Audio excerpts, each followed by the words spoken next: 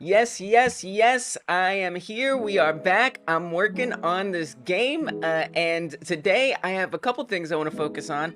Firstly, this cat. Hello, hello. He is a feisty boy. Yes, he is. So yesterday, we got some work done on the grab mechanic, and it raised a question of whether or not it would be valuable to have some variety. Yes, Frank, we do have a cat. Whether it be valuable to have some variety on the humans' appearances, and the answer was yes, of course. So in this game, you are an alien, and you are tasked with abducting humans, and you start out without any arms or legs, but if you eat humans, you will absorb their ability to have limbs. That's how this game works. So if I take a chomp out of that, that's part of what we worked on yesterday too. The past couple weeks is getting that chomp to be good, getting it so we can even pick them up and it look pretty okay. So I'm gonna grab one of these humans, and now I'm holding on to it, and I can chomp it again, and now my limbs get even larger. You may have noticed an orb descends from the sky. That is kind of part of the goal. Is I keep accidentally eating them. That's something. That might be something I want to kind of look into. So we can drop them into this orb, and then we abduct them. It's almost a little too easy to accidentally eat them. Maybe that'll be a task today. But what I want to start with is this variety of the humans. So basically, these humans that are spawning in here, they sometimes appear, they sometimes don't. This is the same level chunk that's cycling around every single time. It's the same chunk, so it's like a strip in the level, and it has, the same things on it, but it gets recycled. So it chooses new humans to put in, and they'll have different appearances, they'll have different positions. Now this is just like a debug level, so eventually I want them to run around. I want them to be inside of buildings and stuff. But for now, as we're testing things, they're just kind of all standing there. And then so in addition to them being in different spots, I want them to have different appearances. And the reason why I want them to have different appearances is because there is some grab stuff that I'm still trying to work out. Specifically, when I click on one and then I click on another, sometimes I can't really tell what's happening, if it's like swapping with the other one or if it's teleporting one. I'm not sure. So if I get this variety set up, it's going to be a lot easier to tell what's going on there. And I was like, it'll be nice because I do want the humans to have different heads, different clothes. So I'm going to work on setting up how that variety works. Now, you might have noticed something kind of strange there. When I grab one of these humans that has a white top, their top color changes to green. And the reason for that is, like I said, we're object pooling, as I'm told it's called. And all of these level chunks are preloaded and they come back again, which means all the humans are also pooled, if you will. And so I need to make sure that when I pick one up, that it is able to fit within that pooling framework. And the decision that we made a while ago was that I made primarily, is that when I click on one of these humans, it spawns a new one at the cursor. So that means I need to make sure that the one that spawns at the cursor matches the clothes of the one that it picked up in the first place. So that's the first task I'm gonna do, is I'm gonna get the clothing to match when we pick up the human. I want to make sure that the spawned one that you pick up matches the clothing of the human on the ground. So that's gonna be my first task. I'm gonna be here for a while. I'm gonna spend about 8 to 10 hours right now. I'm working on this game. So if you're watching it after the live stream, feel free to skip around. I'm gonna stay engaged. It's a game I like making. I wanna do that. And I'm gonna try to keep it interesting and stuff. So if you wanna stick around, I would like that. But also, it's okay. It's a long stream. I get it. If you are new around here, I hope you'll subscribe to the channel. Hitting the subscribe button means you'll get to know about all the live streams I do, which are a lot. I stream pretty often. I do an extra live live stream on Mondays for members only. Use the join button below to learn more about that. And yeah, so let's see if we can get into it. Nom, oops, I ate them. I mean, it's probably shouldn't be able to accidentally eat them. I'm not sure what I want to do about that. Like maybe the first time you pass the mouth it doesn't work, but that doesn't really. I think what I'll say is I'll try to figure out some way that if you click on it while, because basically if I'm already on the head when I click on it, it just eats them. So we could maybe try to detect that scenario and say that first, if both the feed area is seen by the raycast when we pick up a human, and we're picking up a human, don't let it actually. Oh, that's a good idea, Dungeon. Whoa. Hover for 1 to 2 seconds. Wow. That's a great suggestion. I gotta think about that. We'll see. Let me make sure I add that to my task list and everything. So we're gonna get into it. Welcome, Space Troop. Space Troop is back. I don't remember you, but I'm glad you're here. Welcome. Thanks for stopping in. How long are we talking? Years? Decades? All right, I'm great. I mean, I'm doing really well. I'm getting to work on my game. I'm getting to hang out with cool people. So how could I complain? Also, Longlies. We do have Dungeon Martian in this house. Dungeon Martian is a member supporter of this channel, which means I gotta sing a song. I do be out here singing songs. So I told you I'd look at your pixel art. Oh, okay. I probably did. If you posted it in the Discord, there's a good chance that I did. And you should go back and look to see.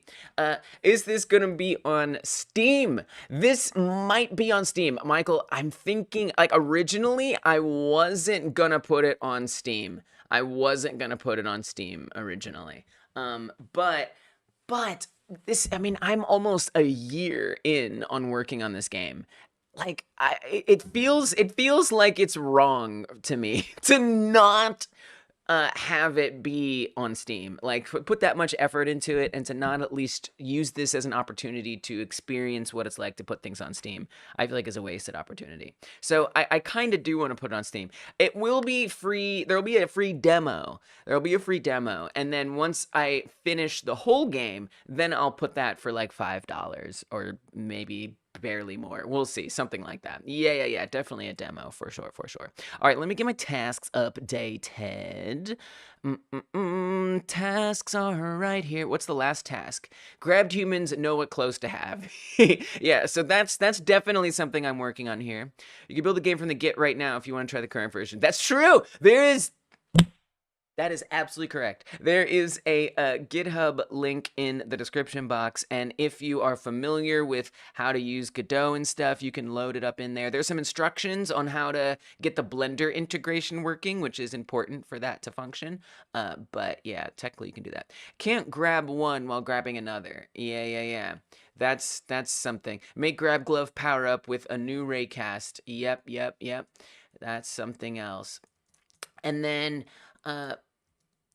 we can say hover. Let's make that a little more economical. Hover or can't grab and eat simultaneously. I know it's getting so squished. I like the squish because it like kind of like encourages me to hurry up and do them so it's less squished. Can't grab and eat simultaneously. Maybe we'll do a plus sign there. Hover / rule, something like that. All right, so we've got something. It's very squishy text, highly squishy. But specifically, I want to do grabbed humans know what clothes to have. Even more specifically, I want to sing a song to Dungeon Martian. What's the first song that's queued up? Is it one I can sing a song to or not? I do sing songs to members, so there's a join button below this video if you want to learn about that. I do a whole extra live stream for members, 8 to 10 hours, just like this one. I also will sing a song to you when you come through the devlog streams, and so that's just the way that goes. We're going to be just starting a podcast soon for members only, so there's a lot of cool benefits. Check it out if you are interested. All right, here we go. Oh, Dungeon Martian. Dungeon Martian is hovering above their dungeon. 'Cause they're an alien from Mars. So Dungeon Martian can hover above her dungeon. You better be careful. Maybe say hi to the Dungeon Martian before you go in and plunder all her gold. It's just a thought, it's just an idea. Be kind to the Dungeon Martian hovering above their dungeon. Oh. The cat knows that the Dungeon Martian needs to be talked to because it's a friendly dungeon boss like Undertale. Alright, there you go. There's your member song. Oh, you're such a sweet boy. Oh, he's so sweet. He's so sweet. Alright. Thank you for supporting the channel. I appreciate it. Sometimes I'm sorry for the songs, but also you're welcome. So there's that. Alright. So, last night, we got set up a way for those humans to have some different clothing. And yes, Frank, they are going to be randomized NPCs in a lot of ways. And this is just one small way that we're getting started. What I would like is for it to maybe they have long pants or short pants or long sleeve or short sleeve or tank tops, right? But that's a little more complicated. Maybe they don't have shoes. Maybe they do have shoes. I don't want to worry about that right now. Also, maybe they'll have different heads, different skin tones. Skin tones might not be too hard to do right now because that's only a few different colors. So I'm just doing the tops, just like their shirts, their clothes on the top. That's what I'm working on for now. So the way that we got that set up, if I head over to the abductee script, you'll see a little bit more how that kind of came together. Let's go down here. So there is this function that runs when the human is recycled. So like I said, there's a bunch of strips or chunks that make up every level, and let me show you what one of those looks like. There's this one is one of them, the one that has the humans. In fact, you can see in here they actually all have green on, and there's a little bit of a flickering thing there. It's no big deal. It's no big deal. That's right, they get recycled precisely. And that's kind of annoying. I kind of hate that. Am I allowed to hide that? I don't think I can. I think that is, well, if I was gonna hide it, hold on. It's actually really irritating me. I'm gonna hide it. Is there code that makes it visible, by the way? Mesh interactable indicator. I need to deal with it. Hey, what's up, Nepal? I don't think it matters. I think we can hide it. I think it'll be fine. All right, so that's hidden now. No more annoyance. And so here you can see that they're all there. But when that chunk comes by, sometimes they won't show up. It's like a coin flip, whether they actually appear or not. And then this is the chunk. So this chunk slides by and it comes towards the hey, buddy. And it comes towards the player constantly, and then it recycles the chunk. So when it recycles, what it's going to do is it's going to run spawn me again. Right here. So this spawn me, it's not really spawning, it's actually making it visible and available to click on, is what's technically happening. And so it's going to check to make sure that it's not something that's grabbed. It's going to check to make sure that it is not something that's dunked in the score dunk or being abducted. And then it's going to do this, which is, believe it or not, kind of like flipping a coin. I just got it from Google. I don't really understand it, but apparently it makes a coin flip kind of thing. So, so that's what that does. And then if that... It's basically doing a true or false, right? And so if that variable is above 0, it's either going to be 0 or not 0, or like, 1. And so then we're going to say, yes, it's available to be clicked on, to be seen. We do an extra check to make sure it's a human, because there may be other types of,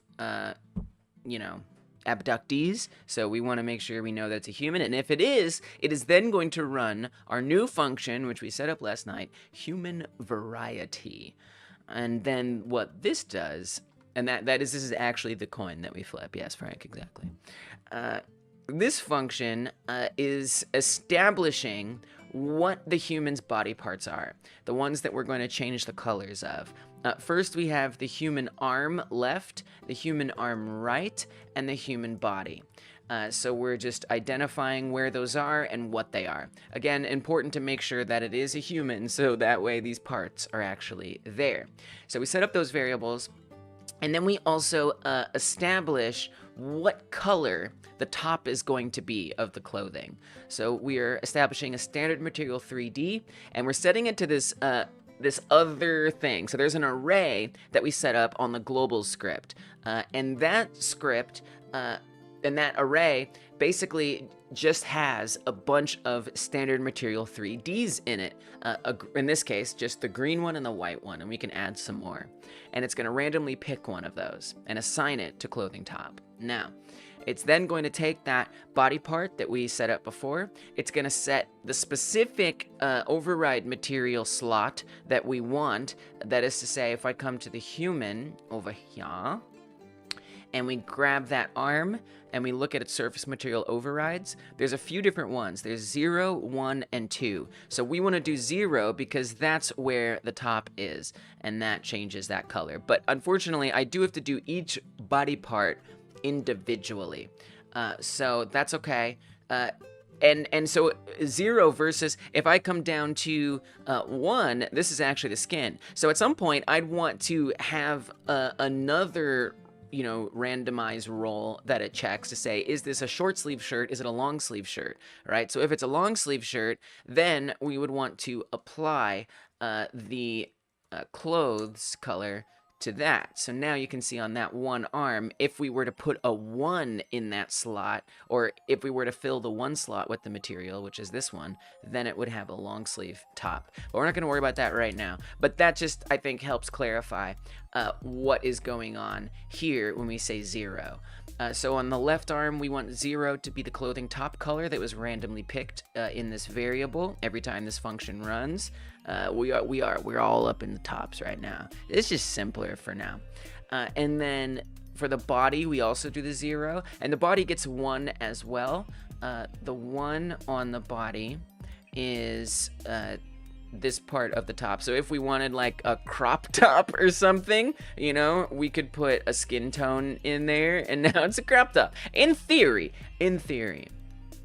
So that's kind of how that works. Now, what about this globals? So this is important, and this is what, again, the problem I'm trying to solve right now is that when we grab the human, it spawns a new one in its place, and it needs to look like the one that was originally grabbed. So it's going to need, I don't know, I'm still gonna have to figure this out, but somehow it's going to need to check to see what the one on the ground, what its clothing top was assigned to. Now right now, that's not a script-wide global variable, so I actually think this needs to be script-wide, so I'm gonna actually take that off of there, and we're gonna come up, and I'm just gonna add this kind of in here. Variable clothing top. This is a standard material 3D, and by default, I don't know. I don't really care. I don't think it'll be a problem. Hopefully, maybe. We'll see. I guess I could set. We're just gonna wing it. We're just gonna hope. I guess I could say null. We're just gonna call it null for now. Pray that never gets called. So. I could put a default one in there, but whatever. All right, so clothing top we don't need to define the type anymore because the type is already set up in the declaration at the top. So clothing top becomes this. Now by doing that, that means that when we go to grab it, it's going to be able to check what is the clothing top set to on the human that was grabbed. Make sure that matches on this new one. So that's kind of what I'm imagining. So what's going on with this globals? What the heck is all that about? So over on the global script, we set up an array, clothing tops paths, and this just holds all of the colors. So there's green and there's white. That's all that is. That's all that that's doing. Pretty simple, pretty straightforward. And we can put other colors in there too. I think that would be nice. And then there's an empty array called clothing tops. Now this was not the way I was originally approaching it. I was doing it in a much worse way. But Precipier in the chat came through and had a great suggestion of having an empty array, an array with all the paths. And then the empty array gets filled up in another function. So in the ready function of the global script, this is like an auto load that exists outside the main scene tree. So it's always accessible everywhere to everything, which is going to be very useful for when we're grabbing the ones that we're spawning. So we are going to run load clothing. This is a new function. It calls with, or has two parameters, clothing tops paths and clothing tops. Clothing tops paths is where we had the green and the white, and clothing tops is the empty array. So if we go look at that function right here, we are iterating through the paths array. That is to say where all the paths live.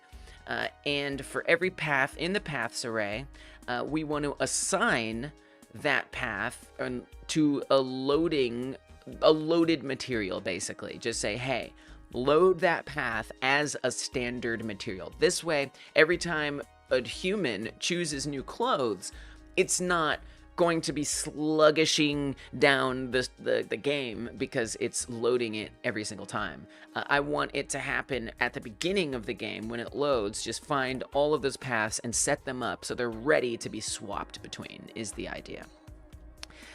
And then we want to put that loaded material into the destination array, which in this case is clothing tops. So the reason why we set it up this way is so that I can have different load clothings. So I could come in here and say clothing bottoms, right? Clothing bottoms. And then we can feed, you can use the same function to feed in new paths and in this new thing. We could do, I guess I should not name it clothing.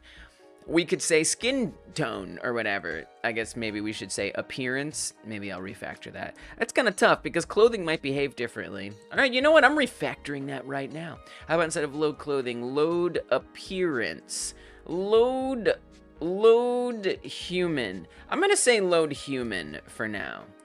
I think that makes more sense to me. So we'll say human tops paths, human tops, load human. Just like makes more sense to me right now. Okay, and then we gotta come up here and refactor it. Obviously I gotta go change that over on the other script as well, as refactoring tends to go. So let's come back to the abductee script eventually. There it is. So we do want to say clothing top here, that's fine. But from this, I would want that to be human tops. It might be nice to keep it consistent, but I don't know, I'm feeling dangerous. All right, so there's all of that. Now we got that sorted out. So I want to go back to the, well, back, not today, but since yesterday. I'm going back to the camera script. This is where the raycasts come from, because the camera is like right here, and from the center of the camera, all of the raycasts shoot. And there's specifically a raycast that is called the attack ray, and it is checking for abductees when we're gonna grab stuff. And if the thing that we're grabbing is an abductee, It's gonna assign it. I want to refactor this. I don't like this anymore. So we used to call them meat, but I want to be more consistent, and we're just gonna call it abductee. So I'm actually going to refactor that right now, real quick. So I want to find meat. Really, just meat underscore. Oh no. Well, I mean, it would be nice to refactor that everywhere, if I'm being honest. That would be kind of nice. That's a lot of places. That's some risky business.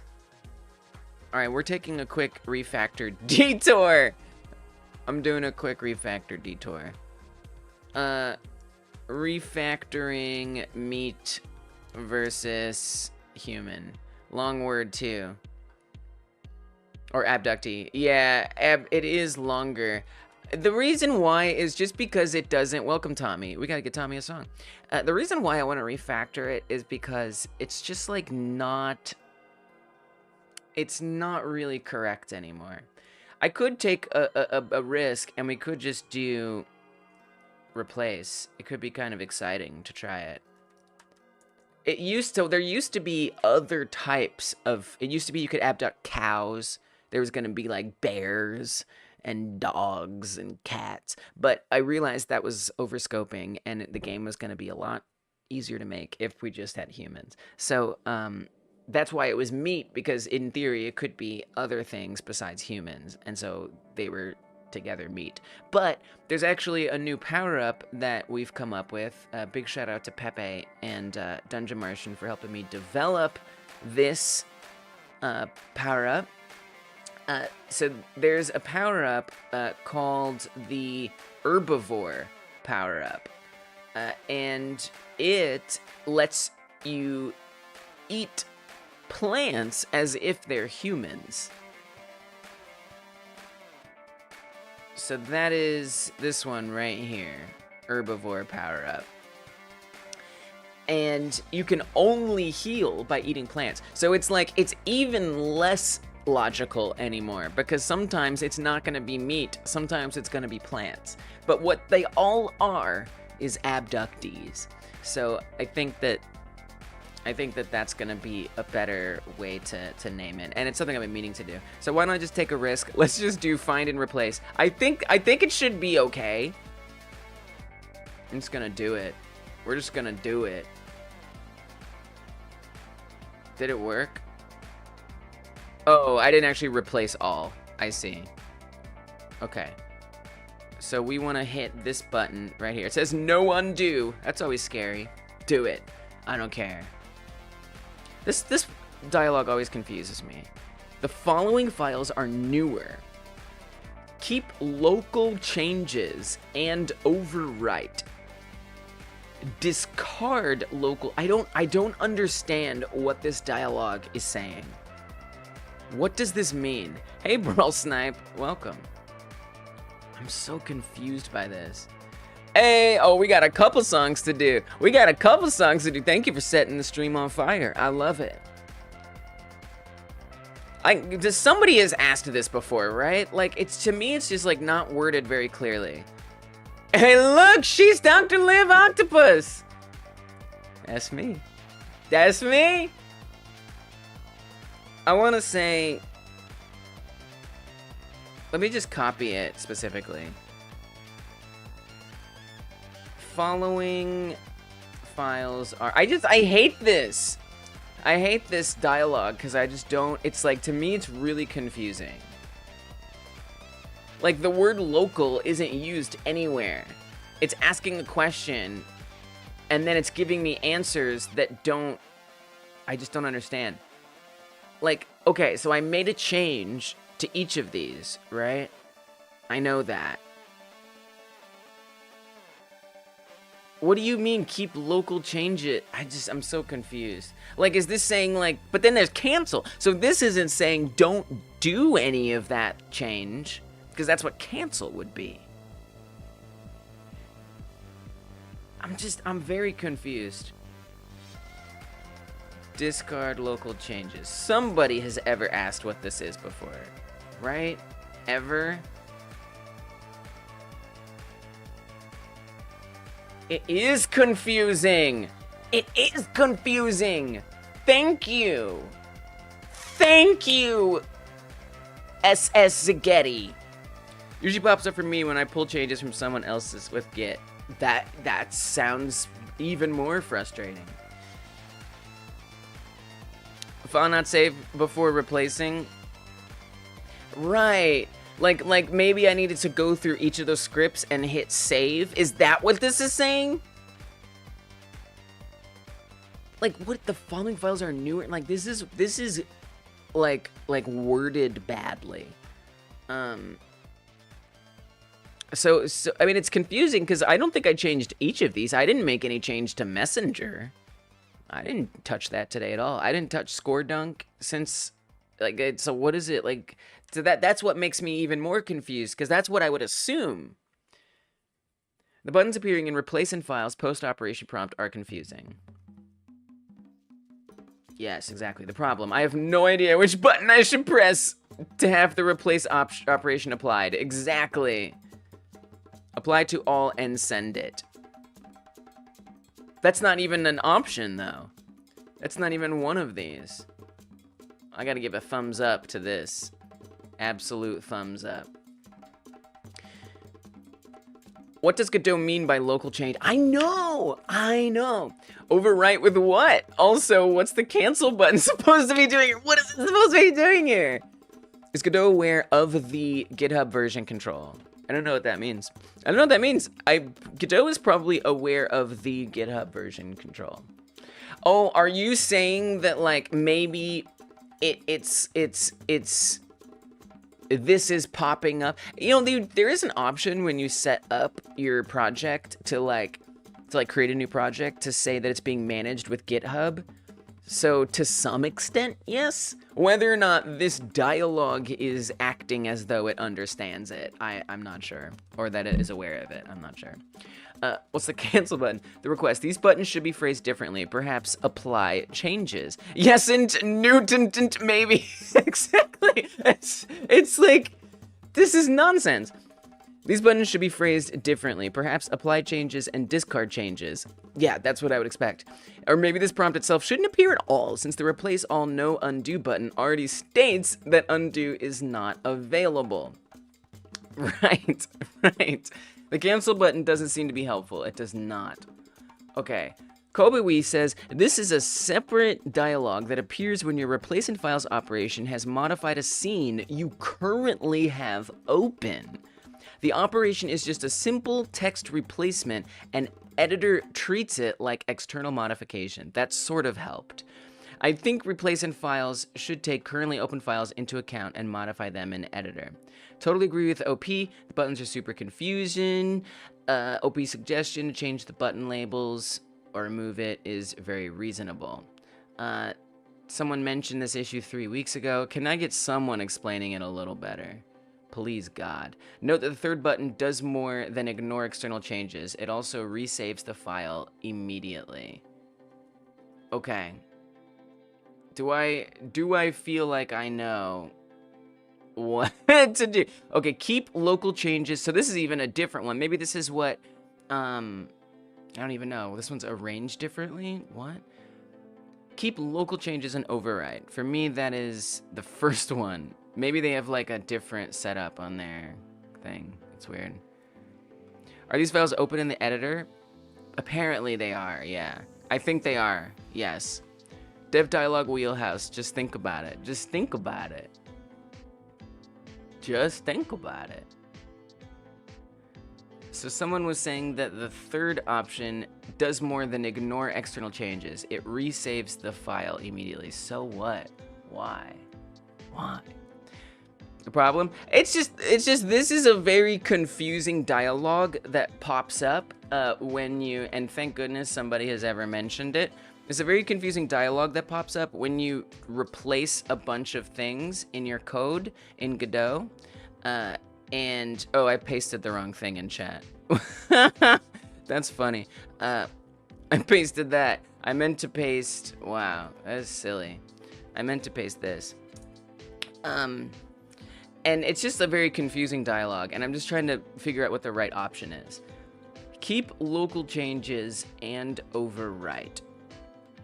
So what this does, according to somebody, is it does more than ignore external changes. It resaves the file immediately. Which one do I click? Which one do I click? I think I want to keep local changes and overwrite. I think that's what I want to do. So I'm gonna do it. And I'm gonna move on with my life, and I'm not gonna panic anymore. Oh God, it's taking so long.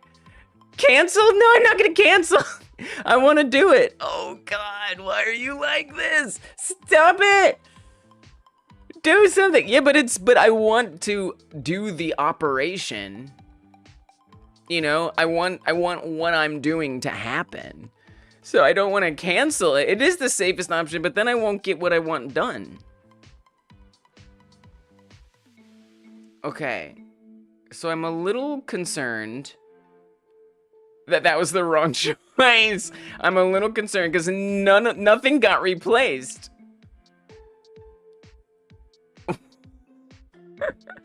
What?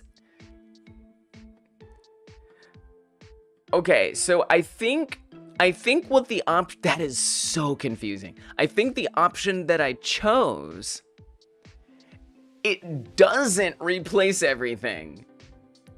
And instead, it just saves all of the ones that are open. That is so weird. Okay, search for meat _ replace with abductee _ This is like not what I expected to happen. Replace. So all of those matches are still in here. They've gone nowhere. So we're gonna do replace all, no undo. And you know what's interesting too is this is the default option. That's already, you know, highlighted. So I guess that's the right one. Discard local change. It's so horrifying to hear that. Like, you're gonna discard my local changes? I'm doing it. I'm doing it, man. I know what I want. And if you think about it, if I did that left one first, it means that it already saved everything. Okay, so now it's actually done that. Abductee _ is in there. What a mess. And so, for example, what's a change that I did recently? Well, recently I refactored that to human. It's still there. So everything's fine. So the correct option is the discard. And whatever. Really, really weird. All right. Let's make sure the game works. Now that I refactored all of that, did anything break? And then we'll catch up on all the member songs. We're going to do an epic multi-member song. I love doing those. I like doing those. Speaking of liking, if you're hanging out with us here and you haven't pressed the like button on this stream, hyper smash that thumbs up button. By pressing the thumbs up button, it means more people will see this live stream now and later. So thank you if you're willing to do that. Hit the like button. If you haven't yet, if you already have, don't press it unless you press it again after that. Thanks, Frank. Okay, so I'm just gonna make sure the game works after a little refactor. Do it. Hopefully it does. So far, so good. Not seeing any problems. It's just been bugging me. It's been bugging me that it continues to say meat, and this is a situation where I'm ready to finally do it. Okay, so we eat stuff. Oh, that's a bug. Now, okay, now actually, I think I know what that bug was. I think it's that I clicked on 2 humans at the same time, which is on my task list right now to make sure, if you can read that. Thank you, Brawl Snipe, thank you. Can't grab one while grabbing another on the left there. That's something that I am working on. So the problem was that we got super healed. You're only supposed to have tiny arms when you eat something, but I think it's seeing 2 at the same time, and so we're double eating. So what I mean to say is, I don't think the refactoring is what broke or made that bug happen. I think that's just an outstanding bug. Uh-oh. But wait, I can't grab anything. Uh-oh. I think the refactor was a problem. Okay. Let's see if we can grab something. Oh no, I can't grab anything! No! Refactor danger. Okay, cool. Good. Great, awesome. So that was horrifying. But it reappears during the game session. What are those words saying? Oh yeah, I mean that's just the way the game is set up. I was actually explaining it earlier. Basically, they are recycled every time the chunk goes around. There's a coin flip that happens that decides whether the human appears or not. So yes, they are recycled. It's fundamentally built that way. Okay, so what is broken? Dear God, I have no idea. I actually have no idea what the problem is. Why would the grabbing not work? The bug of overhealing, I mean. It reappears during the game session. I don't understand. I don't understand what you're asking. Okay, so I'm gonna go back to... I know I still got songs to sing, but I just got myself into a situation, and I need to deal with that situation. So... If raycast result is in-group abduct... Like, where could it... If I got every instance of meet underscore changed, how would that... I would think that that would be okay. The only way I could see that being a problem is if something was already named abductee underscore, and so that's making it get confused. Wow. I'm a little shocked. Well, so much for doing human variety. This has thrown a wrench in that wheel. All right, let's get member songs out of the way. Wow, what have I done? What have I done? So I will pull up GitHub, of course, and we might just leave it as meat today. I think today it stays as meat. I don't think we're refactoring at this stage. Nope, I have rejected the refactor. Yeah, it ain't gonna happen. Stoner Jesus, oh, this is gonna be an epic member song. Welcome, Stoner. How you doing? Hope you're doing good. Thanks for stopping in. We are unrefactoring immediately. I'm done with that refactor. That refactor can get out of here. I'm not. Nope. Nah. I'm good. All right. Who did I miss? I missed a lot of y'all. And we need a good long song. This one is 3 minutes. Maybe something a little longer? Did we have a longer one recently or up next? This one's 7 minutes? Oh, heck yeah, this is the song. Next time, change it with useful energy. What do those words mean? What do those words even mean? All right. So we got Dungeon Martians. We need to do Tommy, Rolrick, Joe, and Stoner. Thanks, Jesus. I hope you're doing well, too. SJ? Okay. So, Tommy, I should put it into a list. Instead of me, useful energy. That's super long. Now, that's a long title. All right, so we're going to say... Tommy Monroe, Rolrick. Who else? Joe Schmo. Oh, I like that we got Joe Schmo and Tommy Monroe rhyming. There's something we can work with there. And then Stoner Jesus. All right. Here we go. Song time.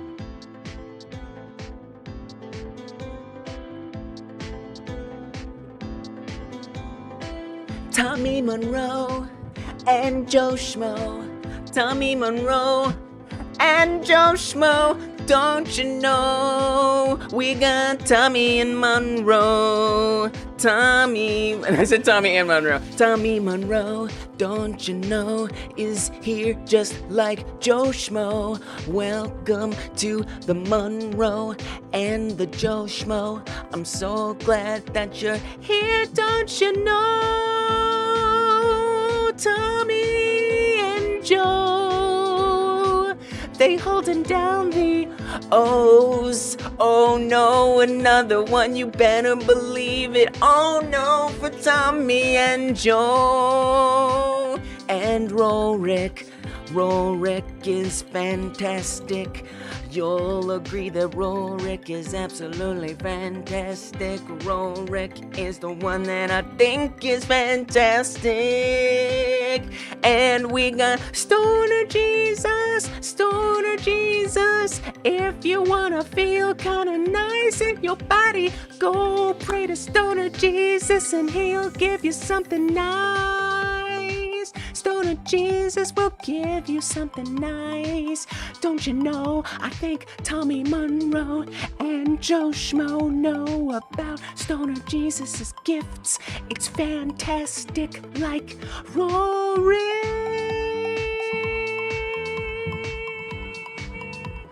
Alright, there we go. There's the member song, the epic member song.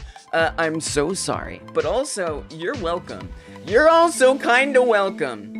Alright. We are too many. So, I want to undo that refactor immediately. Not interested, not today, maybe not ever. Barely did anything today, so we're just gonna literally throw every change into the garbage. Goodbye! It was nice, but it wasn't. Oh no, it's giving me the same option. I hate you, confusing dialogue. I think we want to say discard local changes and reload. I believe that's the correct option. I think that's what we should do.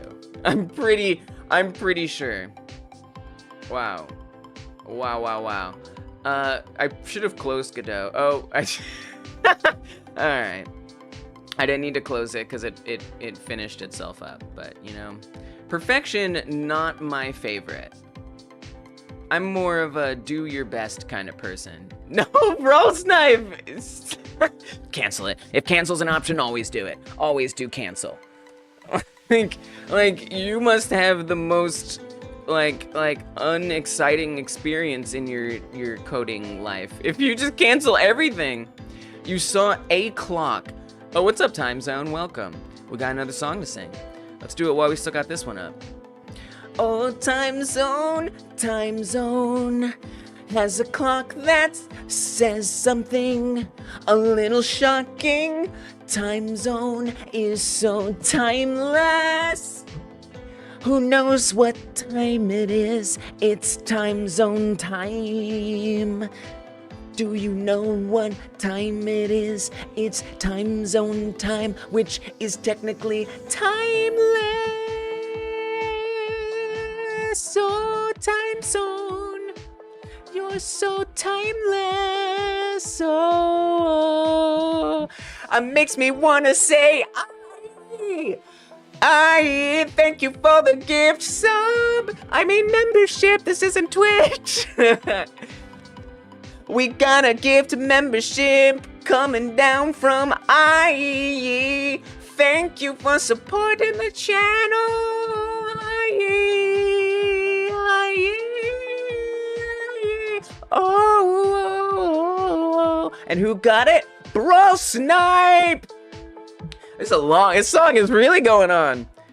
Bro Snipe, now you're a member thanks to IE. If you're brawling, watch out for the sniper. If you're brawling, watch out for the sniper. IE is what you'll say. Because the sniper is coming after you for brawling if you're... Oh my god, we got another gift membership! What? Okay, this is party. This is party time. This is straight up party time. I don't even know what else to say. Oh, we partying here, we got Stu Lab gifted a membership, and Dragon Blade got that membership. But Dragon Blade's not here, so I won't sing a song to them. Oh, Stu Lab, you're so very fab. Don't you know how true that is, that you're fabulous?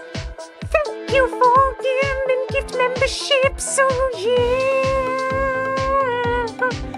Oh, Stu Lab,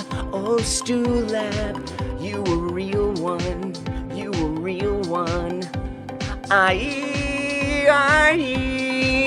the Brawl Sniper's coming for you today. Alright, there you go, there's all your songs, you guys are amazing. It's been a while since we got this, because look at the party, we out here partying for real. The cat's like, I don't like the party.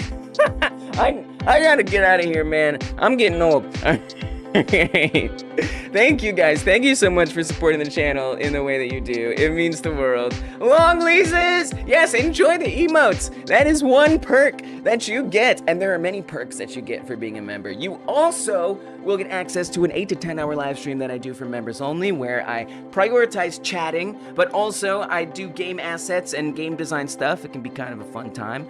We're even going to be doing a podcast soon for members only. Progigon and I, someone you might recognize from this community, are going to be talking about game dev stuff. I'm really excited about that. So yeah, if you're a member, I think there's going to be some goodies. So thank you again, guys. Kai Guy! Might as well join this hype party. It doesn't end. Not today. Not today. What's the next? Oh, it's dramatic. Let's tune it down. Let's do a wind down. This one's a little more chill. Kai Guy, I say hi to you for joining this party. It's a hype party for Kai Guy to be a part of. Hi to Kai Guy, joining the hype. Thank you for the support. You are a real one, Kai Guy. I say hi. The hype is real. Time Zone's gonna click that gift button. Maybe we'll see. It hasn't been proven yet, but it might happen. You guys are gonna make my voice run out. It's kind of awesome though, cause it's nice. Kai Guy is nice. I say hi to the nice Kai Guy who joined the hype. Aw, yeah. You a real one, Kai Guy. Thank you for joining the hype. Party on, party on. Taking my car to go. Okay, be careful. Be careful. All right. We're not trying to pressure people here. Okay, save your money. All right, live your life. Yeah, Dungeon got a song earlier. Dungeon got their own special song. And then I missed like tons and tons of people. And so we did a big mega song. So yeah, we did. It's gotta stop, all right? It's gotta stop. Unless another member comes through or there's more donos. So, I mean, I'm just saying, my voice could use a break, but that's not what, I'm not here to take a dang break. So don't feel like you can't, but don't feel like you have to, Time Zone. It's okay. Next time. Get us next time. All right, so I was refactoring something when I realized that's a mistake. Because it broke the game, and we're just not gonna do that. We're gonna keep it saying meat, and it's gonna be nonsense, and I have to live with that. And then one day, I will do a refactor. I have a plan to do a refactor day.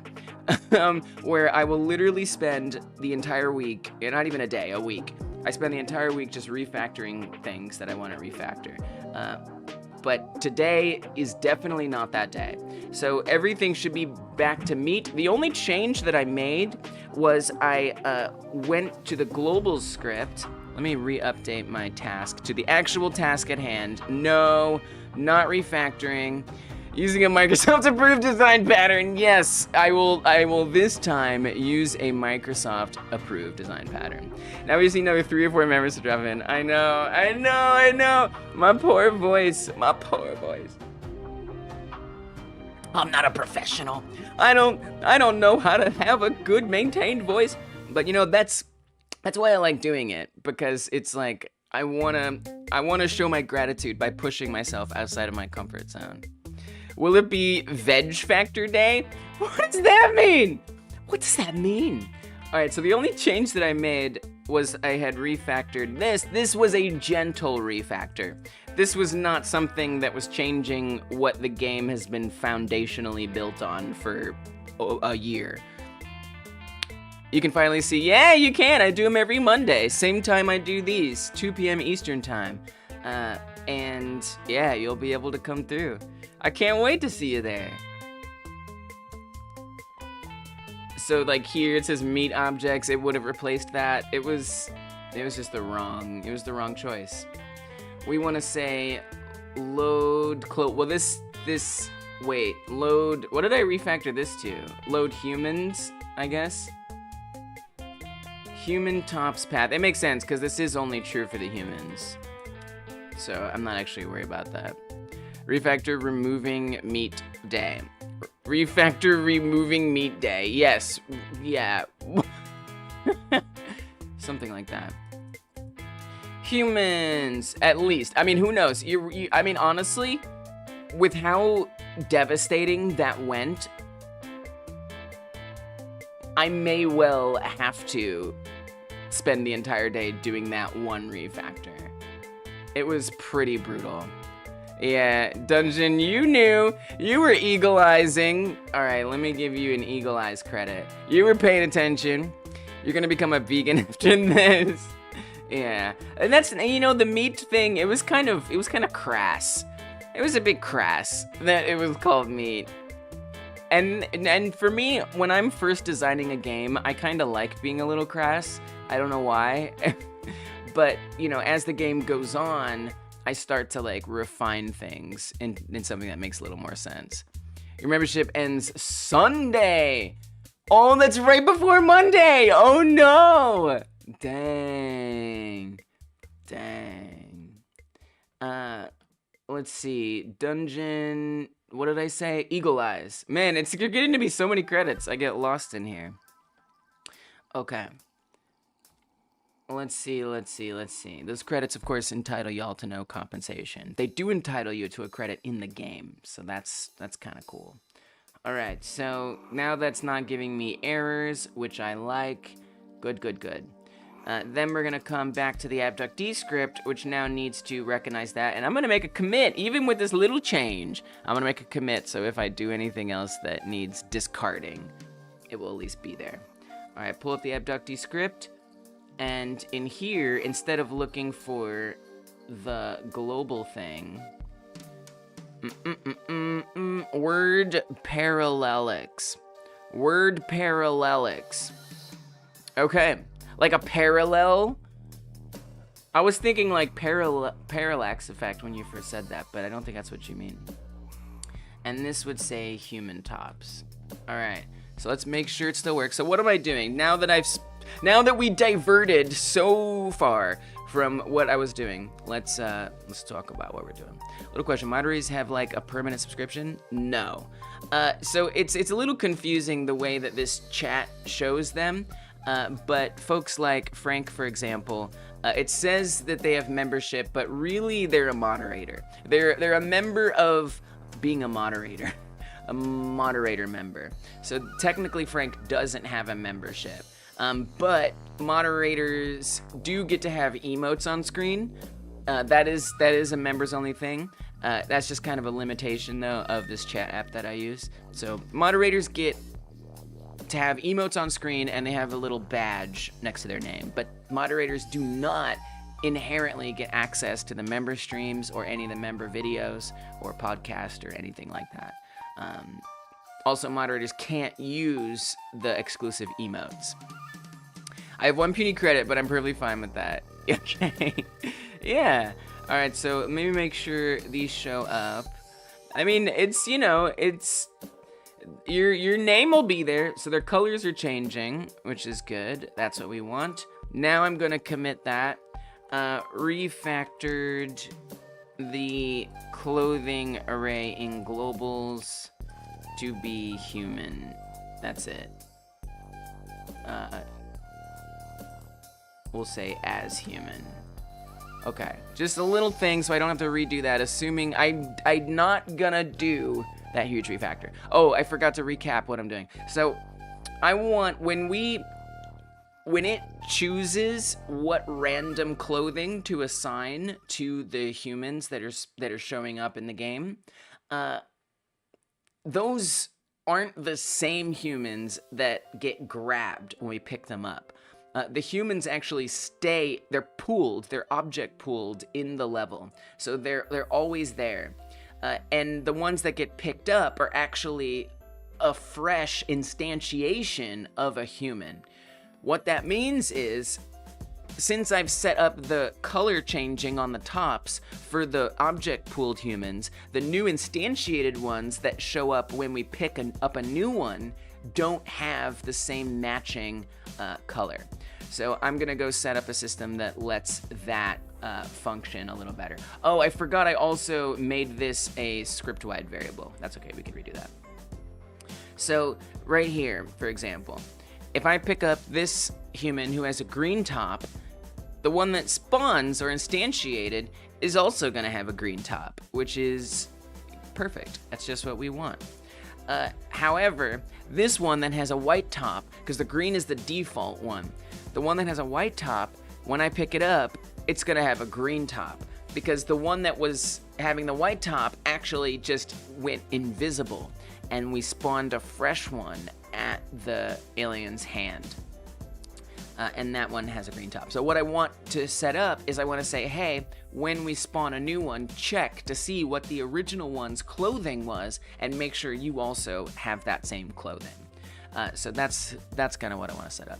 Just the fact I help somehow, because I know I won't be able to help with any of the coding. Yeah. There's lots of ways to help. Not just coding. We have a whole moral support category, you know? It's a whole thing.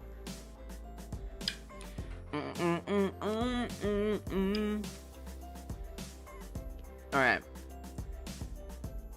So I actually want this, I need this to be accessible by the spawned human.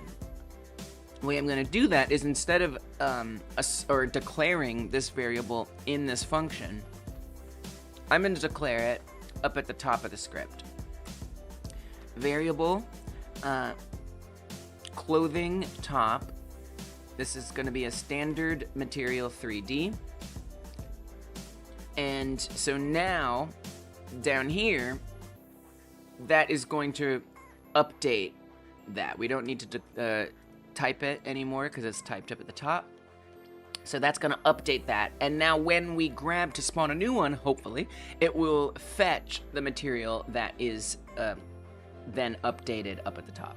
So let's go to the camera script. This is where everything fell apart because I decided I was going to refactor something. That was a mistake. No more refactoring today. So this is what I didn't like, is that it says meat. It doesn't need to say meat anymore, but it can say meat today. I've decided. So it's going to assign. So when it sees an abductee, when we grab a human, it assigns the one that we clicked on to meet original, or we can think of it as abductee original.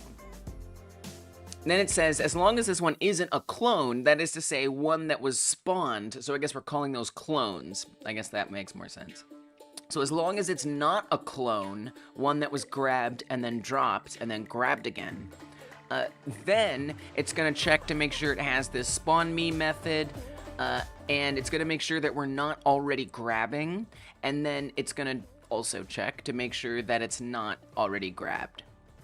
Regarding credits, reminds me how Stan Lee Marvel Comics used to give out a no prize to readers who wrote in with story continuity errors. What is a no prize? That's pretty interesting.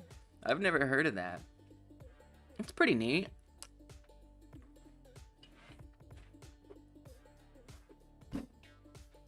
I mean, look, I feel like it's a nice gesture, and it's nice, and I think it's nice to like be mindful of what people have contributed. I think it adds to the richness of the thing.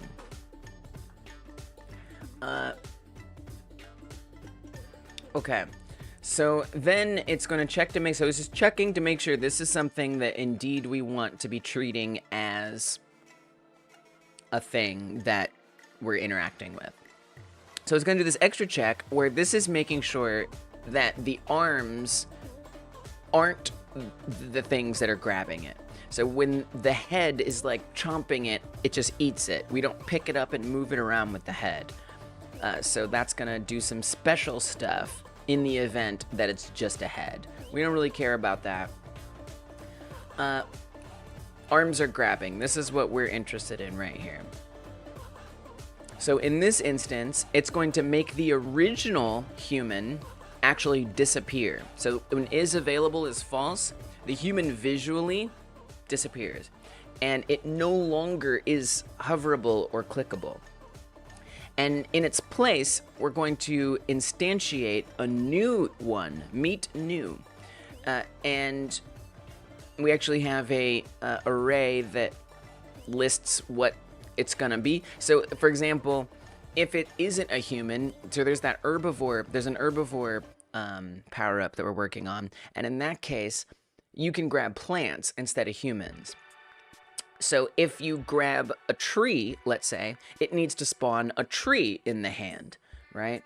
And so this is going to check the type of the original thing that was grabbed, and it's going to make sure that it instantiates something of that original type. In this case, it'll be a human. No prize, literally, they get no prize. I mean... That's snarky. That's very snarky.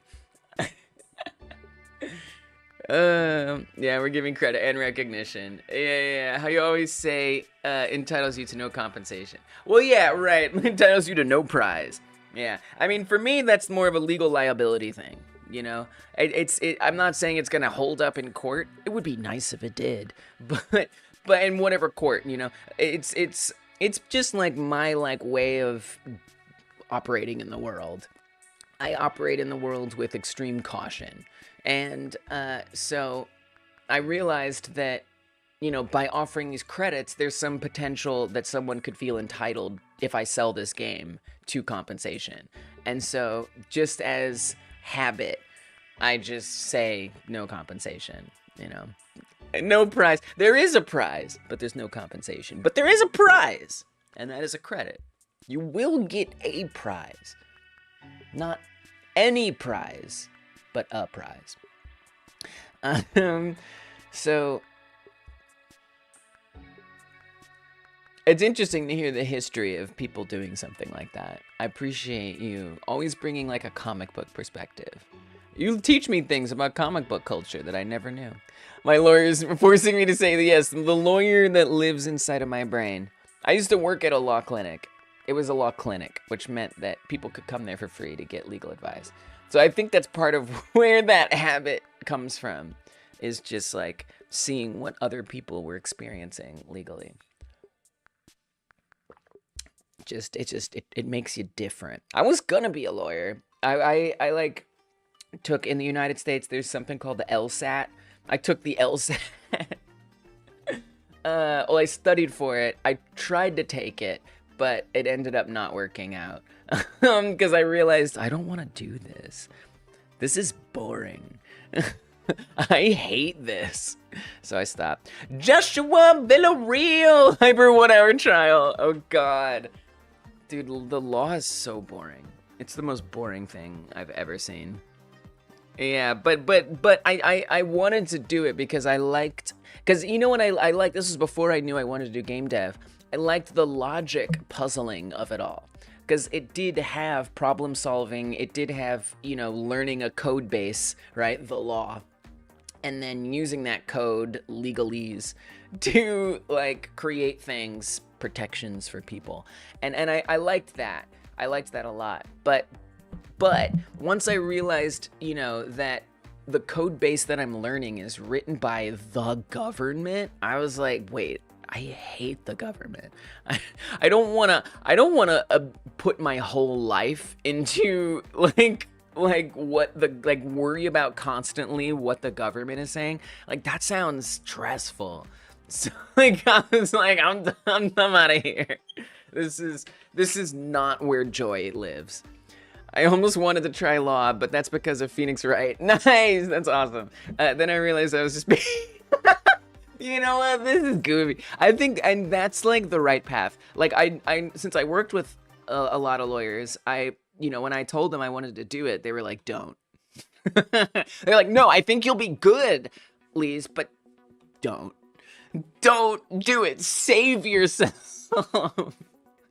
So, like, honestly, it's a good instinct to decide it was a goofy aspiration. All right, let's get your goofy self a song.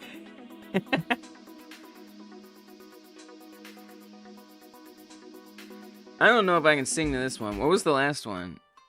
Oh, I can't sing to that one either. What about this one? I think I can sing to this one. Joshua Villarreal is keeping it real, is keeping it real. Can Josh be a lawyer? Josh realized, no I can't. Josh keeping it real about being a lawyer. Maybe not so fun, maybe not great. Villarreal keeping it hecka real. I appreciate your realness, Joshua. Josh ain't gonna be a lawyer today, maybe tomorrow when they get over their goofiness, but probably not. Joshua keeping it real, not gonna be a lawyer. Villarreal is really real. Villarreal is really real. Oh, don't you know you're so real, Villarreal? Thank you for supporting the channel and not being a lawyer. You're not gonna be a lawyer. You're keeping it really, really real. It's too goofy. That's how you feel, Villarreal. Oh. All right, there you go. This is your Memphis song. I'm using what you gave me. Right. So we establish that this is something we want to spawn something new on top of. We say, yes, you are an abductee. And we're making sure we take note of what the abductee is via Meet Original. We're making sure that it's not a clone. Thank you. I'm so glad. You're welcome. You're welcome. We're making sure that it's not a clone. We're making sure it has the method spawn me. We're not already grabbing and it's not already grabbed. We're then checking to make sure that it is not a head. If it is not a head, then we're going to hide the original thing and the original human, and we're gonna make a new variable called meet new, which says that this is what we're instantiating. It's gonna check to see what the type of the original was. If it's a human, it'll spawn a new human in. It is then going to add that spawn to the scene tree, and then it starts to configure it. So it's going to say that the new one is available, unlike the old one, which was made unavailable. And we're saying that it is a clone, unlike the original one, which we confirmed earlier was not a clone. And we're gonna add it to the group grabbed, and we're gonna say that we are attempting a grab. So this is where I'm gonna wedge in the clothing stuff so the grabbed thing can know what the clothing is. So we'll say something like meet original. Well, I guess I'd want to say meet new clothing. It'd be a little tricky. So I kind of want to call the function human variety. Well, spawn me should already run on it. I'm not exactly sure how this will. Let's just try this, and then we can add that in if necessary. No, I don't think spawn me is gonna run. I don't think that makes sense. So I think we would want to run human variety function. Which, does that call with anything? Kaiga says, more exciting in lawyer TV shows. Real thing probably could be boring and or headache-inducing litigiousness. Oh yeah, I mean, those TV shows are super inaccurate. I mean, like, and the thing is I will say also, they're not showing you what most of the work of a lawyer is. Like, most of the work of a lawyer isn't being in court, you know, arguing cases. Most of being a lawyer is sitting alone in a room, having to pore over documents and write stuff. Like, that's most of legal work, right? Or maybe consulting with clients once in a while. Which, I mean, look, being in court can be exciting, and it is like, you know, you dress up nice, you put on a certain, and the thing is the excitement kind of sucks because you're speaking before a judge, right? So you have to behave in a very certain way. You don't want to come off badly to the judge. You have to play by their rules. So, like, I mean, we're talking about people who they're representing the law. These judges, you know, they're like, I mean, it's very intimidating. So as exciting as it is, it's also like a very scary experience. But yeah, still, most of the work of the lawyer, unfortunately, isn't the most exciting part, which is that. Receiving a letter, then waiting until the last day before the deadline to send your response. Are you just saying that's something that you're doing? Or what? Yeah. That's what I would, that would be me. That would be me. I would do it after. I would be like late to the deadline. Which human will taste best? Typical lawfare.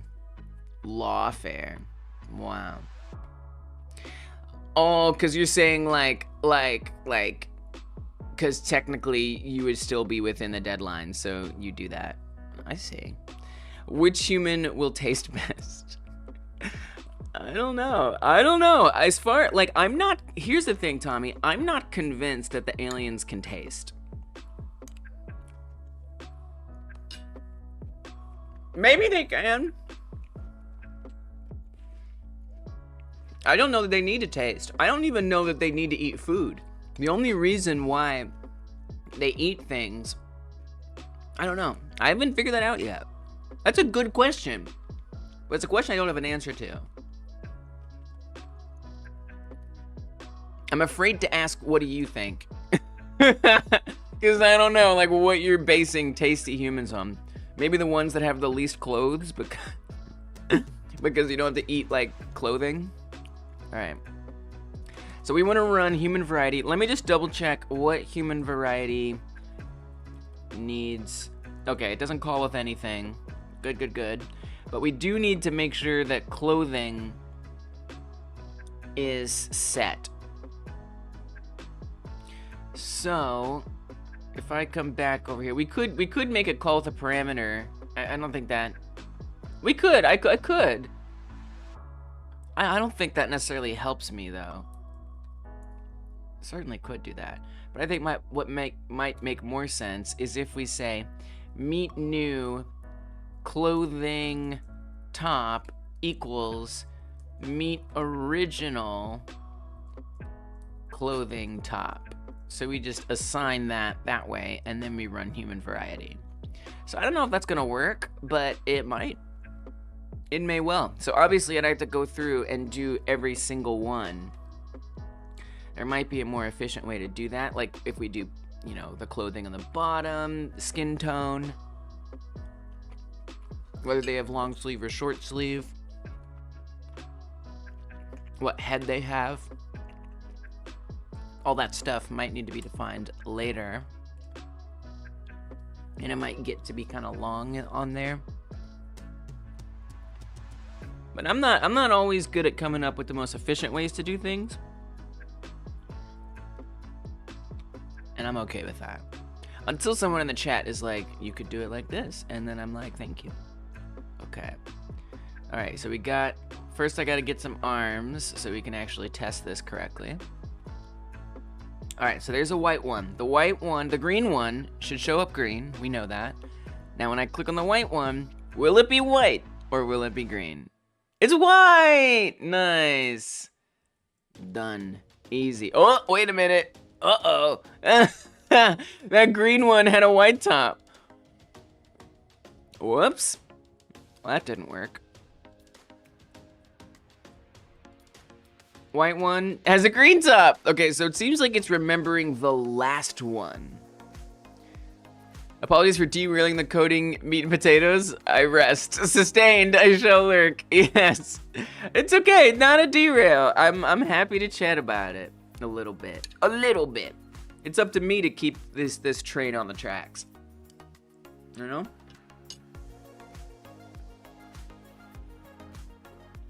It's nice. I like sharing things, about my life. I like remembering who I've been, how I got here. I forgot that, I wanted to do that. And that's, why I love doing game dev, because it's something that I actually enjoy, but it still kind of works similar muscles. Game dev does not give me that same sense of, helping people, but it's okay. It's made that material that looks different from different angles. Wait, what? What is?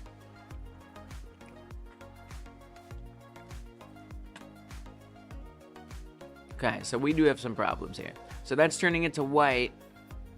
It seems like it's basing it on the last one that I clicked on. So if I click on this one, wait, now that one's green. That one's white. Oh, because these are the clones. If they're already spawned as a clone, then we don't have a problem. We want to look at the ones that are already on the ground. Clones are not helpful here. Okay, so this one has white. This one now has white. So will this one have green? Oh, of course I just ate it. What? Uh-oh.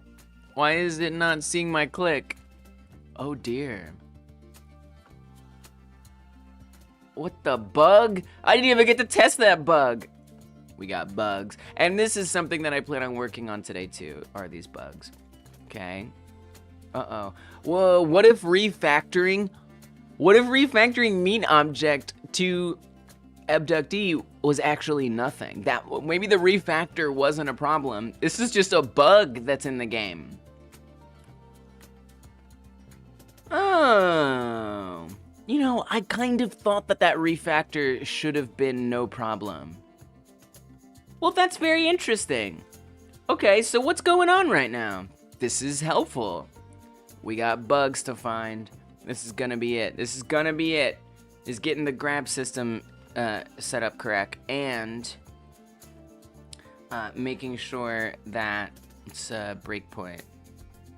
Let's pause it. No? You're not gonna give me all the information? Please? I wish I could just like get some info. That would be really great. Oh, there we go. Now we got info. Sweet. Okay. So, what's going on? This is a bug. We gotta figure out this system. Where can I get out of the way? Maybe I do this.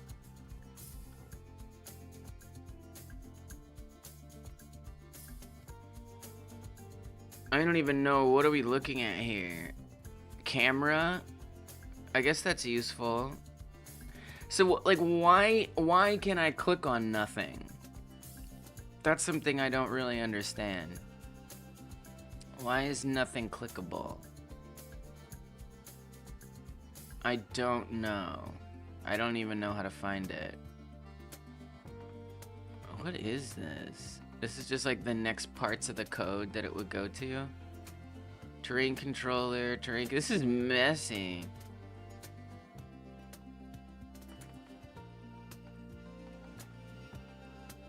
Physics process, abductee.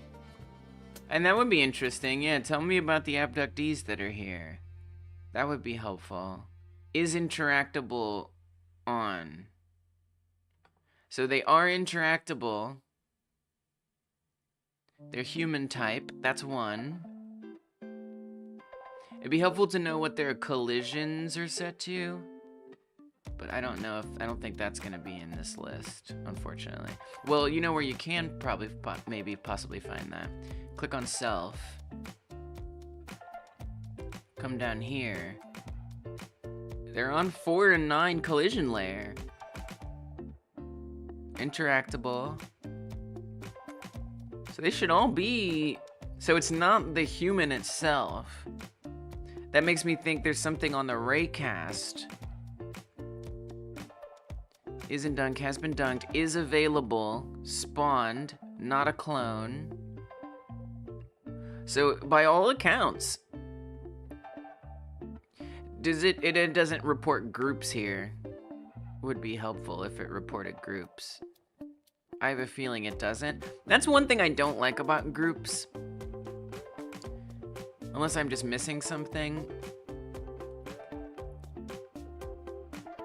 They often aren't, like,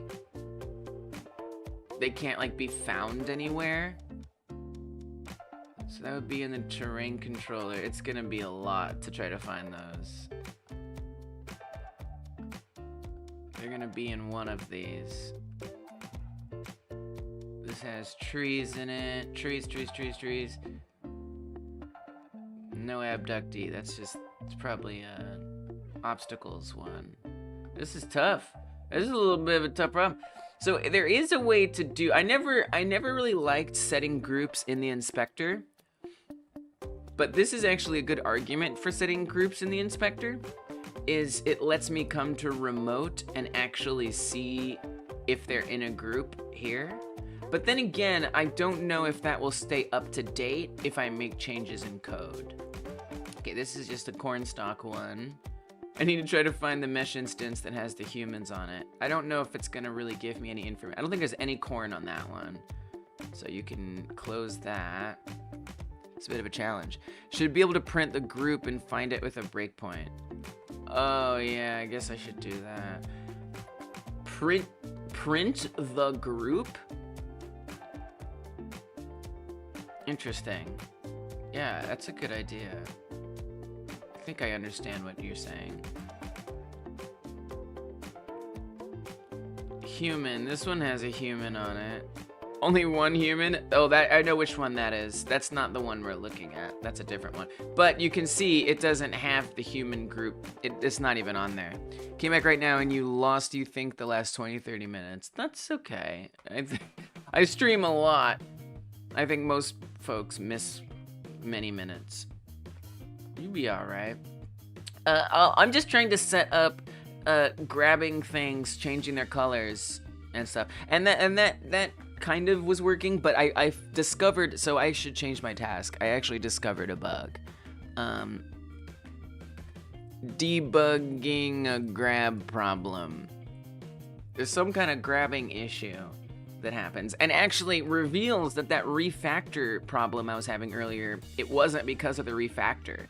It's actually just a bug that exists. Where is, it kind of doesn't matter at this point where, because I don't think, oh, is it this one?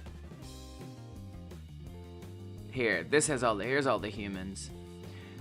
I don't think this is even gonna tell me what group it's in anyway, unfortunately. Why'd you create just different models but the same entity? What? Oh, there's different reasons. I don't really want to remember why, because it feels like annoying. But, yeah. There's reasons that we did that. It was easy. It was easier. It was easier to do it that way. In terms of, because here's the thing. All right, I'll think about it for you, Brawl Snipe. So basically, when you pick up a human, it's a good question. It's a good question. It's one that I try to avoid answering because I haven't thought about it in a while, because it was clearly the right answer and I don't feel like thinking about it, but I do want to answer it because it's a really good question. So one of the reasons that I can remember is because these humans that are recycled, so hopefully you understand that much, they're object pooled. The humans that show up on the chunks, every strip in each level, they are already there. They're a part of the level. They're built into the level. So they're already there, and they have certain behaviors as such. And if we were to pick up them on their own, they would then be removed from that level chunk, and they need to stay there. Because every time they go past the player and they come back again, they get recycled and they have these certain behaviors. So by spawning a new one, we can leave the one that's supposed to be on there so it can do the things that it needs to do. Okay? And hopefully that makes like a little more sense. And then spawning a new one means that it's no longer tied to that particular level chunk, and it can go anywhere, and it can get reparented to some other level chunk, and then once it goes past the player, it just gets deleted.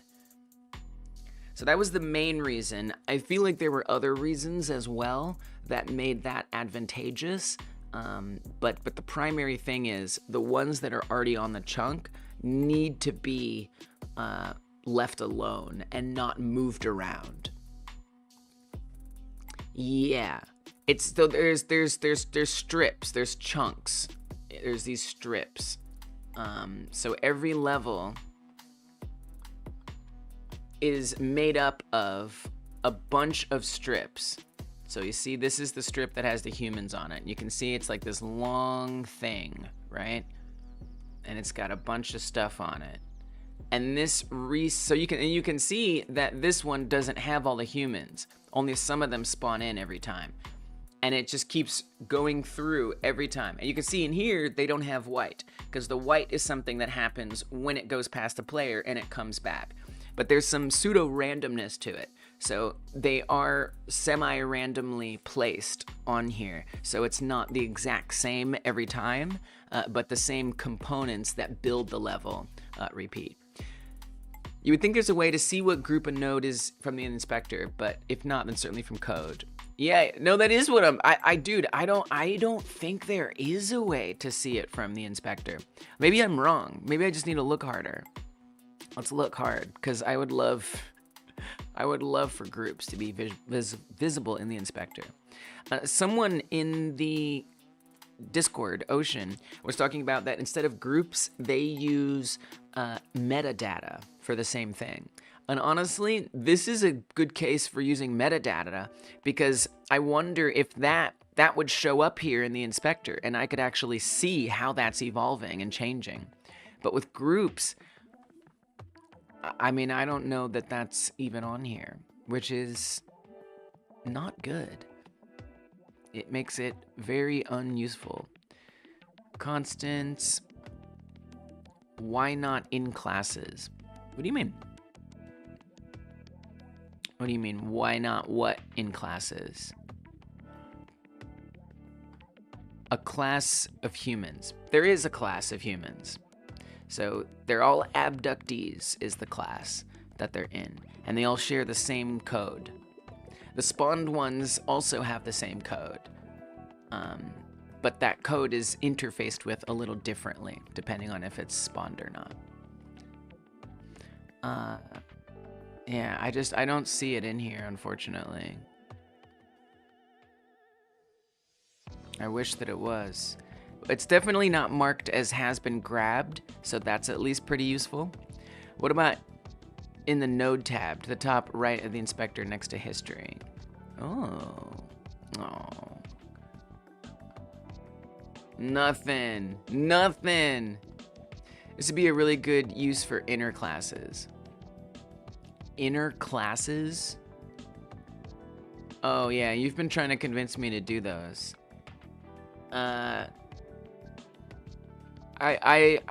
Maybe you're telling the truth. I might be willing to believe you on that one. I think this is a good case for metadata, in my opinion, because that way I can still not this because to me it's like, is this? I don't think this is a good use case for inner classes, because what you're talking about is rebuilding the code the way that it already is, and what. If I could keep the way that I use groups already and just use it with a different method, that is to say with metadata, then I don't have to refactor a ton of my code. But I think what you're talking about, I have to do a lot more. There's class name, but there's also class. Okay. So is that the same as groups? Class lets you add extra rules for some types of objects of the same type. That is interesting. Although things that, yeah, that's interesting. I think groups leave room for the flexibility of things not necessarily being coming from the same class name. But okay. Anyway, we're talking about things that aren't relevant. So I need to figure out what this bug is. That's my main issue right now. So I don't think. It would be nice to see the groups just to check through them, but I'm not sure that that's actually the problem. So the problem is that for some reason that I don't know, the grabbing has stopped working. I don't know why the grabbing has stopped working, but it has. And so I need to figure out what that is about. I think based on what I'm seeing, it has nothing to do with the abductee. And what it does have to do is with potentially the raycast. Does the giant alien have a hitbox that blocks the mouse? It could, but Currently, it does not. It does for certain raycasts. Some raycasts are blocked by the human, or the alien blocks some raycasts. But for attacking and grabbing, currently that's not the case. I might set that up for grabbing in the future. Which one does it block? I can't remember which one we do block it on, but it's totally doable. Oh, I think we had to do it for, there was a, anyway, I can't remember, but we could do that. But currently, Paul, that is not set up. All right, so something that I want to try is, if I break off all the arms, does grab still work? Because grab is going to be a little different if we only have a head. And I wonder if it'll let us eat a human if we have no arms. It doesn't. Wow. So, I mean, it's just gone. We can still attack, though. So I think something with the grab raycast is messed up. It would be nice if I could break point. It's tough because I don't know how to make this bug appear. That's why I'm like, because like I could go and add a breakpoint like you were saying, Joe, but I'm not actually sure how this bug occurs. That is a bit of a mystery to me right now. You think it's a problem with the people? Okay. I'm not so sure it's with a problem with the people. I think it's a problem with the raycast. And it might be tied up. It could be. I'm not sure though. Alright, so let's see what's going on. So I'm gonna add maybe a breakpoint in here. You were concerned it was a raycast bug. I think it's a raycast bug. Because everything on the human looks correct. That it should be grabbable by all accounts. So, we have these checks. I wonder if it's, I don't know, because then all of them are getting stopped. Here's what I'm going to do. I am going to print right here, meet original. Print meet original is seen. It's assigned at this point. I want to see, and again, I have to reproduce this bug somehow. So I don't even know if I'll be able to. Hopefully I can. But I'm just gonna start going through one by one the different aspects of this raycast and see if I can figure out what is working and what isn't, and if it is not working, when does it stop working? We'll get there. We'll get there. Thanks, guys, for your help. I do appreciate it.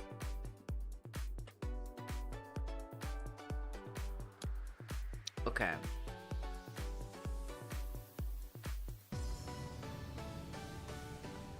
Certainly some debug credits to give out there. So I'm going to look down in the output for an abductee assignment to happen. Okay, so that's when I click on it.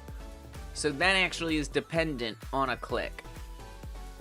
There. If input action is pressed grab.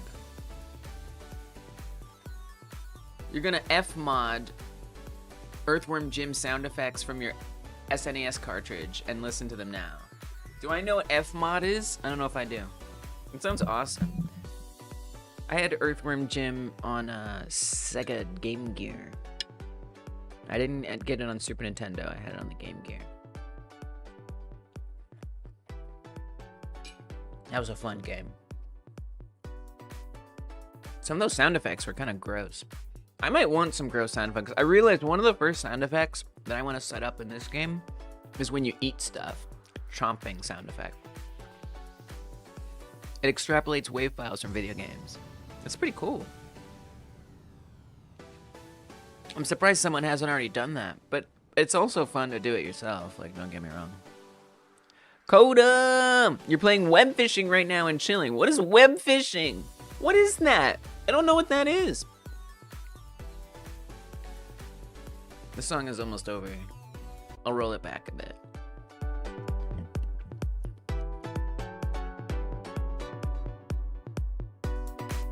We got a coda. We got a coda. Coda's a coder. Don't you know coda be coding things using TXT files to reference all the code that you're coding, cause you coda TXT. Coda is coda and uses TXT files. Welcome, coda. You're a coda. The TXT file that you reference helps me know that you're a coda. I don't know why, it just does. Code is a coda. If you look at the TXT, you'll see all the code that coda be coding. It's pretty cool, don't you know that code is a coda? Coda's a coda. Coda's a coda. I can tell by reading the TXT file that coda TXT has in their pocket. Isn't that where you put TXT files? Is in your pocket? Oh, coda, you're a coda. This is a song. Thank you for supporting the channel, coda. I appreciate it. Think it means catfishing? It's a video game made in Godot, just Godot just chilling catfishing people. It's like Animal Crossing, but only the fishing. Nice, that sounds awesome.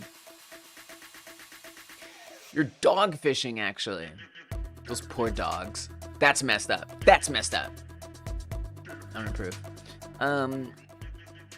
Okay, so this is actually saying after we grab it, then it assigns it. I'd actually like it to check before then. So I'm gonna put a print a little sooner. Just kidding. Yeah.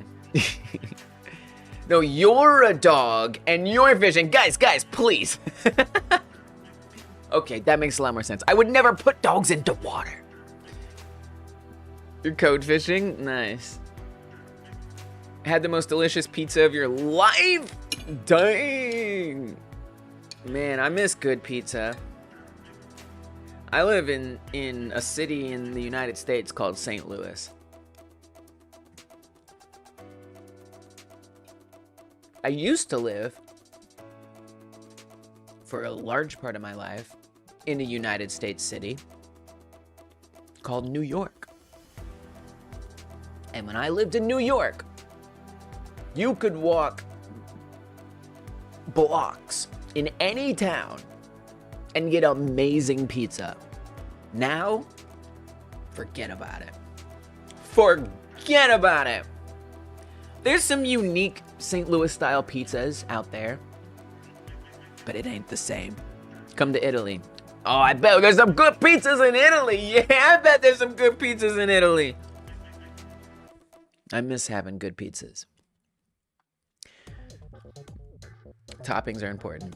You like margarita pizza? Nice. Tomato and cheese, if you count that. Yeah, I count that. You live in the US, of course, they don't have good pizza. In New York, they do, but the only reason they have good pizza in New York is because people who are not from the United States make the pizza. Italy is the gods of pizza. Yeah. For sure. Yeah, the best pizzas I ever had were, like, from Italian immigrants. Period. No cap.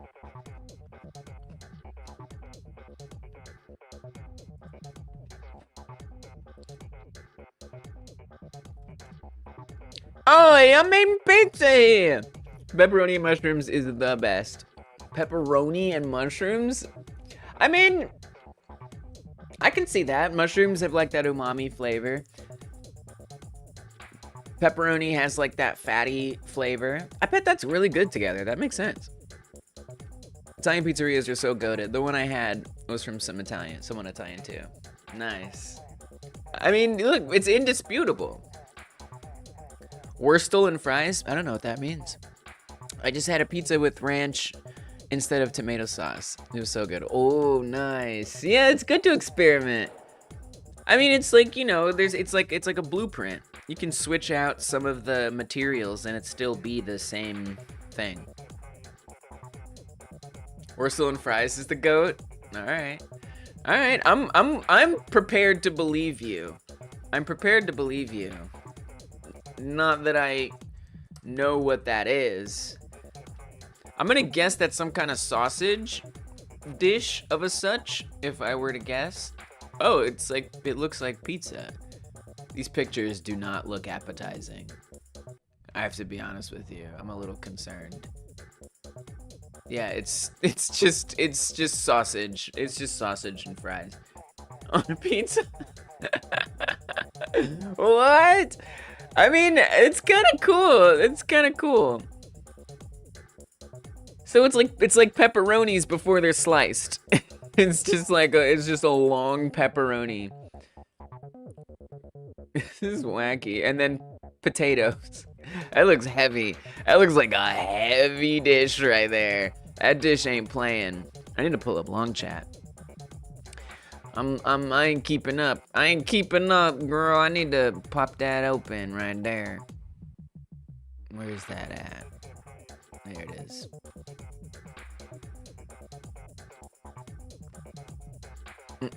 I live close enough. Yes, Frank, we are eating pizza. I live close enough to Italy to where I have so many Italians here. Nice. Tomatoes changed the game for pizza. True, true.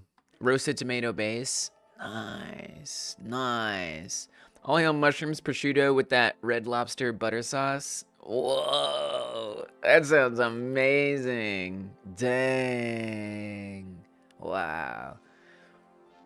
It's not like this? This isn't it? Oh, okay. All right. Also, at my new house, I have a stone oven, so I really want to try making my own. Nice. Do it. You have a stone oven at your new house? Yes. Oh, I'm so jealous of that. Oh, that sounds awesome. Next time I eat pizza, I'll send that Discord. Yeah, put it. We got a food channel for a reason. Italians rolling in their grave right now. I know. This concerns me. Concerns me a lot. Rogi gone, pizza, pizza, pizza, pizza. Let's get Rogi gone their member song. We got a lot of members right now. I'm gonna have to start making them shorter or something. Not today. You saw chocolate pizza at the store ages ago? I guess if it's like fancy chocolate, I could see that working.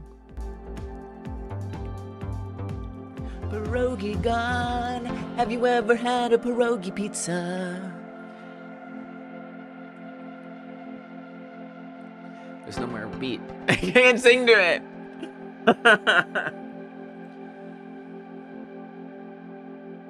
It'll come back.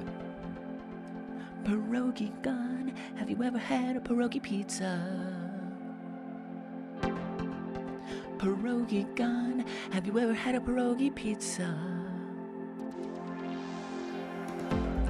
Pierogi gone on a pizza sounds delicious to me. It's got pizza, it's got dough, it's got potato all on a pizza. Pizza, potato, and dough on a pizza. It's a pierogi pizza. Pierogi gone knows about it. Have you ever had a pierogi pizza? Pierogi gone probably has. It's got some pizza. It's got some dough. It's got potato. Pierogi gone. Have you ever had pierogi on a pizza?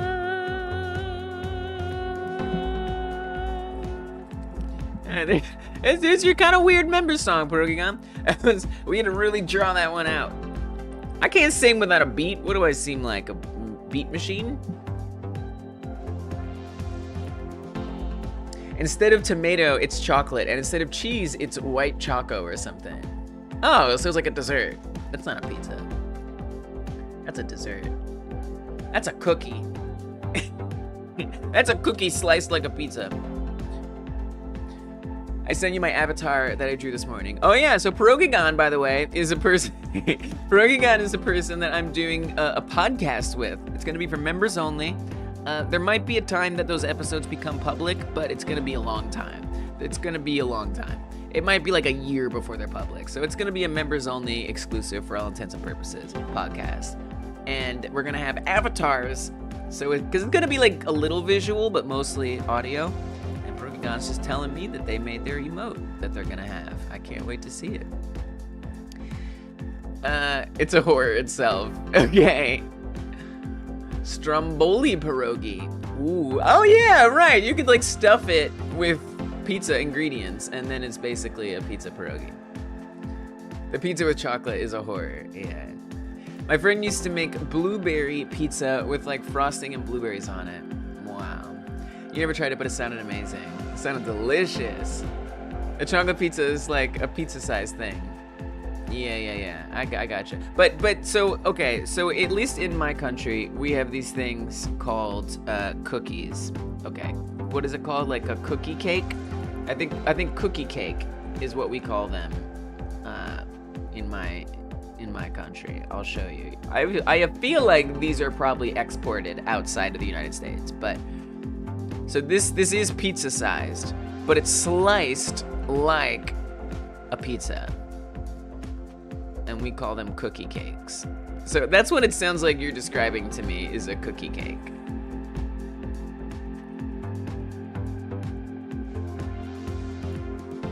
Maybe a little basil, parmesan, almost a little pesto. I'm getting so confused. We're looking at cookies and we're talking about pesto.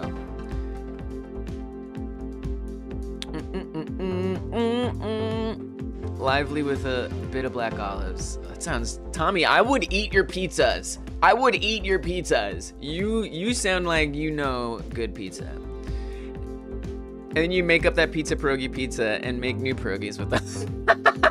Yes, it's pizza in a pizza in a pizza in a pierogi. That sounds awesome. In my country, eagles and boomerangs. Yes. It's not the emoji I want to use. I was like, yeah, we're known for our boomerangs. Absolutely. Paul knows what I'm talking about. But like, if we still use pizza dough, maybe it's better described as pizza. Yeah, maybe. That could be true. You might be right about that. You might be right. Google chocolate pizza ristorante. All right, last thing I'm Googling. Chocolate pizza ristorante. Then I gotta work. I got to. What am I looking at? What in the world? Dude, this is a cookie cake. We're done here. This is a cookie cake. All right, it's a freaking cookie cake. That's what that is. No, I mean, I could believe you that there's something doughier about it. You've seen those? See you later, bro Snipe. Much love to you. World's most cursed cookie cake. It looks softer than a cookie cake, but that's not true. Different cookie cakes can be made differently. Wow. They're right next to the regular pizzas, like the spinach and 4 cheese ones. Wow. It looks like cardiac arrest, is what it looks like to me. It looks like someone took a sample at Costco. Yeah, it does.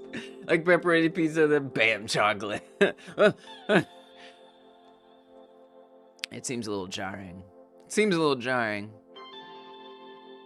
Okay.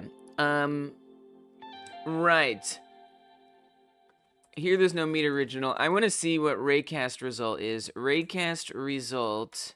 This is going to print a crap ton. I kind of want to do something specific here. I want to say...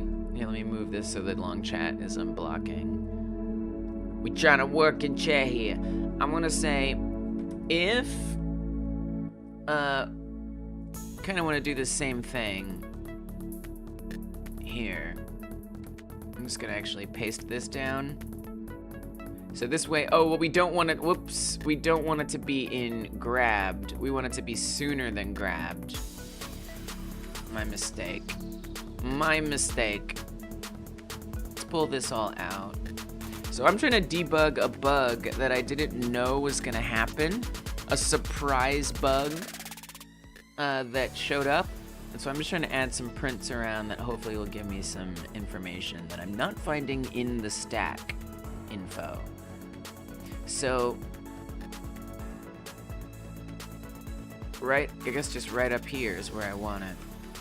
We're debugifying. Debugify me. Exactly. If raycast result is not null, and if it's in the group abductee, then print the raycast result as is seen, or whatever. So this is gonna be a lot of stuff, but that has to be okay. Oh god. Yeah, it's seeing a lot. So it sees a rigid body. This isn't gonna see anything else. It's only gonna see abductees. So we know the raycast is seeing these abductees. It's printing a ton. You can tell, because this number is gonna be exploding every time I hover over stuff. Okay, so we know that it's working. It's assigning, it's seeing things, no problem. So now I get the fun challenge of trying to actually proc the bug, because I don't know how to make the bug happen. It just happens sometimes. It seemed like it was happening when I was trying to test the colors thing. So the colors seem okay. I wonder, you know what I bet it is? I bet it's my toggle that I set up. I bet the toggle is being like turned off at some point, and it's not untoggling it. I don't know. That would be my guess. Tell me what scary thing happened. So if I pick up a green one, it turns white. That's incorrect.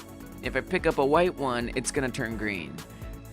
But if I pick up this green one, it's gonna stay green because the last one I clicked on was green. So it's a little tricky right now because I just have to wait. I think what I'm gonna do is, oh wait, there it happened.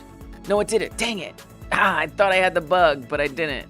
So I think what has to happen is I just have to keep doing my other task of getting the clothes set up, and then wait for the bug to pop up, and then I can check these prints. So unfortunately, these prints are just gonna be out here causing a mess, but I think I just have to be ready some future point for the bug. I don't think we're ready to deal with the bug just yet, because I don't know how to make it happen. All right, so let's just go back to fixing the clothes stuff, and then when this comes up, we'll deal with the debug. So it's kind of both. I guess I'm doing two tasks right now, which is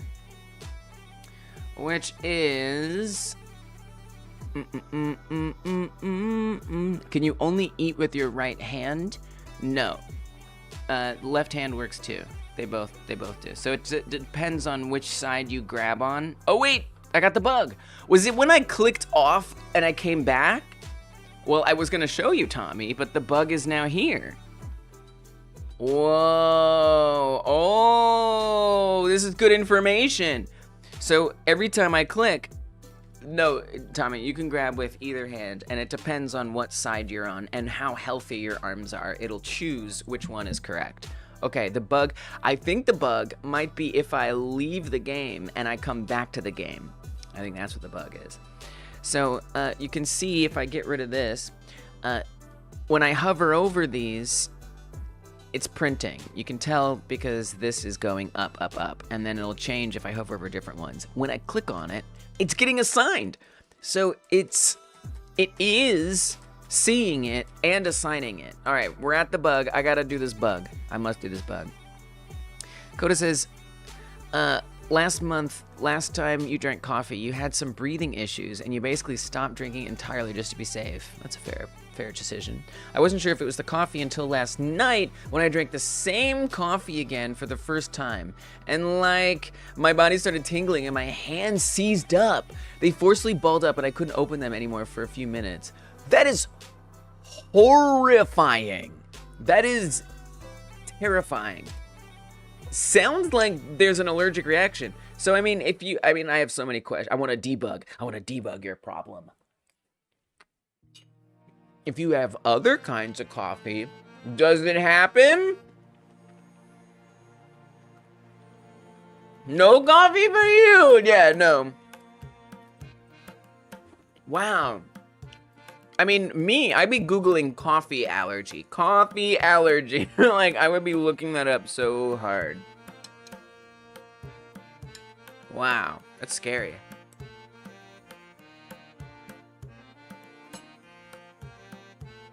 Something you can do if you are a person who goes to a doctor. They can run tests. Even like a dermatologist or something. I don't know, some kind of, or it's like allergy doctors. And they can I was having like breathing issues. And so it was like a lung doctor, a pulmonologist that I went to. And what he did was they put like drops of different things. Like this drop was the essence of cat hair. This drop was some kind of special pollen. This one was dog hair, whatever, blah, blah, blah. And then whatever raised up on my skin, that's what I was like allergic to.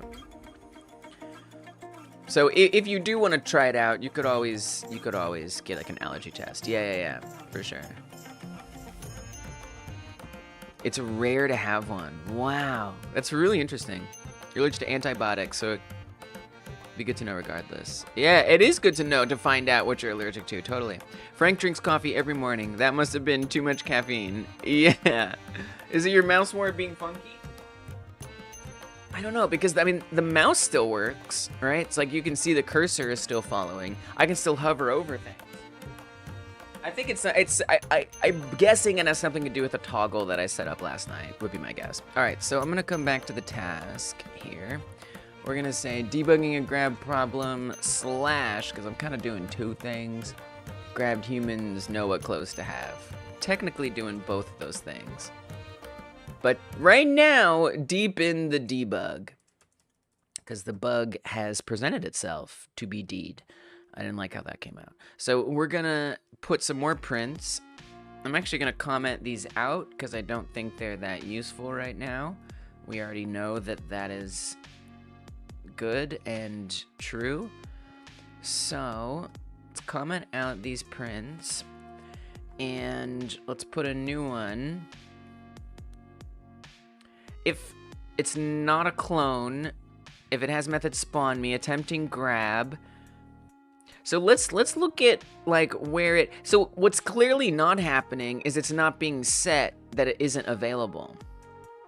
So it would be interesting to see if that else is going. So we're gonna say print detects arms are grabbing. Let's see if that works. So I'm gonna save that, and we're gonna come in here and we're gonna test it out. Keep an eye on those prints down there. Nothing. I'm clicking and it isn't printing, so it's not actually getting to that point. All right, noted. What about a little further back? If it's in the group abductee, I mean, I'm sure this, we know this is happening because we printed that. If I put that back in here, right, and I click on it, it is gonna see that we're clicking on an abductee. Why do these errors pop up? I hate them. So that much is working. The problem is if the meat original is not a clone. Let's see if it can tell that it's not a clone. Meat is not a clone. Let's see if that works. You know, just going through each line and really just isolating the point that it seems to not work anymore. I meant to put this. Do not comment out that line, please. That's an important line. Okay, clear all this down here. Oh my god. I need to deal with this. This is just some animation issue on one of the trees. It's like such a minor thing, but it's starting to really annoy me. Oh my god. Stop it. Stop it. Okay, clear it, click. So it does see that it's not a clone. We get to that part of it. That's good. Spoiled meat dev message. It is spoiled at this point. If meat original has method spawn me. All right, so let's see if this one comes through. Oh, I wonder, I bet it's this one. I bet it's this one. I don't know, but like this was something. So earlier, yesterday, I found that this was set up like that it was checking if it's not in the group grabbed, which this would mean that it's checking if the camera is not in the group grabbed. And I was like, well, that's not supposed to be right. That's supposed to be meet original. But technically we have been doing this the whole time without that checking it. So I wonder if adding that in was actually the problem. So let's see. Meat is not spoiled. Put that in there. Okay. Check it. Ugh, I gotta deal with that. It's getting on my nerves. What is this? Oh, there was a way to suppress it with one click. Look, nothing. I'm clicking. Okay. Okay. All right. Noted. Noted. So what if I remove that one thing that never was there before because I typed it wrong, but I decided to type it correctly and suddenly it was there? Oh, it's still not working. It wasn't that. Oh, I wanted it to be so simple, though. That's what I wanted. Dang. All right, well, let's even keep bringing it down. Let's see if it's, because this would actually be on the raycast. Oh, if attempting grab. So attempting grab right now should be false. It'd actually be nice if we could slap a breakpoint into here. That would be very interesting. Let's put a breakpoint in. Oh, that breakpoint's not gonna happen. We already know that. Let's put it here. Please. Oh, I gotta save it. Give me the breakpoint. Give me the breakpoint. Do you want me to comment that in? I'll comment that in. I'll do it. I'm fine with that. Okay. Breakpoint achieved. So it'd be interesting to see, is attempting grab set to false? It should be false. Is attempting grab is true. That's it. So it thinks that we're attempting a grab when we're not attempting a grab. So is attempting grab is not being set to false somewhere. We're getting there. On grab ended after an await. Oh, interesting. So that's something new. Yesterday, I added this await in here. That used to not be there. So it could be that the reason why I did that was because you could spam grab too many things. Let me try comments. I don't think that's going to fix it right now. My guess is that that has already caused some kind of irrevocable issue.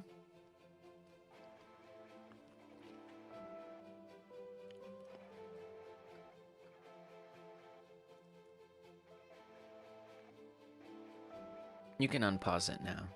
No, it's okay. Oh, I gotta get rid of the breakpoint.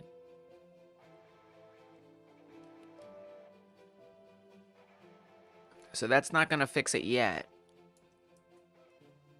Unless I set that to false, so what the heck, why not? Is attempting grab... this is janky behavior. I'm just gonna set it to false. Nice. Okay. And then comment or take that out.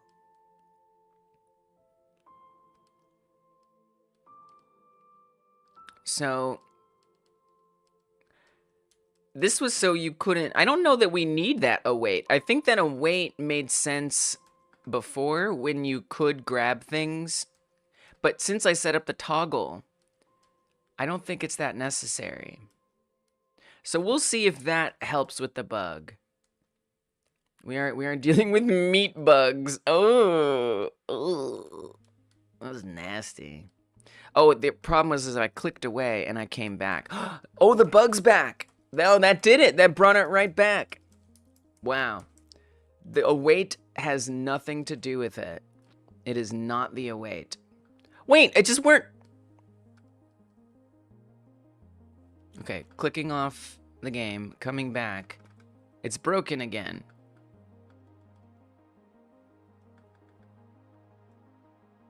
How strange. I guess what would be helpful... Alright, let me restart this. I'm gonna put the await back in for now. This is all very interesting. We're gonna do a couple things here. Number one, in grab ended, I am going to put the await back. And then I'm also going to turn is attempting grab into an export variable so we can toggle it at will. I think that's all I need to do here. It's only the spoiled meat I could think of. Any spoiled meat would have flies. Yuck. That's true. Try game in full screen to confirm the cause. Okay. I don't have a full screen mode. I guess I could... I'm a little afraid of that. How would I even close? I guess I have to... Oh, you know what? Then I have to change my, like, main display. I don't want to do that.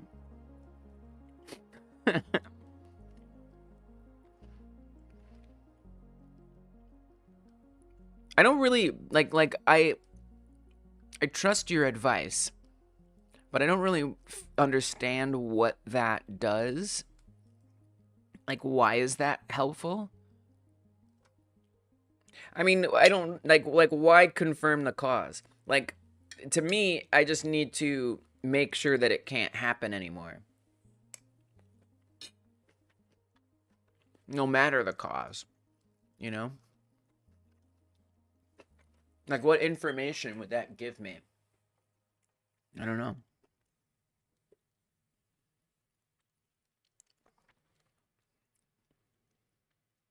Alright, I hope I don't regret this. I probably won't. I got 3 monitors. Wherever it pops up, it should be fine. Right?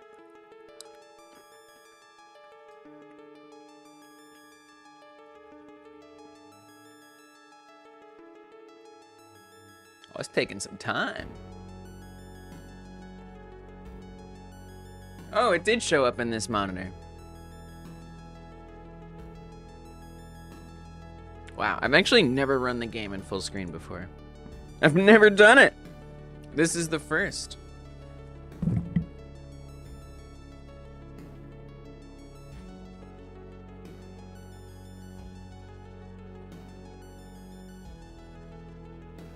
Wow.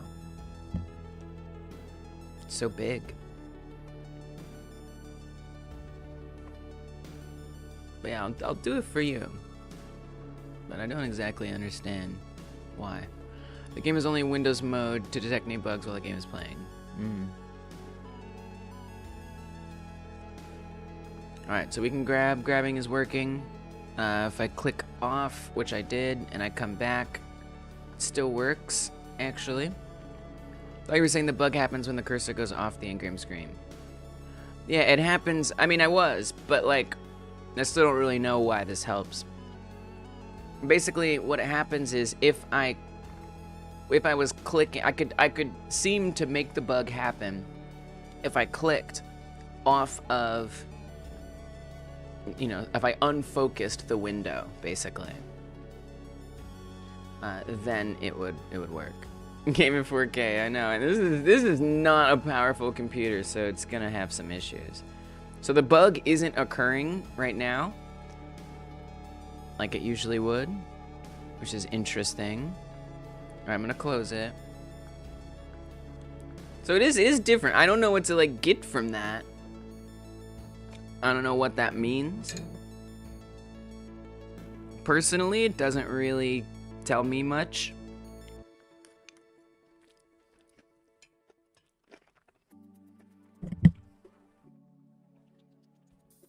Maybe it was worth a try.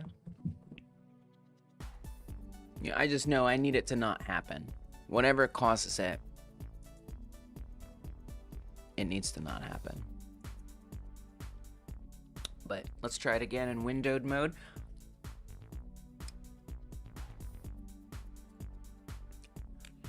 And I might not have done it right, you know? Settings option. Speaking of full screen, the settings option either have Windows mode or full screen mode. Yes. That's true. You're not wrong. Okay, so we can grab stuff. If I come out here, I'm clicking off the window and I come back. It still works. So I'm not really sure. That's why I also don't know, because I'm not sure like what makes the bug happen. Maybe it's like after eating if I click away and come back. I don't know. I'm a little confused what makes the bug occur. It's just like not very clear to me right now. So I think, again, that's why I've got the slash up there as my task. Oh wait, now it's happened. I just don't know. But what I do know, so I want to work at with what I do know, and then work from there is my plan. So now the bug has returned. What I do know is that on the camera, is attempting grab is being set to true when it's supposed to be false. So that's a little strange, because in the export you can see, I don't think that updates live. So I'm gonna check it true, and I'm gonna make it false. And now we can grab again. So this is my way to get out of the grab lock, is by using this little export variable. So now the bug is obviously been not squashed, but worked around. So what I need to figure out is what is setting things. Oh, there, Tommy. You can see it goes to the left arm. I need to figure out. I need to get the bug again and then see what is setting things to that. Why 0.5 delay can be shorter? Why can be shorter? I don't understand. It was something that I put into place, if I remember correctly, and I don't fully remember, but if I remember correctly, I set that up so you couldn't like grab something and then start juggling it, and you couldn't keep grabbing.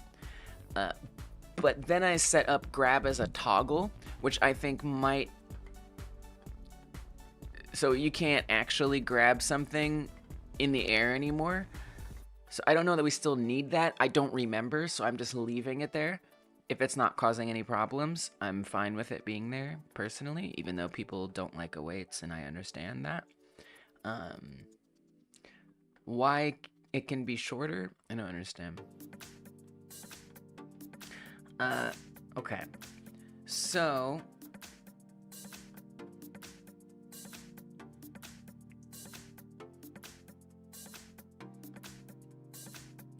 what I need to do next, what I actually need to do next, is I need to look for all the places that is attempting grab is set to false. And I think the only place that it's set to false is on grab ended. So I'm gonna search the project. Yeah, the only place it gets set to false is on grab ended. So something isn't happening where on grab ended is being set. Now I still got the bug even if I commented out the await, so I don't think that the await is causing the issue. I could continue to play with that, but right now I'm thinking that isn't it. So I'm gonna say grab ended emit. So that emits from two places, the interact zone and the abductee. So the thing that we're grabbing itself will signal that the grab is ended when we release it. So we have another await here. If it's in the group grabbed, the thing that we're grabbing, it waits 0.5 seconds before allowing us to drop it. So you can't quickly click it and drop it. It's making sure that you have to hold on to it for a little bit. The export stuff doesn't update live, sadly, no. No, it doesn't. It really doesn't.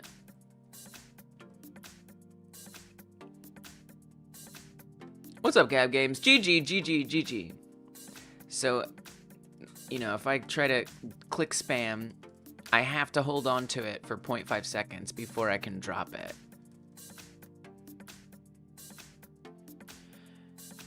When I drop it, as it's falling, it's no longer interactable, which means I can't juggle it or click it again. It's not clickable as it's falling. That's what that is doing.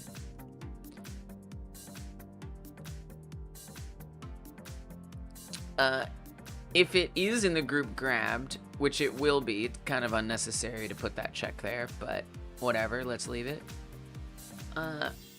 It's now gonna add it to the group dropping. It's gonna be removed from the group grabbed. The abductee reporting if it's been grabbed is gonna go to false, and it's going to emit grab ended. And then it's also sets its linear velocity to 0. So is this what's happening? I mean, if this wasn't running where it should, I wonder if it's like during this await, drop it, click off, come back. I'm trying to, I still don't really know how to reproduce this bug. That's the thing.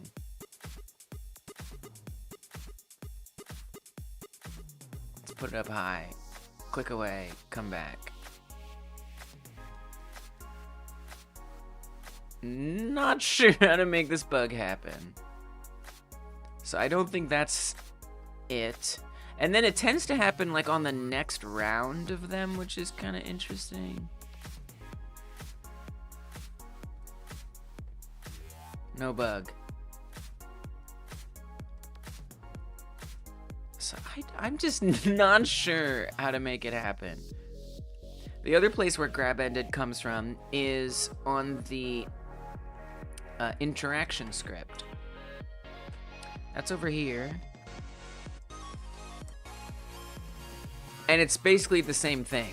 So what this is doing is if we drag it off of the screen or out of the area, alien arms turn red when outside a sphere. So that's an unintended. There is a outline shader that is currently on the alien, and really the only reason why that shader is there is, you can see it on here. It's actually pink. The reason why that shader is there is just to like place hold, so I can put a next pass in there. And technically I don't need the outline shader. I need something I need to look at, and it only appears when there's fog overlapping. Basically, there's like another time it appears too, but so there's something in that outline shader that's telling it to only appear up in the fog. It's something I'm gonna deal with at some point, but I'm not really worried about it right now. I'm glad you noticed it though, because it tells me that it is something to think about. And honestly, I want the outline shader to be used in other places, and so this is giving me a clue on how I can use it.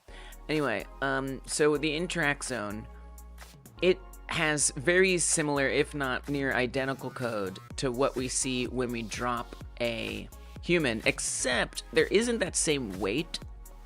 So that's kind of interesting.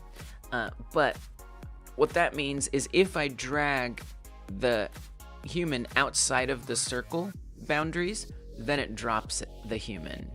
So if we go too far outside of the circle, it's then gonna drop it. The purpose of setting linear velocity to 0, Why don't I show you? Let's find out.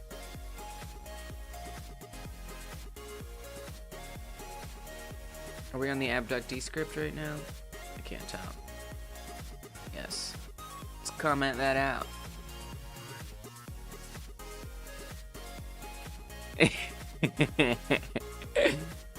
That's why. It goes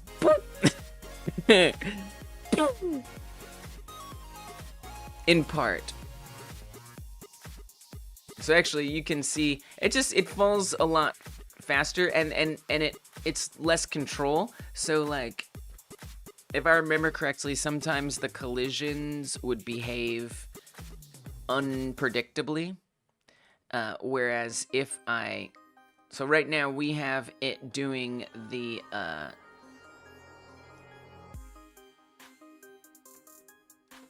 linear velocity is going to 0 when we drag it outside of the circle.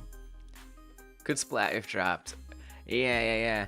No, I don't want it to splat. I don't want to punish the player for picking up a human. I want them to. The only exception is maybe if they're at a certain height and they drop it. But yeah, it just does some very. It's just too fast. And that makes it slower. And then again, I do also remember that it was causing some collision issues in certain situations. I think it would like sometimes go through the ground.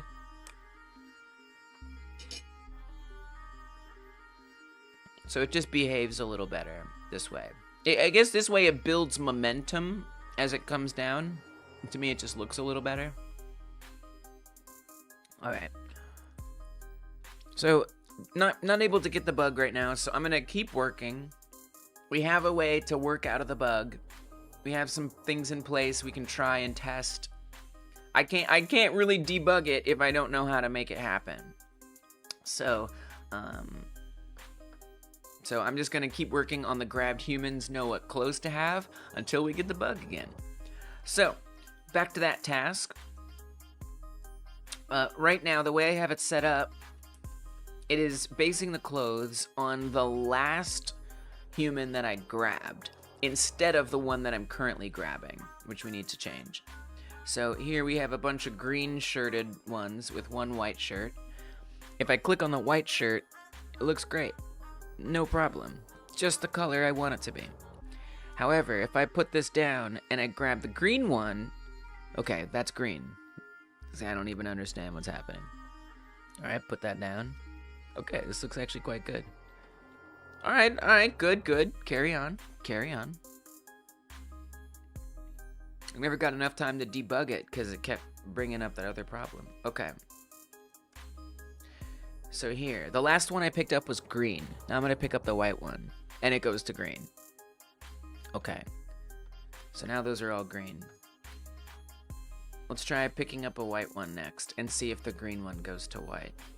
Now it's a little different because green is the default, and so that could be making this a little more confusing, so it might be good if I get a third color in there. So if I pick up white next, it is white. And if I pick up green, it stays green. If I pick up white, it's good. So it looks like, okay, there green went to white. A little confusing what's happening there. So let's go look at the code and fix it up. Okay. Oh, and we're still printing. Well, I'll leave some of those prints. We don't need all of the prints. That's okay. So, let's drag this out a little bit. Right here. So we're saying instantiate the new one. And it adds a new one to the scene.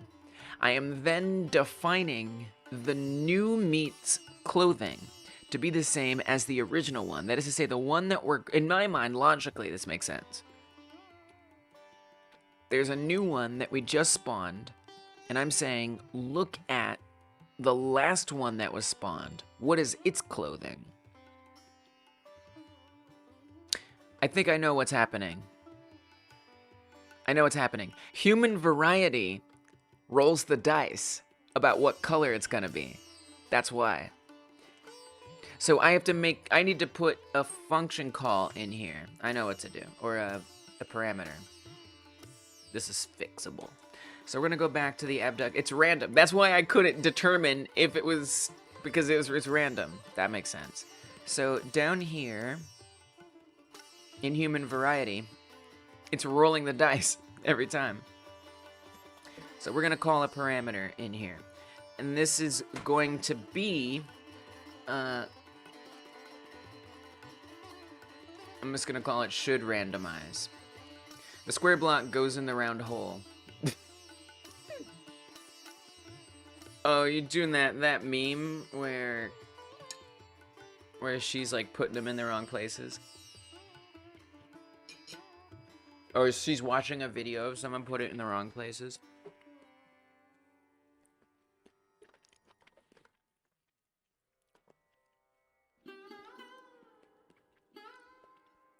It is certainly, things are certainly not going in the right places. We're gonna make it right. So we have a should randomize parameter now. And we want to say if should randomize, then pick a random one. So now here we want to say true. When we're first adding a human in, we do want it to randomize it. It should randomize it. However, when we're spawning a fresh one from, or instantiating a clone, I want to say false. Do not randomize it. And now, it should all look good. So we're going to load in some new humans.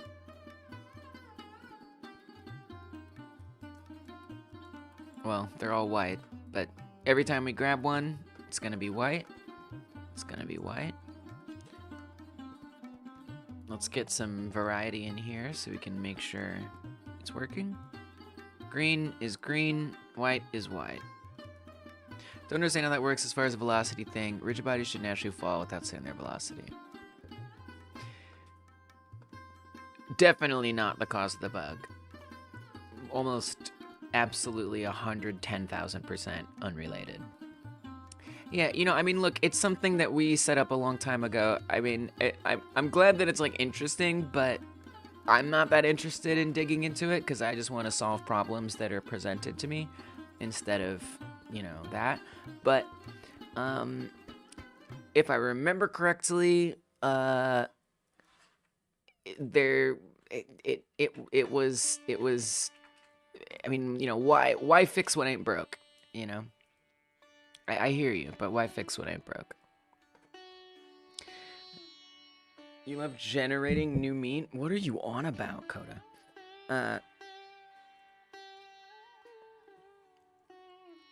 Yeah. It definitely... And, you know, the other thing, too, Joe, if you want to... No, we are adjusting velocity. We were adjusting velocity elsewhere. That may have changed. Again, well, I don't think it has, because obviously it still has a purpose. There were a lot more velocity things that we were doing. I think that caused a lot more problems before. I think Coda is in the past, by the way. I could be wrong. I think Coda's just like a little in the past. Maybe Coda isn't, and he's just, you know, he's just responding in the past. So now we're not doing velocity like we used to. So that, it actually made a huge difference before when we were moving it with velocity. Now that we're not, it's less relevant, but you can see obviously when we drop it, it behaves differently. And I prefer the way it behaves otherwise. So to me, it doesn't seem like worth digging into. There might be some setting, right, in the rigid bodies that makes that be relevant or not. I don't know. Don't really care. I just know it looks better that way, so it's good to keep. All right. absolutely 100% has nothing to do with the bug. I would bet on it. All right, so now that the ones that we pick up have the right clothes, that's actually pretty good. So then I can debug the thing I was trying to debug forever ago, which was, so that task is actually, for all intents and purposes, done. So the next thing that I want to do is I want to figure out how to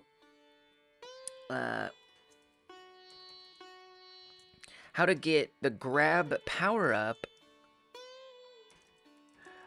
I guess I want to say can only grab one at a time. Kind of. Because it's true, you can only grab one at a time. This is why I started doing the clothing variety. Because, let's say I grab this one. Now, if I hover over that one and I click on it, I wasn't able to tell if it was like swapping between the two or like what was happening when this is going on. Whatever this is, I need to understand it. Like, is the one on the bottom jumping up and dropping? Or is the one on the bottom switching to the one on the top? And that's why I wanted to change the clothes so I could tell. The code said meet new. Oh yeah, we are. Yes. It does spawn some humans. That's true. Yes. I see. Generating meat. So I'm going to grab this one since it's a different color. And now we know the colors will actually stay. And now I can tell maybe what's going on here. They're changing! Now I know they're changing. Splat function might come in handy. You were in the past. I thought you might have been in the past. Yeah, I don't know. And by the way, guys, if you're ever in the past, there's a button. If you're watching, usually it's like right around down here. Maybe down there. That says the word live. And it has a dot to the left of it. If that dot is gray and you click on the word live, it'll jump you to the most recent moment. Then it's going to be red. That's how you know you're caught up. And then one trick too is to set the live stream to 2x speed. And then that'll keep it caught up if you're having like some issues.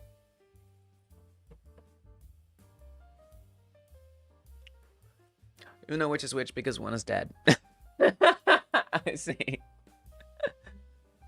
Yeah, the splat thing, I don't know. I want the player to be able to accidentally grab something and decide to put it back down.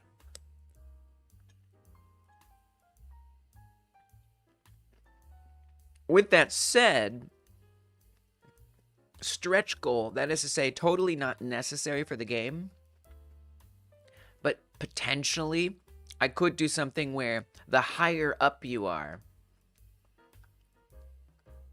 or the further up you drop from, the more likely they die when they fall. But if it's low, they're fine. And beyond that, just now, I was like, wouldn't it be kind of funny if you could, like, smash them? I'm just like, and then they died. That would actually be kind of cool. They just splatter. I'm actually slightly intrigued by that idea. You missed the last 4 streams. Yeah, unfortunately, it's hard to catch up because, I mean, they're long. What are you gonna do? Watch, even at 2x speed, it's still gonna take so long. And I don't really make YouTube videos, so you can't get a recap, really. Well, I'm glad you're here now, Gab. Basically, I've been setting up grab things. So improving the way things get grabbed, the way things get eaten. Oh, we leveled up. Whoops. Didn't mean to do that. Whoa, we got a bug here. Oh, look at that. The power-ups aren't hoverable. That's a bug. What is that? It is a random colors green, white. Yeah, well that was because they were two stacked up on each other. And so they were just clipping through each other. Multiple times the higher you drop. Do you know how hard it is to get a good pic of someone for fan art? I don't know. I don't know. I've never done something like that. Is it hard? That's so much. Yeah, it has been a lot of progress. All right, we got a new bug. We got a new bug. The power-up menu is for some reason not grabbable. It seems Coda knows, apparently. It seems that there's some raycast misbehaviors happening. I don't know what's going on with the raycast, but oddities. Yes, Frank, those are the icons. Exactly. Huh. Okay. I mean, I think that's interesting that it's another raycast problem. What's up with that? What's wrong with the raycasts? What changed with regards to the raycasts? I am sipping my tea. It's a tea moment. So the power-up ray, I think we're getting warmer here.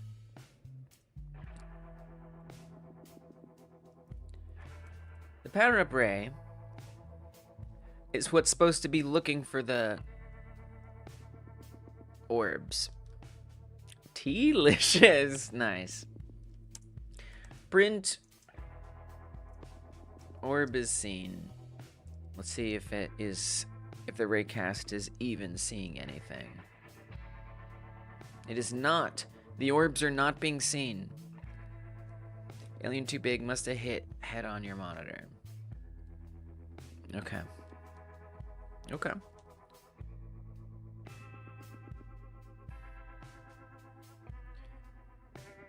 So it's not even doing that. Now the power-up ray is called, it actually has a very specific situation that it's called in.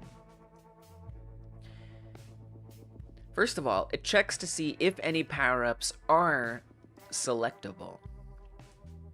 It also only shows up if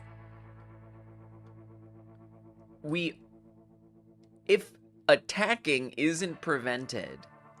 It's a little weird.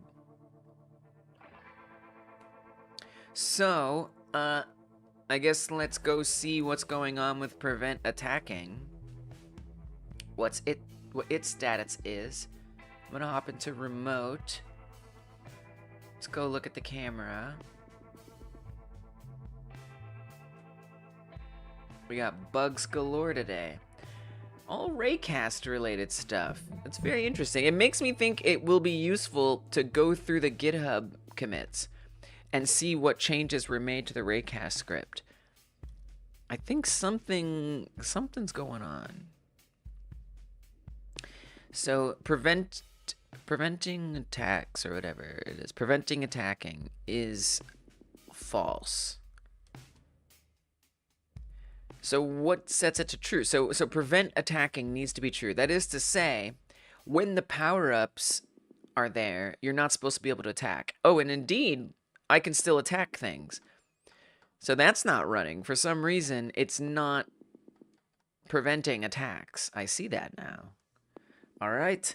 So what prevents attacks, pray tell? It's a debug fest. So we're going to search in files. Prevent attacking, true. That happens on the camera in two places. Number one, on power-up menu begin. So that would be a question. Main canvas button overlay.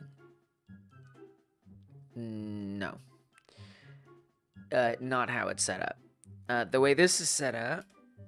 And by the way, just so you know, there is a GitHub repo link in the description box. You can literally run this whole thing on your own computer in Godot and see how it's all set up. I mean, I'll answer questions, but just so you know, if you want, you can poke around in the code yourself and see how it's put together as well.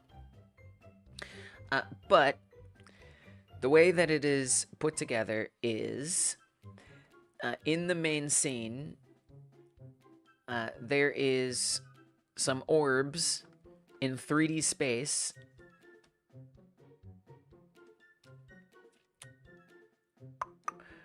Right here. So they actually exist in the world. And this descends and raycasts shoot out to detect them. So it's not truly UI. It's objects. Yeah. It's very difficult. You were saying to photograph someone for fan art. You've done it a couple times. It's not very good. It's amateur art, but I try. I didn't know you made art. That's really cool, Stoner. All right, so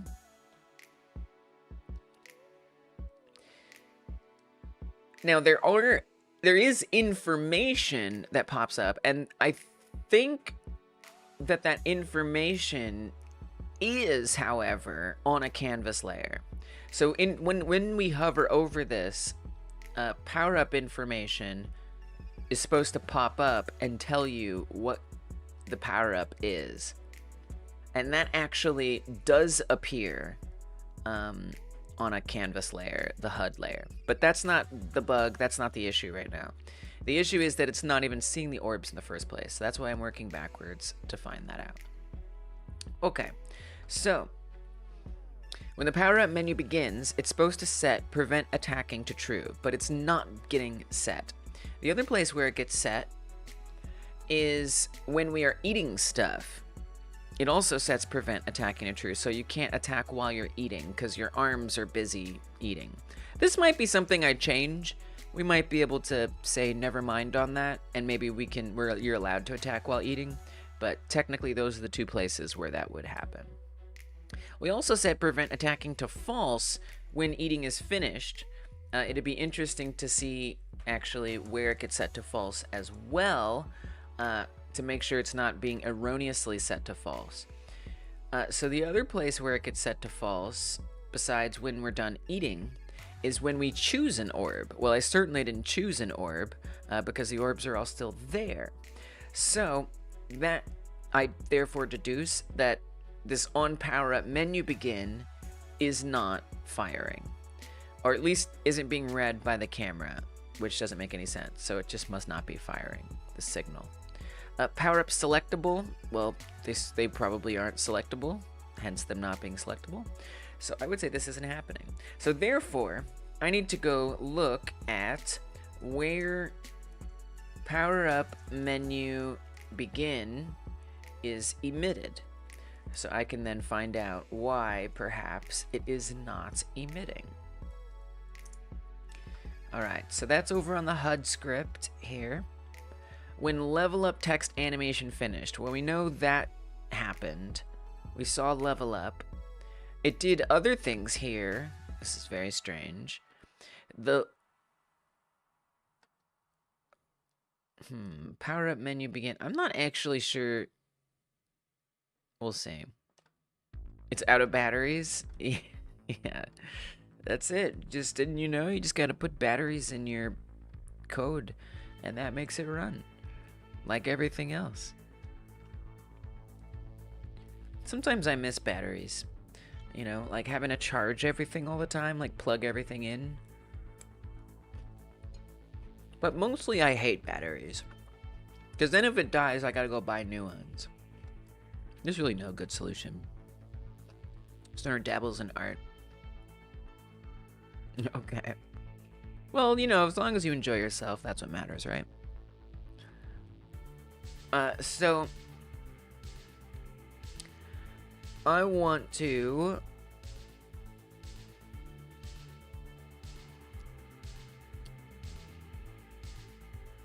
I guess what we're gonna do is we're gonna test leveling up. So I'm gonna say print right here, power up menu should begin.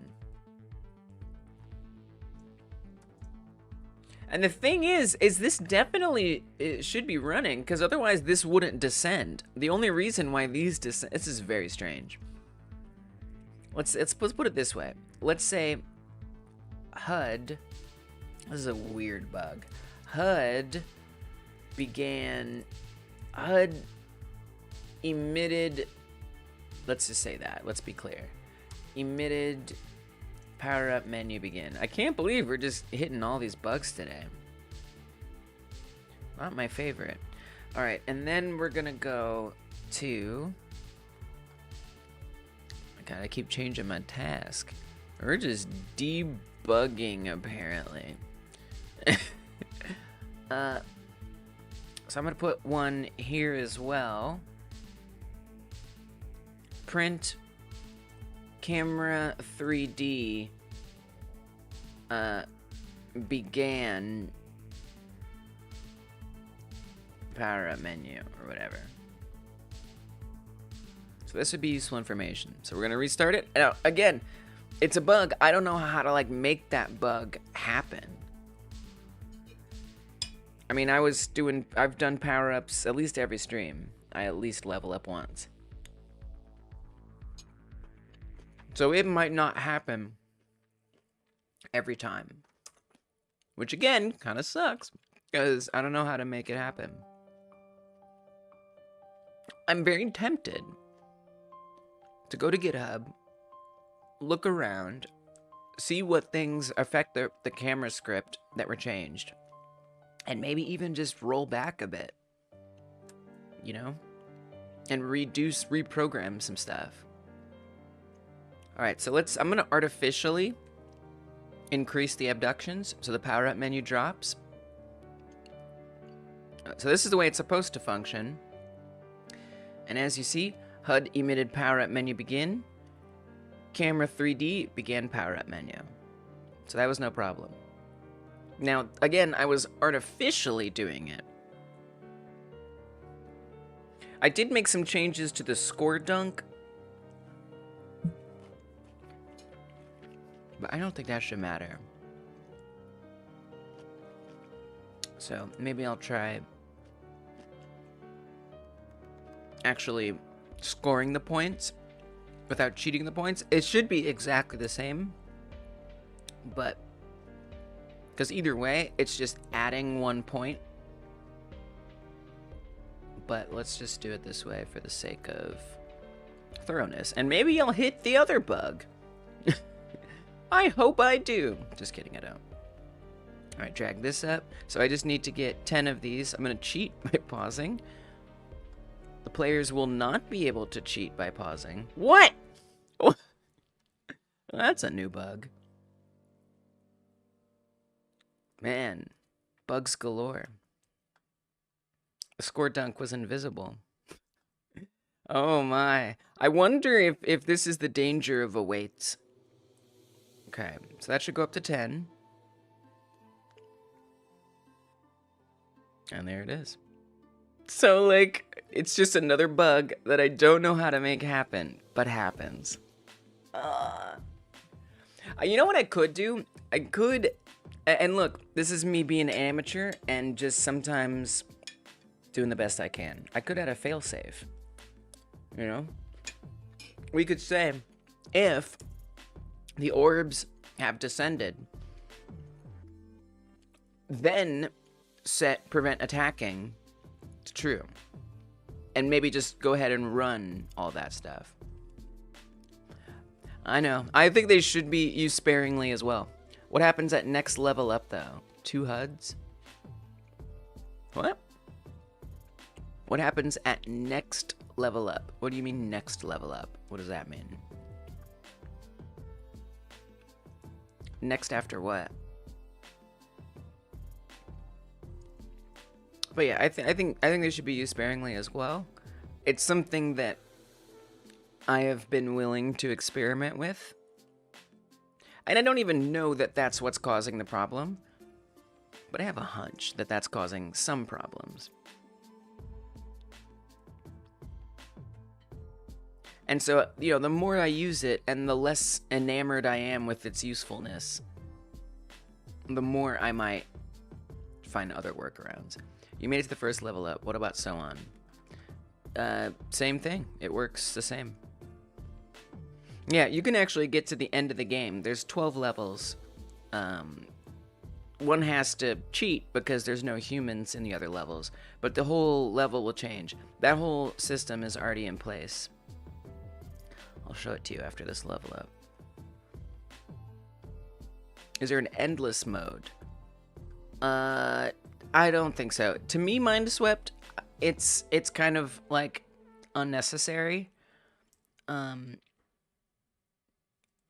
me, an endless mode is like... Didn't get the bug. To me, an endless mode... I'm actually going to restart it. Is unnecessary to the game that I'm trying to make. When I make a demo, if people are like, I want an endless mode, I want an endless mode, maybe I'll add an endless mode. But as I see it, that is a bit of a waste of time. I need to make the main game first. In my opinion, and then maybe if anybody wants it, I might consider doing an endless mode. It just feels like a distraction, you know? Technically, the game is endless if you never grab enough abductions. Yummy endless mode, so much score. Maybe, you know, maybe it could be, because the only like meta progression that's gonna exist will be like getting skins. So if you lose, you'll still get some progress towards everyone together now. I want an endless mode. And so, by the way, I would only listen to people who've played the game once it actually is finished and the demo is out. That's who I would listen to, not chat. Because chat isn't playing the game. And the game isn't playable because it's not finished yet. So it would be more about analyzing what playtesters actually want. You know, watching it and playing it, very different. Especially since the game, again, isn't actually playable. This isn't the game that I'm imagining yet. It's not there. Play the game, but it isn't done. Yeah. Okay. So I want to make sure, if I want to test the other levels for funsies, I have to go to the global script, because right now all of the power-ups are commented out, and because of that, the game will crash. The reason why they're commented out is because I was testing a few specific ones. So basically what happens is when you collect, or when you beat a level, it randomly chooses one of 14 power-ups to show you. Most of them do nothing. And I wanted to test a specific few, so I only made this dictionary size very small. But I need to make it bigger, and then I can show you what happens. And actually, that'll be pretty good, because then we can test multiple level ups and see if we can get that bug to happen. Although, for all I know, the bug is connected to something regarding to grabbing. And I can only test the grabbing with level 1 for now. I could change that, but whatever. So yeah, I'll do one round where I do all the grabbing, so I can see if I can make this bug happen again. And then, Tommy, I'll show you what happens when we go through each level up. I haven't done it in a minute. I hope it still works. I'm sure it does, but you never know. Alright, I'm gonna cheat and just stop and grab them and dunk them in. It's good. It's good to play through and check systems again, you know? So we can find other bugs. Always exciting.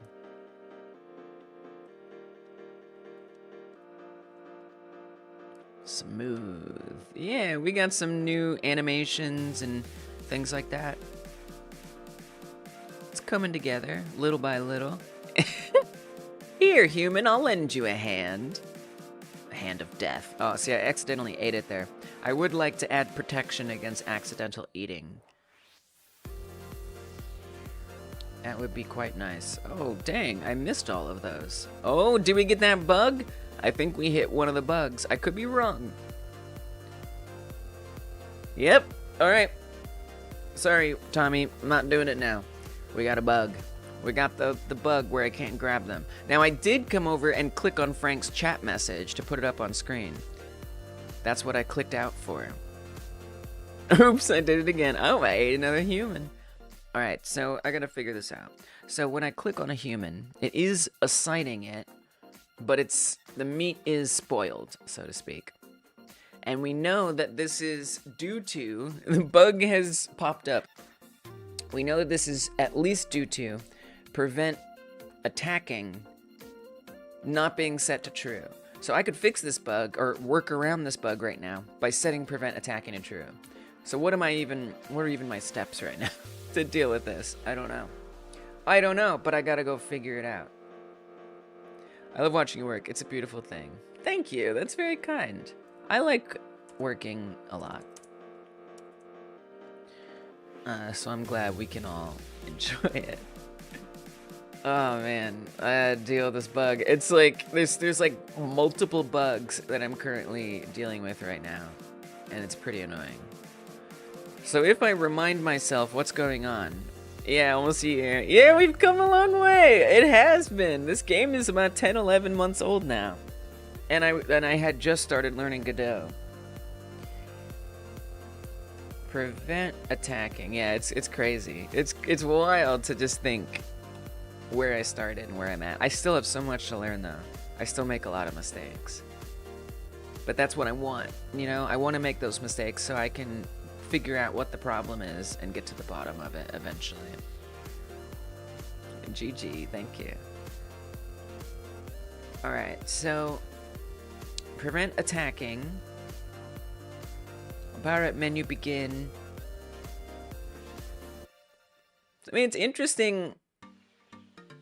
No, prevent attacking was for the power-up menu. Oh my god, I'm getting so confused.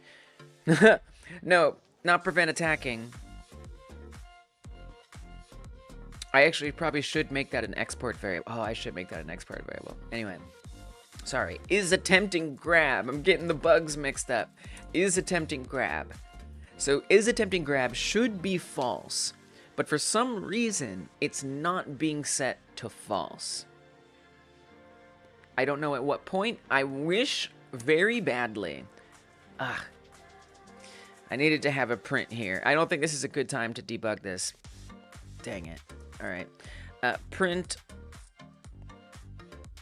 on grab ended awaited on the camera, on camera 3D. It would have been really helpful if I had had this in here, so I could have searched for that in the output to see if this ran. So I actually need to go everywhere that is attempting grab is, I already had it in there, is being set to false.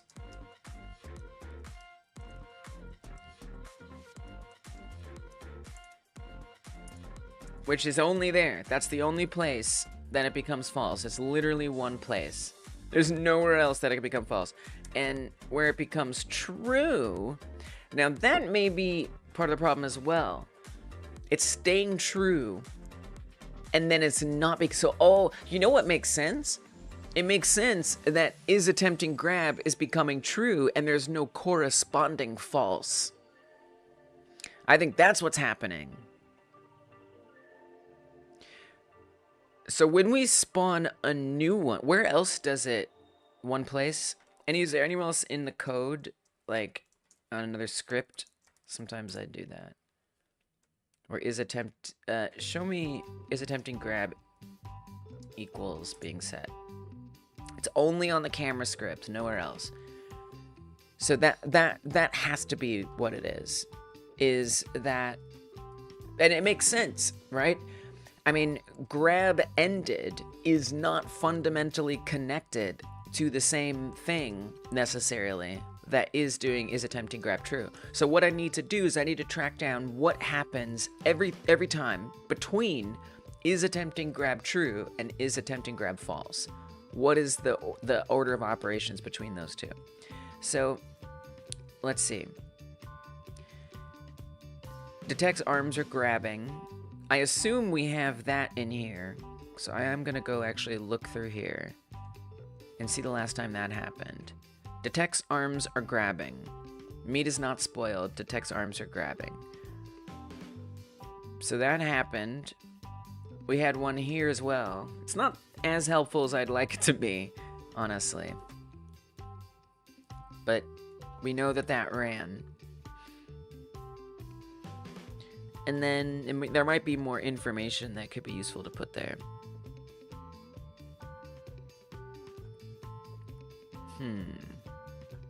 So basically, so tell me this, where does grab, okay, now I need to see,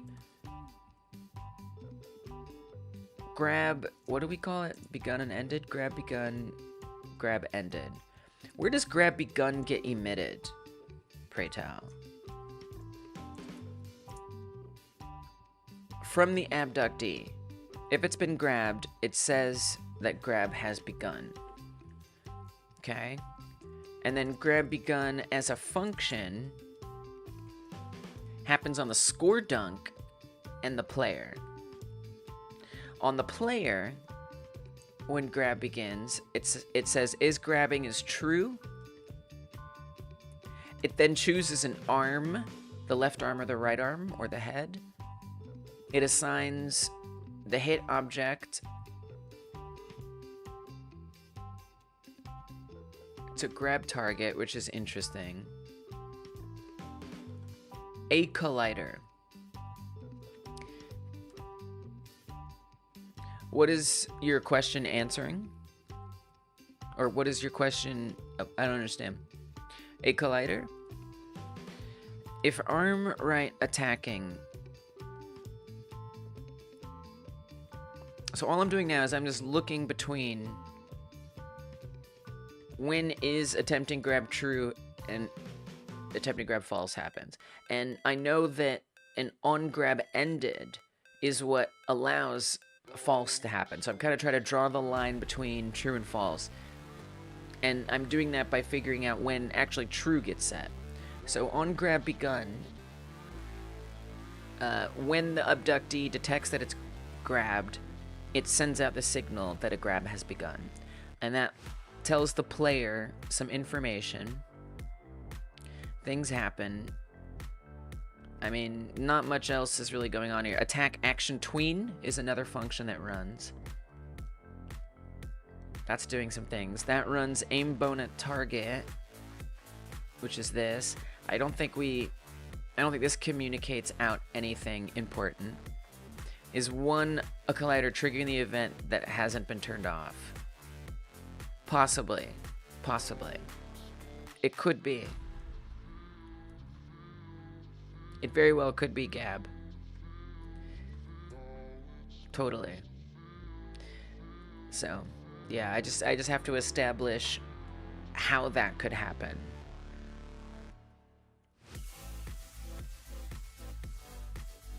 So this isn't saying anything out there into the world.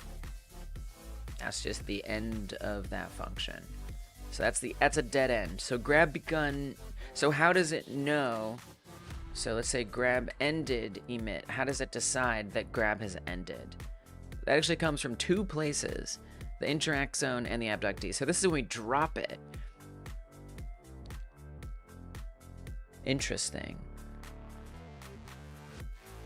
Very interesting. So what if we never drop it? If we never drop it, then the grab will never necessarily be detected as ended. That's very interesting.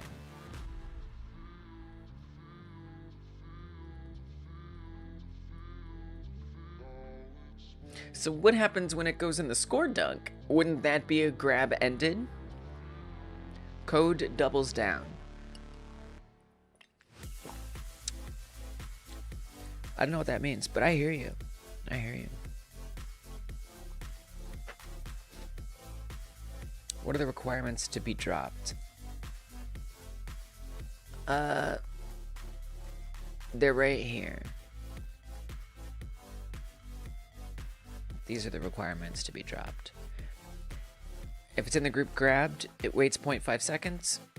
If we release, or if we press the button grab, so we already are holding it. If you press the button grab, it makes the thing we're grabbing not interactable. Checks to make sure it's in the group grabbed. Kind of don't need to do that, but it's there. I'm leaving it. It adds it to the group dropping. It removes it from the group grabbed. Then it sets has been grabbed to false. Yeah. So just basically if it's in the group grabbed and we press grab, it's going to drop anything that's in the group grabbed is basically what the requirements are. But yeah, so what I think could be happening here is grab ended isn't emitting at all sometimes. So there's a couple instances that I could see this happening. And let's say if we are dunking something, if we're putting something in the score dunk or we're eating something, that may not necessarily proc grab ended. A UI interaction zone, it's the same thing. What this is saying is when I drag an abductee outside of that circle, then it will end the grab. If I put an abductee into the orb, or sorry, if I let go of an abductee, then it's gonna proc grab ended. But if I put an abductee into the orb or eat it, that isn't necessarily, I'm confused how it ever knows to end the grab in those situations. Something else to look at is I wonder if I am calling that function somewhere else.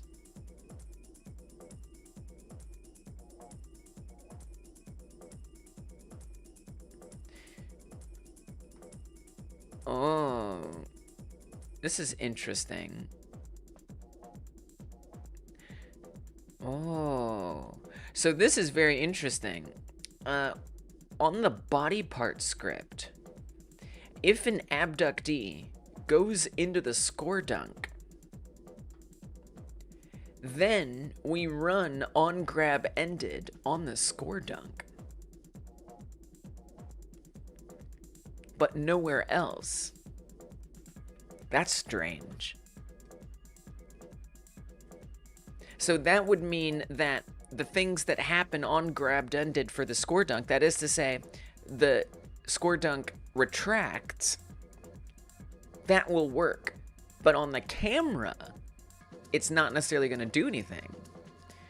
So what that makes me think is I need to come in here and actually say messenger grab ended, or emit grab ended. In addition, I would also need to say that if we eat something, that also emits grab ended. I'm just guessing. So that way it not only fires off the signal, or not, the signal isn't only seen on the score dunk, which this is only having it be seen on the score dunk, it also lets that function run on the camera as well. So when we eat, we actually have this do eating right here. We have eating begun, eating finished. I could say grab ended. That's really interesting. So on the, okay, wow. This is actually very interesting. Do I have a score dunk function for this? There must be some way that the score dunk is retracting after we eat. How did I set that up? I don't know. Somehow. This is very interesting. Eating finished. We emit it, but what about the actual function? That's on the player and on the camera. So on the camera, when eating is finished, prevent attacking goes to false. Now that's what's part of causing our problem with the power-up menu, is prevent attacking needs to be true. I think I'm starting to see where this is getting confusing. So here's what I'm going to say. I'm going to say, for now,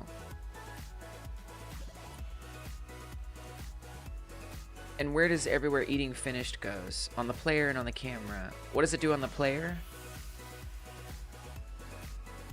On the player, it doesn't do much. I'm gonna go back to the do eating function. Which, I mean, like, is that really the only place where that happens? So yeah, because that's checking to make sure something is being eaten. And then I would say end the grab. End the grab and do the eating. So what if I put that here? Okay. So I'm going to restart it. Tommy, perhaps now I will show you the level up stuff. And so I don't know if that's going to fix the problem. But at the very least, it's going to... I have a print that will tell me whether grab ended is getting emitted. I might even, you know what I'll do before I even start? Well, I'm gonna add a couple more prints. And again, this is just so when that bug happens again, I have some information to work with. I wanna keep note. Print, do eating ended or emitted grab ended. And then let's also go to the score dunk where that does it too. Hey, what's up, Lucas Gaming and Toy Stuff? Welcome.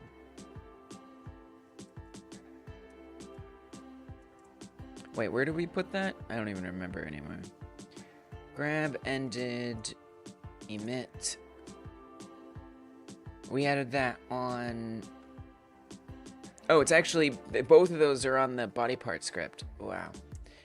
Print, score dunking, emitted, grab ended.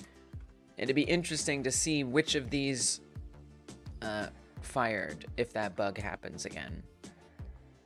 So I think in every place that let's make sure it's everywhere. Put it everywhere. Print, abductee, dropping, emitted, grab, ended. And then also on here, print abductee outside interact zone, emitted, grab, ended. Where was the other thing that I did on the HUD? That would be very helpful. I know I put a print in there. HUD emitted power. Oh, that was for power up menu begin. Right. Okay. All right. We've got some things around. Hopefully we can catch that bug. We got some bug traps. Setup.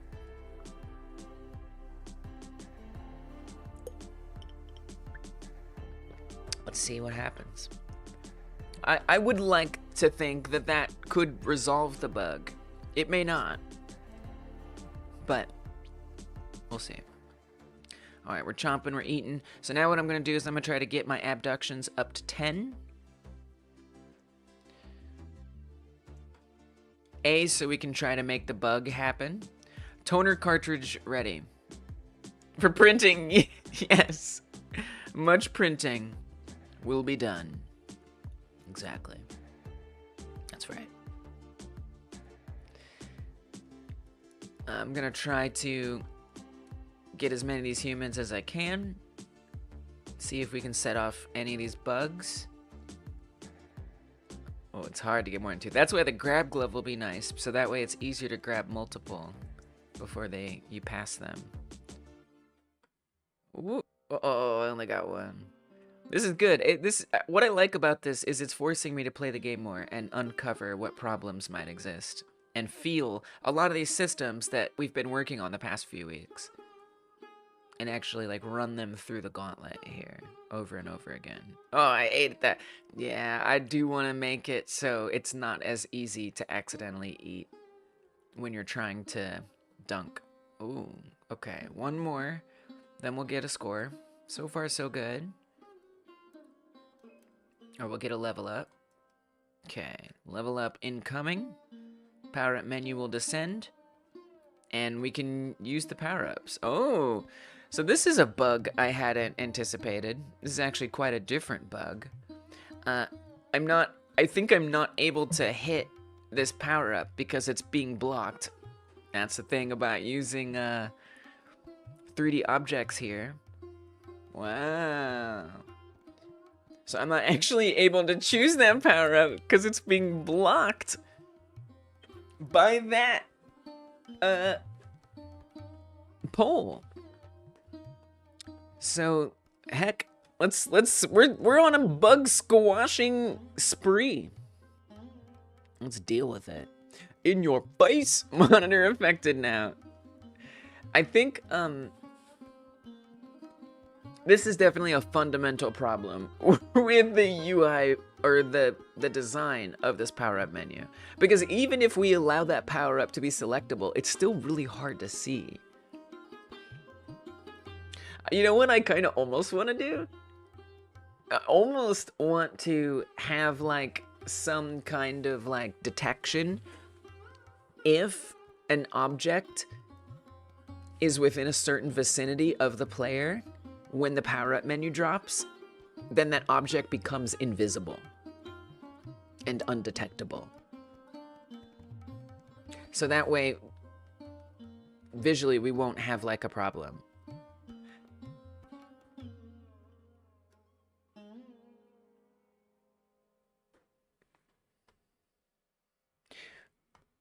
We do have, I know that's a bit of a risk though. I don't know if I'd mess with that.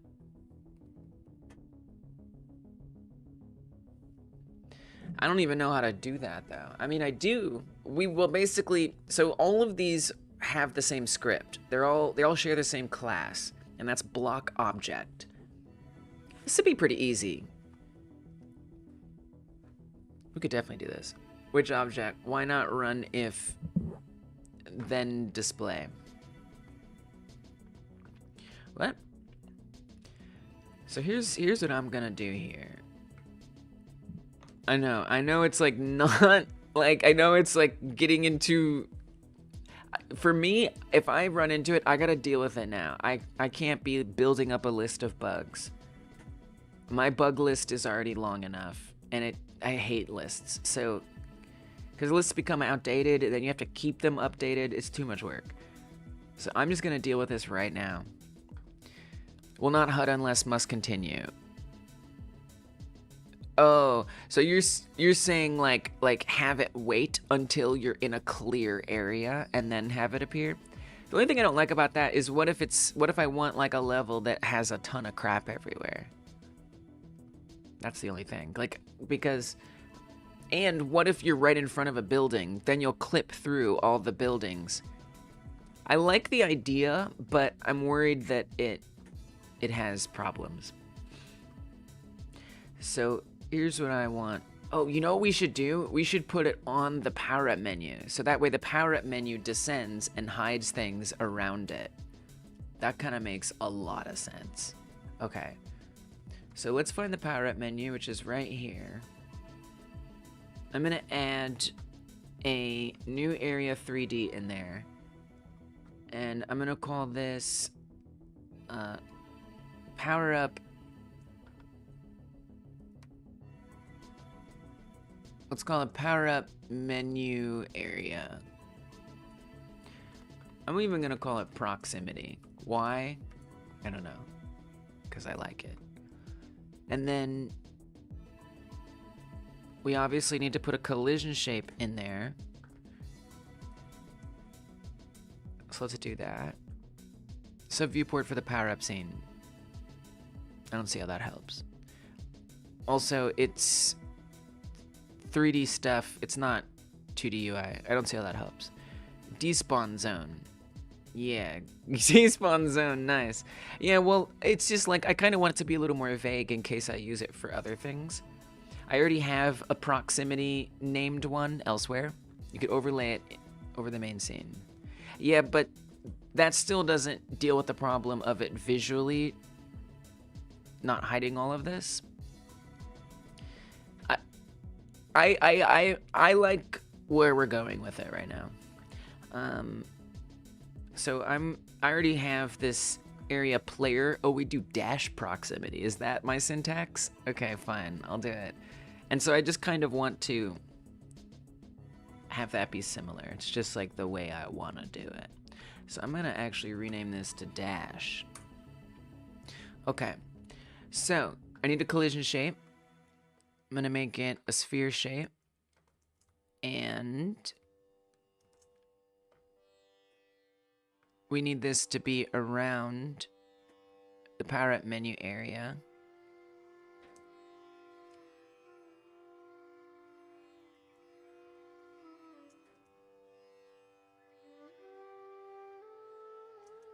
Something like that, approximately. Just as long as it's big enough to actually hide things. That's probably fine. And then we can always adjust it if it's not. Okay, and then, I hope I didn't just move. Did I just drag something? God, I hope not. I hate when that happens. Alright, so let's go to the power up menu script. It might be nice to put another script on here just to keep it a little neater. So I'm gonna put this script in my power up folder, which I think I put in UI, perhaps? Power ups. Okay. Well, I don't know why the power up menu. Where's the power up menu script? Alien spaceship beam of light is visible. Hooray for crop circles. Whoa. That's actually a pretty cool idea. To like justify like why this is happening. Yeah, it'd be kind of awesome. I was thinking like maybe there could be a visual orb that contains all of the other orbs. The beam of light is kind of an awesome idea, actually. Could be potentially challenging to make it work well.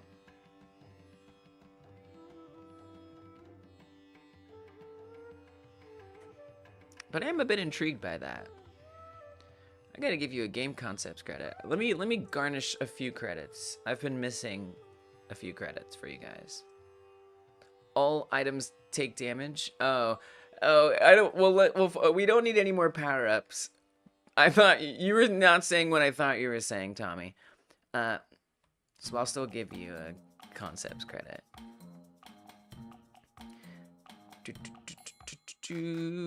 Where is it? Where is it? Oh my god, it's getting so big. Where is it? There it is. Give you game concepts credit. We got some people helping with debug. Dungeon was helping with debug.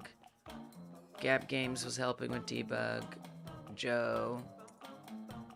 I thought, yeah, but guy. Let's go through. Let's press bar glitch. Go to game win. Oh my gosh, it's so many names.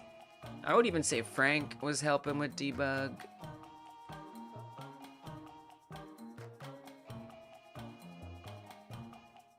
Man, that's a lot of names. My gosh. Not the most efficient way to do this. I could just scroll back in the chat. That would be much more efficient. But here we are.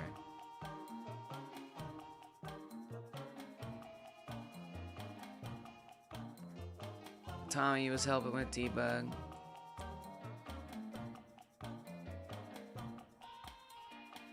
I think that's everybody. Let's look back on the chat. Make sure I didn't miss. Just catching up. Mothership, yay, saved by the HUD. Yes, saved by the HUD.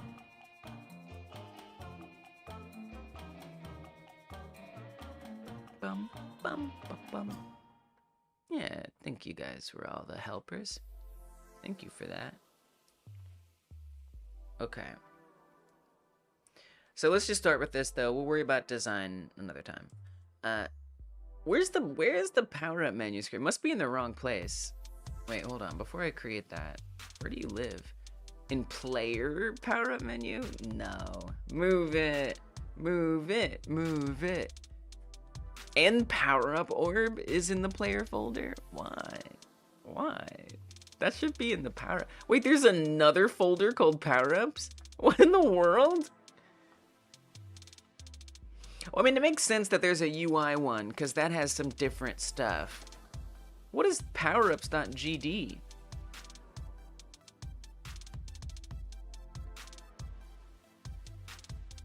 Oh, yeah.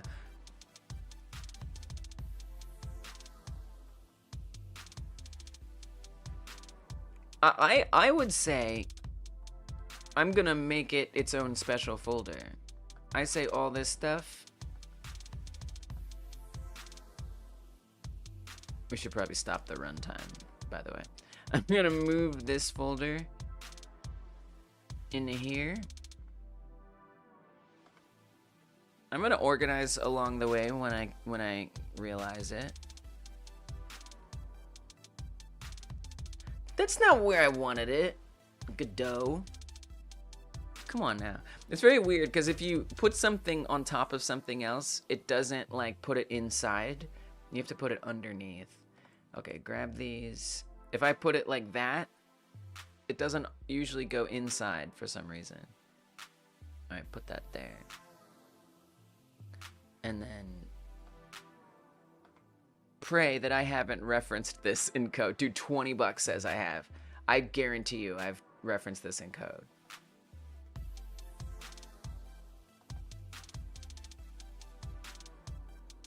Am I making mistakes? Do I need to press the undo button? You can't undo that. That's not how this works.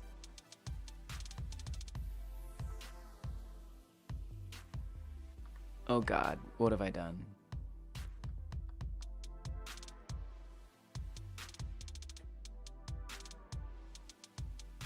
Required by other resources. Hover 1, hover 2, hover 3.res. Oh God. I've done terrible things. I've done terrible, terrible mistakes. You undo that immediately. Dear God. Put it back. Put it back. Put the icons back. That's where those live. That's where those belong. Don't mess with the icons. You can mess with the other stuff. Don't mess with the icons. Okay. Everything should be fine. So now I'm going to add my proximity script here to the regular power-ups folder. Okay. So what do I want this script to do? I want this to look for obstacles. That's really all that I think matters to hide, probably. There might be NPCs someday that actually need to be hidden too. So maybe you can look for that as well.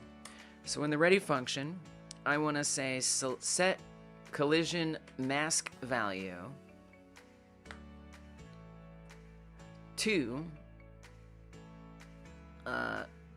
we have a globals collision.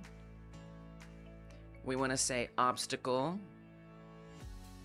We actually should do obstacle interact because that is always available. The other one is not. And we want to say true. And we also want an NPC interact and say that that is true. I'll skip the abductee because, I mean, if I need to, we can add that in. I mean, whatever, you can add it in. I don't care. Kind of doesn't matter. Okay. So that's what it's looking for. And then what happens if it sees it? So let's say, so that's itself. Area entered. We'll need to look for bodies as well if we're doing the abductee and potentially certain NPCs. I don't think we need the abductees. And NPCs should not be rigid bodies. That might change someday. I'll cross that bridge when we get there. We're just going to do area entered. Connect on area entered. Func on area entered. And we want to say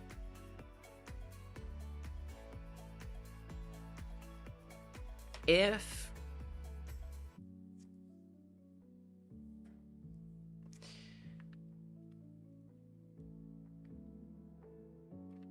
so obstacles should have a block object on it.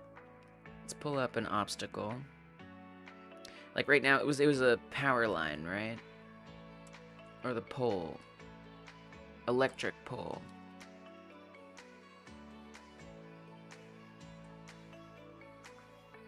That's this.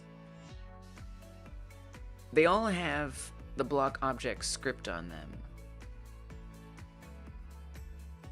Update reset status. Because I need some way to check.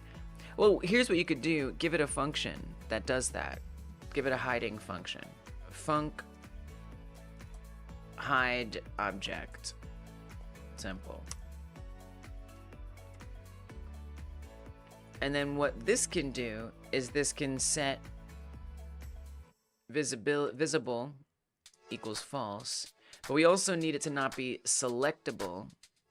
Visible. Am I spelling visible wrong? Yeah, I am.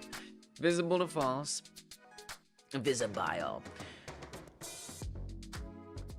And I also want to render the obstacle uninteractable. What is your screen resolution? Factor? Oh, I don't think that's a factor here, because it's just if it's within the vicinity of the power up menu is the only thing. My screen resolution? I don't know, something. One of them that there are of them. The game, you know, I might change what the game resolution is. It's something. I don't know. It's a thing.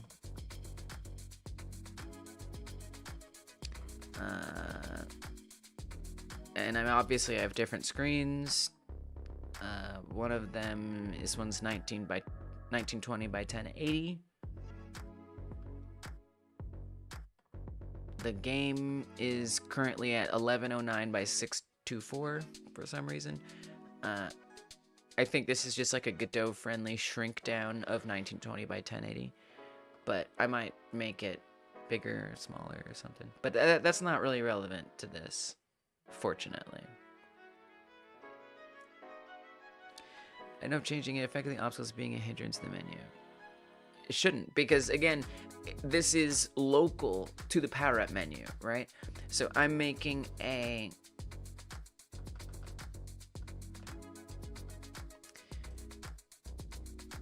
so here's the power up menu right here. And the thing that I'm creating is a collision shape that's around the power up menu. So wherever the power up menu goes, so too will that collision shape. Meaning it doesn't matter what size the screen is. What matters is if something is around the power up menu, basically.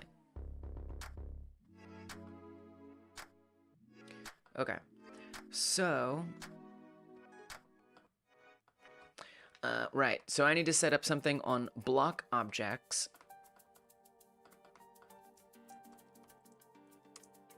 That makes them hide. And now I believe that on the obstacle script is interactable. Okay.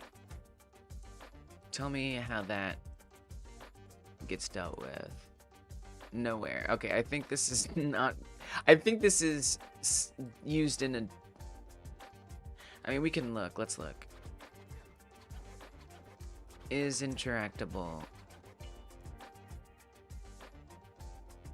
Yeah, I don't think this is relevant. I think that's not really necessary. I think what makes the most sense is we set the collision of stuff to not be collidable anymore. It would be nice. It kind of doesn't matter if it's interactable, does it? I mean, it does, because we don't want there to be a conflict with the raycast. We don't want the raycast. It doesn't really make sense that the raycast is still seeing it. That's really strange, actually. Because the power-up raycast, I guess it's just hitting the other thing first, and that's blocking it. We need to set, like, an exception to tell it to ignore that. We've done that before.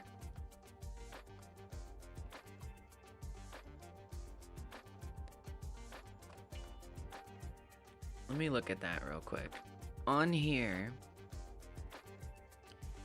there was somewhere where we told it to avoid the player proximity, which that one, the player proximity, we might have to do the same thing with this one even. No, because it's not even going to have a collision layer on it. The player proximity is, well, it's not on a layer. Orb over the alien head will change based on height of the alien too. Yep. But again, remember, the orb moves with it. Does that make sense? Like, I don't have an orb around. But like, imagine my hand is the collision area that I'm setting up, okay? And the Godot plushie is the power-up menu. So when the power-up menu changes its height, as my hand does, so too will the collision area move. So it's dynamic. It's going to move with the power-up menu. Wherever the power-up menu goes, this collision that I'm setting up also goes. So there's not a need to worry about that, fortunately. Globals, collision, which one is 11? I don't even know what 11 is. 11 is interact. Okay. There is no one called interact. Oh, NPC interact. Okay. Got it. All right. The reason I was looking at that, and what is 11's 1024, is because I remember we had to set up some exception for that.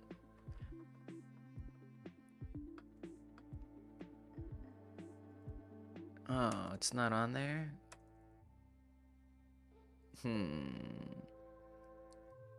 Okay, cool.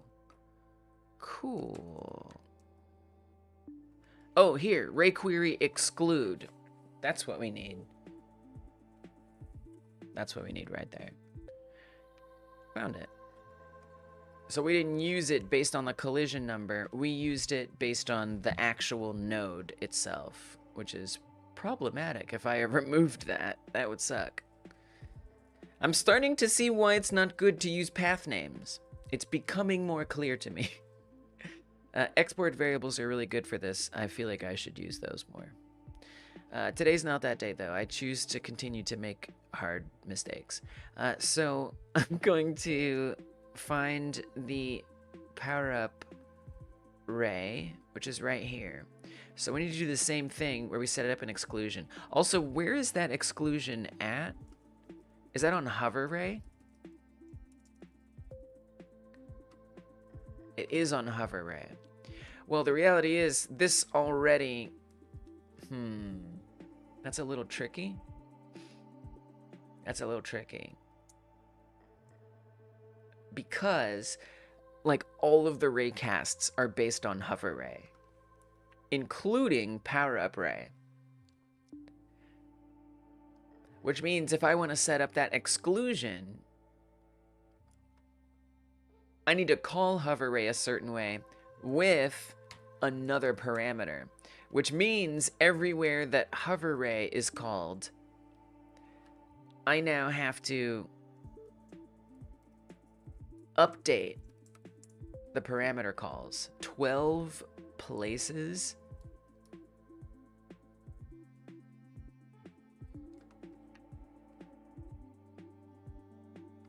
Wow. All right, I'm gonna do it.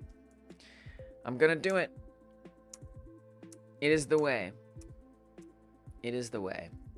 Hover ray, mask, has mask, ignore. Well, we want to, that's tough because we want to tell it to exclude. Tell me more about exclude, how exclude works.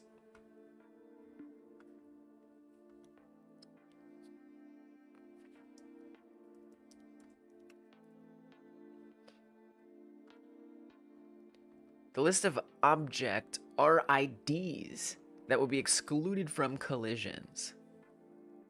So it has to be an RID. I hate that.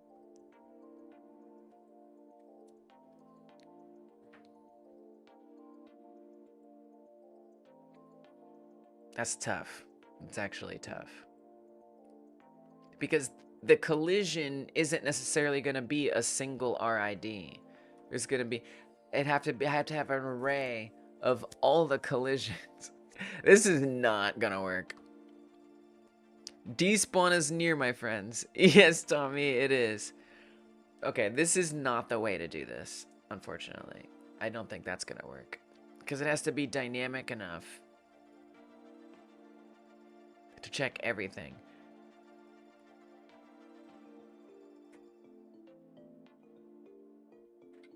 I'm sure there is some way to tell it to exclude it. I just don't know what it is. It's just like not something that I'm fundamentally familiar with. So I think what might be better, I mean, it's very confusing why it doesn't just ignore. I'm very confused why it doesn't just ignore the obstacles.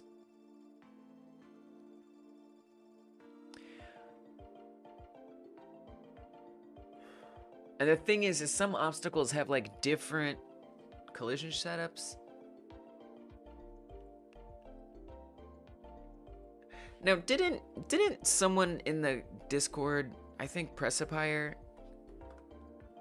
tell me about a way that I can reference an object like all the time, maybe even if it's in a certain class? I feel like I need that right now. I think I do. Here.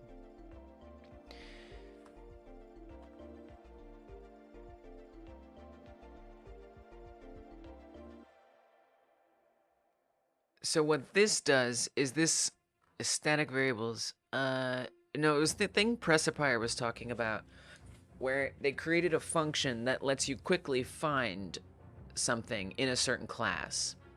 So it'll find things that return copter. And it's something that I can always go to check if something is a copter.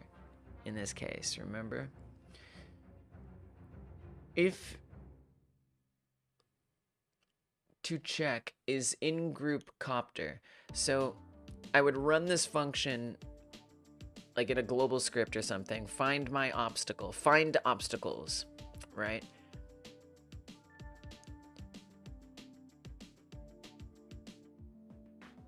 Check if something is in a group obstacle, which I think we do have.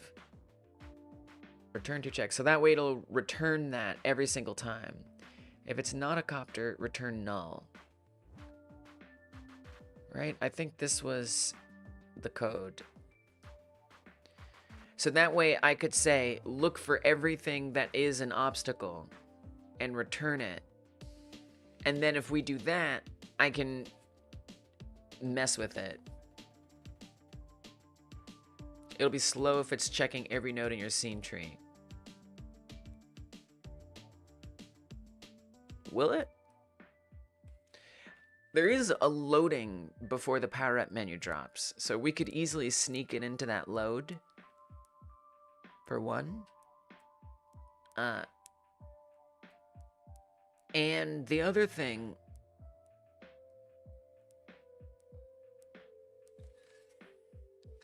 would it really be that slow? I guess so. We do have a lot of obstacles. And so is that what this is doing? This is going through everything? Because we can also say, we can also, why not run a group function? I don't understand what you're saying. So here's what I'm trying to do. So I really want to say that collision area that's around the power up menu, everything that it's colliding with make sure its collision goes away, basically. Call nodes in a group. I don't know. I don't know if any of this is actually helpful in this situation.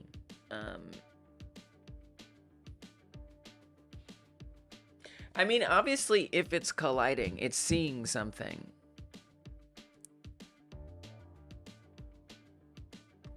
Oh, yeah, overlapping areas.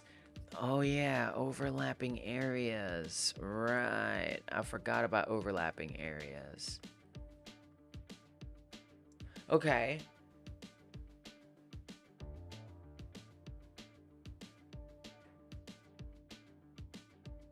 Okay. All right. So let's go back to the proximity script. Good call. So on area entered, we would say just get, I forgot how get overlapping areas. I forgot how that works exactly. I mean, it is an area, so it'll just do it.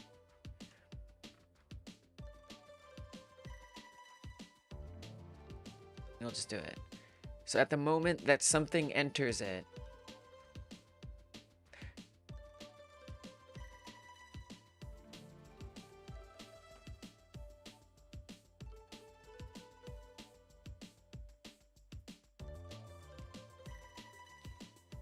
so that's going to be a whole array.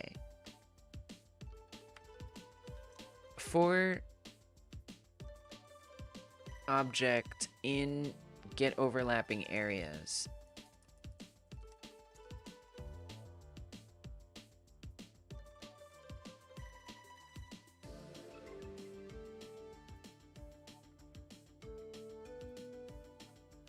So I'd have to make sure I guess all of the layers that it would have. What do you mean expected indented block? Oh yeah, you're right. I see. We'd want to make sure that all of these are off. I'm not even sure all the ones that I need, so we're gonna do a bunch. Obstacle and NPC.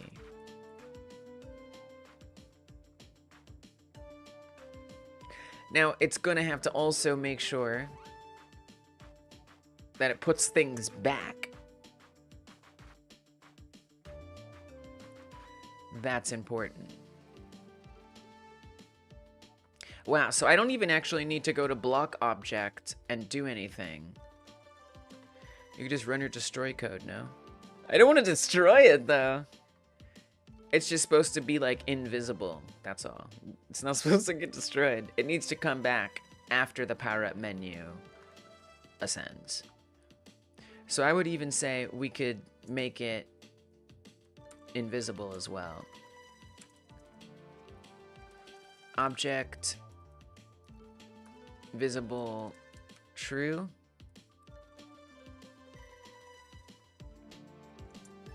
Object visible false. On area exited. Area exited.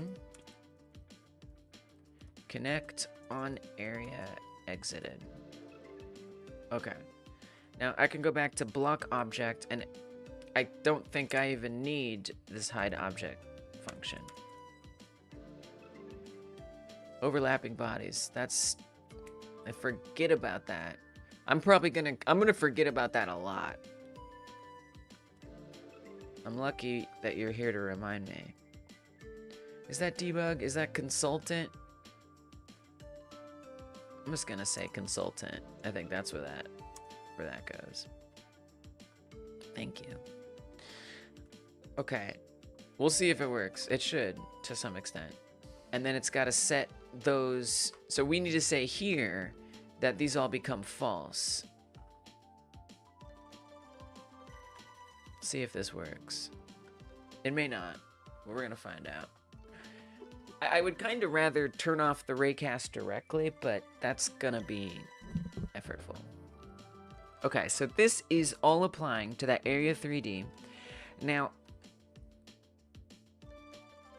I'd be a little afraid that it's still gonna accidentally see things. Technically, I actually made that area a little too large. It doesn't actually need to include the score dunk in there. So let's just make sure it's not bigger than it needs to be. That could be problematic. It'd be okay if it's higher up there, as long as it's not lower. All right, let's try this. I don't know what's gonna happen, but it might be something. So I'm debugging like 2 things right now, and then a third thing appeared. So I'm just kind of like playing through the game, running into problems as they come and dealing with them. It wasn't my intention to work on this, but not dealing with certain bugs is getting in my way of working on other things. So I'm just sort of playing through the game and dealing with it as it comes up. And one thing that came up was that apparently sometimes the power-up menu will block things. Yes, so Tommy, perhaps now I will advance through the levels, but not before I make sure we're debugging at the same time.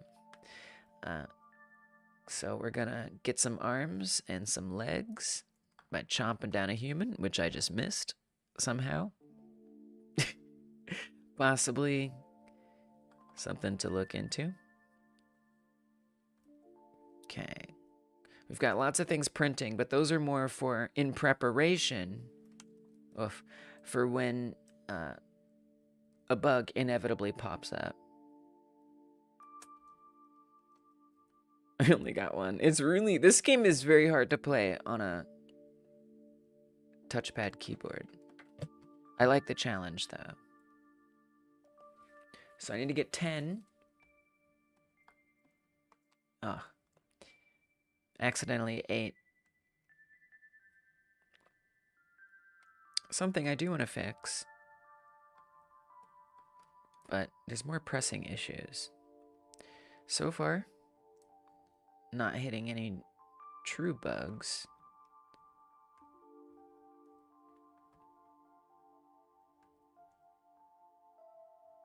And this still isn't even like all the gameplay. I mean, in theory, it's certainly not. In theory, the humans would run around, duck and hide in buildings. You'd have to destroy the buildings to get to the humans. So I'm sure there's just plenty more bugs to discover in time. All right, last one. Oh, I'm not buying, so we're not, oh, maybe I can get it right there. What? Oh, we got the other bug. Okay, this is one of the bugs. This is one of the bugs, which is that none of the buttons are pressable. That's one of the bugs. All right, we got it. Let's see if we can fix it. So, sorry, Tommy, we're not going through all the levels yet. Camera 3D began power-up menu. HUD emitted power-up menu begun. Interesting. So this bug, this is one of the 3 bugs we're tracking right now. This one is the result, or is being caused by prevent attacking. Camera 3D began power-up menu.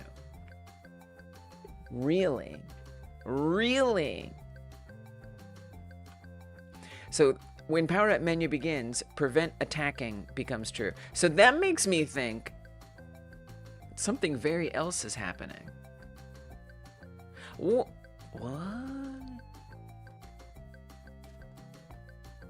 Wow. So the power-up ray. Oh, I should have put a print here. Print power-up ray is happening. We might see that immediately, actually. Oh, yeah, power-up ray is happening. So actually, prevent attacking is true. But wait, can I attack things? I can't. I can't attack things. So prevent attacking is true right now. And yet I can't shoot. What? What was that? What in the world was that? What is happening? Invalid assignment of property or key interactable with value type of bool on a base object of node 3D. Interact effects begin target. What? Oh, we got problems. Hold on, guys. I gotta use the loo. I don't know. We got problems. Enjoy the music if you're co-working along with me. I don't know. We got a lot of problems here. If you're co-working along with me, get yourself a snack. Stretch your legs. I'll be about 2 minutes. I'll be right back. I gotta use the loo. I want to put all my attention into this. I don't want to be thinking about nothing else. I got no more tea. It's gotta go somewhere. All right, I'll be right back. What is happening? The game is falling apart. What game? No game. Just collapse. Just collapse. That's all.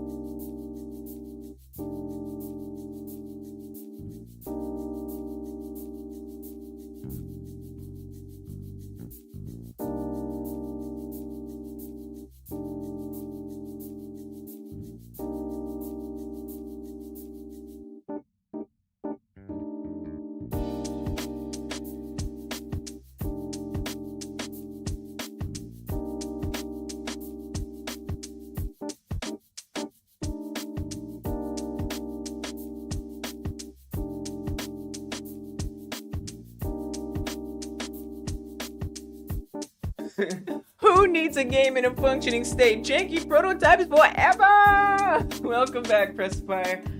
Man, it's just been bug after bug today.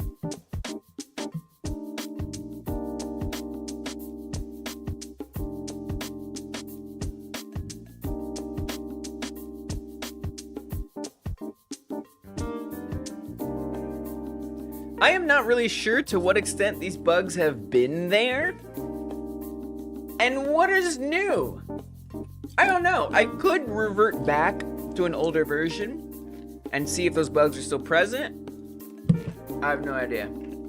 I'm winging it. I'm really winging it right now. That's okay. That's okay. No, this is what I'm here for. We're gonna solve it. So what even is this? What even was this that occurred? I genuinely don't even know. What the frick happened here? This is some whole new thing. Target interactable true. Interact effects begin. Invalid assignment. Incorrectable. So I wonder if You're doing some form of debugging almost 3 hours. Oh, man. It's become my task. It has become, because I can't continue with working on other things until some of these bugs are dealt with. So, like, that's what I'm here for now. On a base object of node 3D.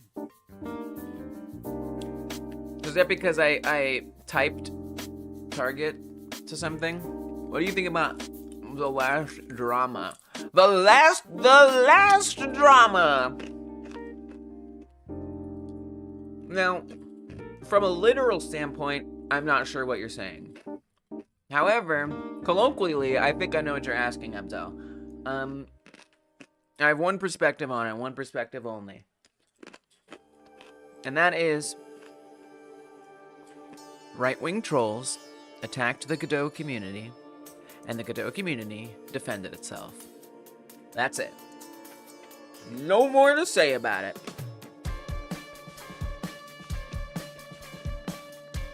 What is this? Okay, so when we do target...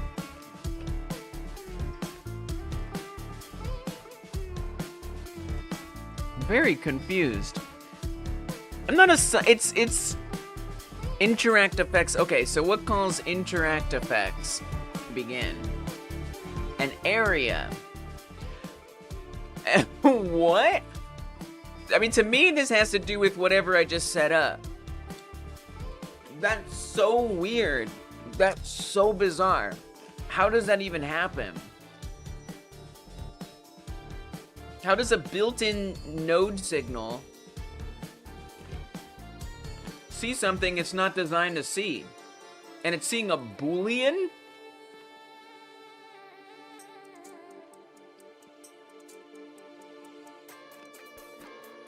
Oh, interactable. So it's oh, I know what's happening. Oh, my bad. I see what's happening. It's looking for a Boolean called interactable, but that Boolean doesn't exist. Now, I was misreading it. Okay, so where do we have variable interactable? That is on copters and block objects. So it's trying to highlight. Why would it be trying to highlight that? On interact obstacle, why would it even be looking at that? You know? That's something I don't really understand.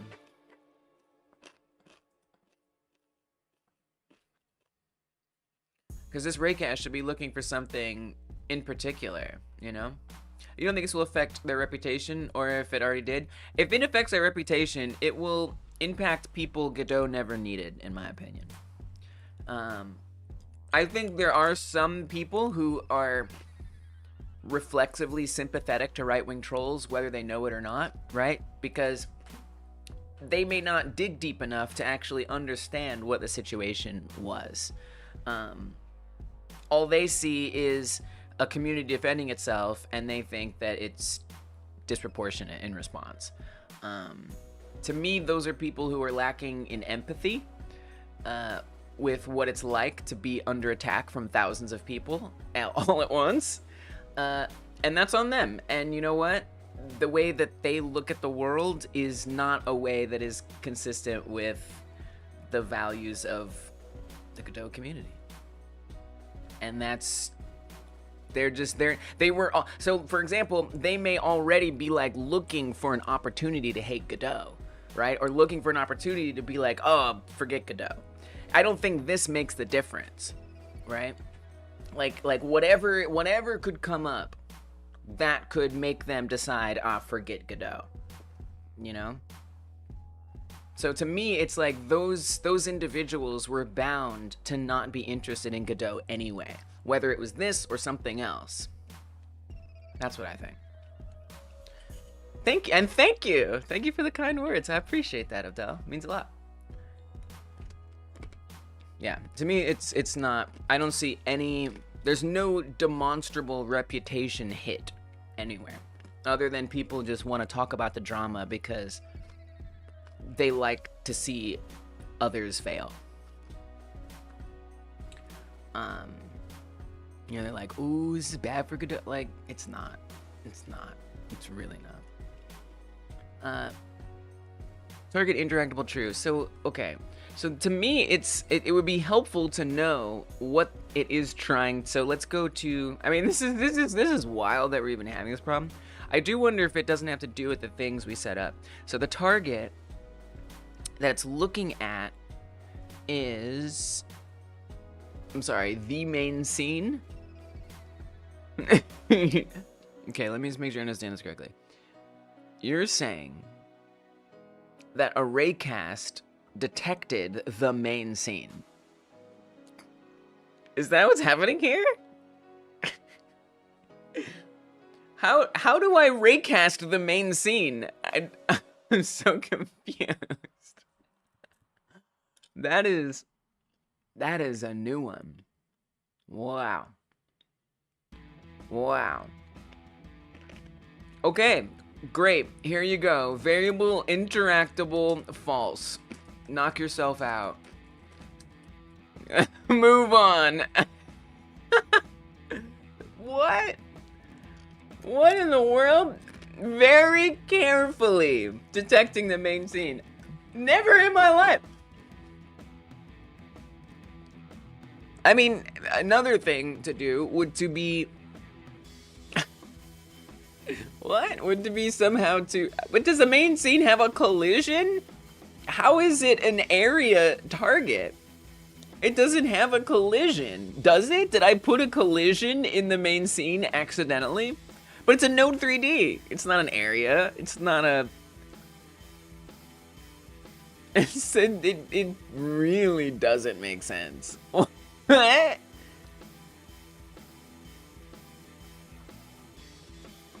Well, you know, I wonder... You know what I wonder? I wonder if something isn't... Here's what I think. Chicken. Yeah, exactly. That's exactly what I was gonna say. I think maybe something's looking up to the main scene level. It still kind of doesn't make sense. Why would an area call return that? Because interact effects begin.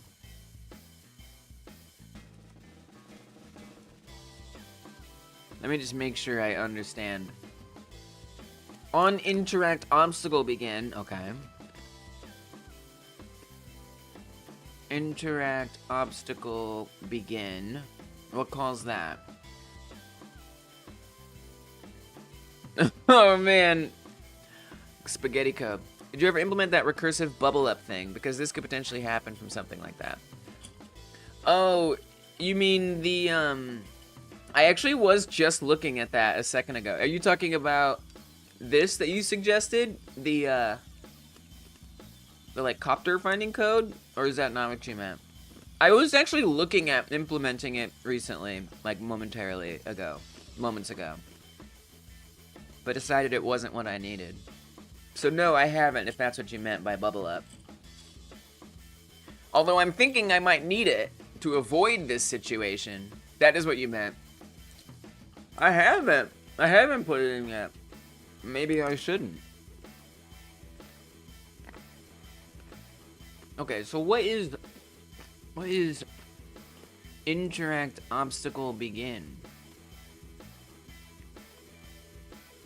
Signals are spaghetti code. I'm just gonna say it. They're great, but man, wow. Okay, can we say emit, please? The interact zone. Okay, that makes sense. And where on here is it? Right here. On area, okay, finally. On area entered. So this is literally an area. I know that because I always name it that way. Thanks to Joe's suggestion a long time ago. Never forget. Literally the interact areas built-in node signal area entered calls on area entered. And then it just directly passes that into interact obstacle begin and just sends it right into there. Directly. Okay. And then interact obstacle begin passes that same area here. If area get owner is set to null. Okay, so now we've got a get owner in that chain.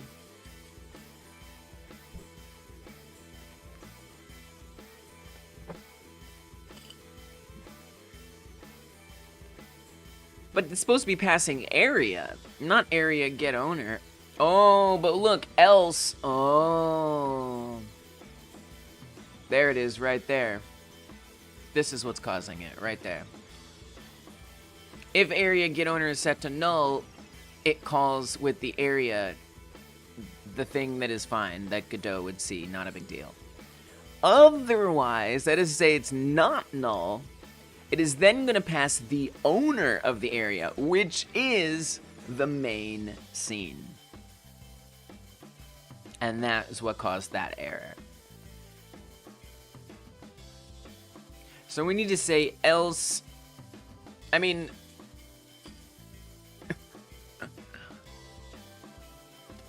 we need to be more specific. Do you think the code for this game was going to end up this insanely complex? Yes. Yes, I did. Because I've made small games before in other engines, and this happened. I did know it. I did think it would become this complex. Absolutely. Could I have imagined the ways that it was going to become complex? No. No. Which, like, you know, I feel like those are the lessons I'm going to learn over time. Is starting to realize ahead of time, as I'm starting to code something like, whoa, wait a minute, this is going to cause me a problem later on if I don't make this better. So, you know, I just kind of got to do my best and try to learn the lessons along the way for the next project. But yeah, 100%. Yep. I did expect that. Again, doesn't mean I was prepared to deal with it, but definitely expected it.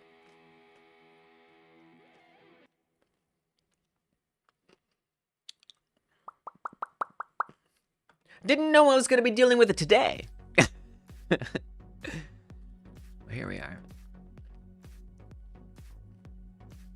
So what this is doing is this is deciding when to apply comment time for this code entry. Comment time for this code entry? What does that mean? It's kind of interesting. I guess on GitHub you can see when things were added.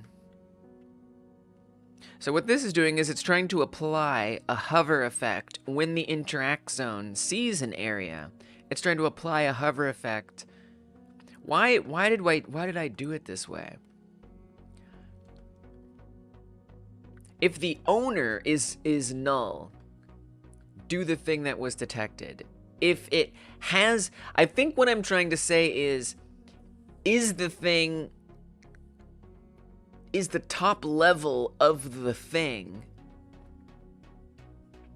the owner? I'm honestly not sure what this is even doing. Why I set it up this way. I forgot. I don't remember why I did this way. I just don't.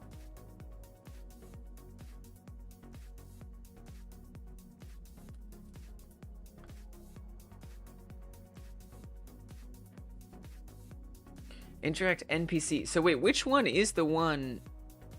Its obstacle is the one I think that's causing it. Wait, what does that mean? Comment time for this code entry? You're saying like right now? Comment the time? The time that it is currently? Why? Hey, time zone. I mean, if I don't understand.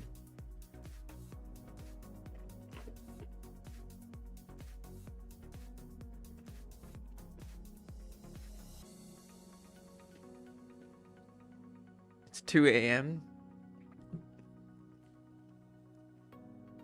It's late. Time zone doing what they do best, yes. That's right.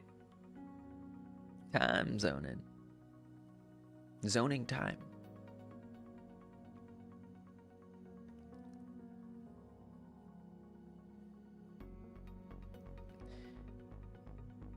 Because sometimes there are obstacles. It's comment time, as in it is time to comment up this code so you know what's going on. Oh, comment time. I see. Not comment the time. Comment time for this code. Yes, it is comment time for this code entry. Wow, I misinterpreted that so badly. Hey Josh, you know, I've just been running into many bugs. I have discovered bugs on bugs on bugs on bugs. And it's become my task. My task has been debugging, and then I got a new bug, and so now I'm debugging the new bug. I'm in a bug hole, a bug vortex, and I'm okay with that. But that's what I'm doing now. So the progress is coming in the form of discovering and debugging. I didn't like the way that came out, but you get the idea. Yeah, so I literally just stumbled into a brand new one, and I'm trying to understand why I even coded something this way in the first place, and I'm sure I did it for a reason, but I didn't comment it when I first did it, because I guess I thought it would be obvious, but it's not obvious, is it? It's not. So now I gotta figure out.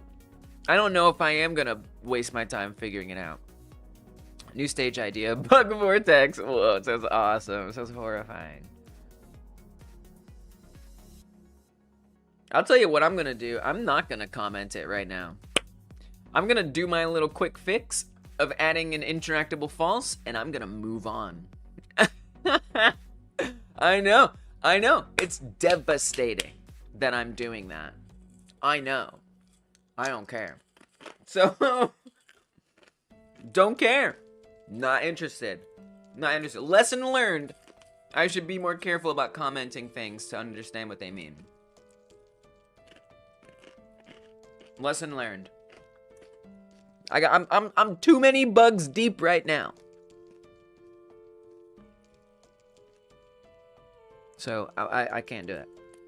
It's it is the time for a few workarounds to be thrown in. And that's just gonna be okay. And if we hit another issue, then I'll deal with that. 60% sure it was because of how the copters were structured. I don't think it's a copter. Because it was the obstacle. There weren't even any I don't think there were any copters that were even in there. Oh, I see what you're saying. That's why I set it up that way. Yeah. Yeah, and then other things, yeah, you're right. And other things like the copters as well. Because there's obstacles that are set up similarly to the copter. Yeah, I get what you're saying. I think so too. I'm just like, I can't remember what that is. But yeah. We'll tape that bridge back together when we get to Yes, exactly. No, you're right, Dungeon. The copter, and there are also some obstacles that behave that way. So there's many bugs deep right now. There's a lot of things printing just to like be prepared for what information I might need depending on what bug I get. And one bug is that grabbing stops working. I am under the impression that I have fixed that bug, or at least have put out a potential fix, and so I haven't hit that bug yet, so we'll see if that comes back. The other bug is that the power-up menu is unselectable. I haven't addressed that bug yet, so I don't know why that one happens, but I have some prints that might be helpful. And then while I was trying to debug that bug, a new bug happened, which I just worked around. And that's not even accounting for another bug that I found, which is that sometimes the power-up menu is overlapping with objects in the game, which keeps you from being able to choose an option. So I deployed a workaround, so that way the interact menu can still be accessible, but I didn't end up in a situation where I can actually really test it, and even so, we got a bug, and so that got me out of that way. So anyway, I can't imagine that made a lot of sense, but that is, there you go. There's kind of what's happening in some way. You know what I think it'd be nice? I think it'd be nice if the interact zone changed color when you drag something outside of it. Tactical spaghetti. Yeah, I would say so. All right. Okay, so this is one of the bugs. The interact. Oh, there's the other bug. There's the one I just tried to work around. Potentially. Invalid access to property or key power-up key. Okay, this is very interesting. So that new power-up menu proximity collision that I set up is being detected erroneously. So it's actually exacerbating the power-up menu bug. Excellent. This is good. We can deal with this. Now, what I'm not sure is why. I mean, I can tell the hover ray to ignore that collision shape. Doable. You know what I wonder? I wonder if the interact zone is conflicting with the buttons. Okay, something I'm gonna do right now. Let's go to the camera script. I think I know what to do. Let's go to the camera script. Oh, we're on the camera script. And we're gonna add an export. I'm not gonna deal with this crap anymore. So there is an exclude here, where we say to the hover ray, which is most of the raycasts are children, if you could call it that, of the hover ray. Really, they use the hover ray to operate. So if we exclude, there's this area around the player that was blocking the raycasts. So I could add other exclusions in here, including the ones that I've added, the new proximity zone around the power-up menu. We could also add the interact zone, which could be nice, but I don't want to keep adding a huge list in here. What I'd rather do is I'd rather have these paths be export variables, because I think that's going to be neater. So we're going to do that. I'm going to say at export, don't put it here. Put it somewhere else. At export, and I think I'm doing this correctly, maybe. One problem I had with this sometimes was on-ready issues. So, I don't know. At export, maybe someone can help me know how to do this. This is going to be like a node. Export player proximity. Yeah, we'll just say player proximity. And this I want to be a, I believe it's an area 3D.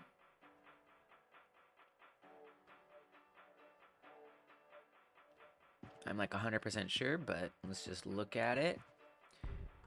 That is in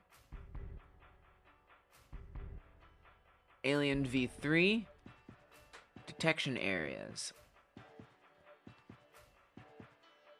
Okay, this one right here. Player proximity. This is an area 3D. Oh, we gotta call it a variable. So now if I do that, and we pull up the camera, we can assign that. So now I'm gonna go find that node.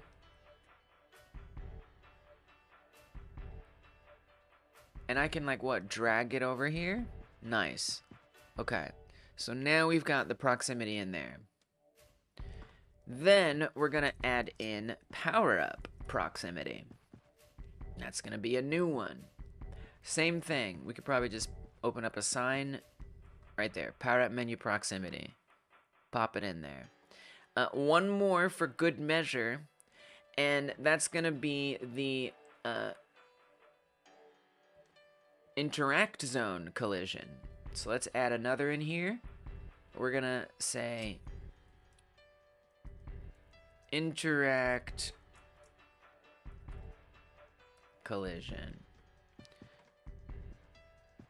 Area interact right there. That's the one. Okay. So now all of these I would want to pipe. You get an error in the ready function if those variables are null.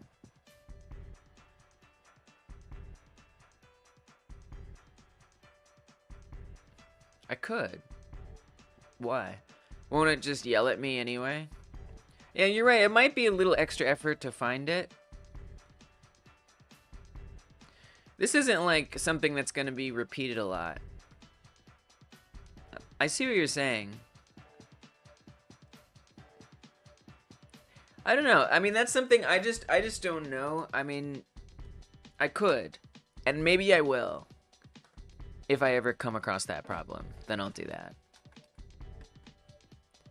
You might. I'm not saying that your suggestion doesn't make a lot of sense, but I don't yet see a need to do it. But yeah, there might be a need to do it.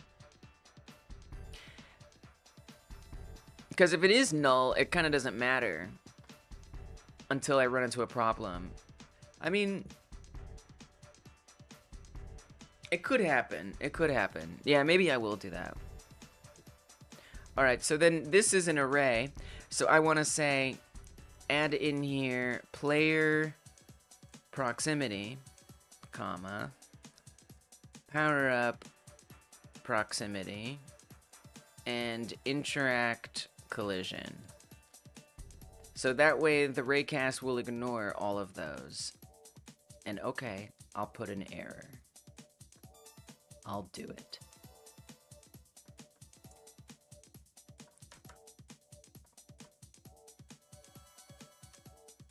If it's just like, ugh, I hate it. If player proximity, I don't know if this or is a good place for it. Power up menu proximity, power up proximity, or interact collision is set. Oh, I think you have to do each one. If that's set to null, or that's set to null, or that's set to null. Error. Arraycast exclusion node is set to null. Alright. Done. I did it. Alright, so let's see if that solves the problem. Godot Consultant credit. Godot Consultant credit. I did it. You suggested it, and I did it. So that's a credit. Let's see if there's improvement here. So I am going to go collect 10 again because we're still testing for other bugs. Yeah.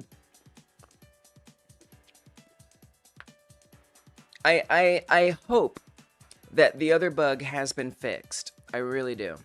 The one where the grabbing stuff. Haven't seen it in a while, which is nice. It could still happen, but for now, it's gone. I had thought maybe it was if I clicked away and came back, but I still haven't really seen it happen since then. Looks like the Happy Godot also got a tucked in there. Nice. I love the emotes on screen. It's good. Wait, did I get the bug? Did I just recreate the bug? Tell me I recreated the bug. I kind of would like that bug so I can test it. Nope. Nope. Nope, did not. The bug is not there. Sorry, you might have fixed that bug. Like, I'm sorry to break it to you. But you might have unbroken the game in that way. It's just the reality. Okay, so we're just trying to play normally a little bit.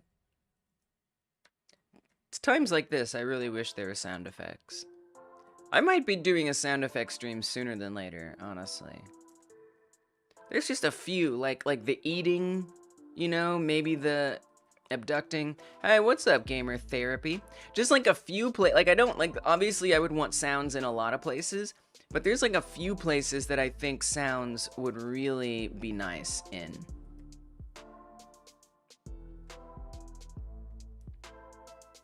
That would just make it feel correcter. So we'll see. We shall see. Alright. Dunk. One more. Oh, I think there's a human over here. Let's see if I can get it. Come on. Oh, that's a tough one to get. Oh, God. Oh, that's risky. Jesus. Okay. All right, power up menu selectable. Tommy, the time is nigh. If you're still with us, I will say I'm noticing some interesting performance dips. I don't really care. Oh, you know why? The reason why there's a performance dip is because there's thousands of calls happening. I think once you start adding sound effects, you'll want to add a ton. Subtle sounds like the corn being flattened or the foot hitting the ground. Yeah. I mean, look, I will want to, but knowing me, I'm gonna avoid anything that I don't think is strictly necessary all the time. And I think, like, there are some sounds that are feeling like they're really missing. But yeah, I do want all of that. I do want 100% of that. Yeah, absolutely. All right, so these all work, which is good. Let's go ahead and give us, so of these 3 power-ups that we've gotten, Fantastic Arms actually does work. What happened? Tell me. Invalid access to property or key power-up key on a base object of Area 3D power-up menu proximity. But I said exclude. That's shocking. And interesting. So that exclusion didn't work. It didn't exclude it.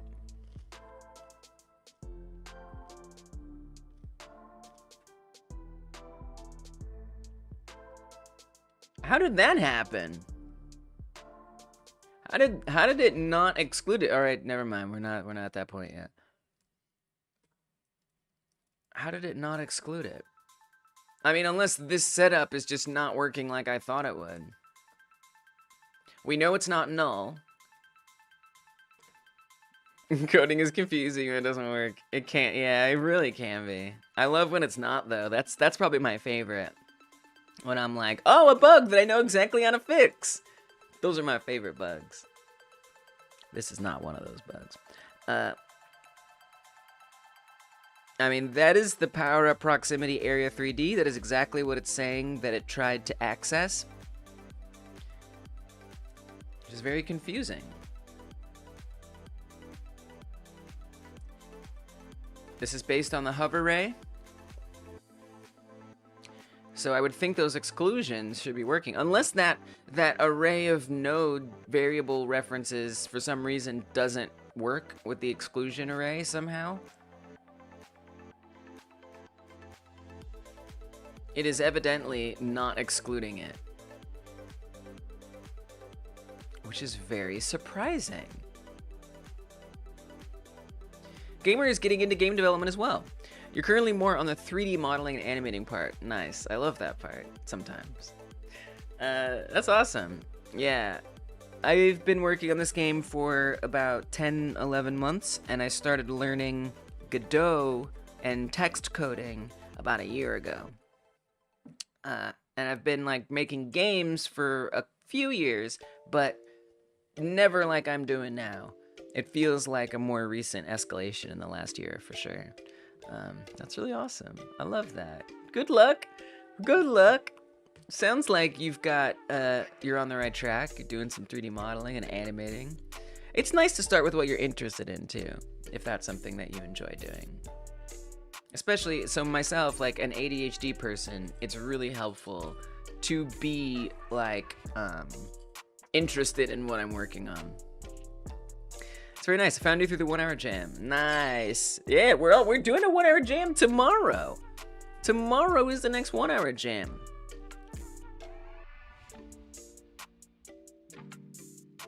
That's right. The Discord, we got a Games by You channel.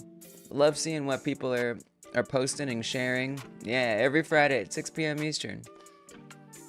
That's cool. Did you find it on like itch or just the video? It's awesome, gamer. I'm so glad you're here. Thanks for saying hi. Join it! Let's go! I can't wait.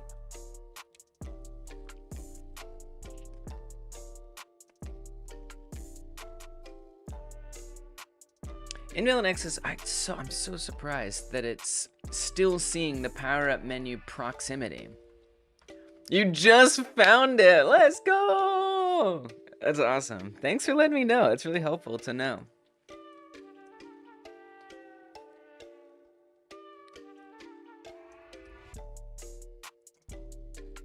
And the thing is, you know what else? I mean, first of all,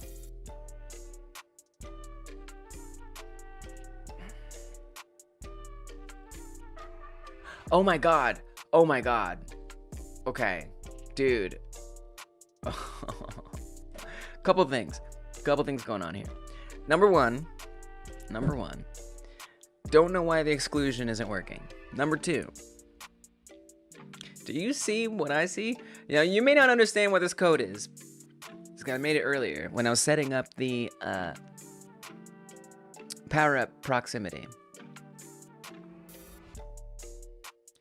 It says unable to accept invite when I try to join. You know, someone else had that. I don't really know what that is. They said, I feel like if they like tried like on a different browser or a different device, maybe it was like mobile. If you're on mobile, that happens. I don't know what that is. And I guess that's from the description box. That's also very helpful information to know. I don't know why that's been happening. There's another link in the channel profile. It's really weird. That some other people have said that happens. And I don't really fully understand why. But if you go to the channel page and then you go to, like, you know, the description at the top, there's another link in there that might work.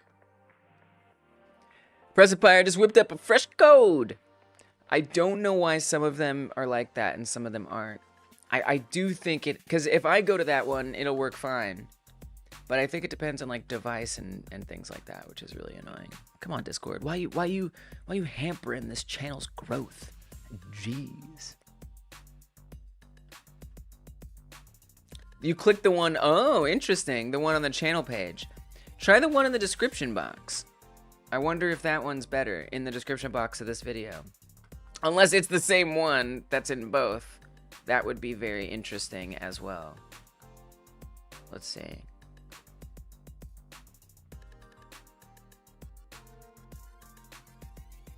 That's a different one that's in the description box. So I don't know. Strange. Anyway, so on this power-up proximity script, I I have the collision layer of the proximity script changing. I forgot to add, in the for loop, I forgot to tell it only make those changes on the object that the for loop is addressing. You're on mobile. That's really helpful to know. Yeah, it seems to happen when people are on mobile. That's really good to know that that's like a consistent issue. That's really, really good to know. So I think this might be causing the problem because it's changing the collision layer of literally the proximity orb at that exact moment. So yeah, it's kind of a problem. Michael says, just thought I would update you on my progress. I've started to use Unreal. It's been okay start so far. You've got a grapple hook going. Nice. I love that. Are you using blueprints? Unreal is awesome. It's really, really cool. You're trying to use the engine without any YouTube videos. Bless your heart. Good luck. Good luck. Well, you know, I mean, the documentation is not that good for Unreal. I don't know where. I mean, there's forum posts. There's images out there. Blueprints. Nice. I really do like Unreal a lot, for sure. Dungeon says the one in the channel takes you to welcome, and maybe it breaks because you can't access that channel. Oh. Oh. Wow. That is an excellent observation. That is a fantastic, smart observation. Well, I need to fix that, don't I? Oh my goodness. Wow. Now that's a good catch right there. That is a very good catch. All right, let me create a new invite then. Wow. Wow, wow, wow. All right, let's make a new one for the channel. Let's fix this. We're fixing bugs on the channel. We're fixing bugs in the game. That's how it works.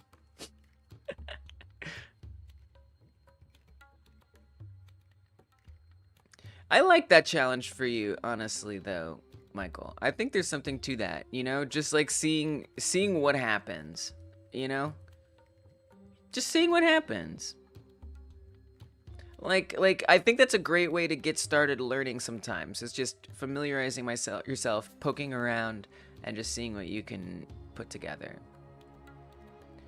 Alright, so I'm updating it on the channel, so it is... Actually, I don't even know what the invite is for, now that I think about it.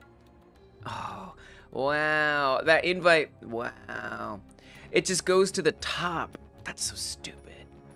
Okay, wow. Today I learned a thing about Discord. Yeah, whoops. I like to invite to the rules channel myself.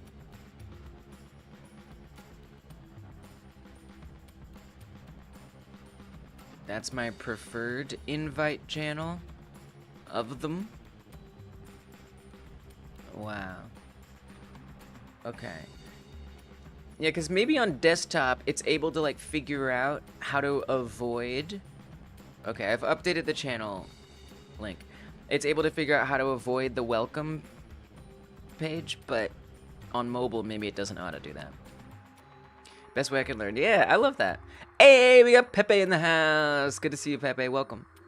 We gotta sing a song. Gamers in the server! Let's go. And it worked on your PC. Oh, wow. Yeah, maybe PC is just able to, like, resolve that issue of the channel not existing. But not so on mobile. That sounds like a Discord bug. To me, that's a Discord bug. Don't be afraid to look at tutorials. Google and YouTube are the best ways to learn anything. At some point, you'll move on to mostly using docs, but vids can be very, very useful. Yeah, I agree. Although Unreal has terrible documentation. Godot has so many short 5-minute or less vids that explain a little handy part of the engine that you will reuse over and over. Yeah, that's true. For basic stuff, for tracing models, AI code, stuff like that. Gotta love bugs! It's okay, Pepe. Ain't no thing. Ain't no thing. Alright, let's get Pepe the song. Let's get Pepe the song. I don't think I can sing to this one, though. Oh, I can sing to that. We're doing a member song. Member in the house that hasn't gotten a song.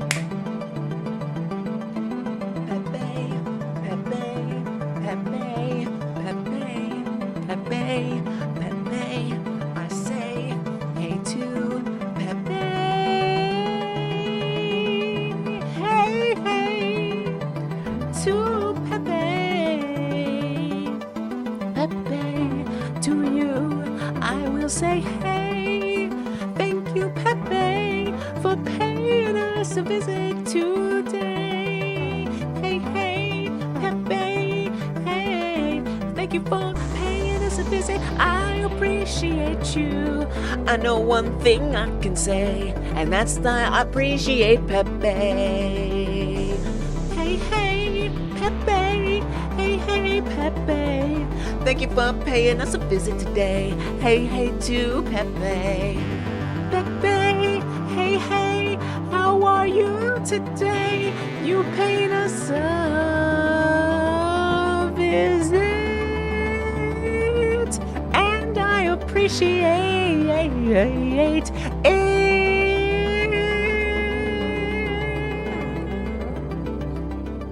There you go, Pepe. There's your member song. Thank you so much for being a patron and a YouTube member for so long. I appreciate you, and for helping to draw my avatar for the members only podcast I'll be doing. Thank you.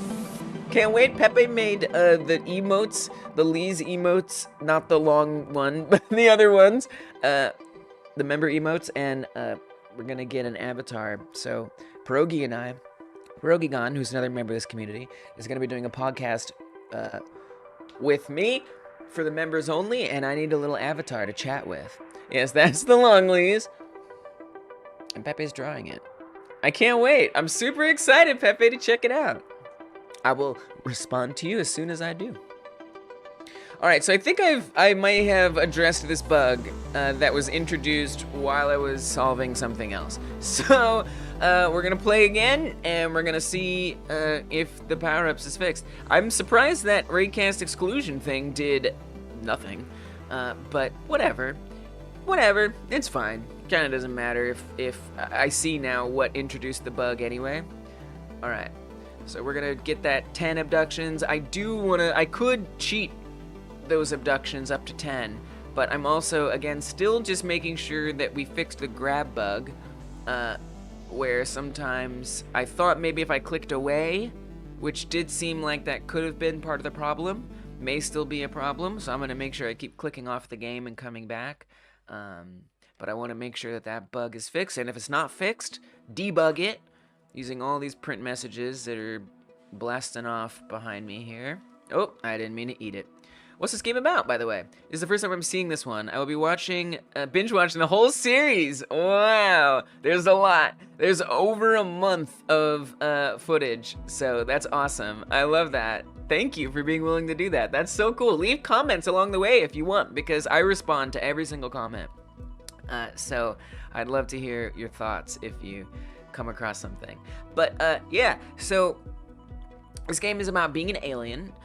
And you are abducting humans. The aliens in their natural habitat. You will, yay! The aliens in their natural, I like you. The aliens in their natural habitat don't have arms or legs. They have no limbs. And then one day, a capsule carrying a animal crash lands on the alien planet, and one of the aliens eats that animal and finds out that they grow the limbs of the animal when they do that. So they head to Earth to get more limbs, specifically from humans, because they have the best limbs, according to the aliens.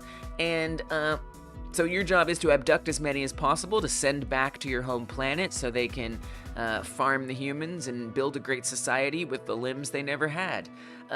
You can also eat the humans in order to heal yourself and grow limbs back, because your limbs break off when you run into obstacles. So you have to be careful not to run into obstacles. And because they break off, you can't grab as well, so you want to make sure you keep them healthy. We're now about to get some power-ups that you get in between levels, so it's going to have rogue-like aspects. So you're going to, when you die, game over. And you're going to pick power-ups along the way to build your character to be better and better as you go on. So let's pick a power-up. Let's see if we can get it. Let's see if we can do all the levels. All right. Will it work when I click? No! What? What? It's still seeing it? Oh, frig. Frig. Why? Oh no, why does it see it, man? That's so annoying. Bug. I mean, first of all, I did fix a bug just now that was there that needed to be fixed. HUD wins again. Oh, man. Oh, I also mixed up the true and false here. That was a mistake. So many mistakes. Here should be false. Oh no, I didn't mix it up. No, that was correct. Gotta squash it. Gotta squash it. So, I mean, this was a bug I did need to fix. What? Okay, I just don't understand. It shouldn't have any... Alright. We're gonna say set collision layer. It shouldn't have a layer. It should put a boot on it. It should have no layer. Do you want me to say ground is false? I mean, the hover ray, the power, so the power up ray cast, okay? Power up ray. It only sees bitmask 32. Check remote for what? It only sees 32, which is...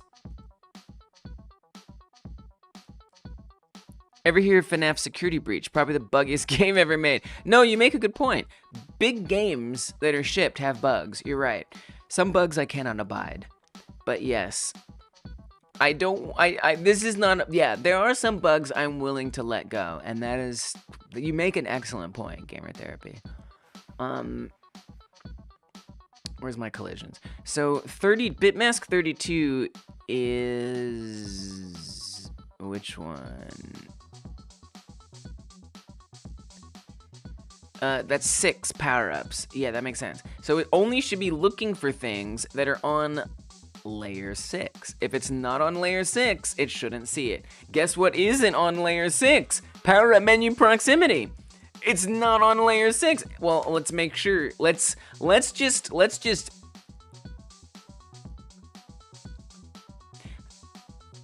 wait a minute. Is there a script that's assigning the layer to children that are areas? Wait a minute. You could also try calling a force ray update. What is that? It sounds cool. Okay, wait, I just had a thought that could be causing some issues here that I didn't realize were true. So there's a power-up menu script. So there's, on the top level here, there is a node called power-up menu.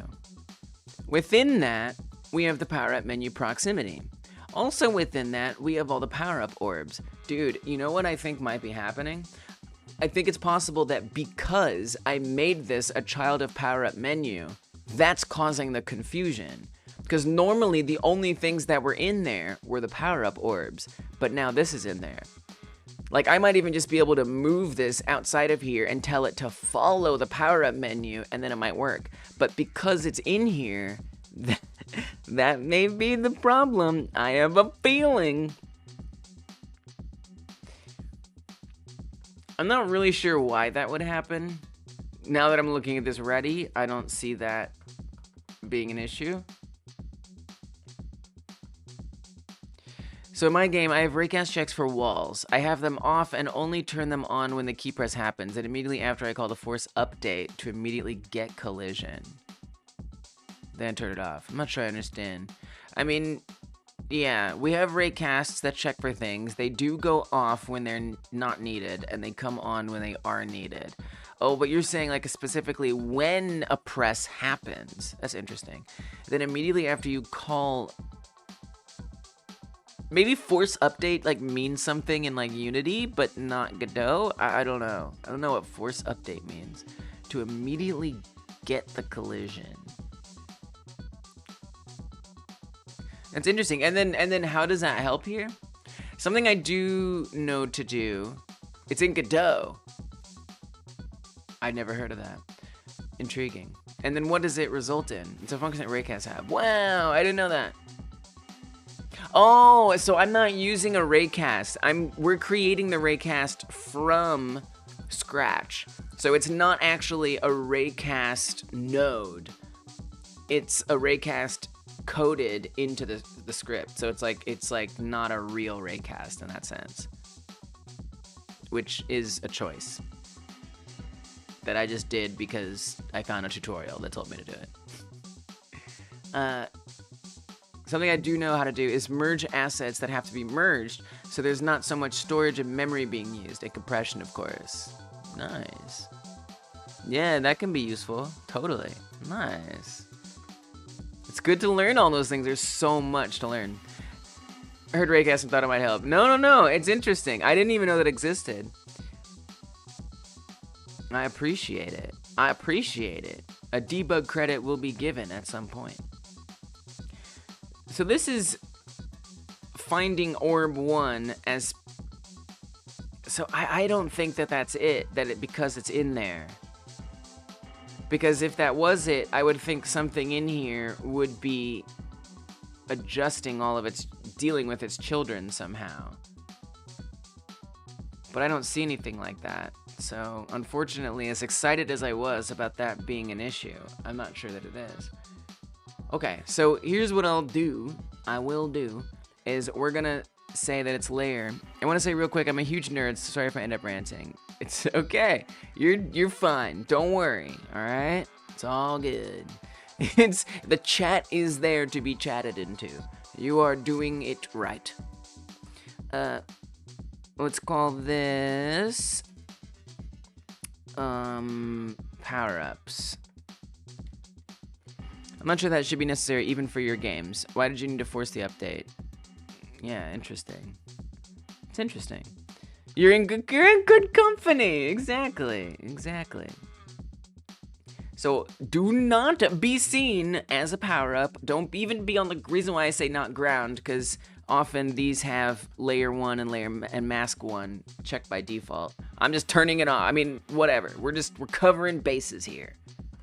At this point, I could keep testing for that bug, but the build-up is killing me. So I'm going to cheat my way to the power-up menu. I'm tired of waiting. All I gotta do is just press a key and the abduction points will go up. I am not going to keep worrying about this other bug, because as far as I see, it's not happening, the grab bug. I'm just gonna press it. So we just go boop, boop, boop, boop, boop, boop, boop, boop, boop, and then the power-up menu drops. Okay.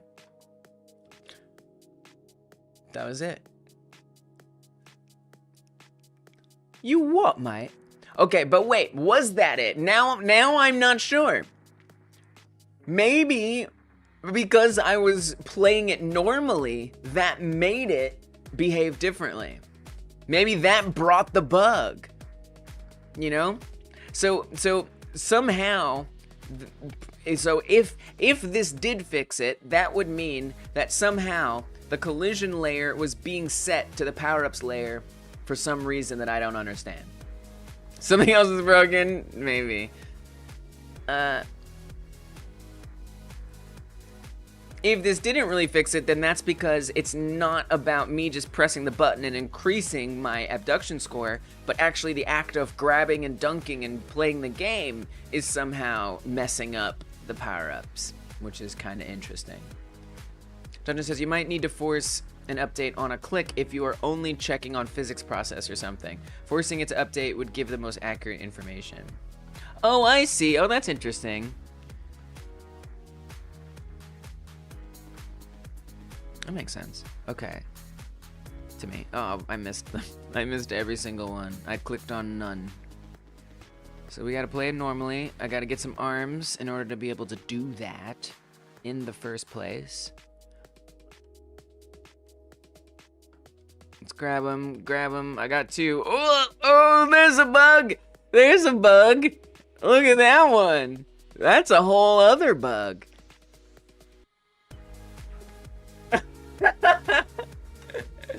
No, that's why we're playing it. So we can find these bugs. I mean, I feel like it's a non-important one. I need an adult. Because I'm sure we can just fix it as soon as I click on something else, it's gonna fix itself. Oh look, the arm is stuck out. Yeah, it's red because it's up in the fog and that shader appears in the fog. What if I break the arm off? Does it stay up? It does! So the only reason it would stay up like that is if the animation... It's a power fist. If the animation was toggled on, which means the animation didn't get toggled off. No, that's not what that is. That's actually not what that is. I know what that is. That's an aim bone. I mean, know what it is. I don't say I know how to fix it, but I know what it is. That's in aim bone at target. For some reason, it's still aiming the bone at the target, but it's not stretching it. Because before, it was stretched up in the air. New power-up, one fist is always help forwarded and punching. just like code bugs into power-ups. Gaming therapy, FNAF security breach. As I mentioned earlier, the whole game is in a 4-story complex because of unmerged assets. The game ended up being 81 gigabytes when it launched. That's nuts. That is very large. That is a very large game. That game does not seem like it needs to be that large. That's a fun fact. Maybe not fun for the developer, but... So the aim bone at target, what is making it aim like that is...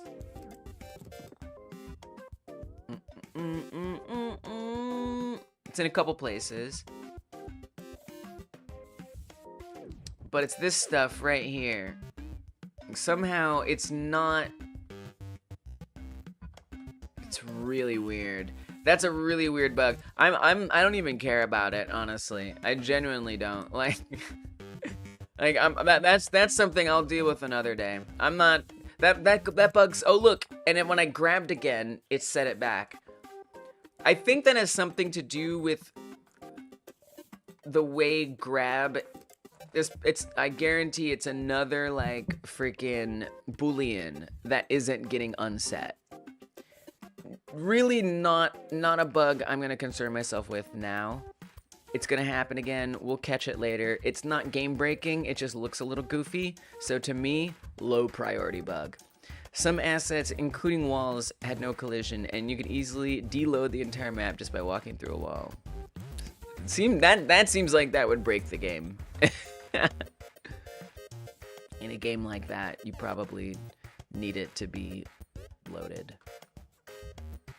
Okay, so we're continuing on. We're worrying not about these little things that pop up if they're not related to it. It's almost GTA 5 100 gigabyte zone.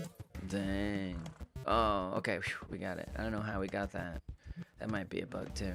Oh, there's bugs. There's bugs everywhere. It's tough. It's tough, man.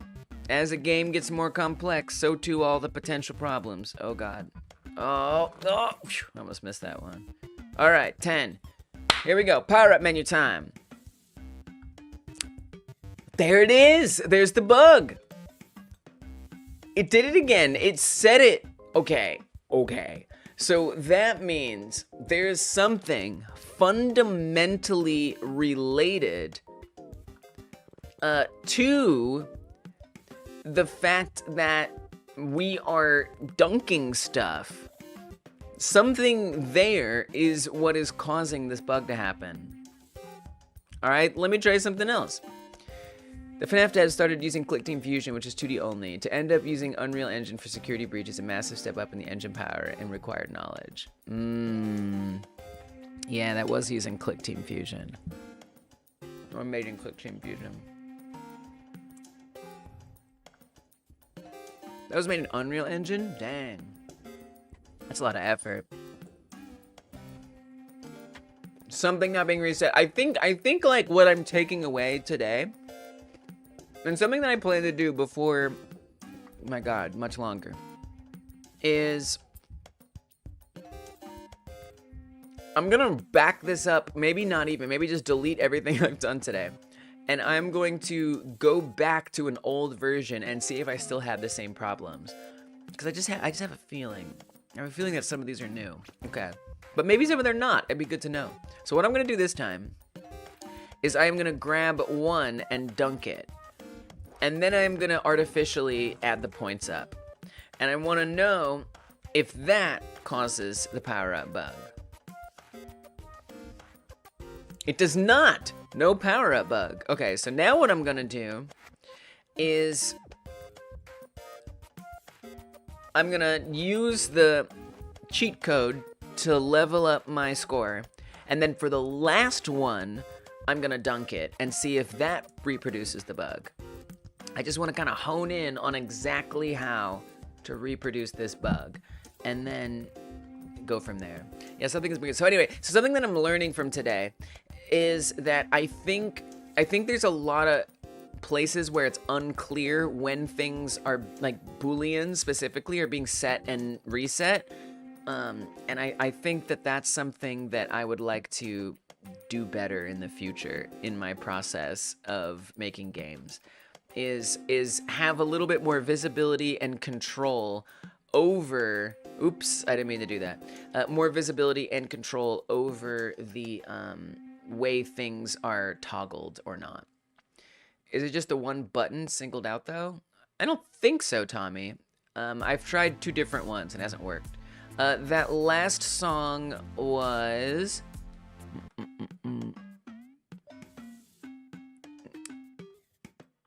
it was called This Is Not a Ballad.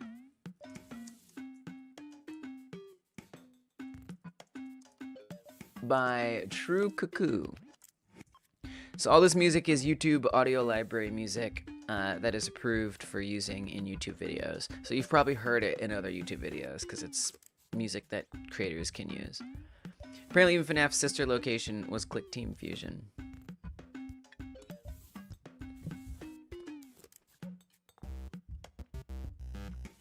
Alright, so I need to do this correctly, which is artificially leveling up to 9, or scoring up to 9, eat 1, and then dunk 1. Oh, that was a bug right there.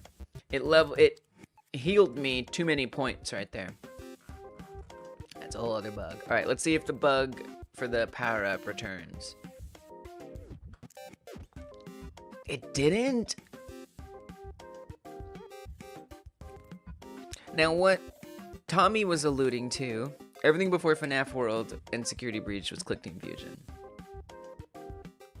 I have that engine. I learned game dev on that engine when I was a little way back when. Yeah, it's an old engine.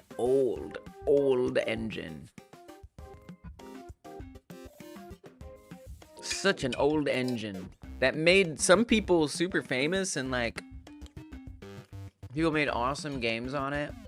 It had such a vibrant community. Click Team Fusion is like legendary.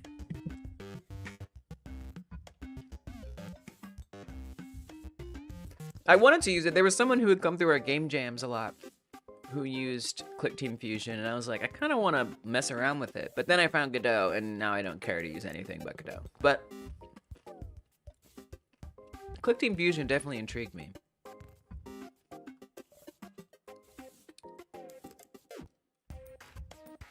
I'm not surprised jumping to Unreal for Security Breach was a bit of a dumpster fire. Wow. It almost makes me wonder if using the cheat. Alright, so let's do it again. Let's just, whoops, one by one. Oh, I spawned a helicopter. One by one. Get every single point without using the point cheat. And see if, I mean, I'm sure the bug comes back. Now, Tommy was asking if it's like a certain button. That I was often pressing the button on the left, but pressing the button in the middle was also causing it. Pico 8 is one I'm going to have to try at some point, but Godot is good enough for everything I need. Yeah, you know, I think it's nice not only to just know engines because, you know, you don't want to, you know, in case something happens, it's good to be literate in other engines, but I think it's nice to like have engines that you want to just use for fun. Yeah, Pico 8 is definitely one of those that seems really fun to use, and I see that for you too. Aside for the one way collisions with raycasts. Yeah, why? Pico 8 does look like fun, but it seems most games made there end up getting made in other engines in the end. Oh, that's a good point, Pressfire. Right. Then you've made something that's limited, and now you have to do like even more work to remake it. That's actually a good point. Are you gonna release this game someday, or is this just a fun project for yourself? It is a fun project for myself, and I'm gonna release it someday. It's both. It's both. All right, so each one of those I got fair and square. Middle button. No issue. What if Tommy's right? What if it is the left one? All right, let's try it again. I could have actually kept leveling up there and found out there. I probably should have done that. Will be PC only. Probably, yeah. Probably. If I do it on Steam, I'll make it Steam Deck compatible.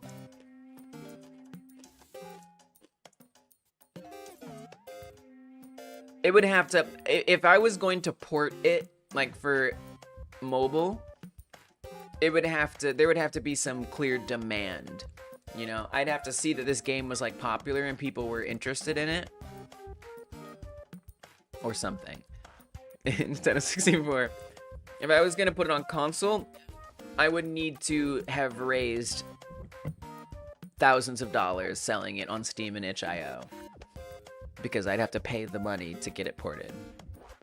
Mobile, really? I mean, a lot of people say that this looks like a mobile game, which You know, I recently heard some critique about, not critique, but just some like game dev advice. I'm just gonna blow it up. Where like, you know, if people are saying, you know, if they want it like on a different platform or something, is the problem that it needs to be on that platform, or should the game not seem like it belongs on a different platform? Oh, that's the left one. Tommy! Tommy, I think you're right. I think it's just the left one. Don't forget the billions of ads you've got to put. I know. No, you're joking, but it's true. Wait, maybe it is the left one. Tommy, I think you're right.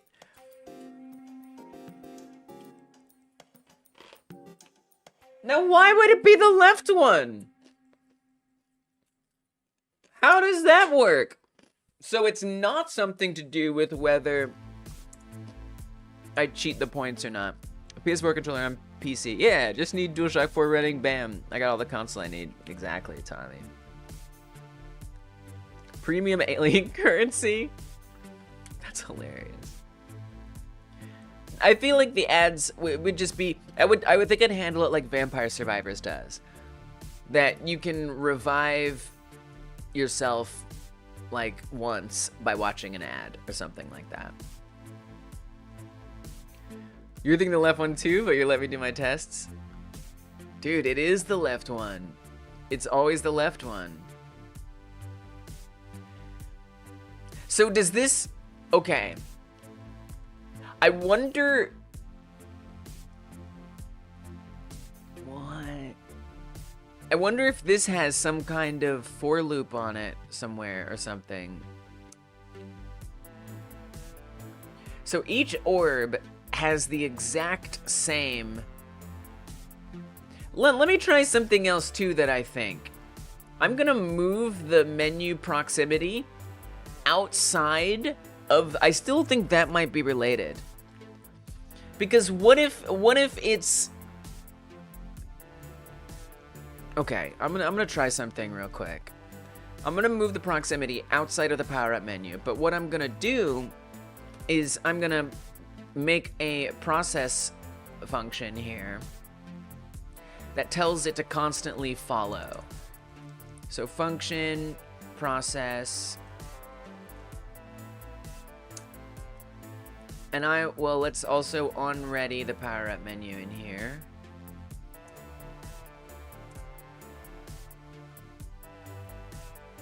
What I was trying to grab? Yeah, the first, exactly. I don't know where I've set up that code. I hate that I've set up any kind of child checking somewhere, but that is what I'm thinking could be. So we want its, we'll say global position is set to the power-up menu's global position. How am I? I'm really good. How are you? I'm doing great. I'm getting to do my favorite thing. Come here and work on this game and hang out with cool, chill people. Like, I can't ask for more. I feel good. I don't feel unwell. I'm hydrated. Can't complain. You're doing okay. Okay, you know, okay is okay. Okay is okay. So that's all right. That's okay. All right, so let's see if this made a difference. Wow. I mean, I'm gonna go through. We're gonna give some debug credits because y'all have been helping. I appreciate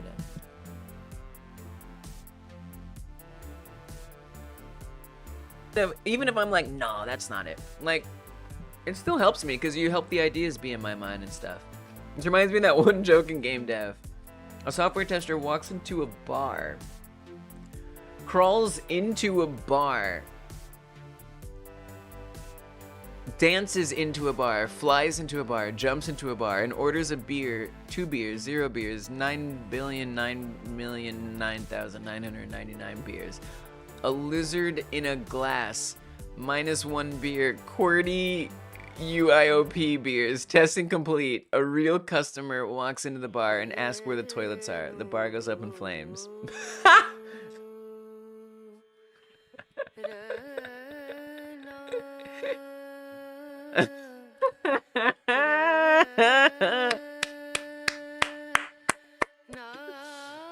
Yep.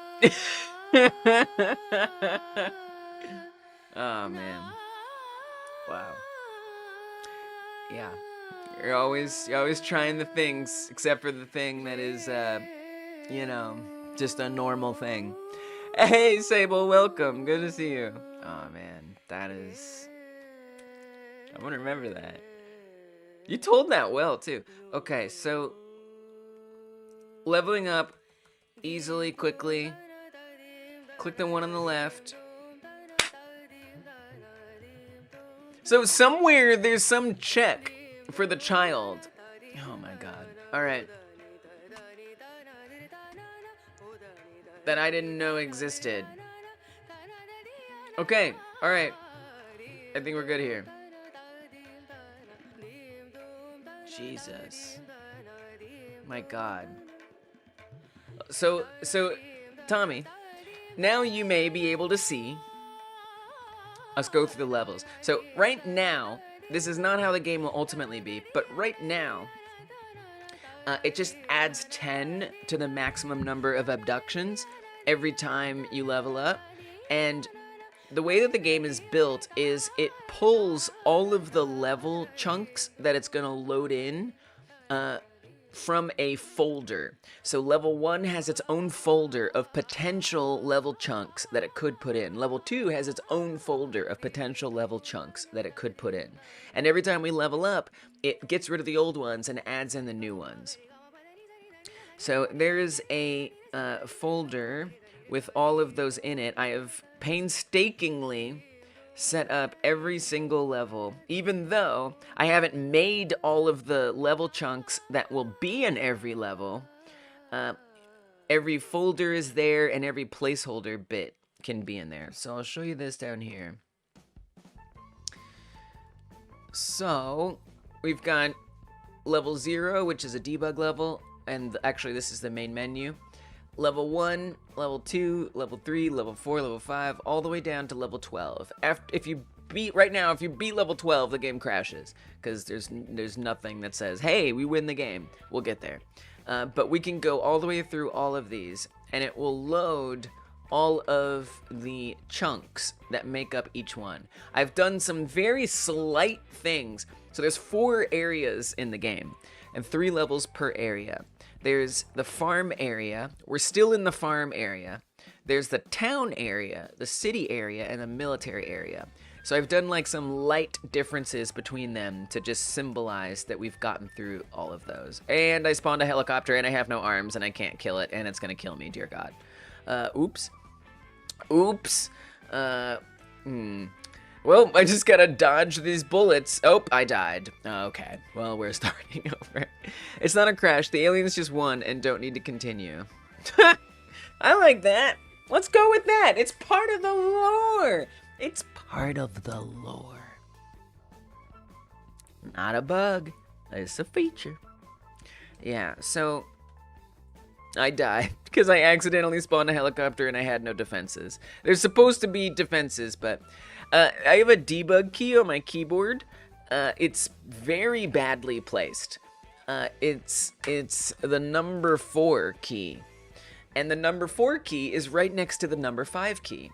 And the number 5 key is the debug key for making the alien be able to stop and go, which is not something the player will be able to do, but it's something I do a lot.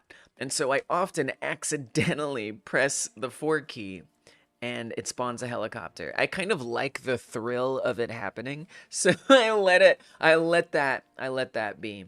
But now that I have arms, I can actually attack a helicopter if it comes. Oh, no, I can't, because the interact area doesn't reach the helicopter until I have more bigger arms. Okay, eat that up. Now I can attack the helicopter, because we can reach it, and now we're safe. Okay, anyway.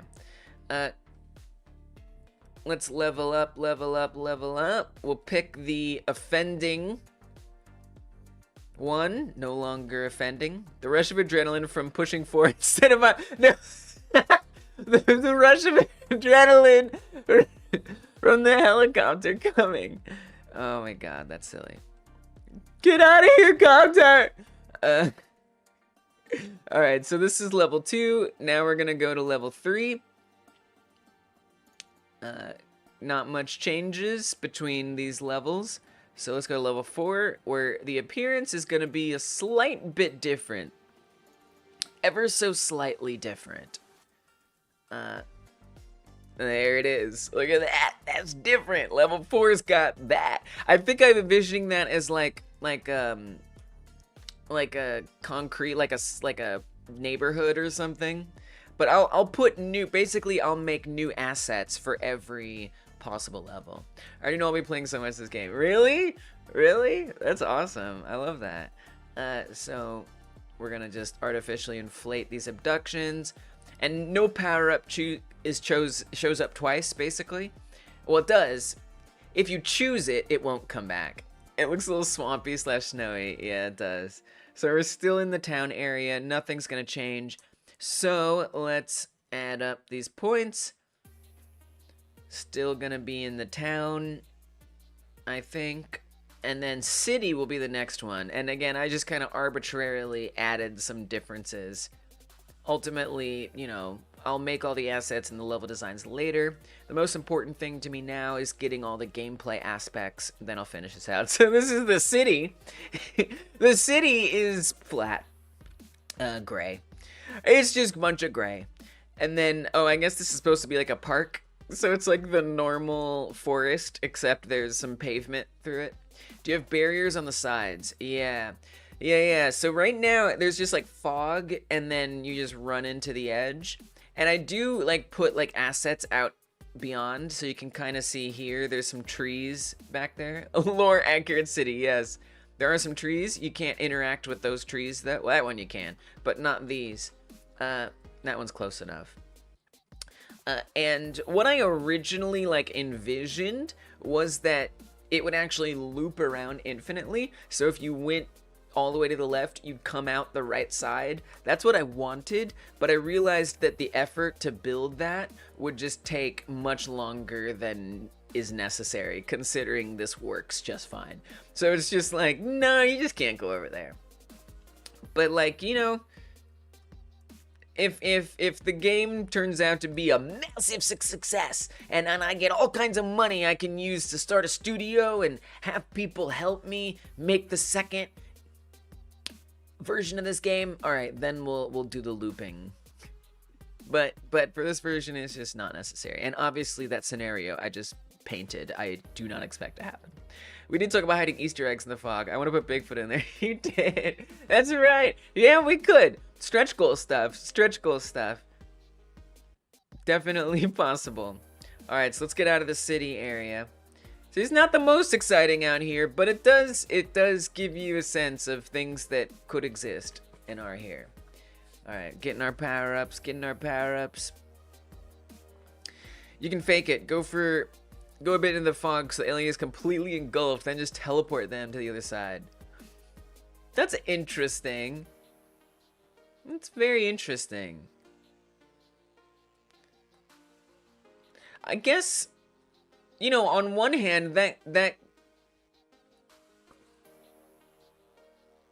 I think my problem with that would be, I don't know. I mean, we could do that. I just don't see the point.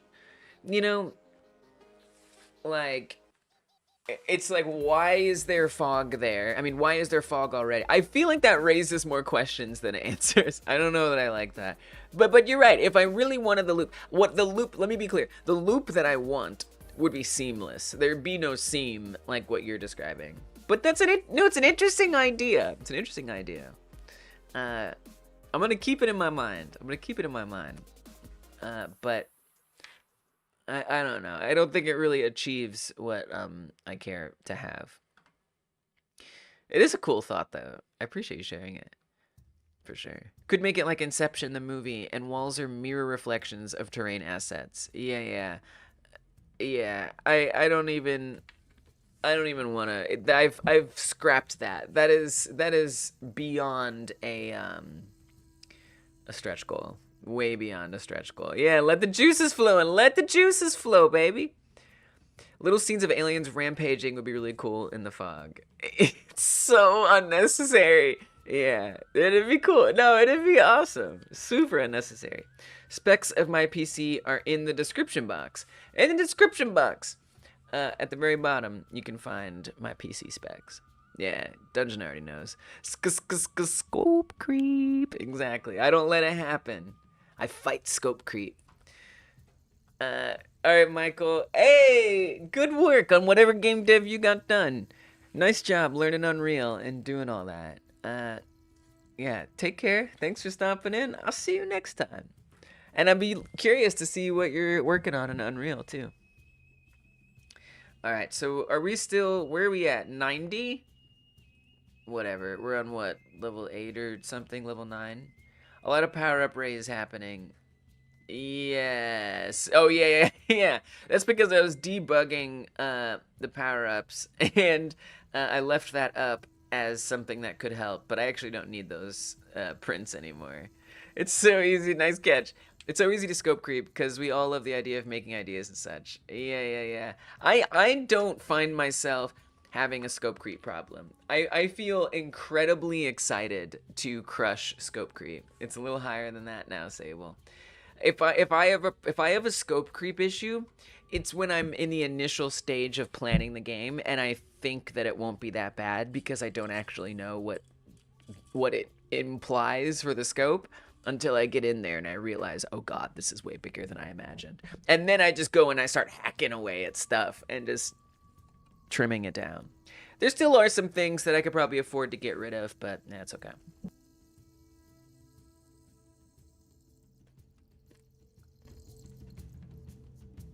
I thought Doctor Strange video game would have players run on buildings be part of gameplay. Must not have watched the movie. I don't even know what Doctor Strange means. To be honest with you. This proves you don't have to have the best PC to make good things and have fun. No, I mean, I did 30 live streams in Unreal Engine on that PC. Developing an Unreal Engine, live streaming at the same time. Absolutely do not have to have the best PC. In fact, I insist on not using the best PC when I do, because I have a better PC, but I prefer using this one because it gives me a better sense of optimization. See you tomorrow for the game. Yes, see you tomorrow for the game jam. I'll use Construct 3. Oh, awesome. I love that. That's a great engine. Cool. I look forward to that. I used to use GDevelop, which is very similar to Construct, but Construct is kind of cool, like, because it's like paid and stuff. Nice. Awesome. I'll see you then, Michael. You're most welcome. For the 10 days game jam, I'm going with a go with the flow scope, not precisely defining the features, just doing as much as I can, like using lower end stuff. Yeah. This piece shows up all the performance issues, which look like they've all been ironed out. Yeah, they have been. They absolutely have been. All right. So I think we're going into the military area now. Again, not very, you can barely even tell, but this is like a slightly browner gray, and there's more grass. So this is the military level. No way to scope creep this way. Oh yeah, with the performance issues. Exactly. I'm not. Somebody is. It sounds like Gamer Theory, which is pretty cool. So yeah, so that's that. And then if I level up... Oh, Sable. Sorry, I thought that was Gamer. That's Sable.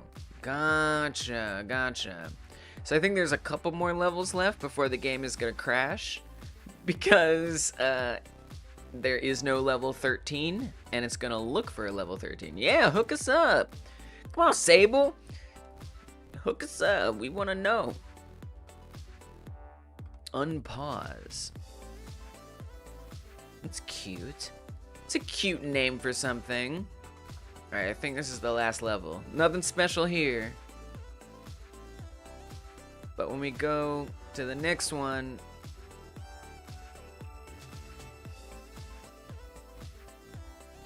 It can't do anything. It's just like, no.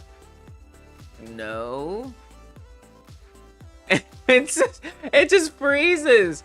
It doesn't even do anything. There's not even an error. It's just like...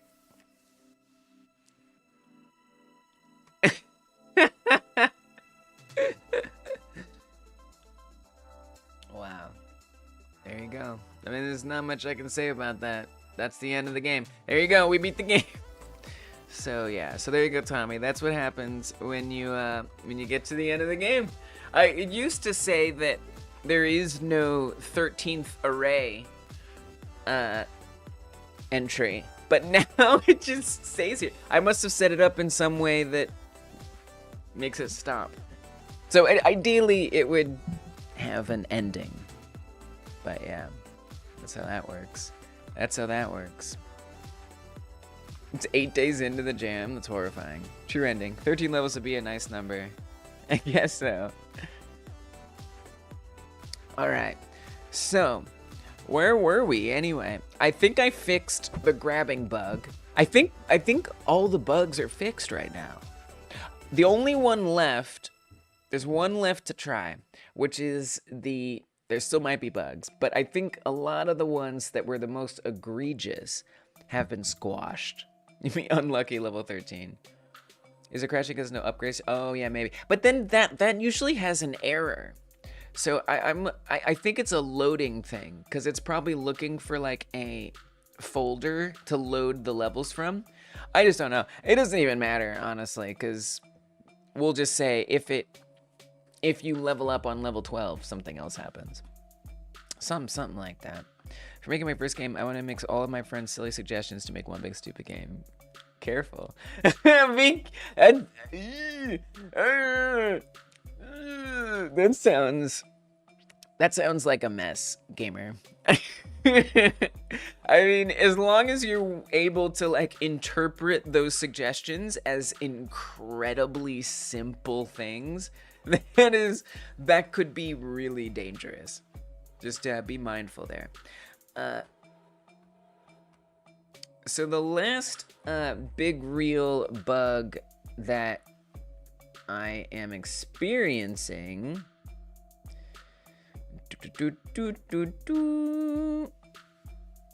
My chat's being a little buggy.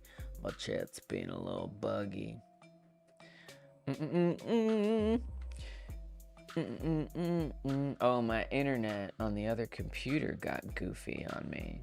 How dare you? How dare it? All right, let me restart this. Hold on a second.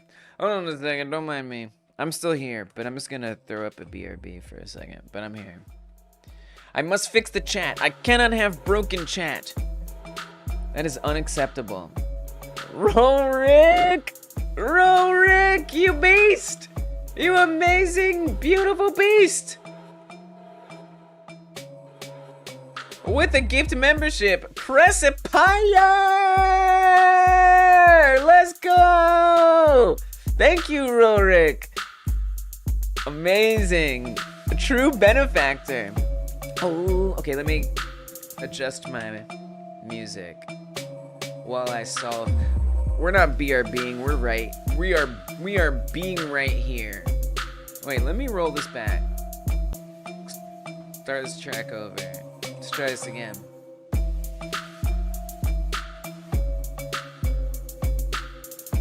Oh, Rorik, I think that you are fantastic.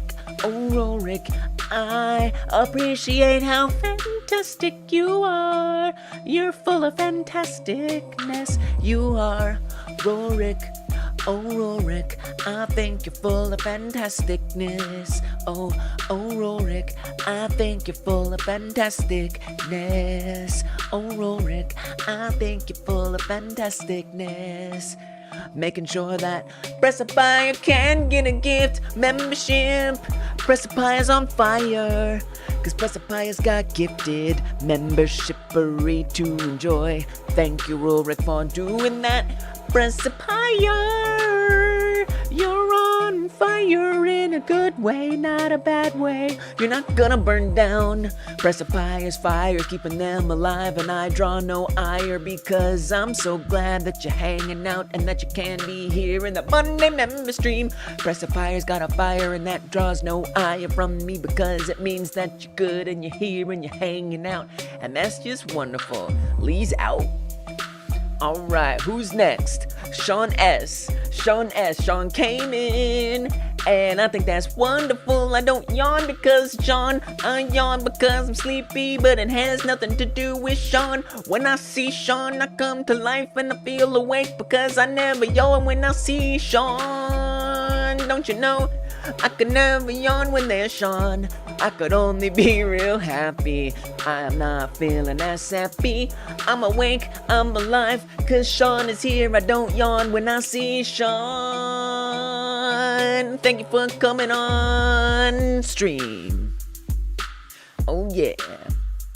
Now you're here and we're hanging. Feels good. Where have you gone? Where have you been? Right here on stream with Rorik and Pressapire and Sean and me. Good to see you. Here we go. Good night. Alright, there's your member songs, y'all. I hope I fixed the chat. Y'all don't know. Only I know. Yes, I fixed it. Yes, I am the fixer. Alright, here we go. Back to work. Back to work. Thank you, Rorik, so much for the gift of membership. I appreciate you. For real, for real, for real. I'll yawn for you. I'm tired. So what was like the last bug? Where are we at? What's going on? What's the deal right now? What's the whole situation? What's the whole situation? We can eat them, we can grab them, we can dunk them. Grabbing, I don't remember the last remaining bug. Sometimes grabbing them would cause a problem. I mean, I think we're just back to the clothing variety.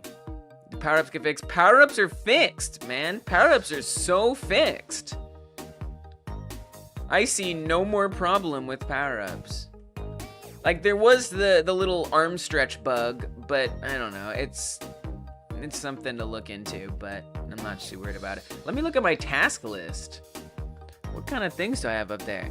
Can't grab while grabbing another. Make grab glove power up with a new raycast. Can't grab plus eat simultaneously. Yes. Right. Right. Use the count lines of code script you found. You did? 1463 on the Jam project. On the ones that you're working on? Yeah, I did find that was kind of crazy. I'm glad. How many did mine have? I don't even remember. I like totally forgot about that. All right, here's what I need to do. I need to clean up all these print statements and I need to make a GitHub commit. So let's do that before I start working on something else. The stream started out with me working on variety of human clothing, and I was doing that so I could work on something else, but we'll see. I had 3.3 thousand. Thank you for remembering. Yeah, it was something like that. Which somehow was like less than I expected. Alright, so I need to find all these print statements. On grab ended. Grab ended, right. I don't even remember why I did that. Let's look for all these awaited. Let's find that. I'm gonna comment that out. Because I thought there was like, oh, right. I think I fixed that problem by emitting more grab endeds. I think that problem is definitely resolved. I think if we just do print on, that should reveal something. Oh, it's just that one. Okay. Oh, maybe if I do grab, there's some more. Oh, those are already commented out. Oh, okay. What other ones are printing? Tell me. Oh, there's the raycast one, right? Print raycast C's. That one's doing more than we possibly need. Oh, dang it. Power up. No, it's power up, right? This is okay. I'm gonna stop doing this from memory now, and I'm just gonna actually look at what they are. Human is assigned. Okay, we're gonna search for is assigned. Actually, I know where that is. That should be right here in camera 3D. All of these, comment them out. In case we need to check it all again, this will be very useful to have. Okay, then there's this one. Detects arms are grabbing. Got it. I like it. Liking. Oh, by the way, guys, if you're watching this right now and you haven't liked the live stream, I hope you'll consider doing that. Whether you're watching it now or later, hit that thumbs up button. I don't know why I went over here. Hit that thumbs up button. Hit this thumbs up button. Hit these thumbs up buttons. If you do that, it means more people will see the live stream after it ends and will be recommended it now while we're live. So thank you so much if you're willing to do that. Hit that thumbs up if you haven't yet. Thank you very much. I appreciate it. Anyway. Yes, I like getting rid of all these things because it's too much to have around. You liked it immediately. Now, if you've already liked it, don't press it again. Unless you press it again after that. That's the only condition. Okay, so what are some of these other outputs? We got rid of the assigned. Did we? I don't think we did. Is assigned. Here. Oh, nope, we did get rid of it. Excellent, very good. Gotta be an odd number. Exactly. Meat is not spoiled. I think we got most of these. There might be like a couple hiding in there. Detects arms. Yep, we got that. Score dunking emitted. Grab ended. Oh, okay. Show me emitteds. Ah, there we go. Abductee dropping emitted. Grab ended. So that problem we solved. I like the stream exactly. 1 minute doing his 896 times. No more. No less. Oh God. That's horrifying. New goal, make a clicker game in which you gain boost every time you like a hyper game dev video. I feel that feels wrong. That just feels wrong. But maybe soon. Keep an eye out. Keep an eye out. If only YouTube had like a better API. I am a Twitch disliker. I am a person who dislikes Twitch. But I do have to say they do a great job at allowing people to set up cool API and interactions that YouTube apparently cannot be bothered to allow. And I'm a little jealous about that. Never jealous enough to move back to Twitch, but those things would be nice. You can run JavaScript in the web version of Godot. You could probably embed YouTube and force people to like every video. Maybe. I mean, then they'd have to come up with some way to detect if they liked it, which means there's probably some workaround anyway. That's sick. Yeah, maybe I'll do that. But it's sick. Okay, so all the prints should be gone. I might have missed a couple. Let's do a commit. That would be wild. Let's do it. Let's do it. Get on it. Hyper game dev community, attack! No, don't, please God. It's just like 8 content farming games. Please don't do that. I'm gonna get in trouble. YouTube's gonna get mad if we do that. If they find out you're doing that, man, they will shut you down.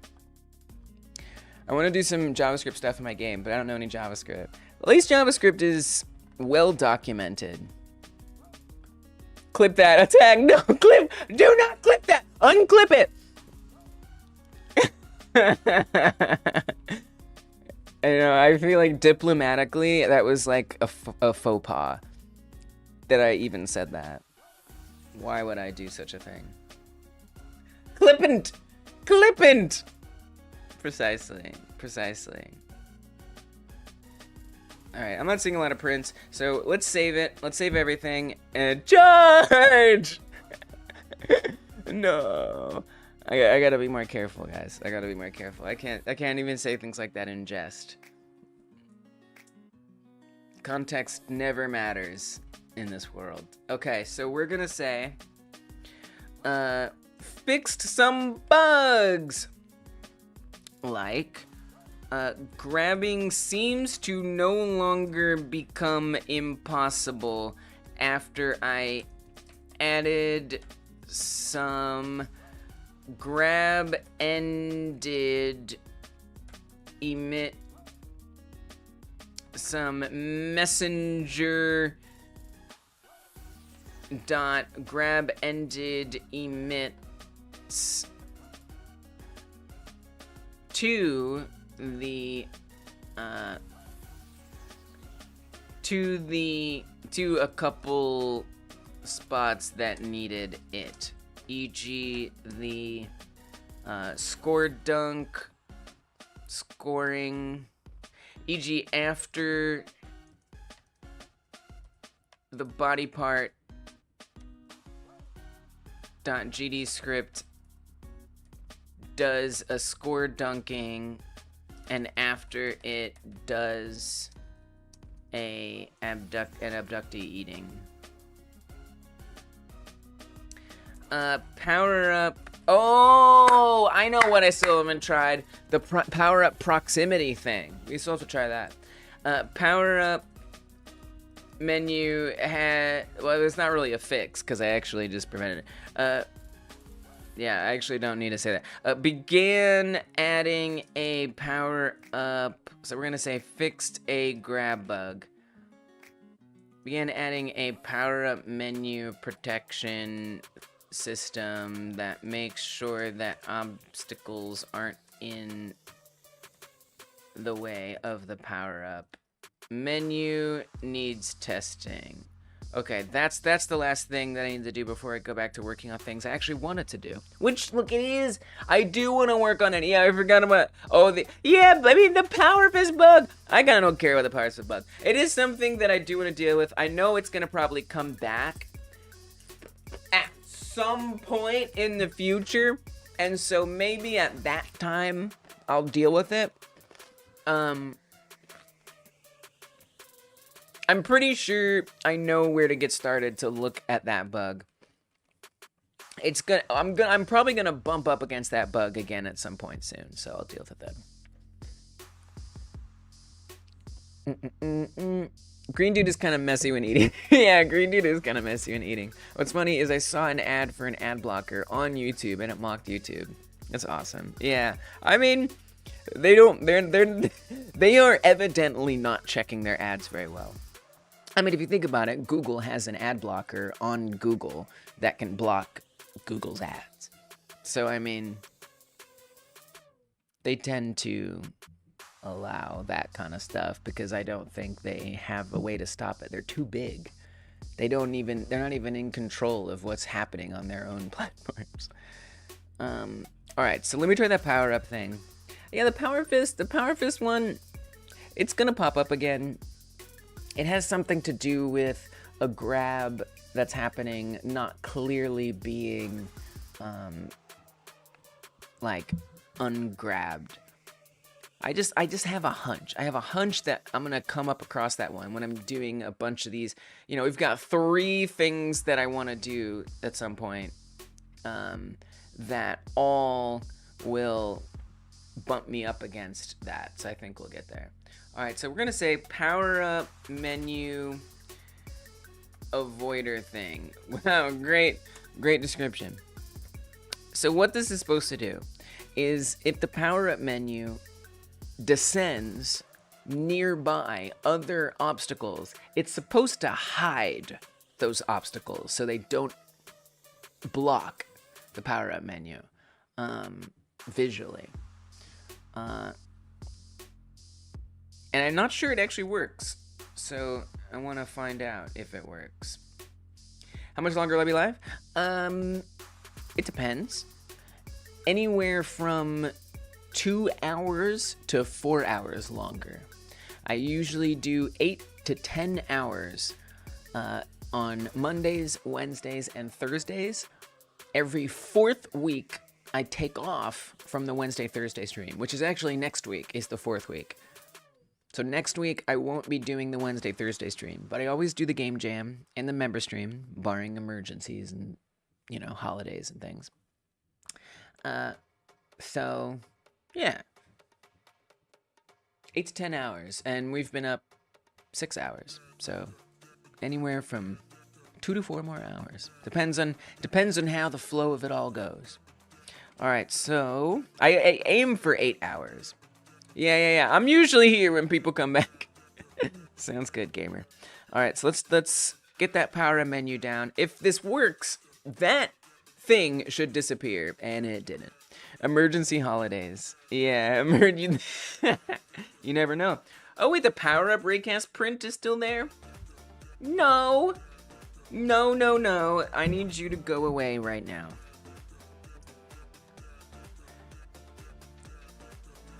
Let's get that out. Will I be blendering an awesome alien mothership rig for the ending? Absolutely not. I did accidentally open Blender though.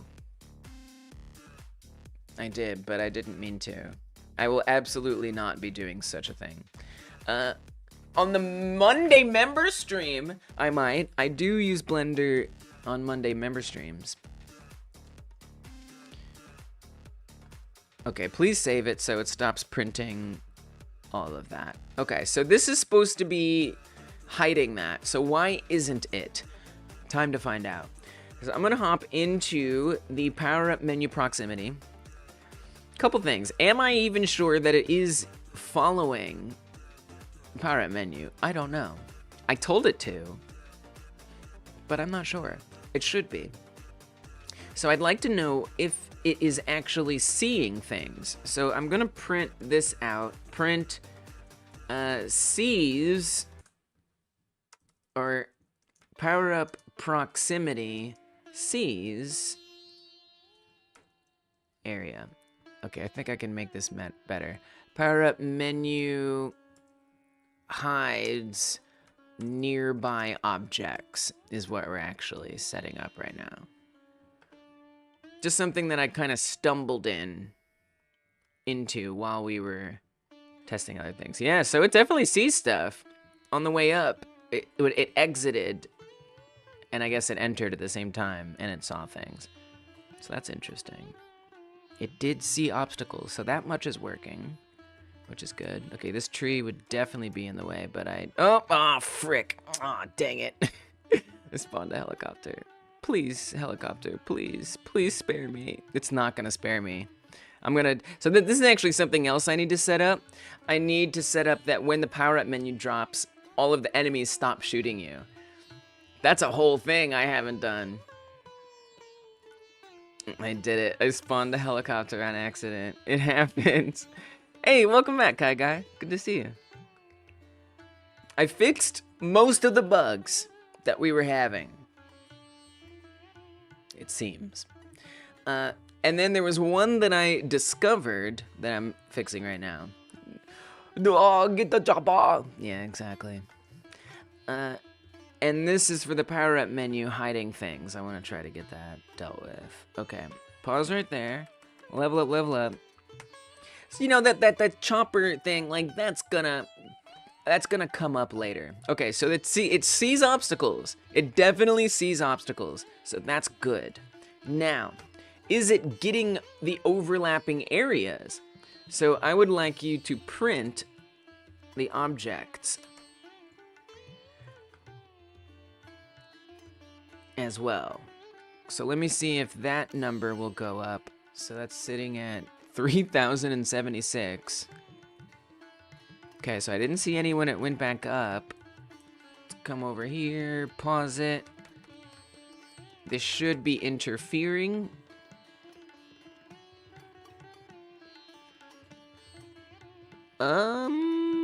Yeah, it saw one thing. So I think that is working. It is printing the overlapping objects. Now it's not making that thing not visible, which is very surprising. Imagine just running in a field having fun, and then you see a green alien running from a helicopter screaming, I just spawned.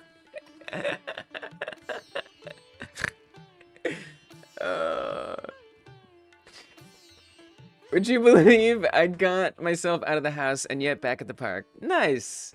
Exercise! With a boomerang. Yeah, Kai Guy tends to come through and tell us he's using a boomerang. So Kai Guy's the boomerang guy. Boomerang guy. You make boomerang seem very intriguing.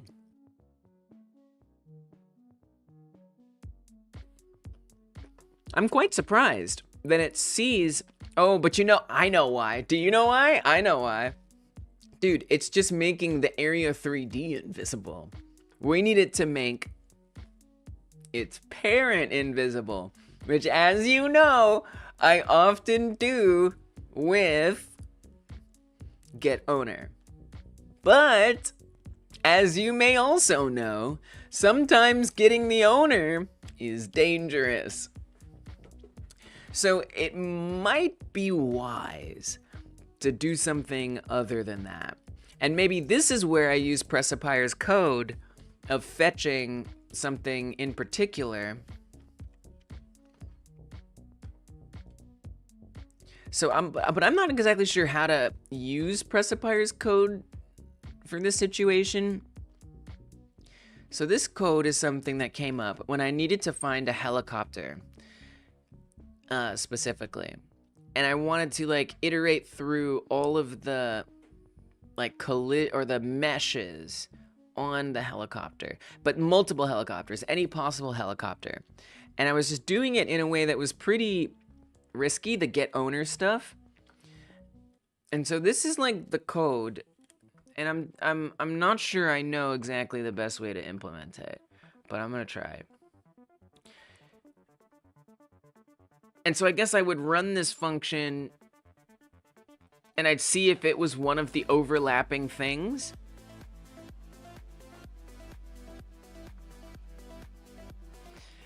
And if it is one of the overlapping things, then, and we could check if it's in the group. I don't know, I'm still a little confused, like all of what this does. But I wonder if it would be useful here. So what I would do, I think I would go to globals and I would create this function. DaVinci develops the first render of a helicopter. When did they know about boomerang aerodynamics? Thousands of years ago. Yeah, totally. You're probably correct. Function. You might be onto something, Tommy. Function. Find obstacles. Find obstacles. We say to check node. You'll be back. Okay. Okay. All right. I'll see you then. To check node. And in this case, it's going to be block object, I think. Right? Like that's a real thing, right? It didn't auto-complete it, so I got nervous. But I'm pretty sure that's a real thing. I am trying to do that. I think this is a time because I need to detect and hide all the meshes. So right now, I want the power up menu descends. I want it to hide things that are interfering with the power up menu. And right now, I am able to detect those things using an area 3D.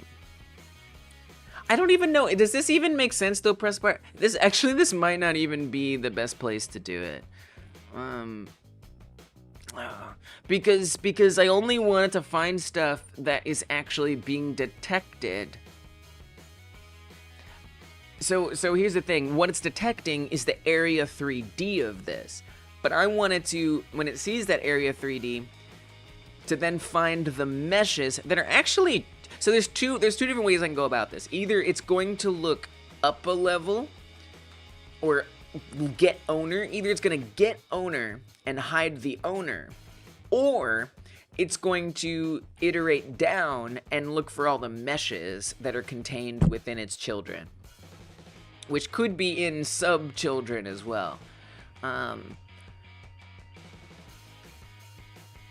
And so I could write my like funky iteration code, but if I remember correctly, like the thing that you gave me would resolve that. But then I guess I'm still a little not sure how it would then also be able to know that it is one of the things that is being detected by the power up menu. Yeah, but yes, that's what I think. But like, what if the top level node is the main scene? It's gonna hide the main scene. That would suck. But I don't think it will be. I don't think it will be the main scene. It has ever happened. Yeah, you're right. I might as well just do the top level node. You're right. What am I saying? Yeah, let's just do it. I'll tell you what though. I'm gonna leave the beginning of this commented out in case my mind ever changes. That's what's gonna happen. Yeah, you're right. Just need to make sure you have a way to identify the node you want to hide. I know, exactly. I know. Either a group or a type. Oh yeah, group. Ugh. Well, there's the block. I mean, it would be block object, actually, is the thing. Oh yeah, you're right. Does Godot allow to set Z depth render layer? Kinda. Yes, especially with 2D. With 3D, it's a little different, but technically yes. Not if you're thinking about how this could be over that, not like in that way. Cause yeah, I could give like a depth test, like a no depth test, but I don't want that. I want it to be gone. I want it to be gone. That's what I want. I don't want any overlapping. I think it looks ugly. Oh yeah, a shader could potentially do it. Yeah, and the shaders that I used a shader for that. It is resource intensive. It is very resource intensive.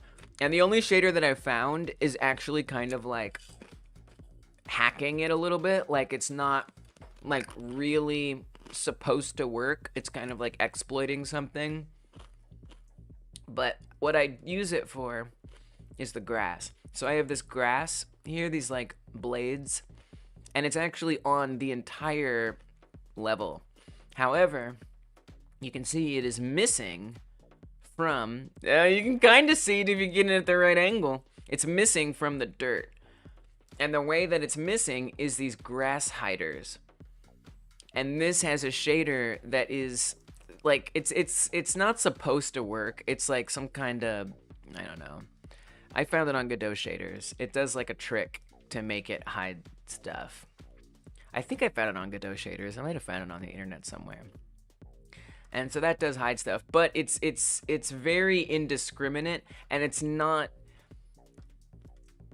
difficult to wield well, and it's really resource intensive, so I try to avoid it. All right, yeah, all right, I'll just do get owner. So block object is the thing that I want to hide ultimately, is block object. So I could just say, it'd be nice if we could say is. Can we say is block object?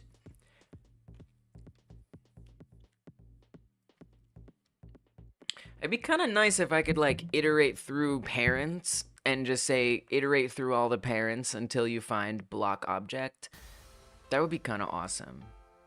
I would actually prefer that over anything else. Yeah, why not get parents? If object is block. Oh, wow. I see I've already done this. Neato. Okay. Alright. Hold up. We got this. We don't need no fancy code. Okay, right here. For object and get overlapping areas, it always comes back. For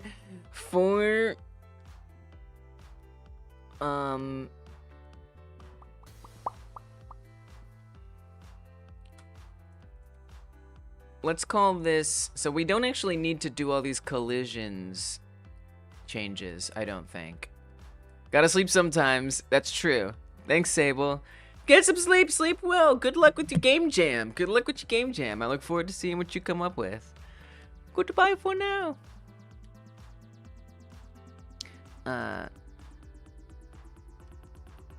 kind of don't need all these, because this was before I knew what the issue was with the power-up. But I think it is. I think we should do it. Okay, here's what's going to happen. I'm going to select all of these, and I'm going to refactor this. Instead of object. Well, but you're still going to want to use that.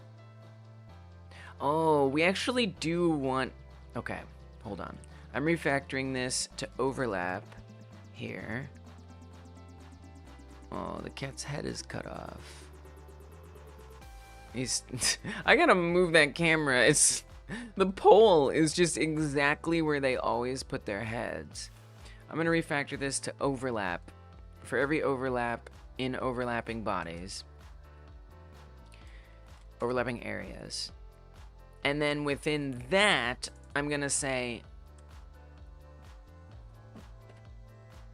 wild cat butt appears. It's kind of tricky to set it up the way I want. So I gotta move the camera. We'll deal with it one day. Okay, for object in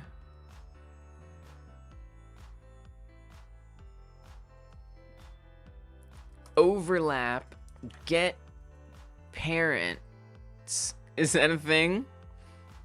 That's the one, Pressy. That's the one. But for object in overlap get parents, if object is block object, then object visible false.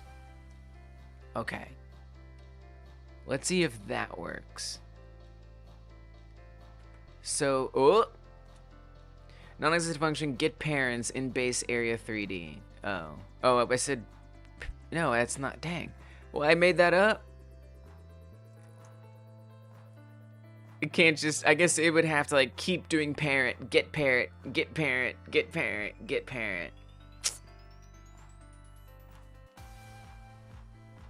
It's not like children.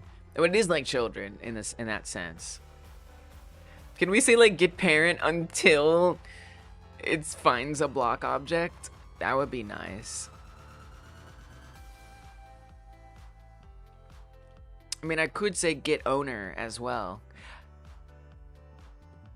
Let's do get owner. I think get owner is gonna be fine. I think that's gonna work in almost every case.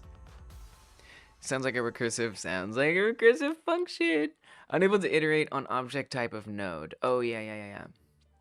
So we would just want to say for every overlap in overlapping areas, if overlap get owner is block object, then make the overlap, or not that, make the overlap get owner visible false. Okay. Let's see if that gets us somewhere better.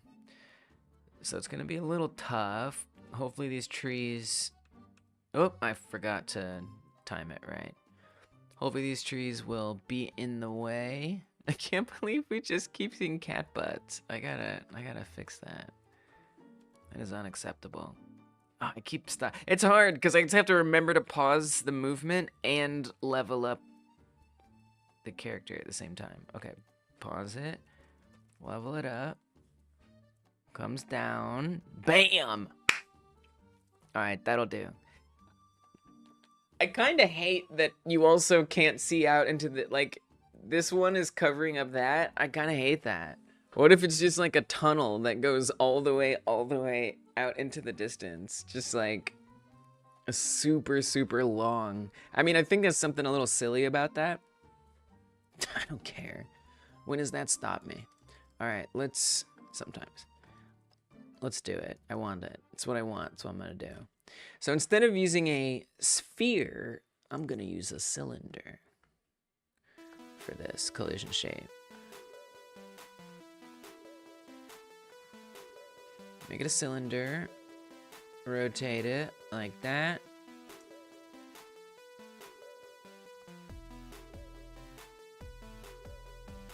Make it large enough to actually encompass the power-ups. Maybe even just a little bit larger than that.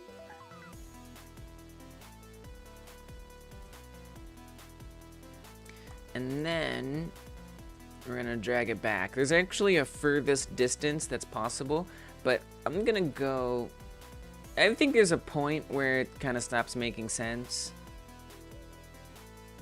to bother. I don't know, a whole tunnel of disappearance feels a little silly. Oh wow, in real time, that tree disappeared. That's wild. I swear that there was a tree back there, but now it's gone. Whoa.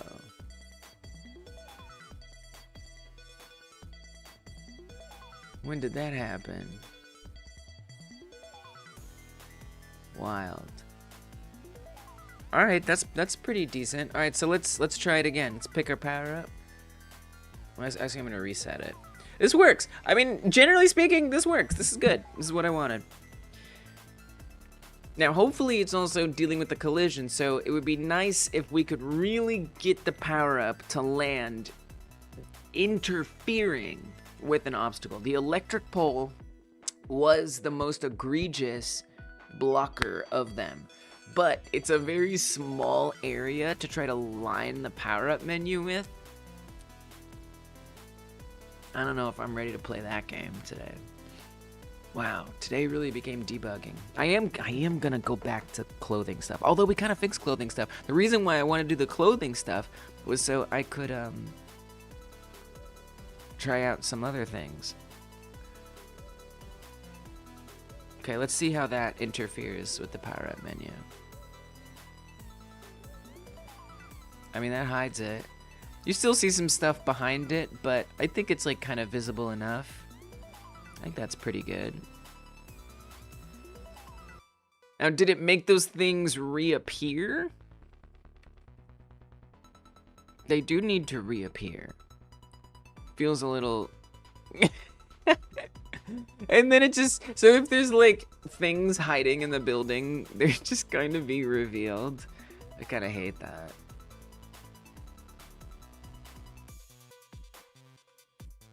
And then they're not becoming visible again. Oh, because I didn't copy the code. I need to also put this same code down here.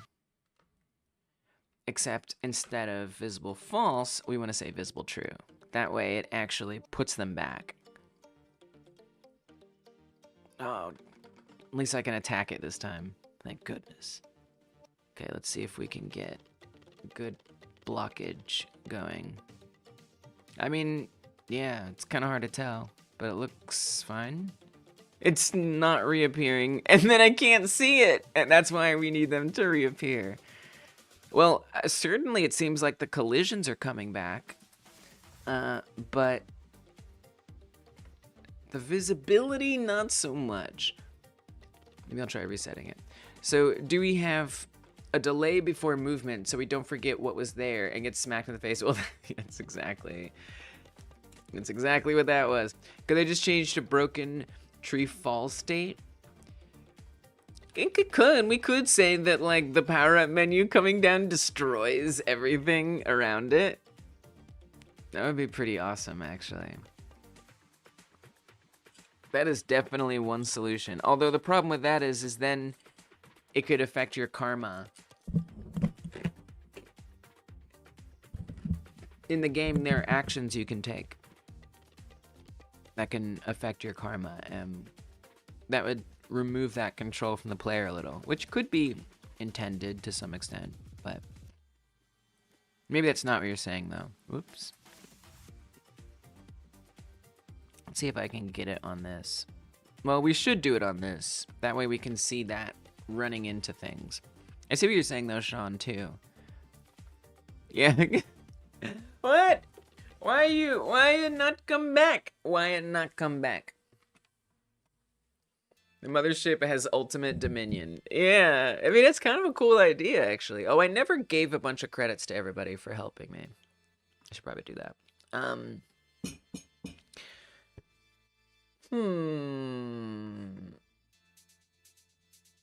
What I'm going to do... we could also say that when the power-up menu ends... we could, like, flag all those things. I mean, I don't really understand why this isn't working, if I'm being honest. Print area exited the power-up area. Like, that would be helpful to know if that's happening. Alright, drop down the power up menu. That stuff all goes away. It exits right then and there. Did I put this in the wrong place? Did I forget to... I didn't. What? Is it because it only checks one parent up? Dude, it's saying that everything is exiting when it enters, which is kind of weird. It's also looking for get owner now, pressifier, and not parent. And the thing is it's doing the exact same thing, right?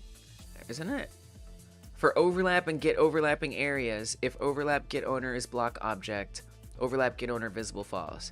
And then we're running the exact same code for overlap and get overlapping areas, if overlap get owner is block object, overlap get owner visible true. It's the same thing. Owner and parent should be the same unless you set the owner to something else.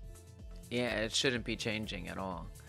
So I mean, I could add all of these to like a variable and then have this check that array and say, hey, all that stuff that we just hid, just make all that visible again. I could do that too. That might be a good idea, actually. Especially if it doesn't solve the problem, that would be interesting. So there, it never brought them back. And it didn't run exited. The exiting is running on enter. How does that make any sense? Let me try that. Let me try the array thing. But then I have to have something else call it. So let's do this. Let's say power up menu. I know. I think I have an idea. So we're gonna say, instead of area exited, power up, or we do messenger. Messenger, power up menu. There's only a power up menu. Oh, power up chosen is power up menu end, essentially. Power up chosen, connect on power up chosen. Somehow exiting when they become invisible. Oh, that could be. Maybe. That's exactly what it is, Sean. Because we're turning off all the collisions. When we enter the area, I'm telling all of them not to have collisions. That's exactly what's happening. That's exactly what's happening, Sean. Oh my gosh. Holy crap. All of these are being turned off. And so at that moment that all the collisions go off, it's also exiting because the collisions are off. So by the time area exited, there's no area exit to run. Okay, yep, that's it. Let me give these debug credits before I forget. You guys have been helping for a minute, and I missed a lot of these. Gotta catch up. Yeah, such a good spot. Apparently owner is not set automatically, so it may cause issues. Might want to go back to parent.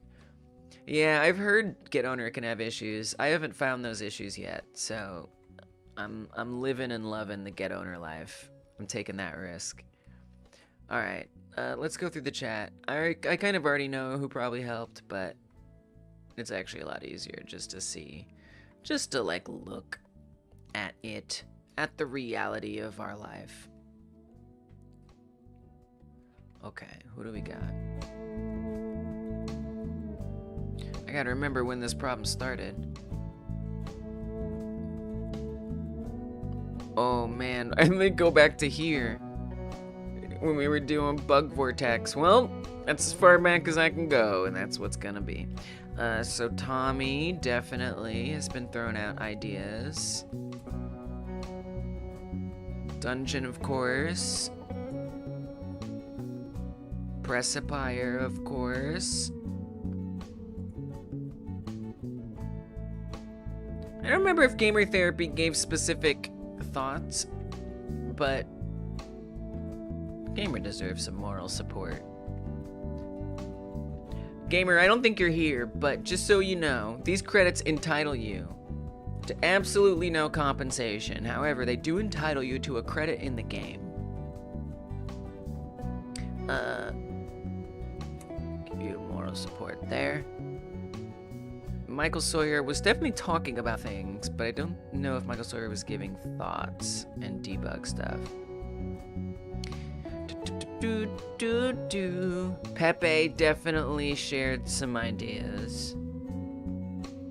That I know. If you instantiate something and use add child, it will set the parent, but won't set the owner. Whoa. Anything inside a pack scene will have their owner. I actually have come across that, where the owner was null. I was wondering why the owner was null. I had no idea. I was like, but it has to have an owner. That's why. So get owner is not good for instantiated things. Maybe not, yeah, wow. Interesting. Thank you. Okay, I gotta give Precipier a consultant credit for sure here.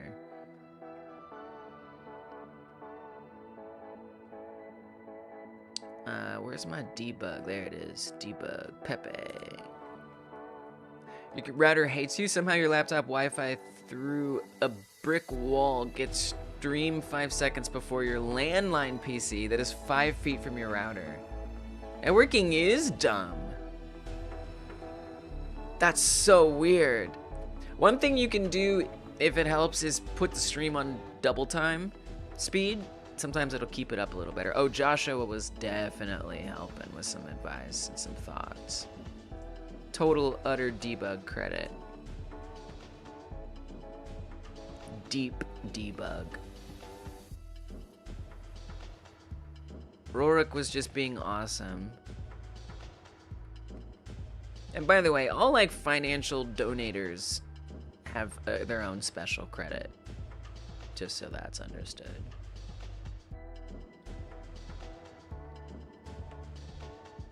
Sable was hanging, but did we get like debug? I don't think so.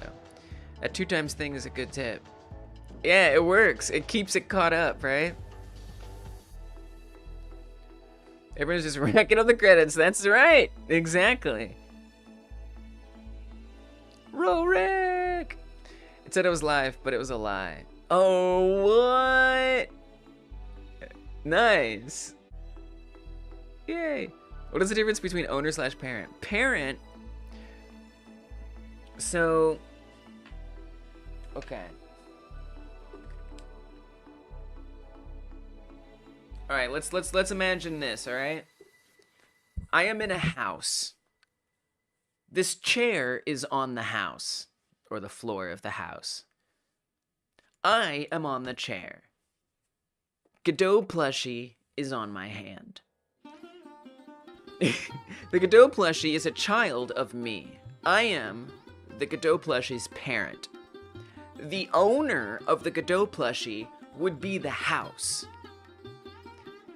A child of the house would be the chair. The child of the chair would be me. The child of me would be the plushie. The owner of the plushie would be the house. The owner of me would be the house. The owner of the chair would be the house. The house has no owner, it is the house. That's the difference. Parent is like one level up. The owner is the tall. So the house is the parent of the chair. And it's the owner of the chair. So it can be both. And we all know the house always wins. Ding! I used to have a ding sound effect back in the Twitch days. It was awesome. It was awesome to like bust out a sudden like ding sound effect with a wink. Those were good days. The very top level of the hierarchy. Yeah, exactly. Who is the heir? Red plus blue equals purple. I'm helping. Yes, you are. Gab is up. Wait, Gab was giving thoughts and ideas at some point. We need to give Gab another debug credit. There you go. Debug credit. No, dude, you were totally saying stuff. Thank you for reminding me, because I tend to forget if I don't do it right away.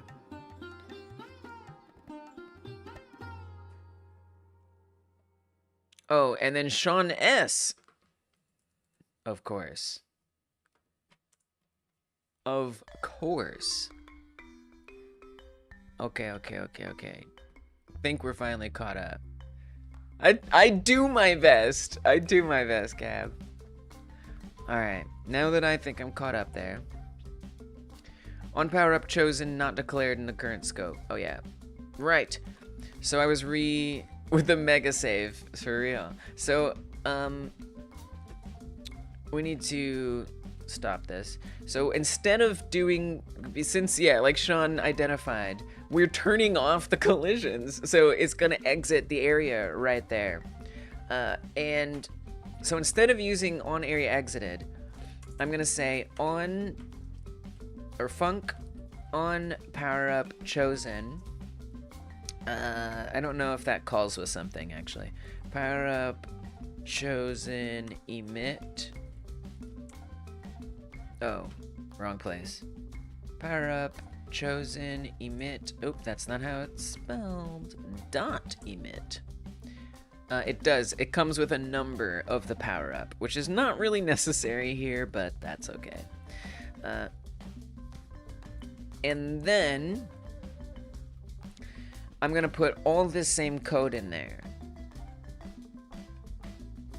Except instead of doing get overlapping areas, it's gonna be some other thing. Some other thing that I set up in here. So for overlap in get overlapping areas, well, we can even do that up here. So we'll say power up overlaps, and we want to set that to get overlapping areas. So let's actually make a variable power up overlaps, and that's an empty array. And then we're gonna fill up that array with all the overlapping areas.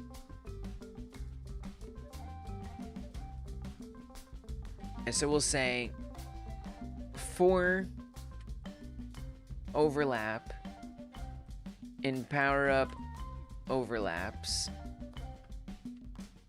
if overlap get owner is a block object, blah blah blah, it becomes not visible. We could even put this further down, potentially, if I wanted that to be filled up with less things that don't need to have things in it. So we could say, keep doing it that way. If it's a block object, then put it in power up overlaps. So this will be an overlap get owner.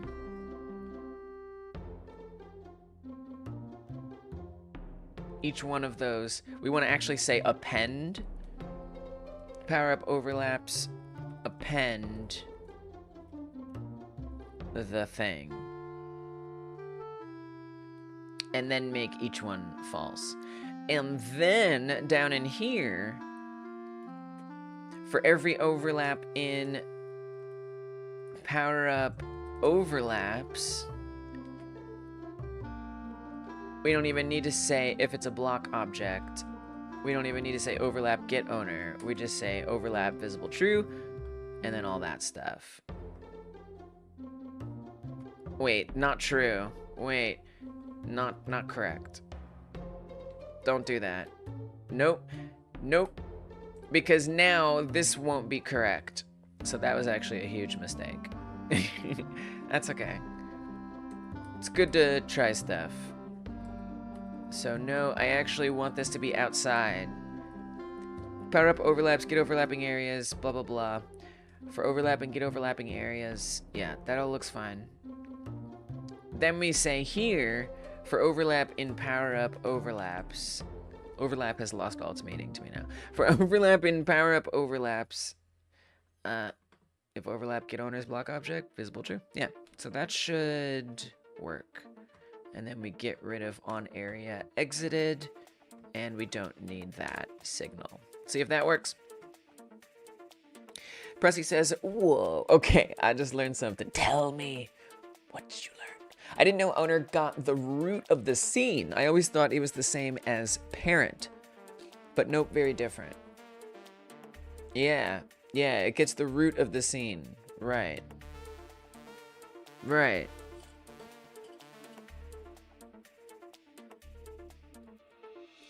Yes. Wait, it doesn't get the root. I mean, it gets the top level node. Unless, is the root the same as the top level node? I don't know. Like, for example, if I run get owner in like a copter, right? It's gonna go for this, which I guess is the root of this scene. I don't know. I don't really know what the difference is between the root and the top level of the scene tree.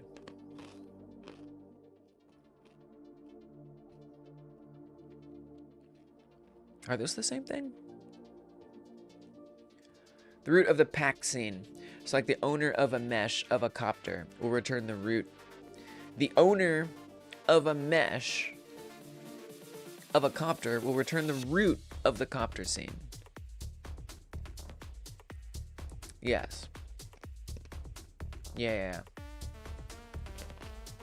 I think I understand. I think I do. So hopefully now, unless I've done something terribly wrong, when the power-up menu comes down and hides stuff, it should re-show them upon ascension. Let us find out. Down comes the power-up menu. Away goes the things. I'm actually not sure if things came back. That wasn't a good testing spot. We need to test it on things that we'll actually be seeing. No, that didn't work at all. Okay, let's find out why.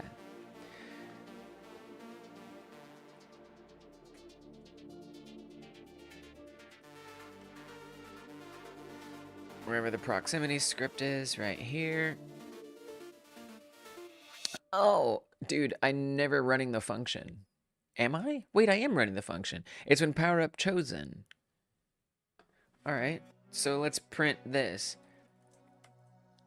Proximity script knows power up chosen. I'm sure that'll work. For every overlap in power up overlaps, if overlap get owner is block object, make it visible. So print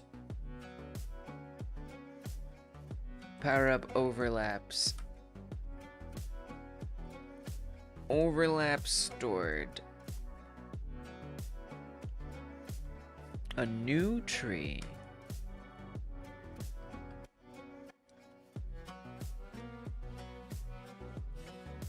Alright, let's do this again. We can do this anywhere, really. So down it comes, up it goes. Alright, so it does see all the storage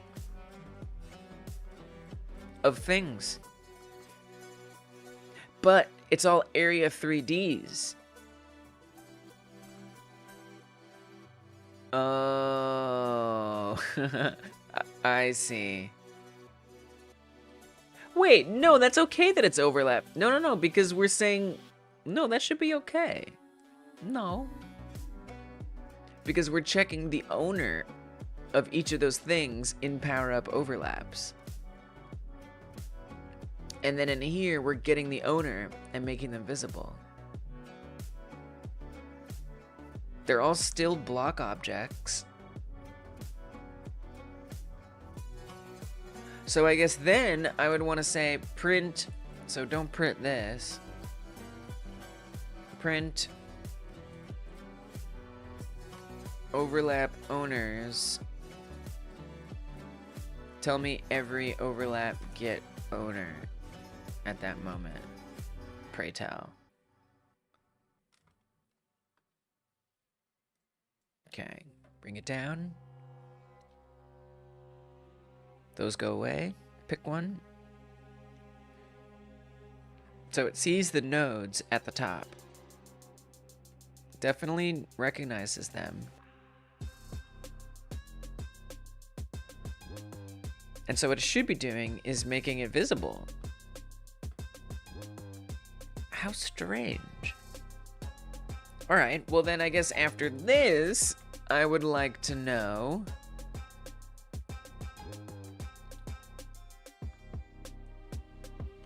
overlap get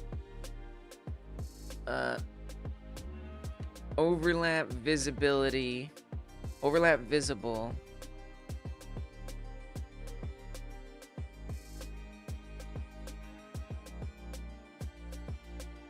Just like tell me if it's visible or not.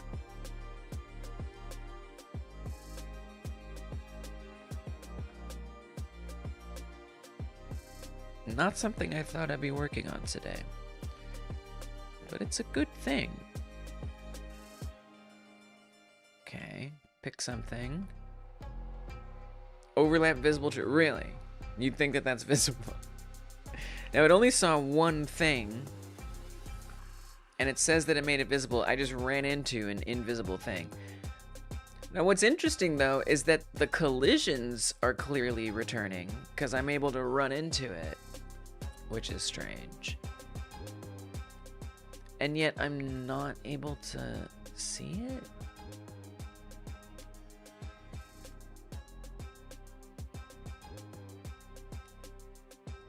Very confusing. On make what 3D cornstalk true, need new name for said objects taken state. I'm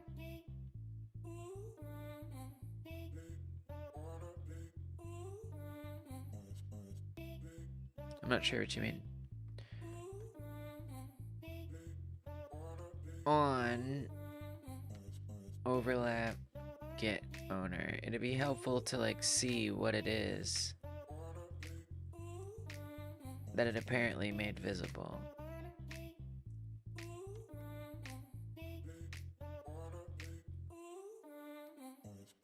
It's very strange. It's surprising. Yes, I know. There's an invisible tree in front of me. Oh. Okay. Bring it down. Taken state to reestablish them into previous location. True on tree.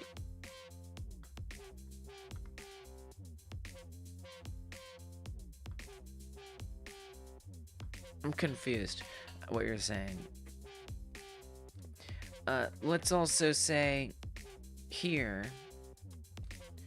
it would actually be helpful to know what the overlaps stored are.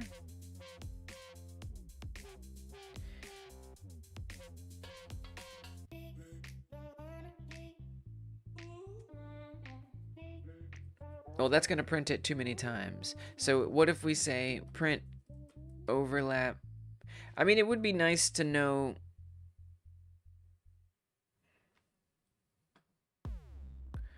Actually, up here, tell me which ones.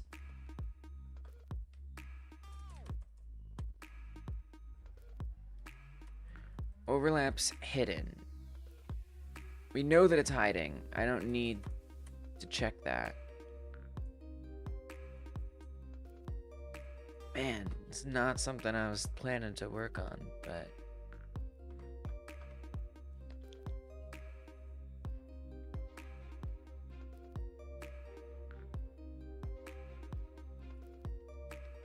here we are.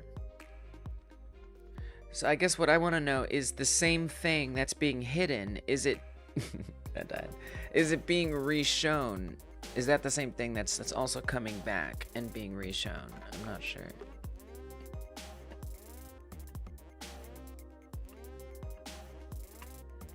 But I just don't know what you mean. Make what 3D cornstalk true, need new name for said objects. Taken state to reestablish them into previous location.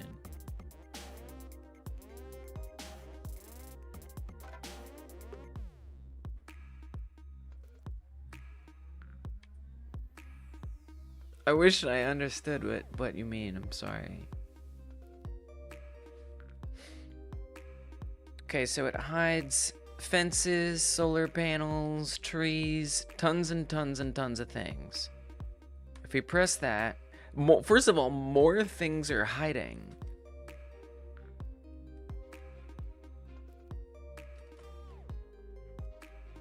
And it's actually not making any visible.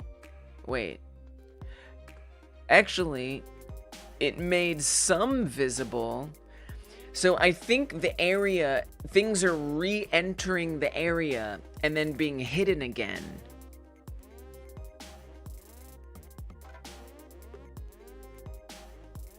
So I think another thing that needs to happen is, let's put a Boolean variable power up menu down.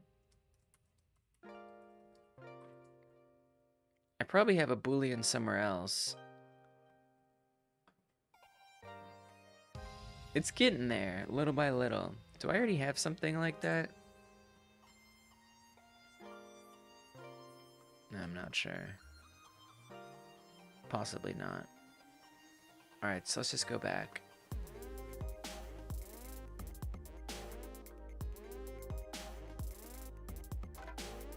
I'm gonna set up a Boolean. Power up menu down. Boolean equals false.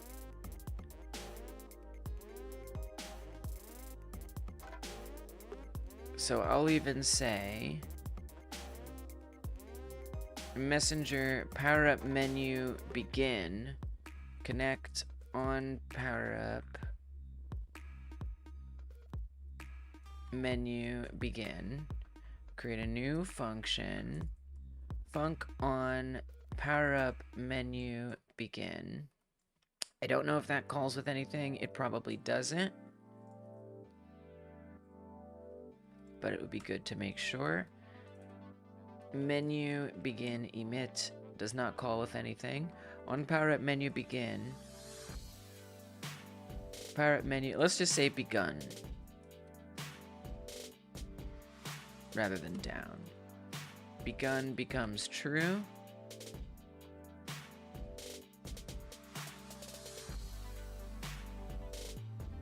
And then once a power up is chosen, power up menu begun becomes false. And all of this only runs if power up menu has not begun. Or has begun. If the power up menu has begun, then all of this happens. That way it doesn't happen again. As well, I'd like to say that after this for loop completes, I would like power up overlaps to be empty.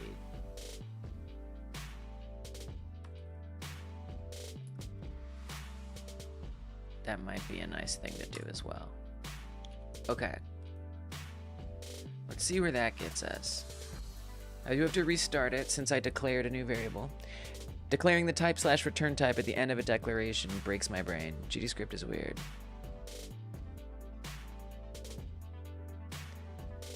Is that, oh, like in other languages, it's done at a different spot? I see. It's the only way I know. It's all I know, man.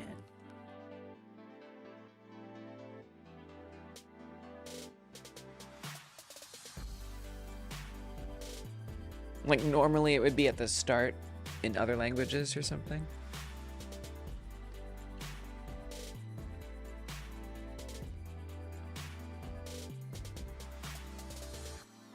You're being so cute. Yes, you are.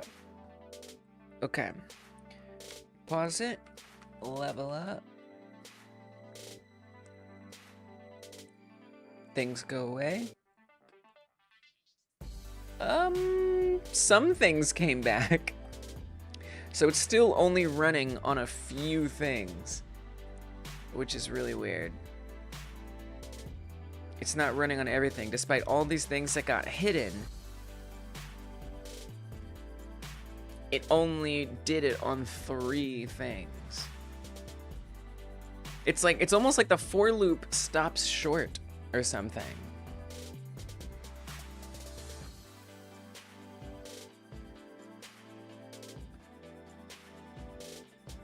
Type name parameters. Gotcha.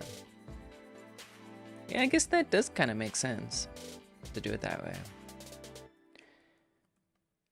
Okay, so when the power-up is chosen, tell me.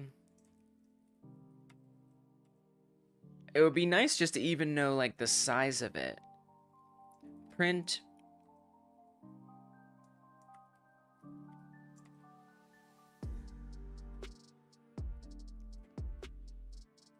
Power-up overlaps size.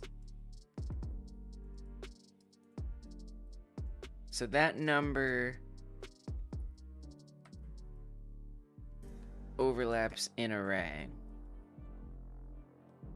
So as soon as that happens, what's the size of that? That's so surprising. I mean, I wonder too if it doesn't have to do with the collisions being off. No, it doesn't make sense because it should just be in there.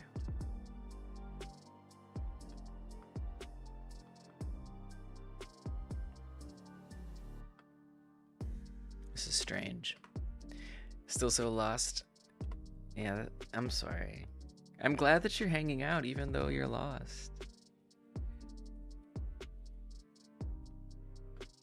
Why are you sorry? It's okay. It's... what? Ain't no problem. 2 overlaps in array. It hid way more than 2 things. Toss hidden objects from HUD cylinder collision into a bin.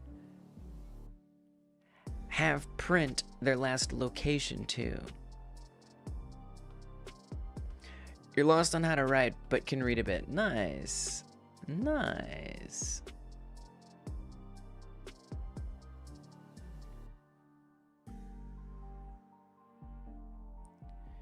Toss hidden objects from HUD. Cylinder.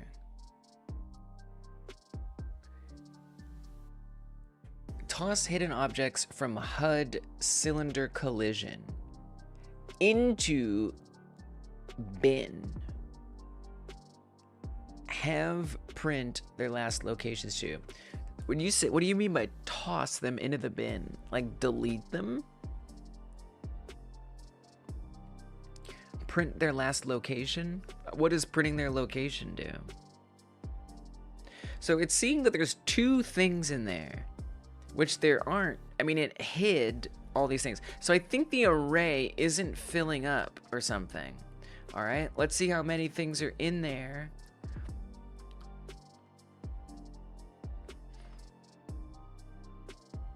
Let's say detected power-up size overlaps in array.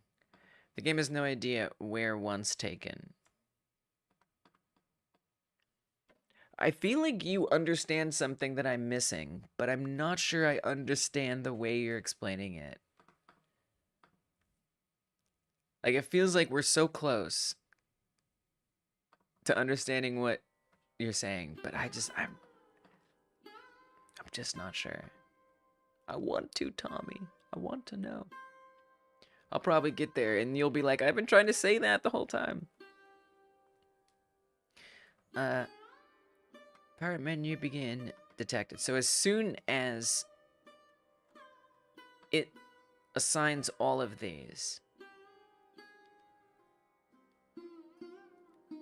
I want to say it added this many power-ups, added that many overlaps in the array. Is that number different? Okay, so, well, okay. Can we do it when there's actually a few things? It's tough. Okay, there's a bunch, because on the later levels, I mean, I don't have anything added in, so there's not much, but... It added 2 overlaps to the array. It added 3 overlaps to the array. It added 1, 2, 3. So this is running 4 times. Interesting. Maybe that's what Tommy was trying to say. So now when it comes back up, no, it detected 4. But it did not show them. They're not there. They're gone. They did not become visible. So it sees 1 overlap. Cornstalk 1140. It sees 2 overlaps. Cornstalk 1140 and 1141. 3 overlaps. 40, 41, 42. 4 overlaps. 40, 41, 42. And it hides all of those. Then, when power up chosen happens, it sees 4. And it makes visible true 40, 41, 42, and 43. So it's literally reporting all of the ones that it hid becoming visible again. But I'm looking, and they are not visible. They are certainly not visible. So actually, what is happening?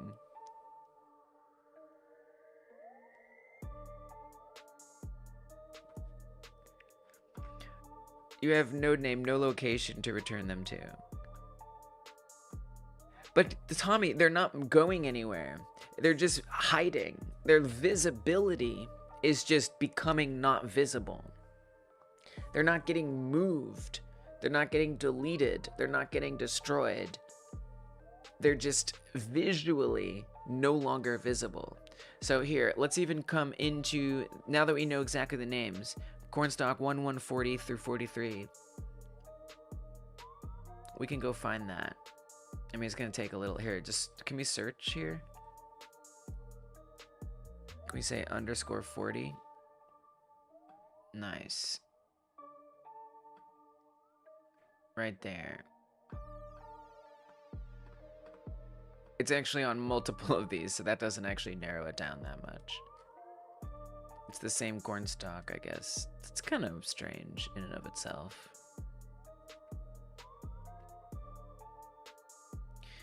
So this one, it says is visible. That one, it says is visible. It says they're all visible. Every cornstalk 40 says it's visible. I'm going to click it, this one's visibility off and click it on. That one appeared and disappeared. They're just deactivating. They're literally becoming not visible. Visually, they do not appear. That's all that's happening. So here, this one, we're hiding. That was this one up here. And then we're revealing. Okay, now this one, we hide and then we show. But nothing is reappearing. Okay, maybe I passed it. Let's try 41. Hide it, show it. I mean, it's almost like something else other than visibilities happening. Which is super weird.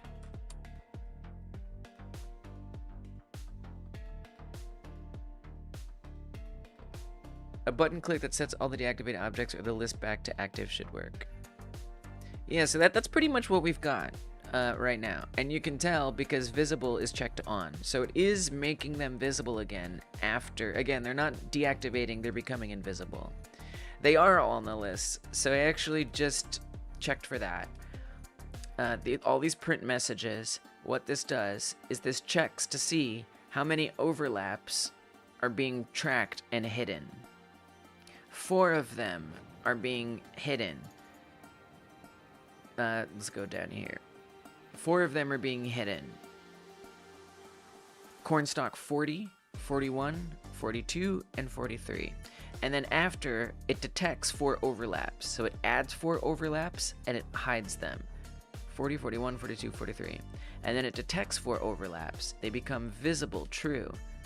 40, 41, 42, 43. And we can, in fact, confirm in the remote, what this remote means over here is this is the scene tree that's currently loaded into the game. So I can show and hide one of these other corn stalks, right?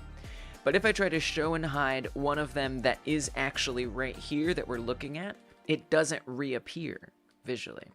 So that's where we're at. It is being set to visible after being invisible, but for some reason, it's still not visually reappearing, which is very odd.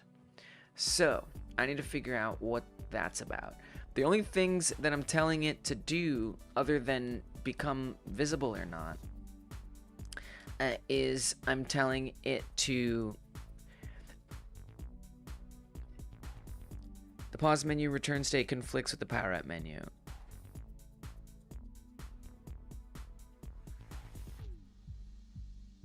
I don't understand what that means. The pause menu return state conflicts with the power up menu. I'm not sure what that means.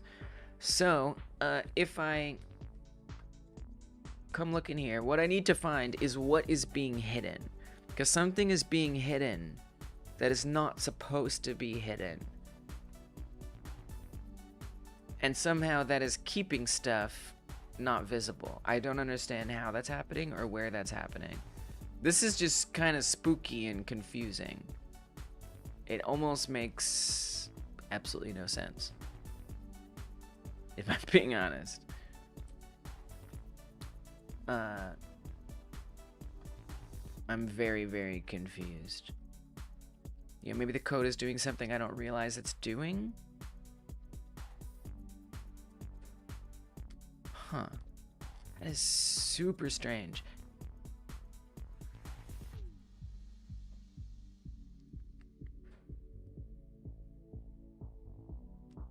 I just don't get it. I'm very confused. Alright, I'll go through the code again. Let's just go through the code. Very step by step here. So, there is an area. Actually, the script is on the area. It's in the main scene.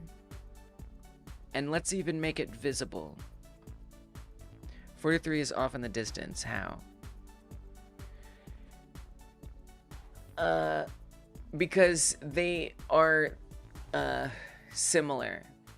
So the reason why there are multiple 43s is because there are multiple chunks that use the same objects.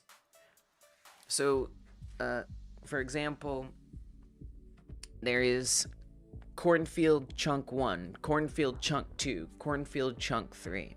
And each cornfield chunk is drawing from the same instances of corn stalks. So all of those chunks will have the same corn stalk on it, but those are different instances of the same corn stalk. And the names can be the same because they aren't in the same child list. Seems somehow it's setting visible to the wrong instances. I don't think it is. It's not, because, which is wild, because in the remote, that remote tab that I was looking at over here, what that shows you is what's happening in the game live. And that is saying that it's visible. And indeed, if I make it visible and invisible and I make it visible again, it doesn't show up again. Overlaps are overlap check your text. Okay, I don't know what to do with that. So anyway, going over each thing and not accidentally unclicking those. Overlaps hidden versus overlap. I don't understand. Okay, so let's make collision shapes visible. That would be nice to just eliminate that one thing. So we have this cylinder up here, right? That long cylinder, and that cylinder moves, presumably, with the power up menu. It'd be very interesting if it wasn't, but I think it is. We'll find out. So that moves up and down with the power up menu. Now, it is right here. Here's the area 3D, and this is the script that's on it. It's got that collision shape. So on that script, I'm missing the S on overlap.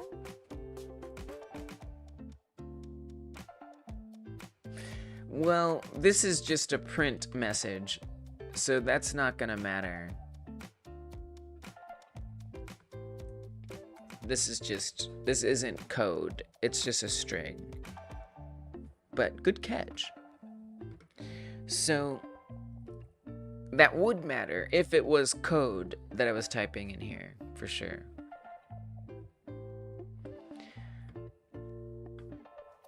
Yeah.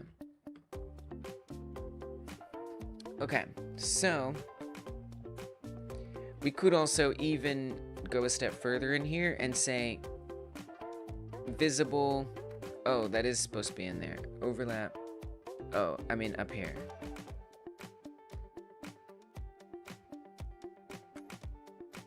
Where's the added? Overlaps hidden here. Overlaps hidden, and then let's say overlap just to be, I mean, I know what it's gonna say, but get owner visible. All right.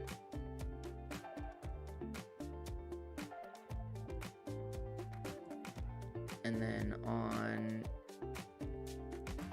and then that. Okay. Just so that way they don't trip you up, because they'll all be the same.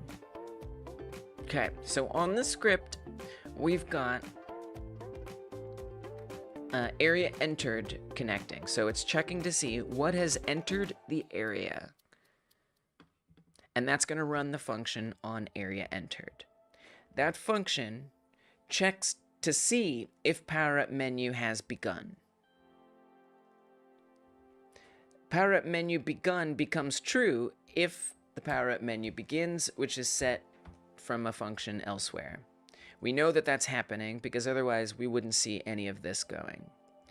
Okay, so the area enters, power up menu begins, and it assigns all of the overlapping areas to the array, the empty array that we've defined up here, power up overlaps. So they all go in there. It then prints that it added a power up, an array of the size that has how many overlaps in it. So this is actually going to run multiple times as it keeps adding something new to the array. So we'll see added 1, added 2, added 3, added 4, however many. This is going to report how many overlaps are getting added to the array. Then for every overlap in get overlapping areas, that is to say, it's going to go through the overlapping areas, which is different than power up overlaps. So I could say power up overlaps. Let's do that. That would be nice. Probably should have done that sooner. So that's just going to look for the same thing as that. Great.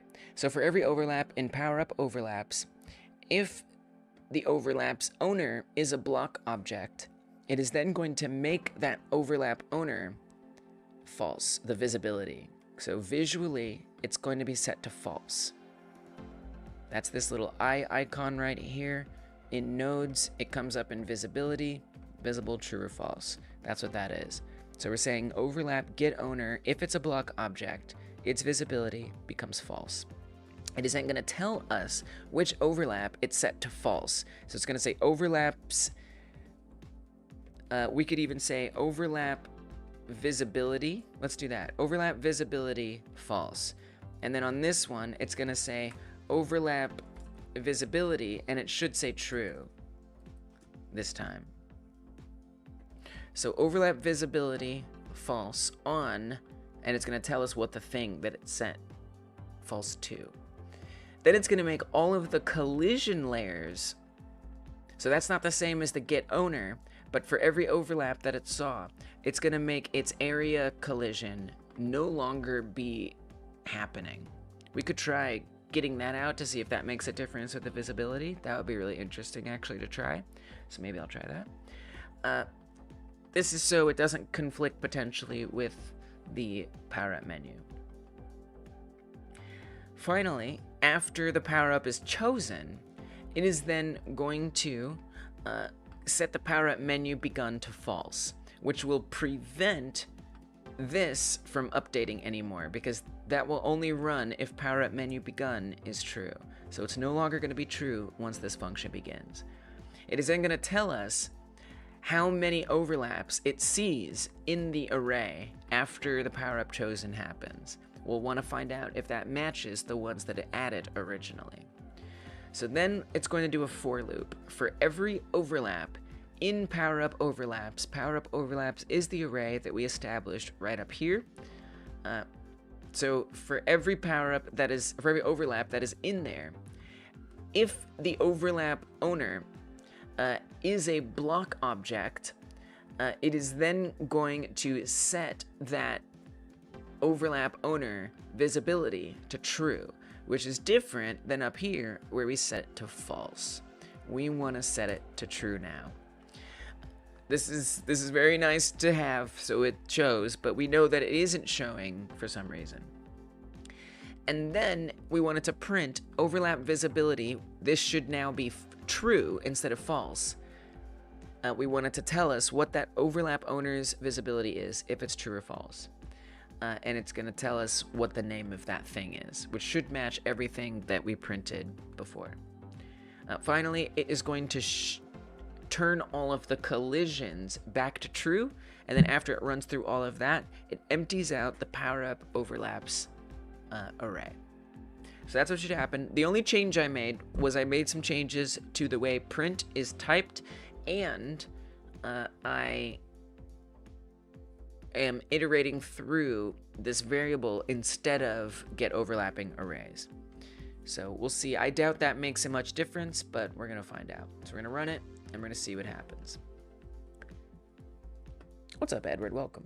Good to see you. Thanks for coming through. Turn collisions to false, see what happens. Yeah, I'm going to try that. I'm going to do this, and then I'm going to try that. I am absolutely going to just comment all that out. I'm just going to comment all that collision stuff out. Welcome, Edward. I do owe you a song momentarily. If I don't forget, which I will try not to, I will sing you a song. So all the collision shapes are visible now. That's also different. This way I can just make sure that that cylinder is actually behaving like I want. So we should see, it's going to be kind of hard because all the collision shapes are visible, but hopefully we'll see that cylinder descend when the power-up menu comes down too. All right, so let's stop it here. I am going to level up. So we should see that cylinder come down with the menu. There you can see the cylinder right here is all around. Things became invisible. It's harder to see that they're invisible, but because their collisions are remaining, which is interesting in and of itself, actually. And let's look at what we have printed here. So we now have one overlap in the array, tree 222, visibility false. Overlap visibility false, tree 223. Overlap visibility false, tree 321. So we actually only hid two things, apparently. I see more than two things being hidden right now. So that is a concern, that it... Well, it's a little confusing what's happened here.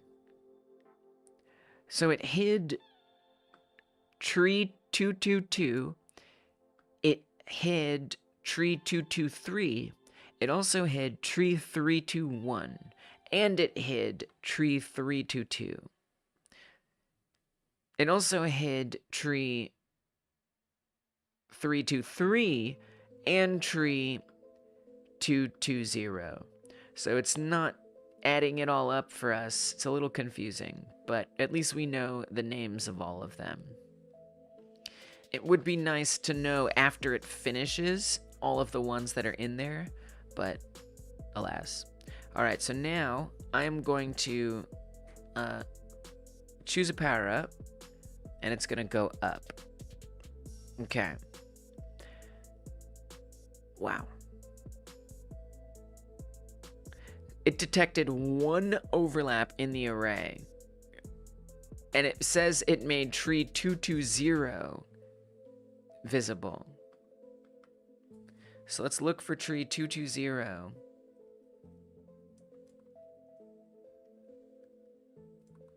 I'm not exactly sure where tree 220 is. So there's other versions of tree 220, which are not relevant. Okay, that's probably the one. You can see that if I hide that, the entire ground goes away. So I think it's safe to say that that's the one that it's on. But I am not able to make it appear. If I click on it, let's see if we can observe the collision moving.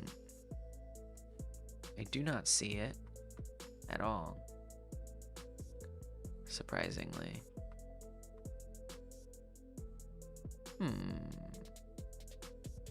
Let me unlock the camera a little here. So obviously there's a lot of problems going on, and I don't really understand why or what they are. Okay, so actually we might have passed some things that were hidden. So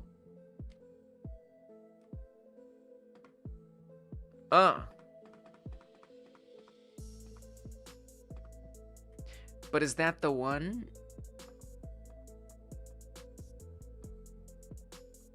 I'm confused. I don't know what's going on. Let's try a different test. It's very confusing. All right. Let's do something that's more obvious. These right in front. Tap it. Collision comes down. It hid. I see 3 of those got hidden very clearly. Solar panel. I'm concerned that the array change that I made is making things a lot worse. Solar panel 121, 124, and 120, and 125. 121, 4, 140, 2, and 5. 140, 2, and 5. It made 5 of them. 1, 2, 0, 4, 5. It made 5 of them invisible. Now, if I pick one of these, it made one.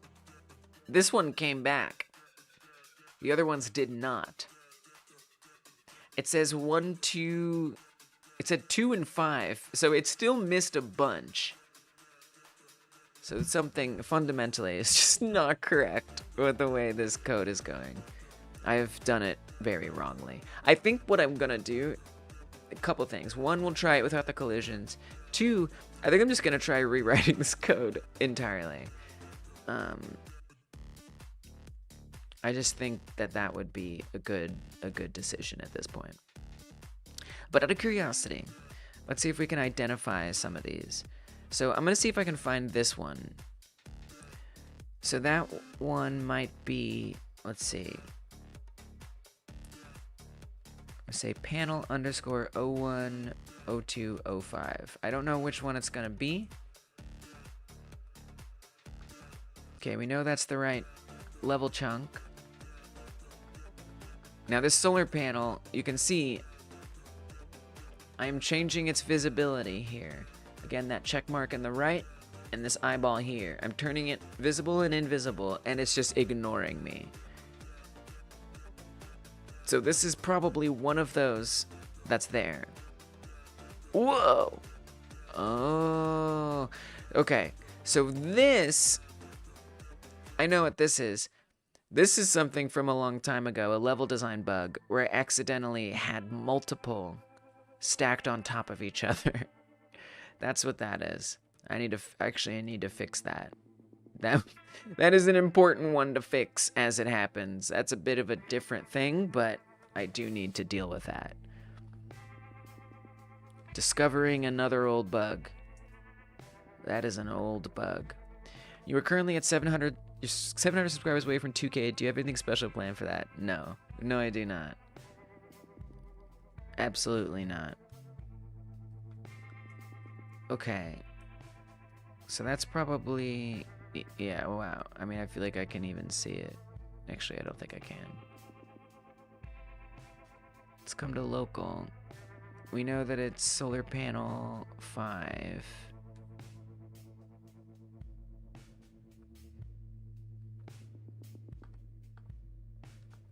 Yeah, there's 2 of them there. There's probably many of these. Wait, how many of these are doubled? Can you directly pull an object in inspector from the node in the log?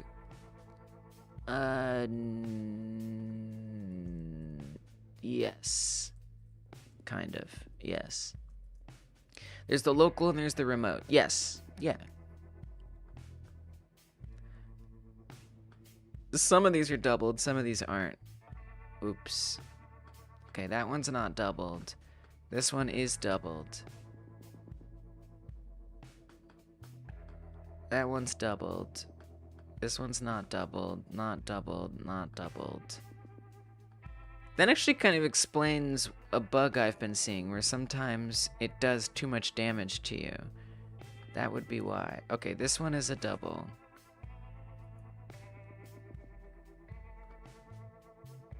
Here, let's just stop this.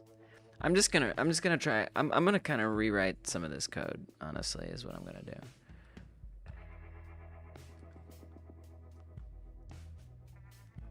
Oh man, now I'm lost. That one, this one. This double needs to go.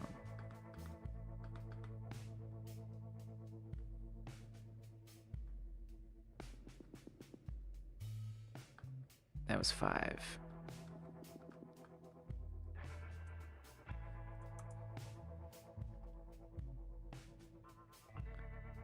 Okay, are there any other doubles I should know about? Hey, I'm gonna find this little bug, I'm gonna squash it. Oh, those are cows. Which are all gonna go away anyway. Solar panel. There's a lot of solar panels. Seems like more than I actually can see in here. Yep. Oh, wow, we got doubles all over the place. That is an old level design bug.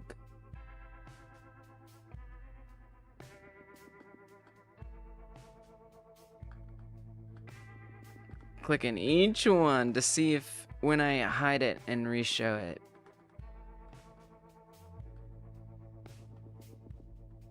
It actually disappears.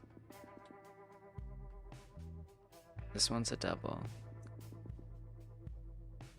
I caught you, doubles. You can't hide from me.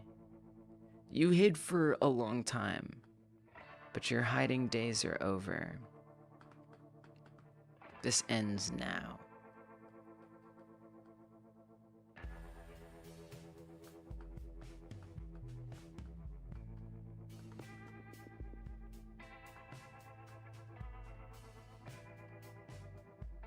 Okay, I think we got all the doubles out. Jeez. That was a task. Alright, Edward, let's get you your member song. It's late, but we must do what we must do.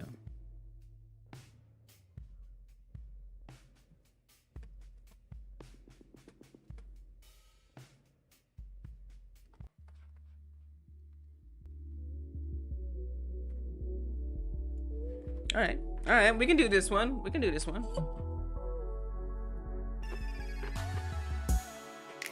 Oh, Edward, you're moving toward the stream as Edward does. Where are you going? You're going forward toward a live stream. Edward, forward toward Hyper Game Dev, don't you know? Welcome, Edward, to the stream.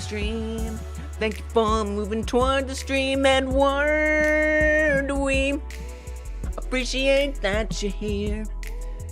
Edward, moving toward the stream. I'm so glad you came on through. Edward, moving toward the stream as you do.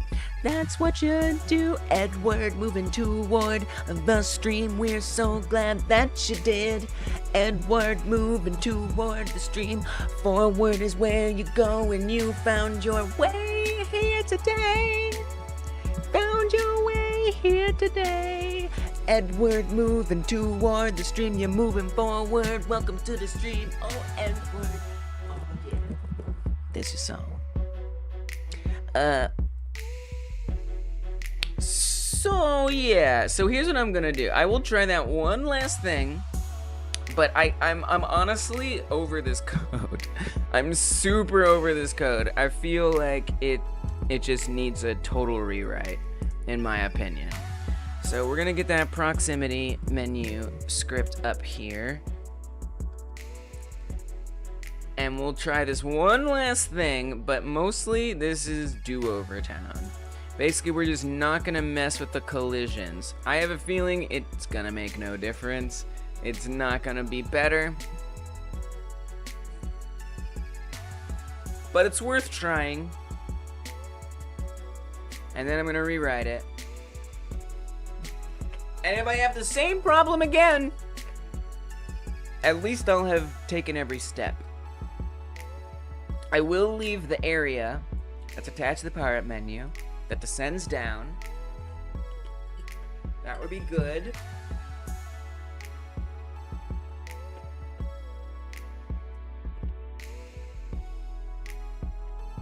So again, it's gonna be kind of hard to see because the collision shapes are gonna remain. But visually, the mesh will disappear.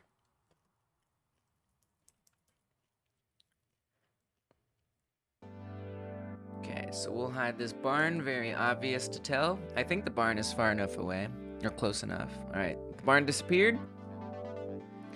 Pull it back up. Oh!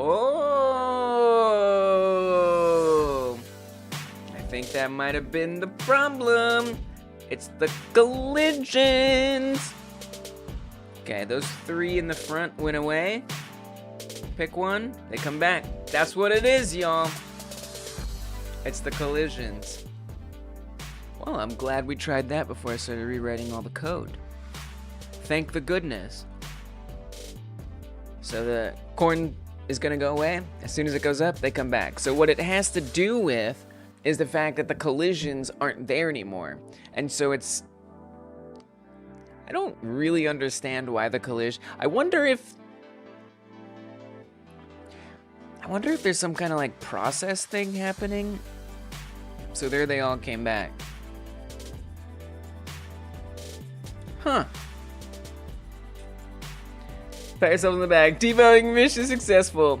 It is. Now I just gotta find a way to still make the collisions go away. Unless, you know, and the thing is, I'm pretty sure that somehow the power-up raycast was being interfered with. So like ideally it would be nice to still be able to turn off the collisions while the power-up ray is up. And in theory, the easiest way to do that is by only turning off the collisions of things that are near the power-up menu. But we obviously have an order of operations problem here that is somehow, I don't understand why that has anything to do with the situation since we're not using on area exited.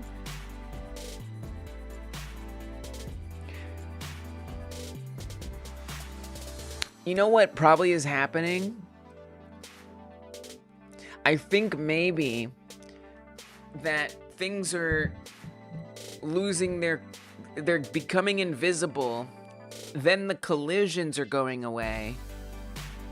I don't know, I'm really confused, honestly, if I really don't fully understand what's happening when that happens.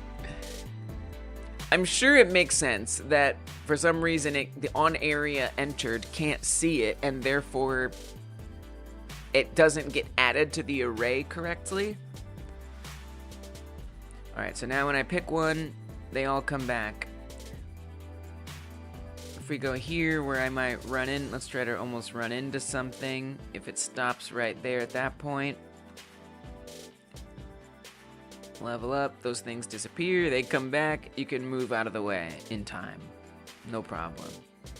I would love to try to recreate the problem where something...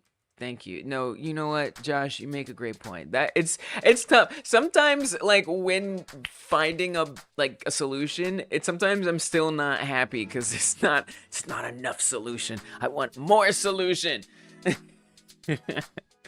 All right, so that's fine. I mean, this works well. I will say I'm happy with how this works. I wish I could definitely confirm. Maybe we want to make sure the power-up is, like, behind something.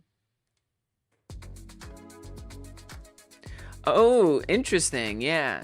So actually, right there, it did look like it was behaving a little badly. Okay, so there's the tree where my cursor is. When that comes down, look, I can't hover it.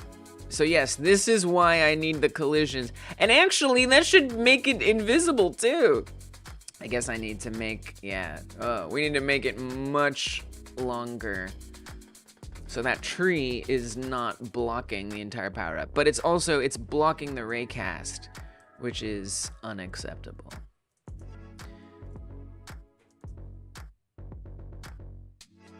So we're gonna find that. Move this forward a bunch. We can actually probably put it back to the center.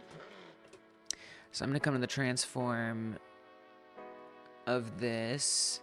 Well, it's gonna move. That's okay. This is still helpful.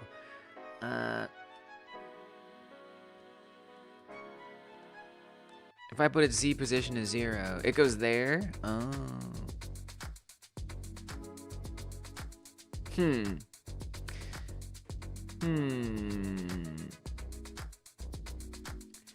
So that Z position might actually be getting overridden. I would say its Z position shouldn't actually change. So I would rather it be global position, really just Y. No, and X. We need the X too. Global position Y. Let's refactor, retype this a little bit. That way the Z position will update. Otherwise it might override it. Okay. And then I'm gonna make this longer as well.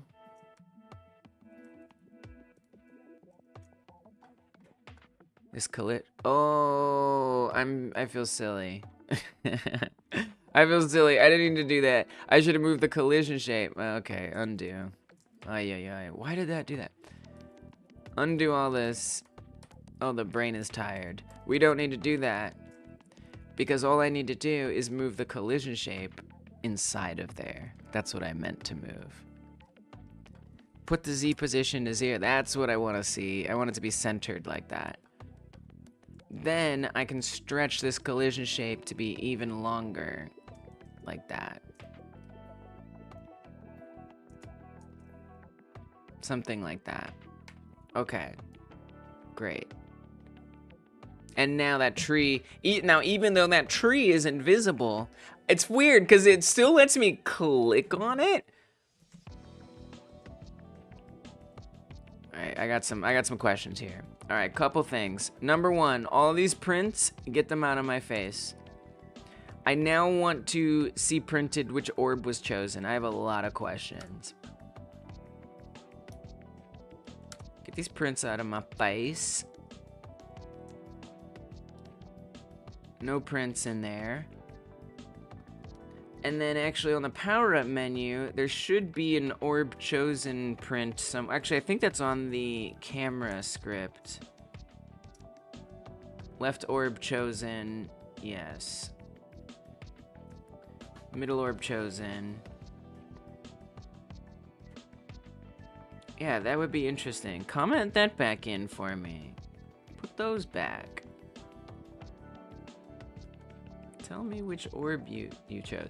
And then I think this also prints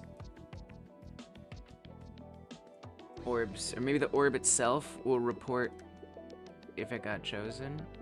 No. Okay, that's fine.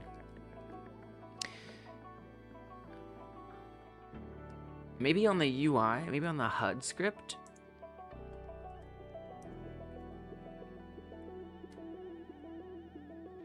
There's a print for it. Okay. So what I want to see is in that instance, how is it advancing forward? Does it see somehow that I'm picking that orb? Because it's not popping up with the UI information, which is very strange.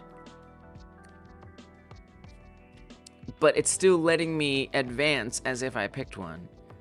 And that may actually give a clue, potentially, as to where I need to make a change, so that way it actually knows what to not look at. We'll see. Okay, so we need something that can block it. Somewhere like there. Drop the menu down. It's gonna hide stuff. And indeed, I can't hover this, but if I click it, it says left orb chosen.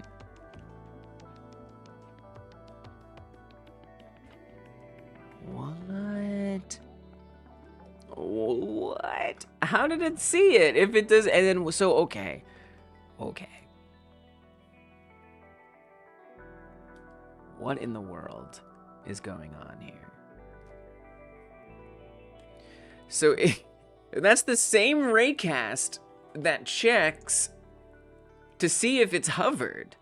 In fact, if it's hovered, that's the only way you can choose it. What? Power up, hovered. Oh, sorry. We need to search here. Power up, hovered. Show me every function on the HUD. On power up hovered, it reports the orb. I mean, it's the same place. And then it shows the HUD information.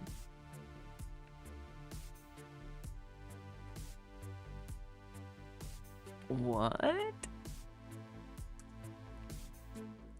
Print orb 1 HUD info should be visible. How odd. Or let's even say orb 1 HUD name visible equals power up name visible, and see if that says true. I guess I'd also like to see, I mean, this function must be running. That's so weird. How strange. The animation also isn't playing here, actually. Because when you hover over one, it throbs, and that isn't happening on that one. So that signal basically isn't getting emitted. But this one does? This signal only gets emitted if this condition is met. Print is so weird.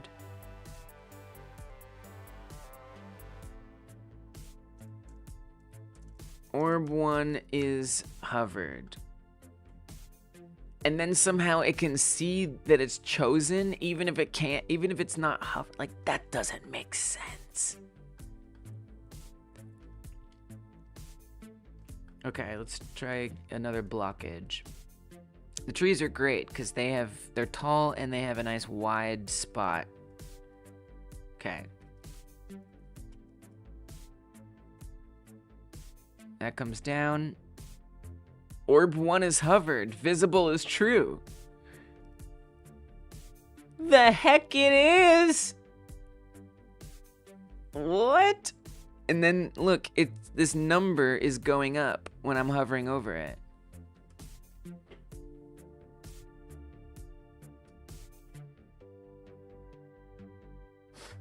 What? I gotta say, I did not expect that.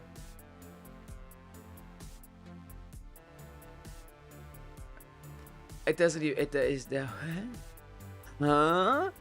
That doesn't make any sense, because it's not like there's some, you know, it's not like a render layer thing, right? Like, how could it be? The tree only takes up a certain amount of space. So, like, why would the entire thing go away? I mean, even this right here is on top of it. What?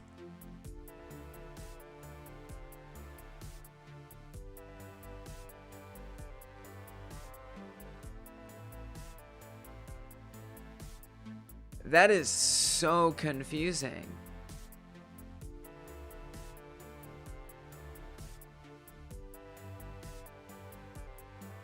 No idea what to think there. Oops, I forgot to choose one. I have no idea what...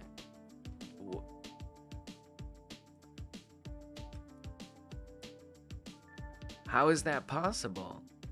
Oops, memory dead. That is mysterious. Solve one problem, find another. Hover taking the first index of raycast array. Hover taking the first index. Oh, that's a great idea. Yeah. I mean, so, and then, so that's why I would want to, I mean, okay. So suppose we find out that the raycast, which it must be, probably, seeing the tree first, which is why I was trying to hide or just turn off those collisions. Suppose it is seeing it first. How is it still seeing it after? And why is it being seen after not being interpreted? Like even if we take that as true, right? That the first thing in the index is not, like, suppose we discover that the first thing that it sees is not the orb. Why would that mean that the HUD name becoming visible doesn't show up? You see what I'm saying? Like, so to me, Sean, if I do that, I'm just gonna find out what I was already trying. I need to do what I was already trying, which is turning off those collisions. Specifically the animation. The animation, the name, the, like, you know, the name of the power-up is supposed to be there. Not just the animation, all of the text, which maybe you're lumping in with the animation. The text for the name, the description, the animation, yeah, everything but those are working. But that's not an animation on the HUD. That's just like a label.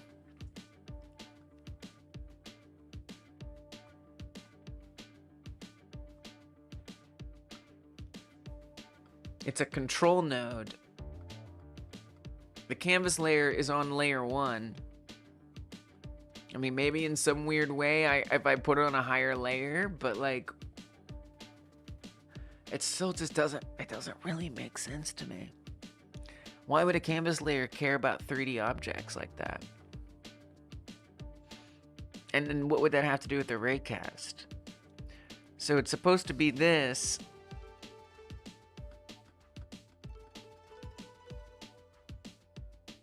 Oh, I forgot. So, okay, fun fact about the description.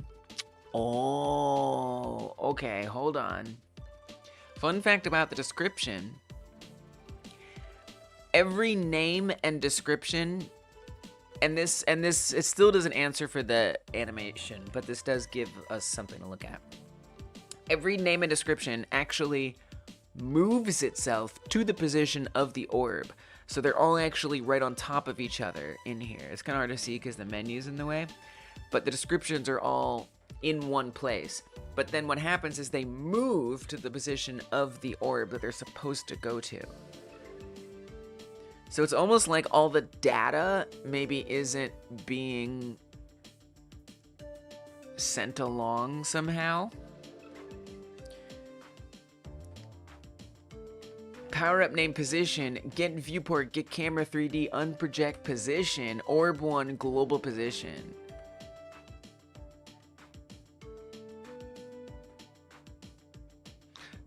Okay, so I'm still a little confused. What that has to do with the raycast or it being blocked.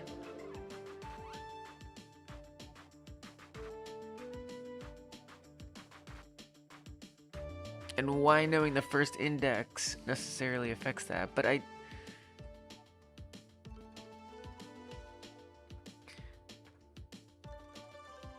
man, this is some confusing stuff.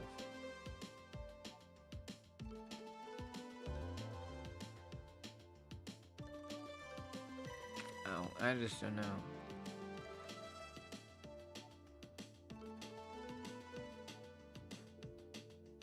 On power up hovered, animation play.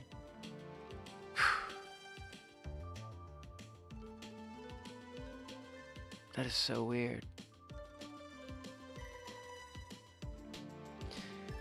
Because it just moves to the global position of the orb. That's all it does. And it's not showing up anywhere. It's not even showing up in the wrong place. That is some strange stuff. The only other thing I can think of is changing the HUD canvas layer number, but like, why would that make any difference?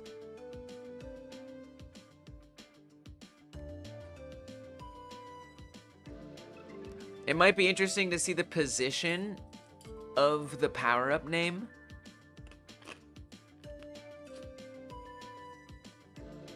Because, oh, so there's actually one power-up name, and it moves. Oh, there's one power-up name and one power-up description. And it moves to the different orbs. So it's not like there's 3 power-up names all on screen at the same time. There's only one power-up name on the screen at a time. And when one of them gets hovered, it moves to that orb.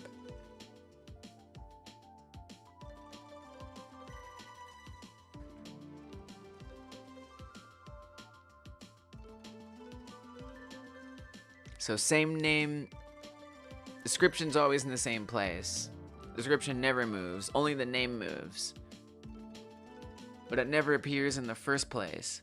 So I don't think checking the position matters much.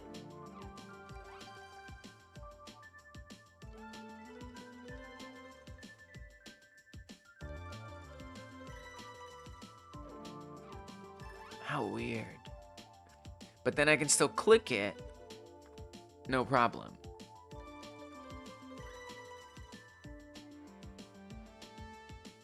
Yeah, I don't really understand it.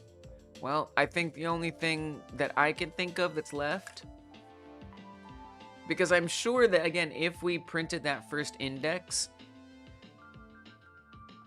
welcome back, Gamer Therapy. If we printed that first index, it's just gonna be exactly what I expect, which is like the collision thing. Debug credit for sure, Sean.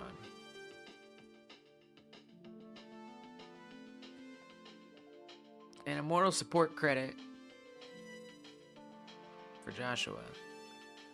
I wanted to be glad that fixed it, but I wasn't able to access that joy. But you definitely gave me an indication that maybe I could try to access that joy. So I appreciate that. How are you? I'm okay. I'm a little stressed because it's just like this bug is very confusing to me. I did manage to... It's not even just hides nearby... It does hide nearby objects. At this point, the task is... Power up menu turns off nearby collisions. And it's being weird. We gotta take all the wins, even the small ones. Those add up. You're right. You're right. I know. So, you know, I'm a little tired. I'm a little exhausted with debugging, man. Just like bug after bug after bug. Like, God. It's fine. Everything is fine.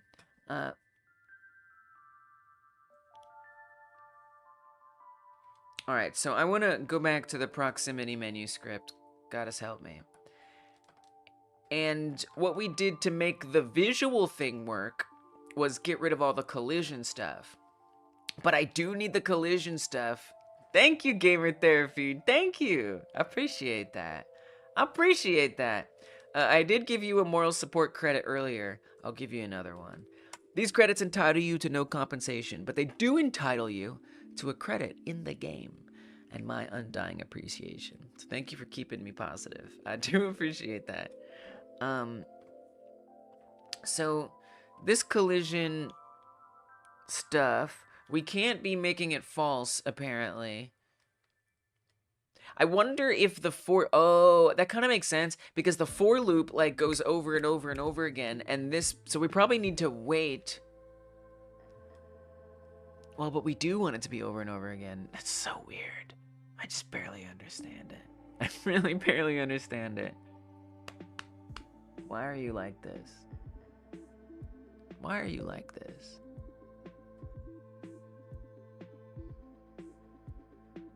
I could also say, this is not much, but we could also say that only if its owner is a block object, set that particular overlap this way. Welcome back, Kai Guy. What an evening. Just heard you stressed bug squashing. Yeah, I am stressed bug squashing. I am. It's just been like one after another, man. I'll give you more then. Appreciation. Thank you, gamer. You're very sweet. I appreciate that. Appreciation right back at you. I love this community. Y'all are just amazing. Helpful, nice, doing cool things. What more could I ask for?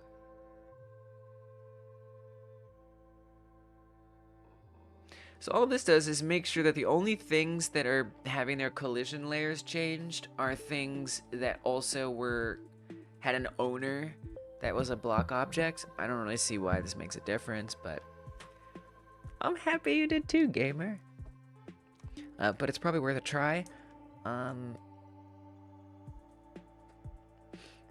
probably still gonna have all the same issues. Would be my guess, that it's not going to set them to be visible again. I wonder if we could say before we make them visible again, which seems weird. Why would I have to do that? I don't know.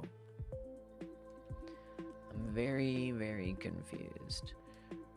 But try putting these up here. Kage was stressing too earlier. Your phone fell out of your pocket while running around and it had already gotten dark. Oh, that's so freaky. It sounds like you found it, though. That sounds terrible. It sounds awful. Pirate menu false. And what if we say for overlap in power up overlaps, set all those things to true, and then do all this. I don't know if that makes any sense or matters.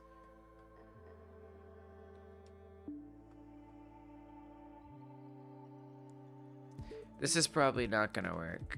I know, that's horrifying. Losing your phone in the dark? Forget that, man. Alright, so I'm just testing the old hiding stuff. So the hiding goes, we come back, it doesn't reappear. So as soon as we start messing with the collisions, nothing good happens. Now, what if, out of curiosity, what if we tried the other thing and see if this fixes the collision problem? So we stop right about there, drop this down. It should be blocked, but it's no longer blocking. So that does resolve the raycast problem. However, we're not able to get them to come back anymore, which is silly.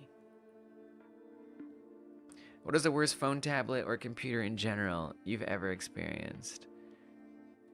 The worst one I've ever experienced? I have no idea. It's so relative, you know? Like, There's old technology.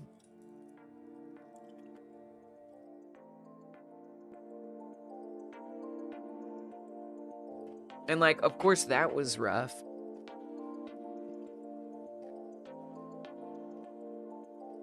I don't even know how to answer that. The worst I've ever, I mean, the worst I've ever experienced is like probably good enough ones. You're typing on it right now? I don't know, I guess just my old computers, my old ones that I use in a pinch if other things aren't working well, probably. All my examples are just old technology. Anything I've got new, I try to make sure it works well.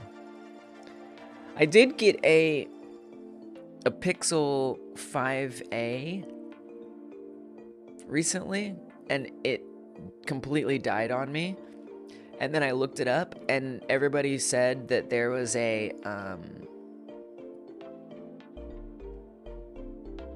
there's like a device defect that all Pixel 5a's have, and I did not know this.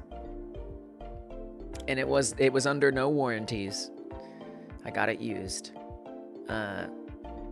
So that was pretty bad. That was pretty bad that I got a phone that has a defect. I see now why it was so affordable.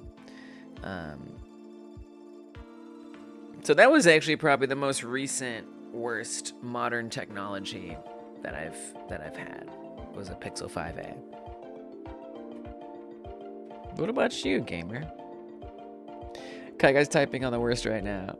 It's so funny. I'm so sorry. Kai Guy says, thank goodness for the kindness of strangers and Google Find My Device. Wow, this was like a whole thing. Oh my gosh. I asked someone in the park to call my phone, couldn't hear it. But then tried Find My Device. Holy crap. Wow.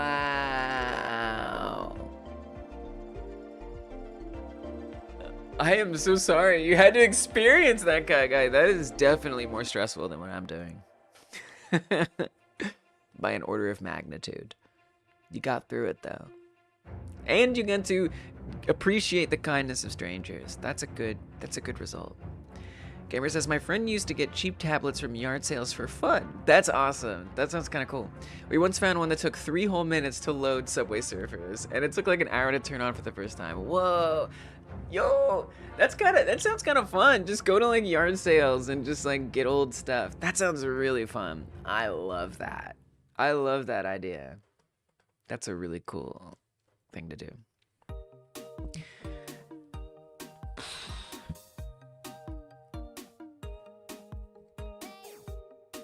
So for some reason, setting all these collisions to false is causing issues. Yeah, I can see why I'd want to do it again. I need to choose a place for these to go that causes me no issues. Ideally,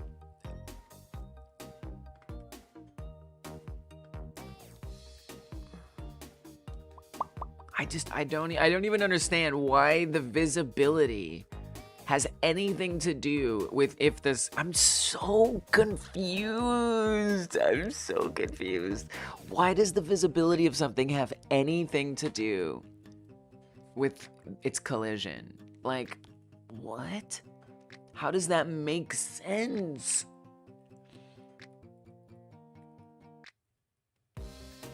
I just don't understand what's happening. Oh, it's so frustrating. On power up chosen, power menu begin false. For overlap and power up overlaps. Even setting them all as true first, and then doing the visible stuff. I'm so confused. It's so angering. It just doesn't make sense. It doesn't make sense. Is this a bug? Is there a bug in Godot? Like how can these things be? How can it be?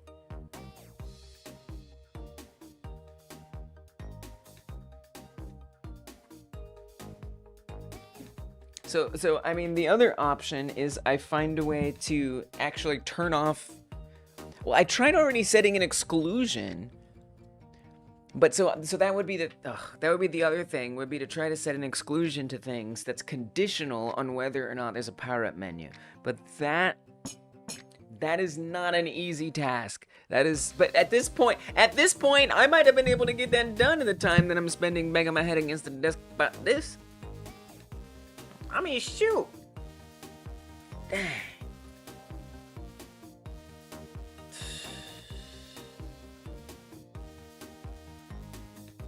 Just genuinely don't even know what to try at this point.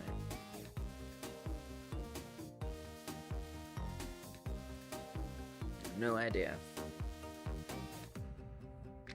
Because I do need the collisions to be off at around the same time as they become...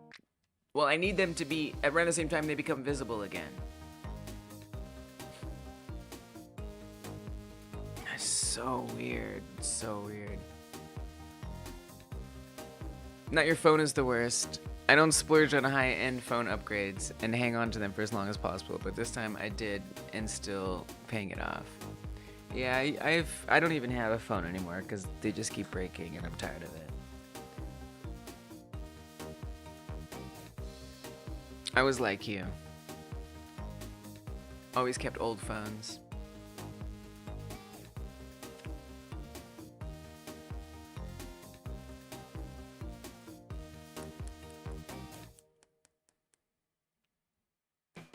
Man, oh man, I just don't know what to do. I mean,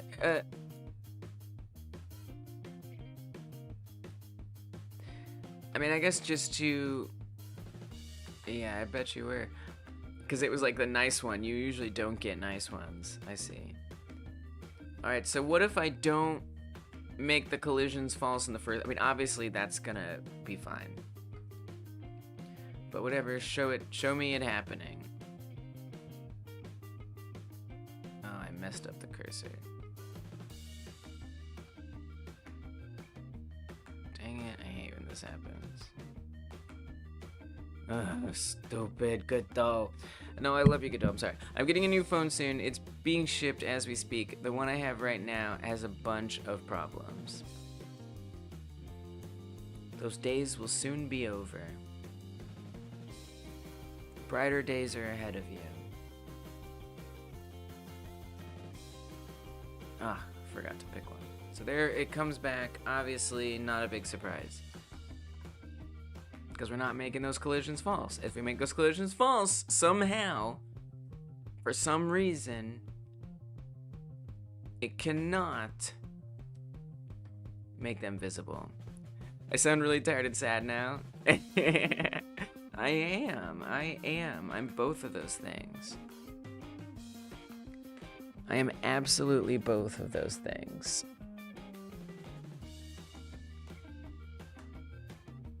But it just has to be okay. I gotta reset my chat. And I gotta reset my chat thing now.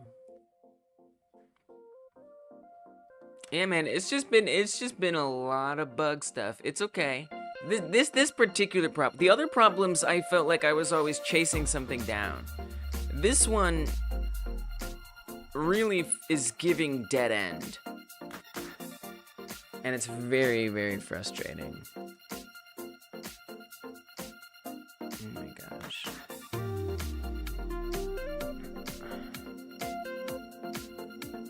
We're here for you. Appreciation. Thank you. Thank you, gamer.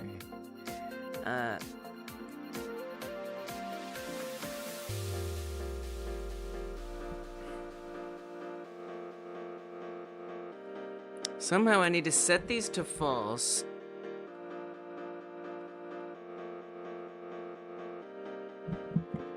Activate any Find My Phone feature as soon as you can. Apparently, it's very useful.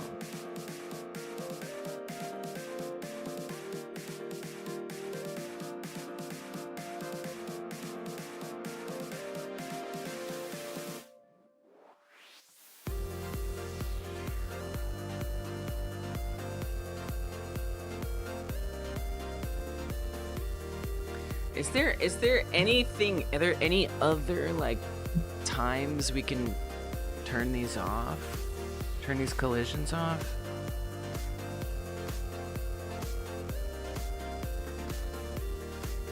Why would turning off a collision affect its ability? I just don't understand. I don't get it. I don't get it. Doesn't make sense. If power up menu began, power up overlaps get set to get overlapping areas. For every overlap and power up overlaps, we are making them not visible. Great. Awesome.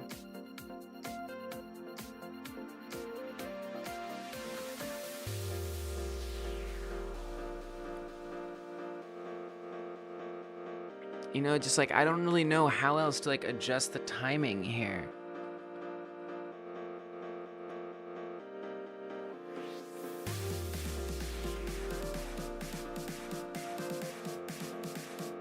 It just feels like such a dead end.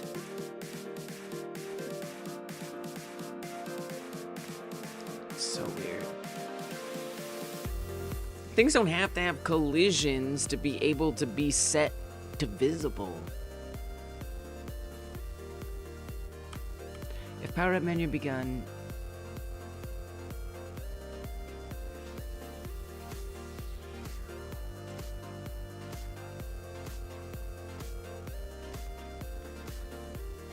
I mean, every idea I have just takes me back to the same thing. Use it for a week, a cheap one from a garage sale. Yeah, it sounds fun. Why are you like this? It's like I could like move on to something else. I really could. But I don't want to. I want to figure this out.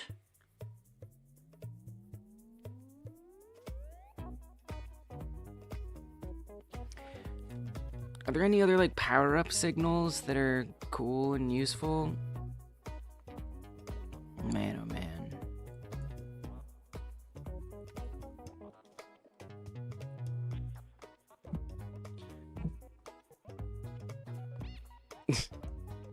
Yeah, maybe. Must keep going. Upgrade, add, remove. Yeah, none of those are really helpful. None of those are helpful. There's begin and there's chosen. Those are the only ones that I should need in theory.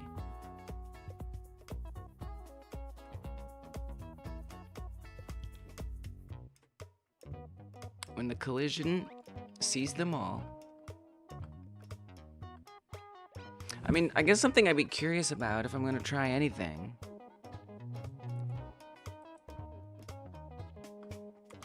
If you overlap is block object, what if you set them all to false first? I don't know. If visibility is apparently tied to collision, will they not go invisible this time? Your ADHD can never move on from a problem like that. Yeah, hyperfocus gonna hyperfocus.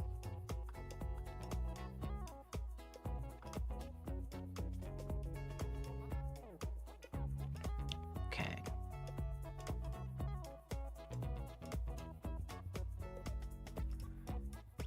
Where's Godot plushie? Talk it out? Yeah, maybe.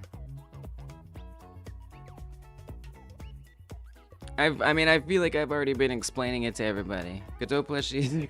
It is Rainier, by the way. Always cuddling. Always here to be cuddled with. So even if I set, if I set the, but they still, so I'm able to hide things if they don't have collisions. You wish you didn't miss out on the Godot plushie? Yeah, it's awesome. It's so good. The quality's good. There's some cheap AliExpress one that you can get. It's not as nice, but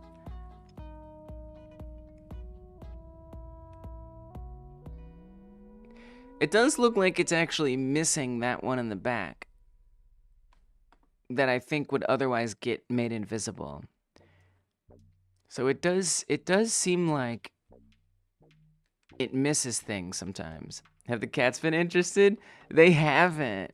Thank goodness. Not yet. I think I put it somewhere they wouldn't think to even look.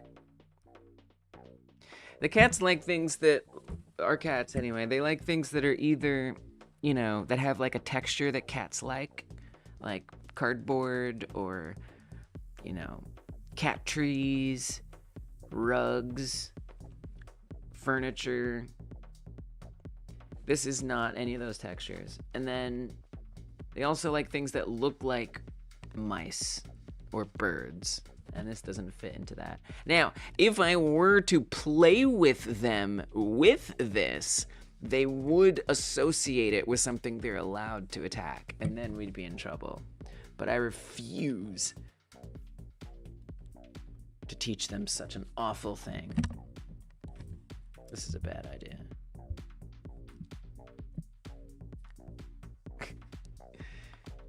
When I get going on a problem project, game dev or art or otherwise, I often lose track of time, staying up way too late. Yeah. I mean, yeah, yep, yes.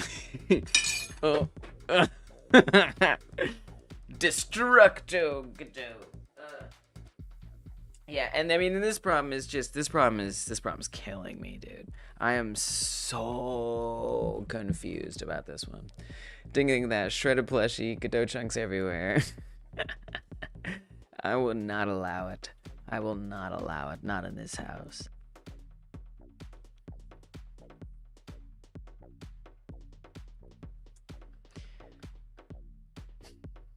What does this have to do with visibility, man? Yeah, yep, yes.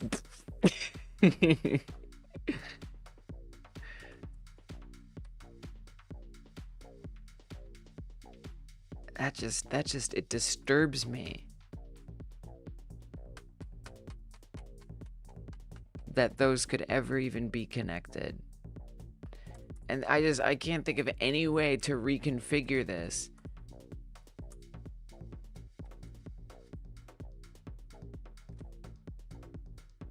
I have no idea. I mean, I could say, okay, I have one idea. It's ridiculous, and I don't know if it's gonna make any sense.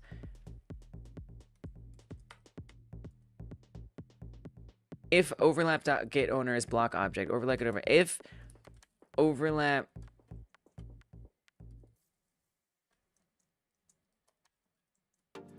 in that same iteration, if overlap for, so not only that,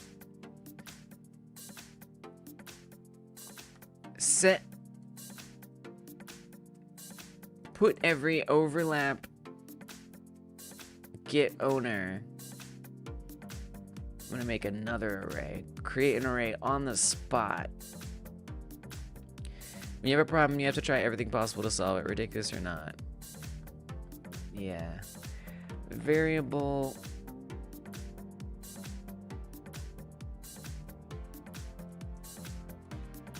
owned a block.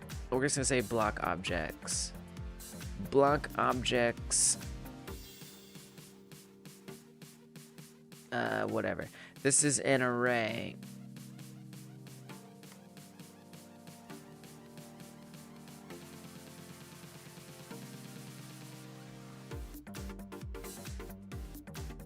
Create an empty array.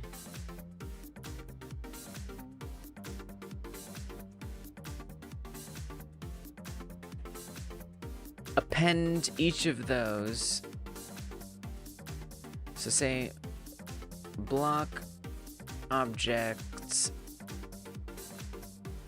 append everything that was overlapped to that array. This is ridiculous. This is super ridiculous. Append them all in there. So everything that it sees as a block object, put it in this new block objects array. Then iterate through block objects. It would be game over if I teased the cats with the Godot. Yes, 100%. I would just hide it. I wouldn't scold the poor cats. I would just hide it. And I would never play with it. I would just never teach them. But this is okay. For object in block objects. If object visible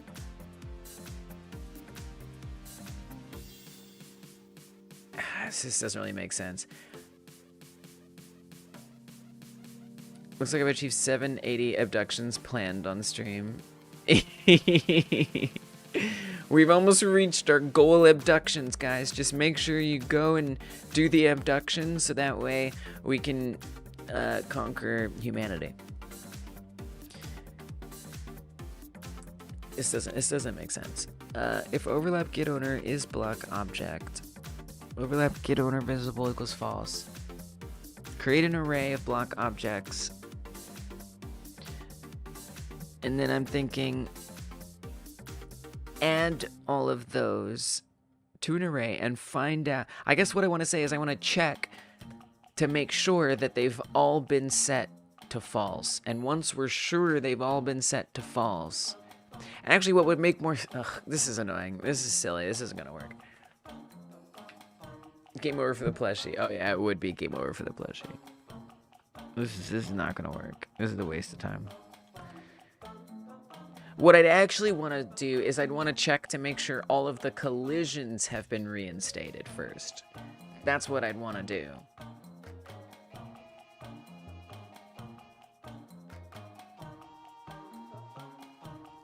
Oh my god, I hate this. I despise this. This problem is unlike any problem I've ever dealt with. Actually, it is. It's like the other problem I'm dealing with. Nonsense collision. Like, how can it be that I'm dealing with two seemingly impossible problems simultaneously? Like, and they're not related, even though they're so close to being related.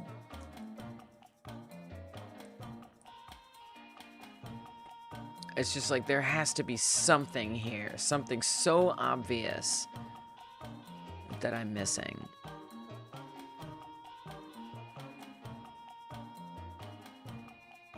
It's driving me nuts.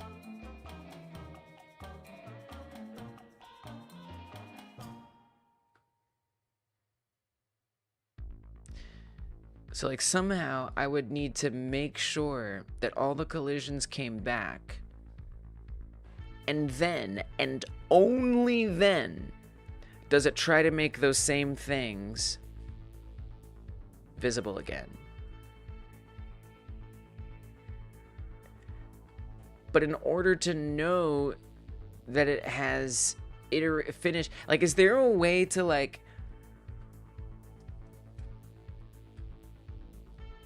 check when a for loop is done?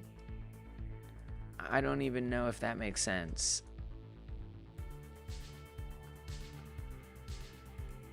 GDScript, check if for loop is finished.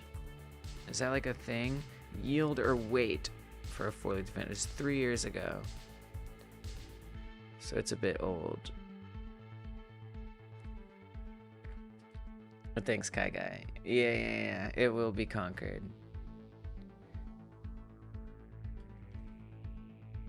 I hope so.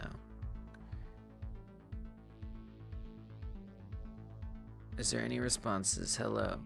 Hello, are you loading Reddit or what?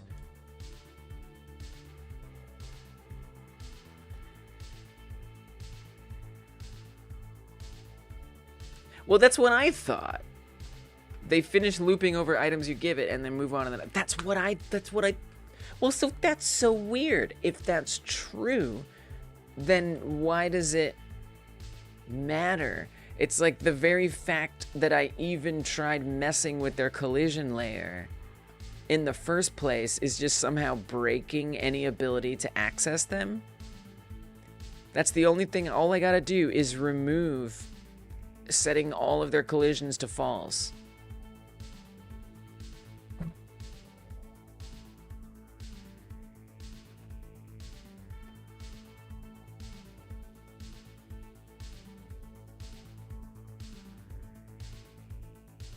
I mean, unless it's still entering in the air, if you remove their collision layer, they're no longer overlapping. Great, good. That's fine. Because what I'm doing is I'm adding them to an array. So if power up menu has begun, then I create this array, which is at the top of the script, power up overlaps, and I add all the overlapping bodies right then and there, well, through this for loop. Okay, so are you saying, yeah, I mean, right there. I mean, no, that's before the for loop even happens. All of those are being added in there.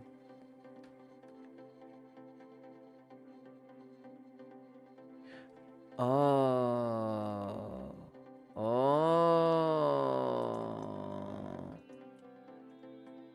Yeah, it should be fine. But what if I append it? What if I append them instead of this? Because what if every time it overlaps over it, it removes things from here?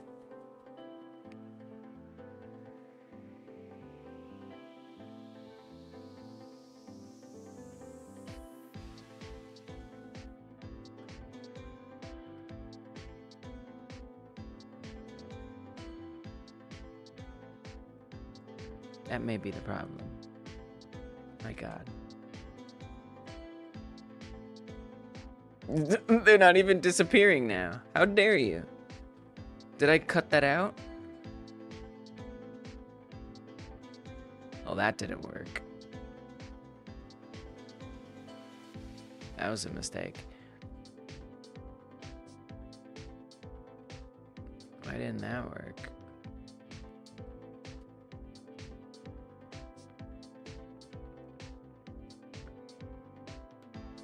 Attempted to push a back aerial array into a typed array. Oh, okay. I can't put that. So I would need to actually get these and... Okay, all right.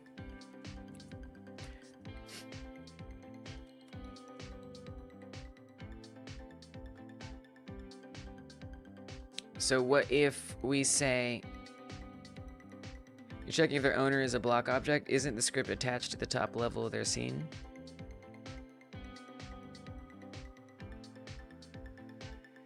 I don't understand what you're asking. So, to be clear, here,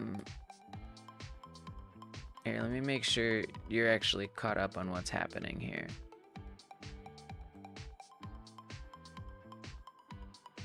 And let me show it to you in the most basic way ever. I'm actually also gonna put this... Let me just rearrange a few things and let me catch you up on what's happening. If you're interested. Because this problem is killing me. You wanna see a block object scene? Okay.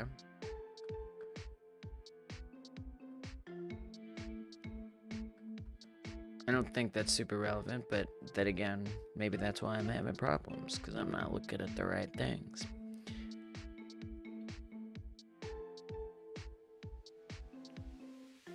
Okay, so this...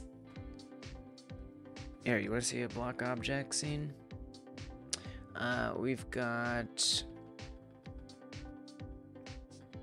What is block object? Sure. So every single obstacle, all of them, for example, an electric pole, a tree, a building, all of them at the top level have a script on them. Every single one. And that script is block object. So you can't see because it's cut off. But that's what that says. Block object in the top left there. Every single obstacle at the top level. So this is the obstacle. The obstacle is what the area entered is seeing. So area entered, it sees an obstacle. We then check to see if its owner has a block object. No, because the overlapping is not a block object. The overlapping is an obstacle. And while you might think, we'll just check if it's I mean, I don't see the point of that, because what we need to hide is the block object, all right? If we try to hide an obstacle, it's not going to hide it, and it visually does not disappear. Nothing disappears at all. No disappearance here, okay? So it's gonna see an obstacle, which is an area 3D. Then we say, check the owner of that obstacle. If the owner is a block object, this is the block object script right here. If the owner is a block object, then hide the block object. If the block object is hidden, that becomes not visible. It also is then saying, of the obstacle, the thing that you saw, turn off the collision of it so it no longer collides. So those are the things that are happening. We can also try monitoring and monitorable. That would actually be another way to turn off its collision without changing the collision layer. That might actually be a really good thing to look at. So the block object script is this. It's just a script that's definitely on every single obstacle. It's got some stuff on it that isn't relevant to this situation. Remove block object check from overlap visibility. I don't know. We can try it. You know how it is. Everyone ignores you unless you have children. If only object felt the same. Yeah. So the reason why I'm doing the block object check is because some obstacles, some areas that it sees might not be obstacles, and I don't want it to hide those. But the only things that are obstacles will be that. So it's just a way to check. I could change that. But the thing is if I'd say don't check block object, it might hide things I don't want to hide. It's just a way to be very specific. We can try it. It's worth trying. That would be very interesting, for sure.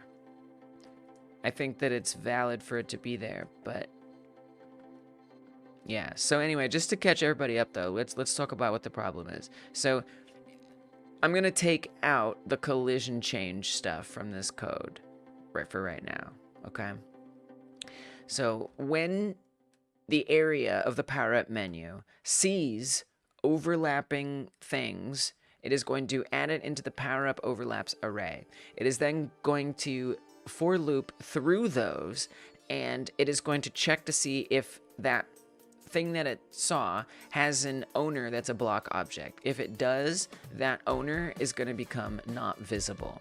So we could try getting rid of that.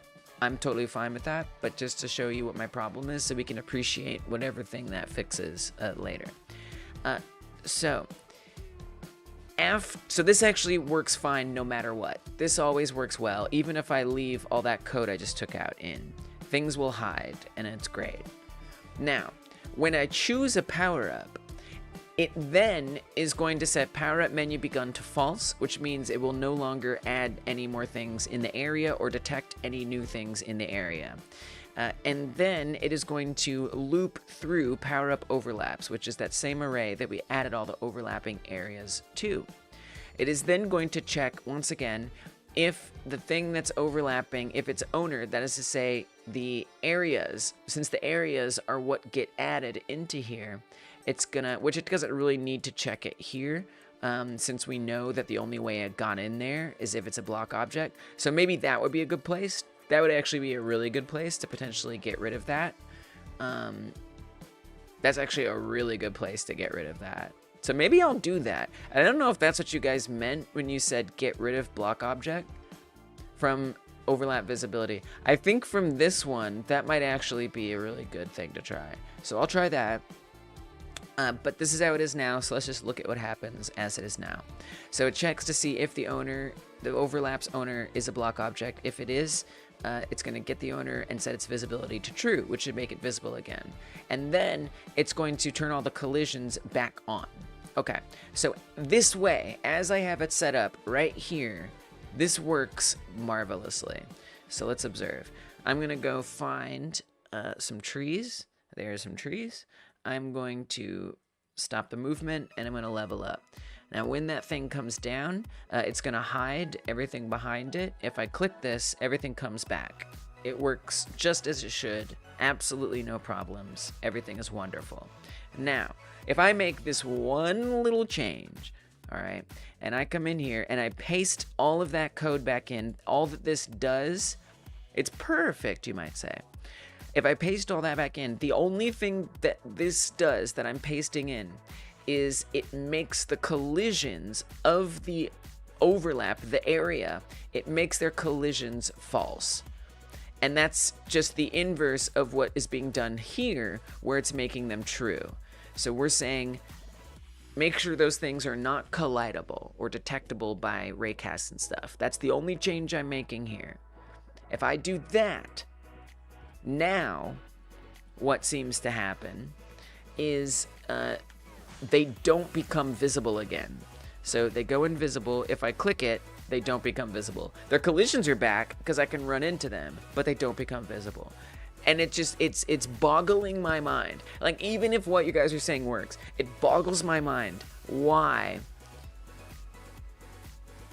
it wouldn't, like, just the only thing is changing the collisions. Nothing else is being changed other than the collisions being made false, and that means that for some reason they can't be made visible. I've done tons of print statements that confirm that nothing is being removed from anything else. 100 abducted children. And in fact, what's even stranger for the print statements, and if we go to remote, so I was printing what things were set to be visible true. And if I go to the remote tab and I check, those things are visible. But if I try to unhide them and re-show them, they don't appear. So it's like something, by fundamentally changing the collision layer and then bringing it back, somehow that makes it impossible for them to be visible again, which is ridiculous. Like, how is that not a Godot bug? I just don't understand. So while all the suggestions you guys are making, I'm gonna try for sure.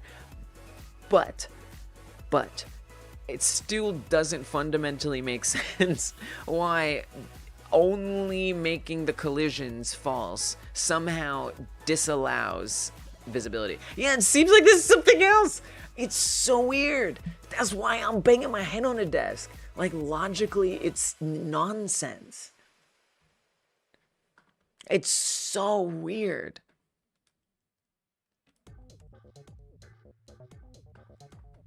And so annoying. And so, like, at some point, I just have to, like, believe that I'm not overlooking something. Oh. I will try not to. Thank you, gamer. Thank you. So, okay, so let's try not checking if it's a block object. So we're still going to need to get the owner, because a thing being set in there, we know that it probably has a block object parent, because we already confirmed that. So let's just try that one little change and not double check. I don't see why this would make any difference, but it could, because it's an unnecessary check that we're adding in there. So let's not do it. Can just check if overlap visible is false after power up chosen. Well, I did do that. I commented that out, and very horrifyingly, it will say, you know, I mean, we can pull up the live stream, rewind it, but I've already confirmed, and you just have to trust me, I guess, that it will say that it's visible true. It will say that it's visible true, and if I go into the remote tab and I look for that node, I can't make it visible again, even though it says it's visible if I click it on and off. So I hear you, but I've tried that and it doesn't care. All right, so what I'm trying right now is we're just removing one check about a block object. So we're gonna drop it down. It's gonna disappear, bring it up.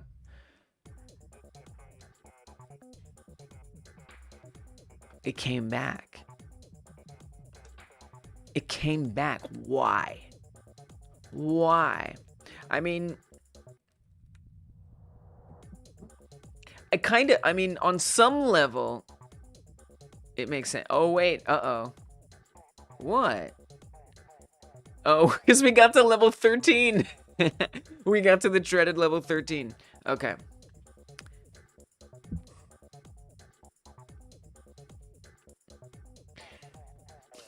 Now, to be fair, checking block object in the first place still seems nice. The second check of block object, I mean, I don't see why it should matter. Everything in there should already have block object as a parent. Why would checking that? Why would that exclude something? Instead of checking, you did it. You met the we met the abduction goal. Instead of checking if block object, check if not visible in array to set to true. I mean, at this point, it already works, but apparently. But that also makes a lot of sense, Sean, actually.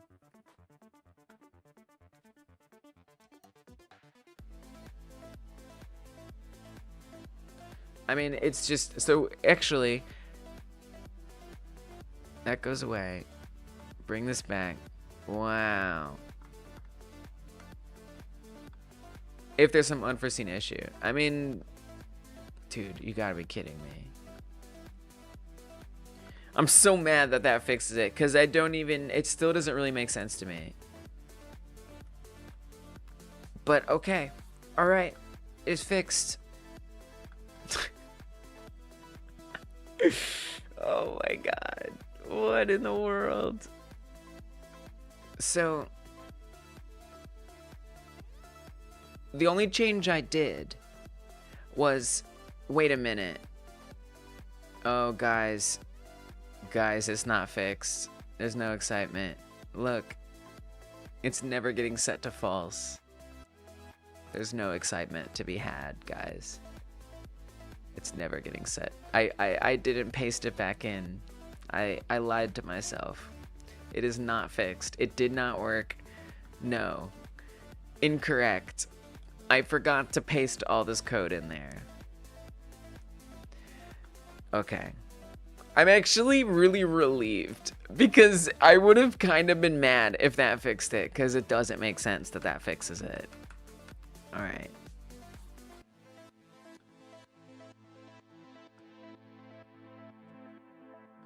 And the bug is back. Okay, good. Thank you. Oh, I'm so glad. I'm so glad. I've never been so glad to see a bug. Okay, so that understandably did not fix it. That was taking away the second block object check. Now, you guys were also suggesting getting rid of the block object check in the first place. So, sure. Let's do that. Yay, a bug! No more block object check. It's literally just gonna do every single one of those. Every single owner. Hiding our eyes to the cookies. That's what I think that must mean. Alright, so it's not checking at all. It's just if it overlaps with it. Which to me, it deserves this check. I think this check is very useful. Joy and pain. But let's do it. Let's get some trees. I think this would have unforeseen consequences, but let's see if it at least fixes this little issue. They come down, they go away. And I can't click anything because my cursor is messed up. Because sometimes that happens. So I don't think I can actually test this right now. Because if I... Okay, maybe if I go full screen, then I can test it. There we go. Okay, nope. Didn't fix it. And then Sean was saying if it's not visible. I'm telling you that's not going to fix it. I guarantee you that's not going to fix it. Absolutely promise that won't fix it. It just won't. If because it already knows to set it visible. If overlap, get owner visible is set to false, then make it true.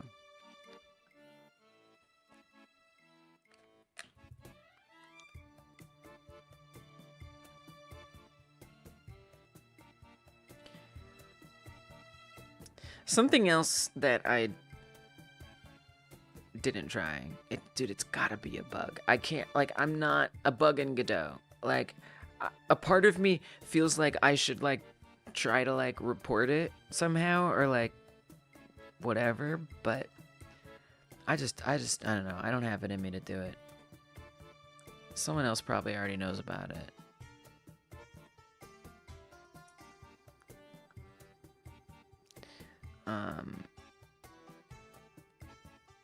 I don't think this is gonna make a difference, but we'll try it. This is just checking to see if anything in there is false.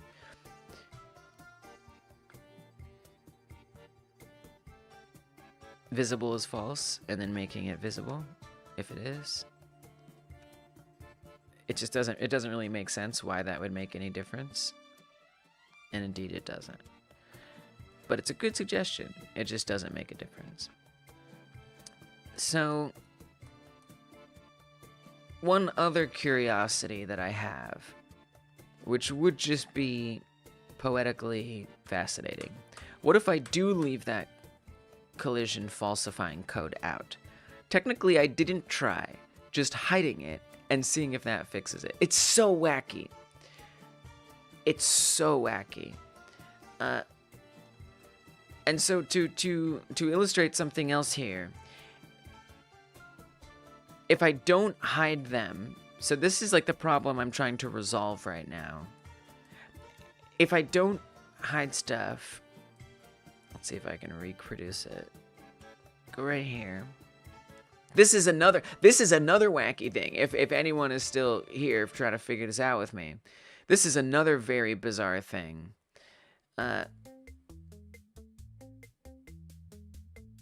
Wow.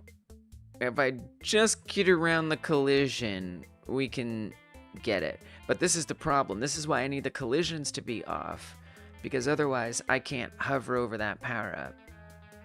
Building a 3D scene to try to reproduce it? That's awesome. I love that. That's exciting. There's another component to this, which is that I don't even understand. Okay, get ready for this, right? This is quite bizarre as well. So as you can see, if I get around that collision shape, I can hover over that orb, and the name appears and the animation appears. But at certain points, that doesn't happen. But get this. If I click it, it works. And it knows that that's the one that I clicked on. And the thing that was not showing the name, the visibility of the name, that was supposed to not be true, yeah, it's visible. And it's printing that it's visible.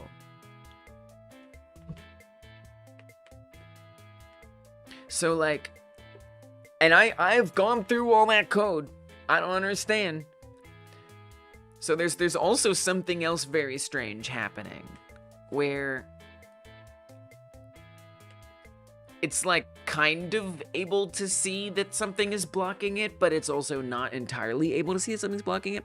So okay, so a curiosity that I have, does just making it not visible bypass the collision issue? That's something I didn't try. I would be a little annoyed if that worked, but I wouldn't be angry. Nope, see? And look, it prints it. Just the left button again. I can try the others. I just have to comment it. Just move it? I don't want to just move it. Problems need solutions, not workarounds. Sometimes workarounds, but this is ridiculous. Every bit of logic indicates that this should work. So, okay. So here, let's try a different button and see if the same thing happens. So here you can see I can't hover it, right? Unless I get around that collision. But right here, anywhere else, we can hover these. This one, I can't. I can still click it, right orb chosen. So it is not just the left one. That was a very specific problem before. So on some level, it does see the orb, but not on every level. It's so freaking weird. It's like I just don't know. It's boggling my mind. I think this will be a harder thing to reproduce, Dungeon. I do. I don't think this will be easy to reproduce. But you know, save yourself the stress if you want. But I'd be interested if you can get it comparably set up. But yeah, it's super bizarre because the entire time down here I still have the print statements. The entire time, let's level up here. HUD canvas overlaps all the same if you stack them. I don't understand what you're saying. I reproduce a similar setup, but it looks like it works on my end. Post a video. Yeah, I would. Yeah, I just don't know if your project is set up the same way. There's a lot of things to make sure are correct there. So, okay.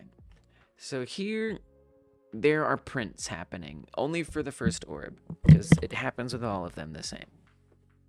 And you can see we have 39,668 messages.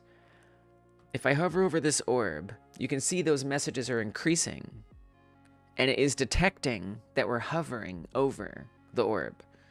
But it's not indicating that we're hovering over it. Now if I come over here, well now it doesn't make any sense. It sees it either way, but this way it doesn't see it enough to emit a signal. Like, why? Why? This is, by the way, a different bug, apparently.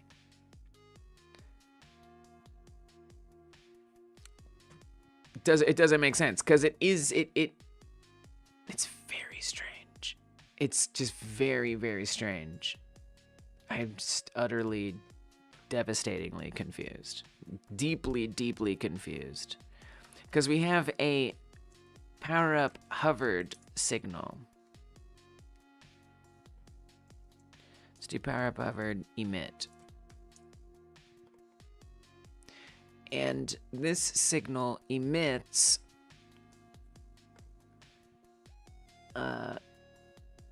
whenever we hover. Orb 1 is hovered, that is printing. Left orb chosen, that is printing. These all print just fine.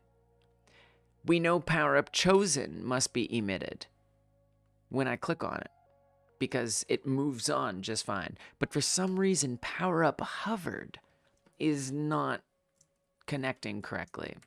So everywhere power up hovered function is run, should be two places. On the HUD, here, if it sees that it's orb 1, which we know it does, because it prints orb 1 HUD name visible equals true, and it says that it's true. What happens if I reload? I could try that. I could try that. I don't think that'll help, but that is something that is worth trying.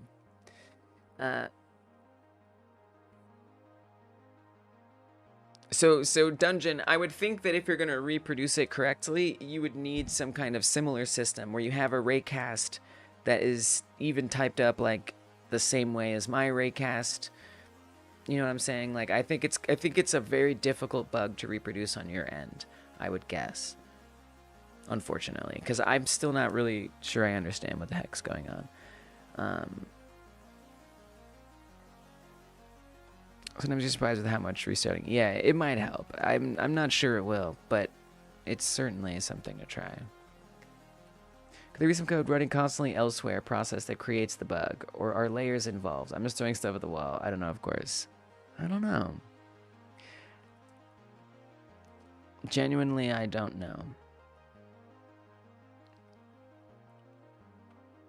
Thank you for throwing stuff, but I don't know how to answer those questions. They're a bit broad for this, for me to be able to specifically answer it. So this prints just fine. So that means this function is indeed running. This function runs. That means the signal is getting emitted, and it's connecting, and the function is happening. And it will say that power up name visible is true, but we know it's not true because it doesn't show up visually. Yeah. No, I gotcha. I appreciate that. It might. Sometimes it does. So this is super freaking weird. And I just, like, I don't even know what to think anymore. Like, I mean, if we wanted to do some kind of canvas layer thing, right? It still doesn't make sense. It just doesn't. It still doesn't make sense. Appreciation for Kai Guy, because there's the animation, which isn't tied to the HUD canvas layer. It's just, and so the animation is, by the way, the same. So that's over here in the power up orb. That's this one. On power up hovered, play animation hovered. So I mean, if we could do a print here, animation should be playing. Print that. Come in here. Animation should be playing. It's printing it. See? So this is running, but the animation isn't playing. Do you see how bizarre this is? Like that line right there is happening because it's printing constantly right now. Right? I'll change this right now. Save it. Hover it. This is going to change immediately.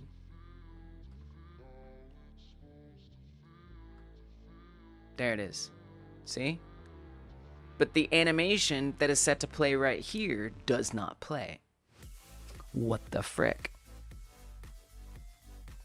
And I'm sure if we could prove the animation is playing with a print, it would say that it's playing. Why do I think that? Because the label name is visible true, even though we know it's false because I can't see it.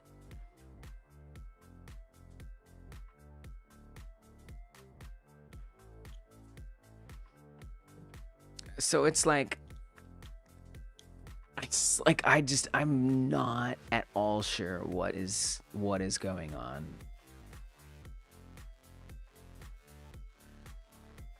It's so confusing. So, you know, if it was just a HUD canvas layer thing, you know, first of all, not making a difference here, unfortunately. But even if it did make a difference, I mean, I'd probably have to restart it anyway to, like, prove that that is actually doing anything. But even if it was doing anything, why would that have anything to do with the animation, which is completely separate? It's actually ridiculous. I mean, there you can see, right? I just made this not visible, and on all of these, it never shows up. Make it visible, now it shows up. So it's definitely responding to my input. It's like chaos. Did I turn off the collision shape? What collision shape? What do you mean? Welcome, Tristan. With that X-ray mode, because it still works. Like the collision shape, like why would it be getting turned off between here? We know it's not because it's telling me that it sees it. Would that X-ray mode show collision shapes and help somehow? I mean, I don't think so. I was looking at it earlier, although not for this specific problem. We could try it.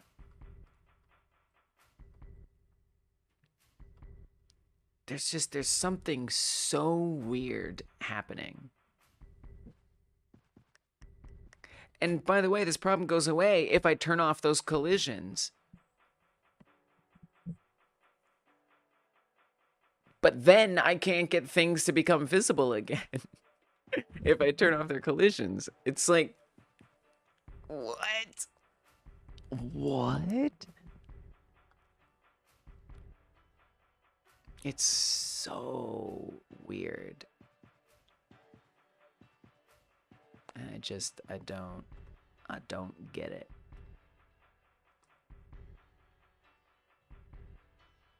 Glitch in the matrix. All right.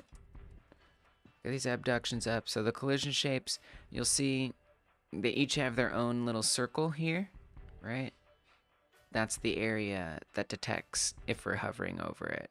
So the animation, the reason why the animation is going, because I only set all the prints up, most of those prints, for orb 1. So animation is playing, here animation is playing, but then it's also adding the extra ones in that are only relevant to orb 1. That's why this looks different over here.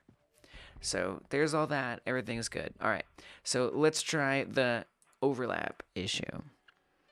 So come right here, bring it all down. You can see that one collision is embedded in the other, which is why I'm trying to hide all those collisions. Okay, but you know what the spooky thing is it's still detecting it, even though it's not lighting up or anything. Look right here. I mean, I could even come here and then do this. You see? It's updating because it still sees it. Now, someone made a good point about what's first in the array, right? So obviously the first thing that the raycast is seeing is the tree collision, right? That's the first thing that it's seeing. And apparently the second thing it's seeing is still able to be reported, but it's like, it still doesn't make sense because, again, I can click on it right now and it's going to choose it, and it knows that I chose the left one. It's like actually cursed. So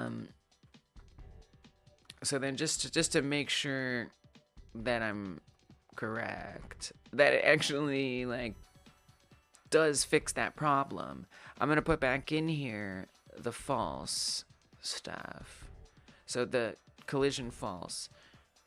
Come in here, paste, yeah, all that. Set those collisions to false. Make sure my indentation is correct. Oh, yeah. Oh, so this is, we stopped checking for block object. We got rid of the block object check at this point. Okay, so now, make sure I'm in the right spot. Maybe right about there. So now the orb is gonna come down. It's in the way of the tree, and now it works. This is great. If I hide that collision, now this pops up and the animation plays. Fixed. However, now we have the other problem of the tree doesn't reappear anymore. It's like, how can it be that there's two seemingly unsolvable problems coexisting with each other? Like, I don't know. Like, I mean, I'll save this. I will make a GitHub push if anybody has the bravery to dig into that. You are welcome to. What else did we do? We probably did a lot of things. That's okay. Attempted to hide, and I'm not sure even what to put it, you know, what to set it up with, ideally. Attempted to hide obstacles in power-up menus way. The obstacles don't reappear when power-up menu rises again, unless the collisions of obstacles being set to false never happens.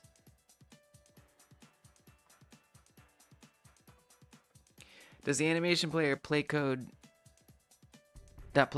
need to find it via the right path, if that makes sense? Yes. but it's not gone. It's still there. That is one thing.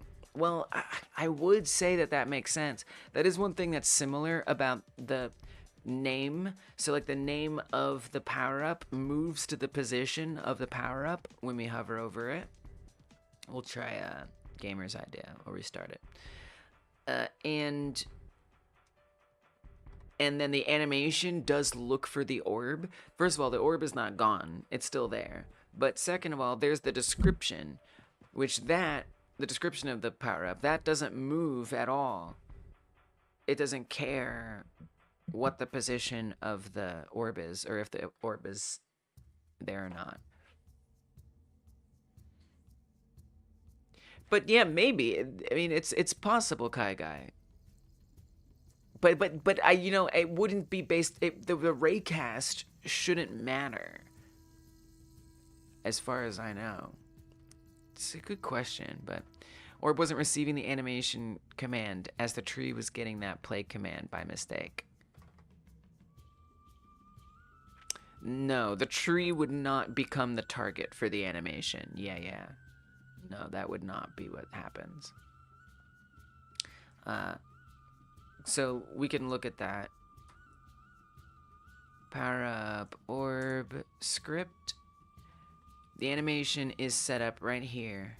It is specifically a child of the power up orb itself.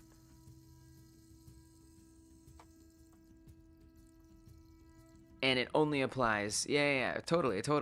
And it only applies to the power up orb. Is the only thing it can apply to.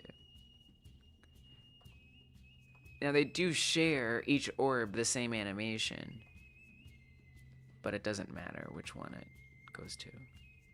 As far as testing this, now that we've restarted it, I guess I'll try the one that's up right now, which is if they reappear after. I just like, how could there be two seemingly unsolvable things right there, right next to each other? It's like, that's so weird.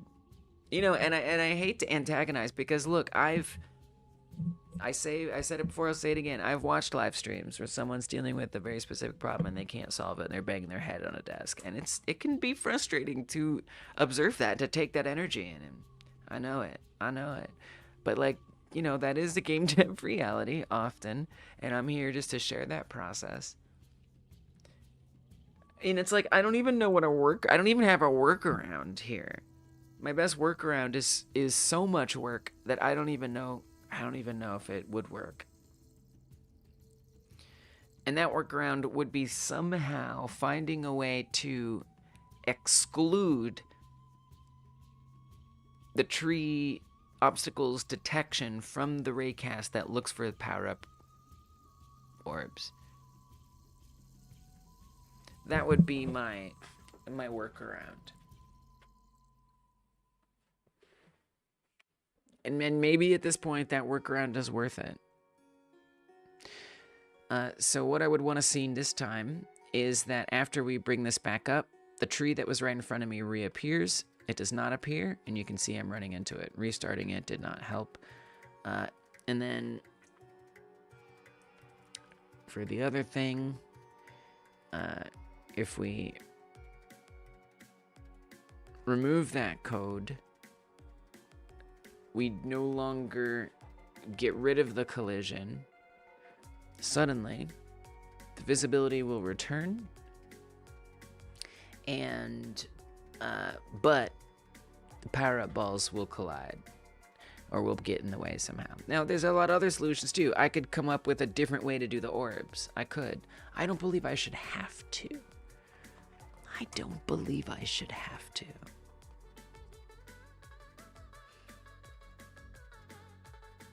Because it's also it feels ridiculous to just accept, well, there's no understand. It never happens. It just never happens where I come up to a problem that I can't at least understand why it isn't working. You know, it's like it's exceptional. It's an exceptional issue. All right, so still it's blocking it. You can still click it for some reason. Yeah, you feel me, Tristan. So, Dungeon Martian, they shared something. I have concerns that it's not gonna illuminate much, but it's worth checking into. It's awesome that she tried that. I love that. Let's see if it actually mimics the project I'm doing. Okay, so this is Dungeon Martian's project. What is happening? What am I looking at? So she's got a bunch of nodes, Area 3D, node with a script. It has an Area 3D child with a bunch of nodes instanced in it. Okay. You open up one of the instant scenes. It's a node with a static body. Don't know why it's a static body. So it's already very different from my project, which is fine but true. Mesh and a collision. Okay. The node is blank, has a class name testing. So I got rid of the testing check. That check isn't even there anymore.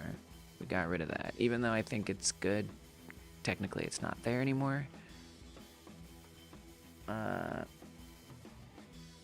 You've got in the physics process, which is not how it's set up. Yeah, so this is just fundamentally completely different than the project that I have. I love that you tried it, and this is interesting. So it still is interesting to look at and see what is going on. But, of course, it's so different. If a button is pressed, yeah, it's just so different. It's going to iterate through overlapping bodies of an Area 3D. And then it's going to set it to not visible. It's going to change a layer value to false, bring it back to true, and then make it visible. You have an else here. See, this is really different because you have a clear... See, the difference is I don't have a clear if-else like that. You fix what it iterates through, but it does the same thing. This if-else is not how it's set up at all. I mean, look, it's nice, but, you know, that clear if-else, I think, makes it really, really different. And also, I mean, I just don't understand. Yeah, I see you're checking the visibility, and it's able to do it. So that is interesting. It's actually helpful to at least narrow down what isn't the problem. For sure. And that you're not able to reproduce it in this way. But, you know, and again, I really don't expect you change the looping through the array. Yeah. You know, I don't expect anyone to dig into it so deeply. But if you wanted to try to understand it, it's not going to be easy because there's a lot going on in this project. But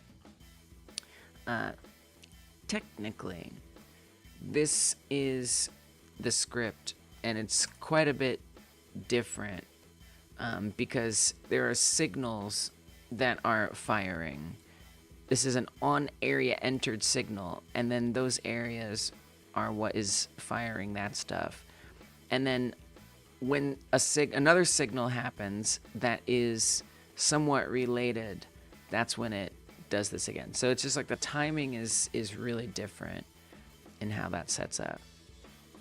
But anyway, there's a lot of other things too. Apparently there's other things. So if I was gonna come up with a total workaround, which really irritates me, but I'm gonna do it a bit. The workaround would be to come to. I hate like leaving this behind in any degree because it just makes no sense. But if I were to work around it, I would no longer have the power-up ray be based on the hover ray. I would actually create a brand new ray cast, which is gonna suck in so many ways because I have to change a lot of things, and I hate that. And I'm also wasting.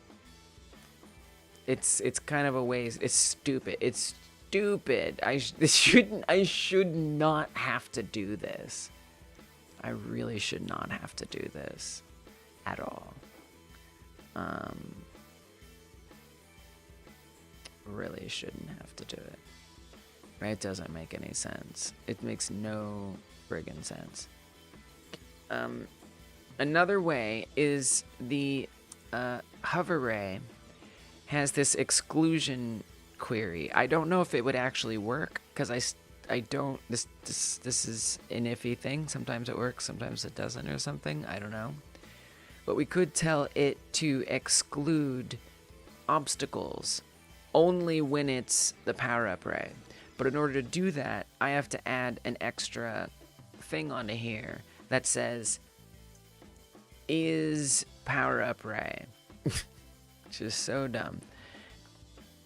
And we say if is not, maybe I'll do it this way first. If is not power-up ray, do that. Otherwise,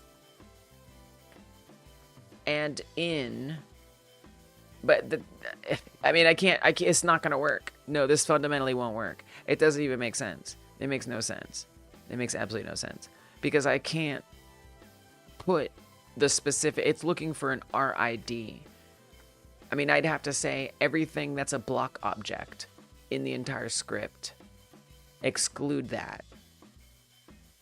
So we would have to have this giant array of everything. Like,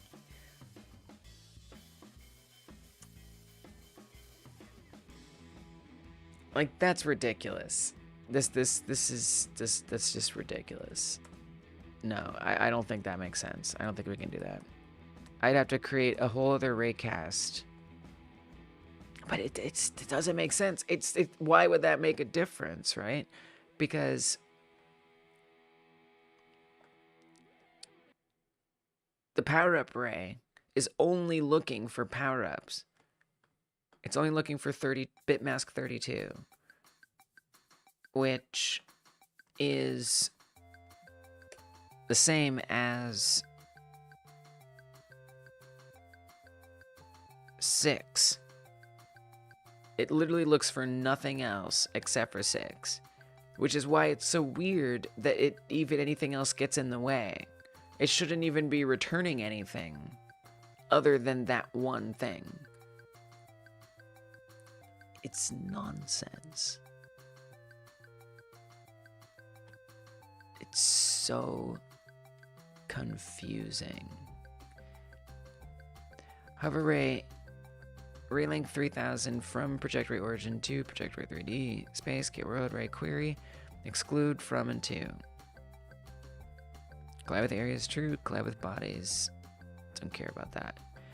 If it has mask, which we're saying yes, it has a mask. That's why we say power up ray 32 true, which I just scrolled way past it.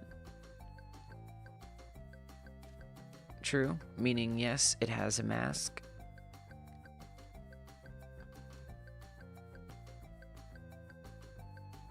If it has a mask, then it's gonna obey the mask that we set before, and it's gonna return the ray query.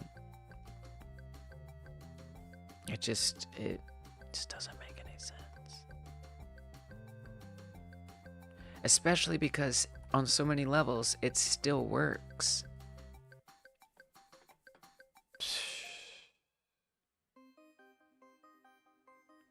Just bizarre. You know, I wouldn't even, if I were gonna look up to see if anyone else has had this problem, I wouldn't even know where to start. GScript ray query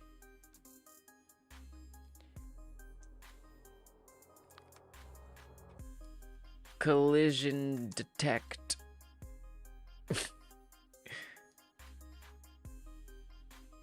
It's I mean, at some point it's just like I don't even know how to type it. Don't even know how to type it.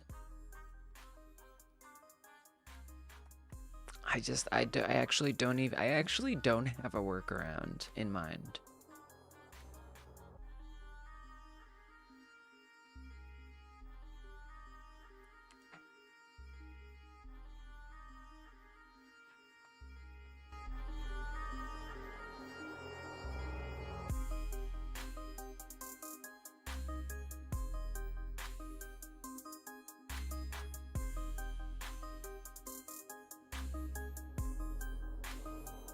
perplexing.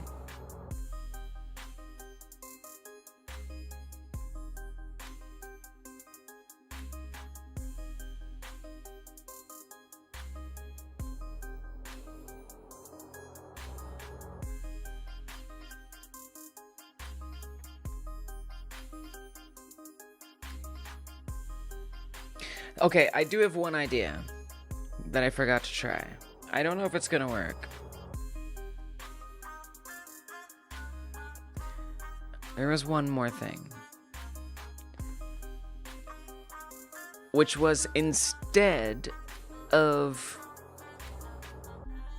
turning off a layer collision, setting the area to not be monitorable or monitoring or monitorable. I always forget which one's which. Monitorable. If true, other monitoring areas. That's not gonna affect the raycast though, is it?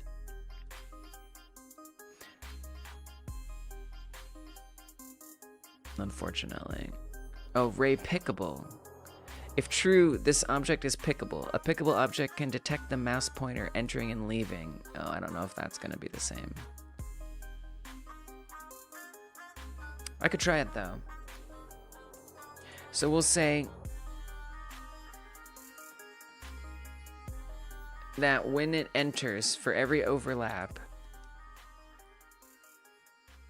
I don't even know how to reference this though. Input ray pickable. Overlap input ray pickable. False. And then we could make it true again. Like, looking for a different way to do it is the only idea that I have right now, and I'm gonna try it. I don't know if this is even gonna do anything, but I have to try something. I must. It still feels like unresolved why it isn't working, but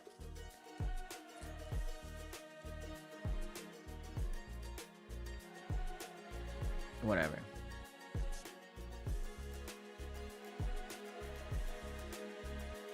Let's see what happens.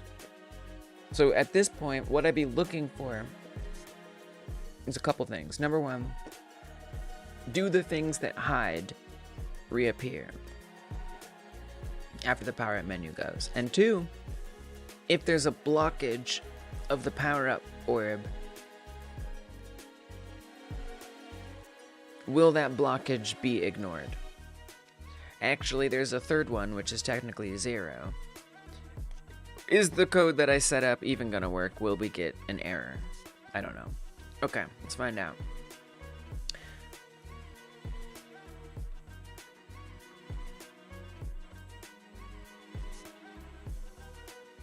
Let's start a conversation here. Make it less dry and more fun.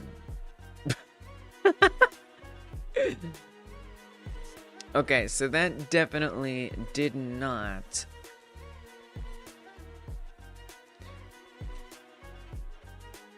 make it ignore anything else. So we didn't get an, I don't think we got an error about the input ray pickable thing. But it now is going past. It now is, well, it's just ignoring it, basically. The input ray pickable isn't being understood. My favorite music to listen to? Depends. I mean, honestly, the stuff that you hear right now, I like stuff like this, but by more popular artists with lyrics. What about you, gamer? All right, Josh, get some sleep. You deserve it. I'm enjoying. What are you talking about? I'm totally enjoying myself. I'm enjoying myself. Even if I'm frustrated and I'm stressed and I'm irritated, it's like doing this. I still love doing game dev and solving these problems. It gives my life purpose without being super heavy. So you know what? I will enjoy myself. Take it from Josh. Enjoy yourself. Good night, Josh. Good to see you. Depends on if you're sad or happy. That's fair. Yeah, I would say I like listening to different stuff depending on my mood. All right, so let's see if the visibility returns on those objects when I start going. The visibility did not return. Oh, it did. Wait, I hit the wrong button. That's why the visibility did not return. That would have been, I don't even know what I would have done. Uh-oh. Oh, crap. We gotta restart because I spawned a helicopter. It's gonna kill me. So don't worry, that wasn't actually the visibility thing. That wasn't actually the visibility thing. Depends on if you're sad or happy. Yeah, that's fair.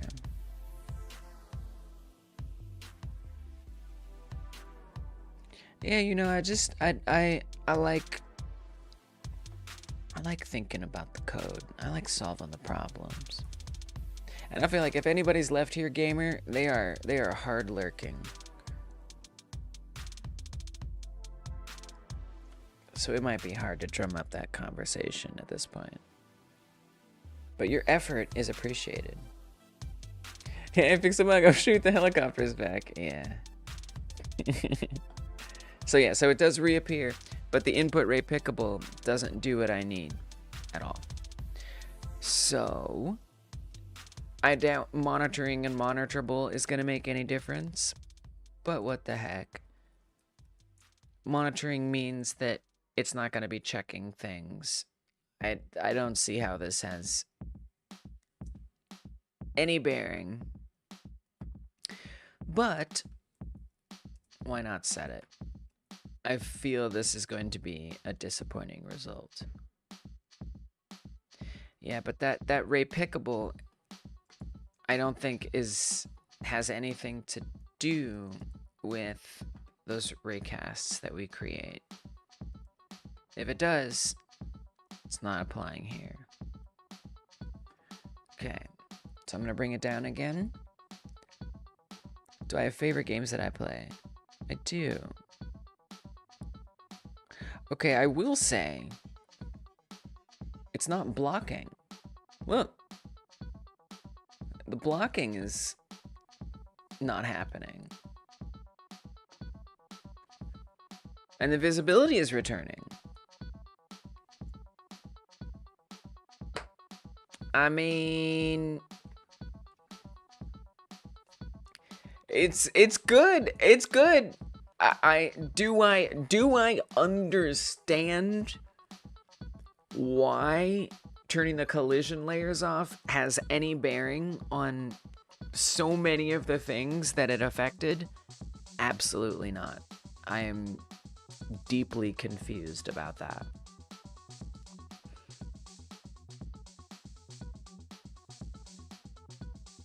Let's test it here. All right. Nope. It wasn't the same situation. No reason to be excited. This block not getting resolved. So that just must have been a why did that I don't really understand what made that situation different, if I'm being honest. I guess because it was in front. That's why. Because it has to be something on the other side of the player. That's why. That's why that didn't. Yeah, I think we were on the other side of the object. That's why. Nope. Doesn't fix it. Now you can still click on it. It just doesn't pop up all the information, which is so frustrating. So no, that did not fix it. No dice. Favorite games that I play. I really like Vampire Survivors. I've been playing that a lot lately. Downwell is one of my favorite games. It's a very simple game, but I love it. It's one of my favorites. I'm currently playing through Undertale. It's okay. And then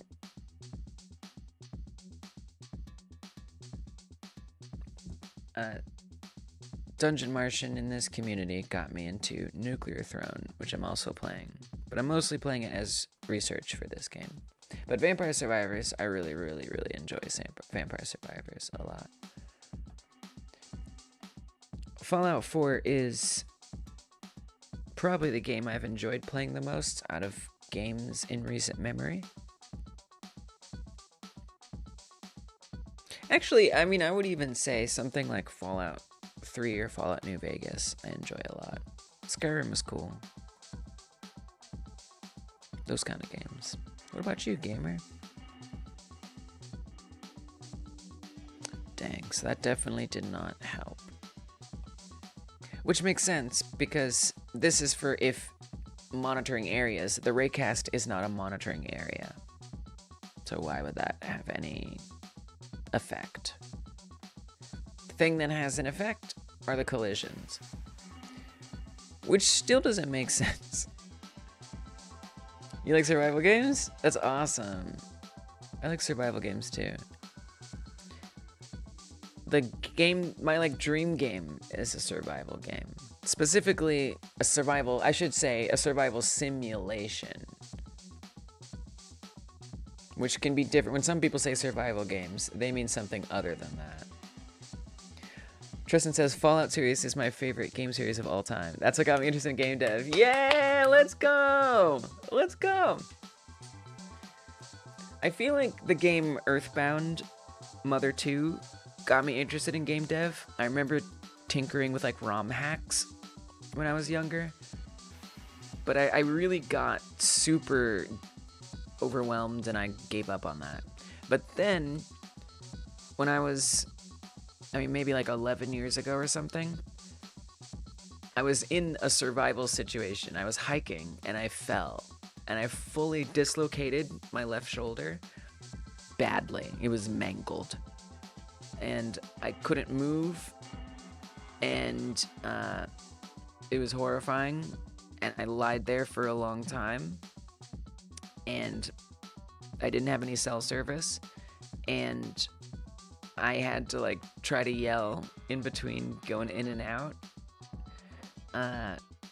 for help. And eventually I did get help. I was fine. I only recently got my shoulder fixed. Anyway, I tell you all this because I tried to recreate that experience by writing a play, writing a screenplay, writing a short story, all that stuff. And none of it really... Thank you. Did you died? I didn't died, thankfully, but I thought I was gonna died. And so I tried recreating it and I couldn't figure it out. But at the time, I had just discovered the Fallout series. I just was getting into Fallout 3 and Fallout New Vegas, and I freaking loved these games. And sort of like with the Earthbound, they had like a really vibrant ROM hacking community. Well, obviously Fallout has a really vibrant modding community. And so I was like, maybe I'll try telling the story through a game. So I tried modding Fallout New Vegas, and I was like, this is awesome. This is the best version of this story, is like getting to experience a survival situation. I did not really like using Fallout New Vegas as a way to make games, but I really loved like the format of those games, and I liked it. It definitely was really inspiring. That's so awesome that inspired you to get in game dev. There's such a great series. So I tried making that dream game in this other engine that doesn't need to be mentioned. And it turned out to be way bigger than I ever needed a game to be. So I decided to start working on this game, which does one little tiny piece of that, which is limb damage. That's like part of what I want out of a game, out of my dream game, is to have limbs that you have to try to heal because they're super damaged. So I had like this huge overscope situation going on. And so this game, obviously you have arms and legs that get hurt and you gotta regrow them. But yeah, I love to hear that, Tristan. That's super awesome. Just so fun. So fun. And I like it more than Skyrim and stuff. And Fallout 4, like to me, I think the best memories that I had playing Fallout games were Fallout 3 and Fallout New Vegas. But Fallout 4 added like the building stuff. And so I love using like a mod that lets me build anywhere. And then it feels like I get to like create my own worlds within the Fallout game. So that kind of is why I play Fallout 4, because it just has better stuff. But story, gameplay-wise, Fallout 3 and New Vegas are where it's at. Sean says, been playing Brotato, which is kind of similar to Vampire Survivor. Yeah, it is! I need to play Brotato. I need to play that one.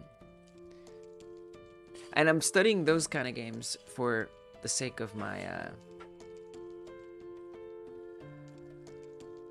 Alien game. Oh man, what is this disable mode? What does that mean on collisions? Defines the behavior in physics when node process mode is set to... Oh. Well, that's not helpful, is it?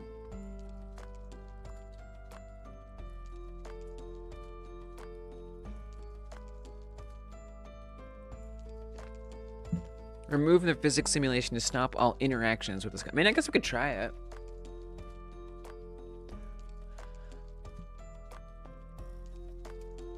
Might be worth an experiment. Funny we're talking about this. I was going to ask what your dream game to make would be. There it is, surviveescape.dev. That's the one. And I realized that it was too big, so I'm just making smaller games that do some of the things that it does. And then someday I'll revisit it. Does disable mode do what I think it does? I don't really know that I understand it. When node process mode is set, so I mean that's something I could try setting the process mode to disabled. Instead of saying monitoring, we could just say, hey, on that overlap thing, set that node's process mode to disabled, and then have the disable mode be remove. It's just something that could be worth trying.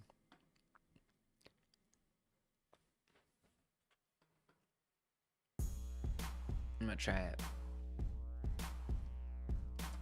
I'll do anything to just make that not be seen by the raycast. Overlap. Process mode. I don't even know. Whoa. Don't we have code for this somewhere? Is that how we do that? I mean, it auto-completed to this.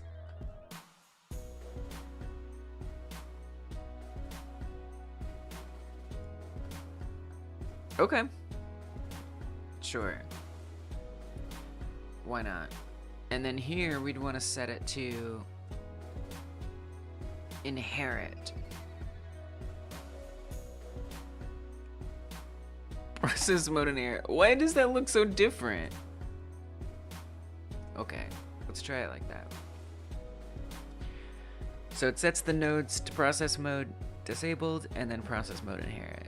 Oh, I didn't mean to restart it. That's okay. Worth a shot.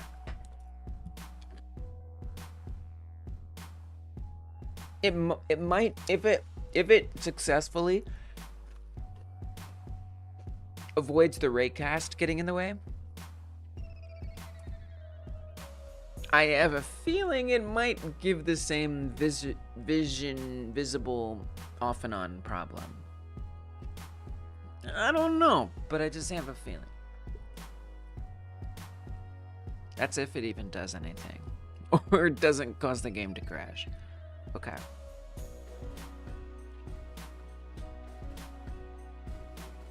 So this isn't checking for the collision part. I probably should have checked for that, but we didn't. So, oh look, it didn't become visible again. Wow.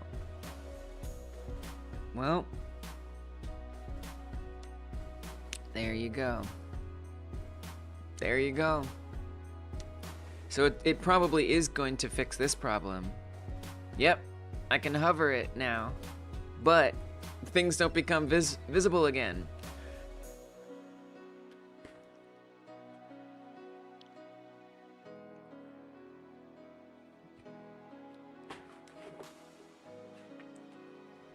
So it's not explicitly a collision layer thing. To me, it has to be something to do with timing. I mean, seeing Dungeon Martian's attempt is really interesting because, I mean, to some extent, it confirms that it can be done in certain situations. For whatever reason, this situation, not so much.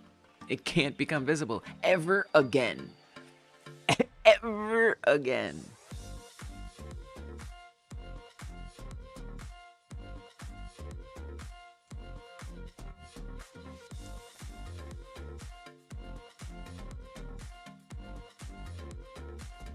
Can you move the visible change to the end? Which one? The visible false or the visible true? I guess you mean the visible true?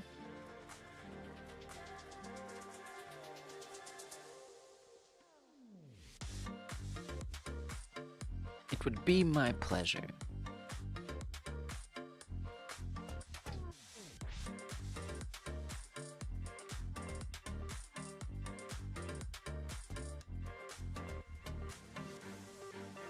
Ugh, I gotta make it full screen. No visibility. Actually, it didn't even look like it turned the collisions back on. Which is pretty surprising.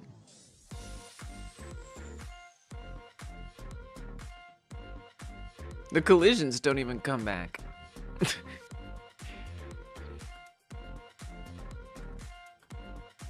Which is weird. Not sure I understand that. So at least with the collision layer thing, it's so funky. At least with the collision layer thing, the collisions do come back after. It's what? I know. Gamer says, I'm a big mental health enthusiast. Let's go! Yes, mental health! I love it. That's awesome. I want to work my way up and make a story game and basically fill it with teenager struggles. And my goal is to help teens and adults know how to help with them. You're amazing. You're awesome. That last test, one of the trees became visible again, but the other one not. Yeah, Sean. So that was happening before as well. That was happening before as well. When I had just like print statements galore. So maybe I should put those back. I mean, here, I'll garnish some prints. First of all, let me put all of this back in here because we might as well do it this way because technically this was the most effective of the ways.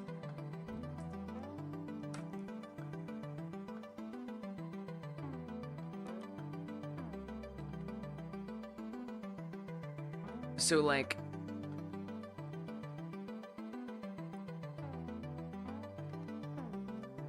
if we check on area entered, everything that gets added into power-up overlaps.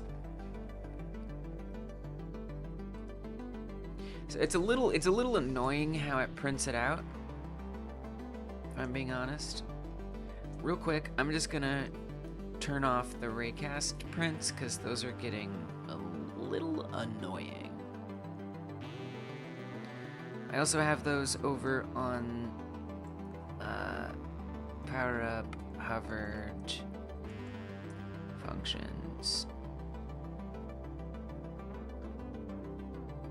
Comment that out and comment this out. Okay. It would show, Sean, that like a few of them were getting turned back, but not all of them, which was really weird.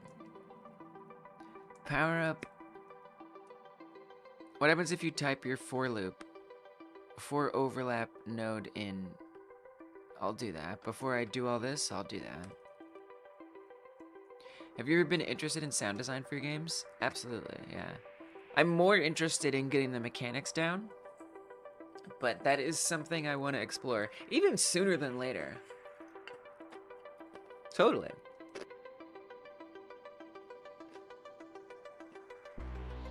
For overlap node in right here.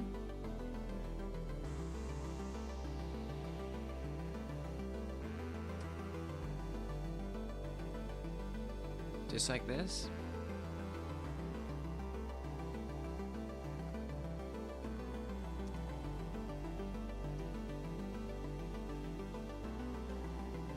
Sure, I'll try it.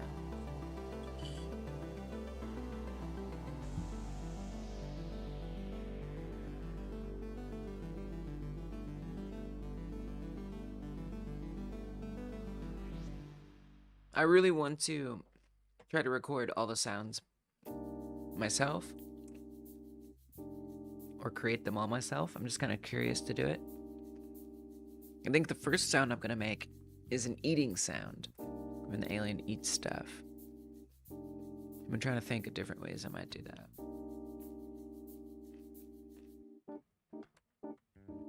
And I will live stream it, of course. Whoops. Almost died it. Yeah, right? You don't think it'll change much, but you're curious. Okay. Yeah, me too. Sure, why not? No appear.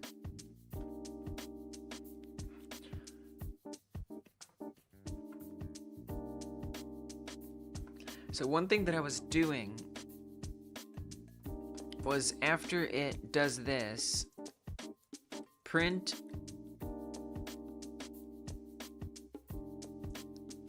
Cookie Monster sound. Totally. Dude, I love that. Something kind of fun. That's a great idea, Gab. Added power up overlaps size. What headphones do I use? I actually just bought these with channel money because my old headphones were like this and they were horrible and they kept falling down. So I got new ones. They are just something that I found on Amazon. They are not fancy. They were relatively affordable. I don't even know what they are. They're not in English. IKFT1. IKFT1.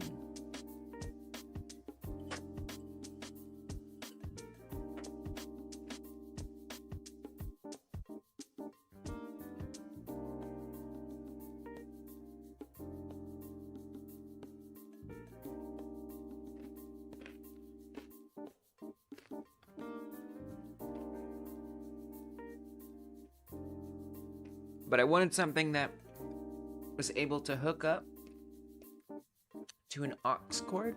You can't really see it. And that was very plain. And these are what I got.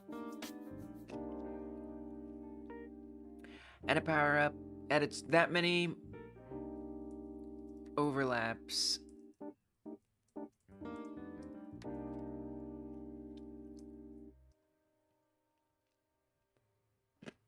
And we could even check to see which overlaps those are. Added that many overlaps. Which overlaps? Added.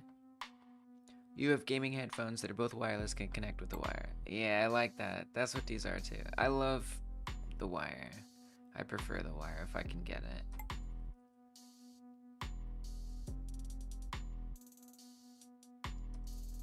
So have this tell us everything that's added.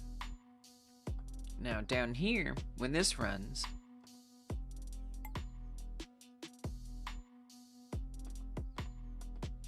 we can make sure it's detecting the same amount and which ones it detected.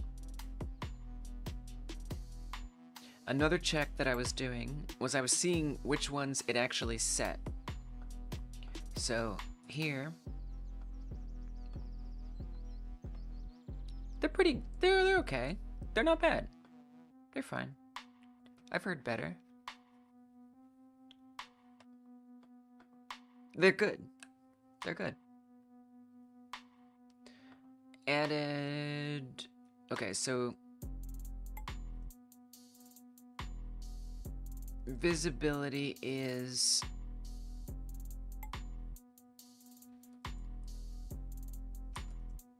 overlap get owner visible, so it'll tell us whether it's false or true. Visibility is false or true on,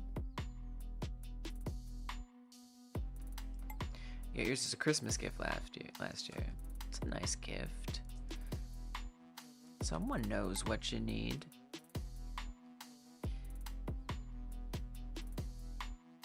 Visibility is that thing on specifically overlap get owner. So it'll tell us what the visibility is on what.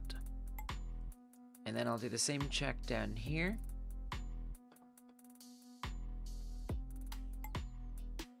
Exactly the same. Okay. So now I'm gonna get some more info.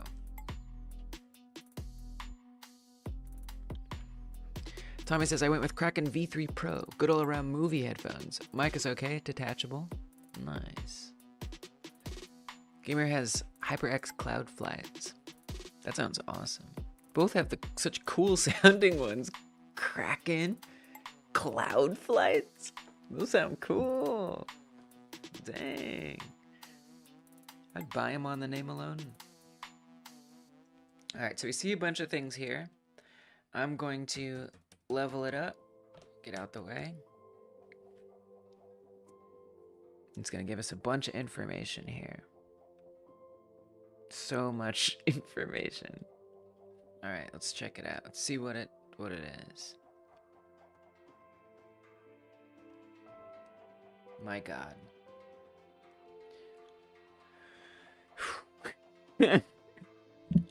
So here's the thing is it runs on area entered multiple times. So it sees really the thing that it added is pretty hard to like pick apart. So it added, I'm just gonna say number 547. It added number 364. It added number 561. It added number 561. So it repeats it sometimes. It added number 561. It added number 551. It added number 370. It added number 370. It added number 370. It added number 370. It added number 370. It added number 370. Added number 550, 550, 550, 364. So it's like kind of hard to get a sense of everything that it added in there.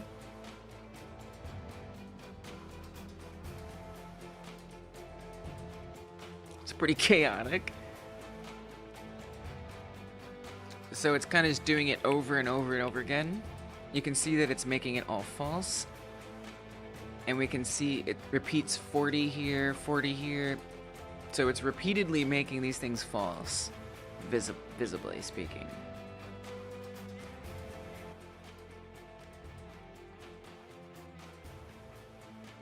But you can see it sort of is adding things in here. 05 is visible, 08 is false, visible is false. Now here's 08 again. There's 72, 08 again, 72 again, 83 again, 72 again, 83, 40 again. By the time we come back down here, 05 is back. Visibility is false. So it's kind of hard to get a sense of everything that actually is in there. But we can at least count 1, 2, 3, 4, 5, 6, 7, 8. There's about 8. It says added 7. We know there's at least 8 that are in that array. It might be nice to even have like a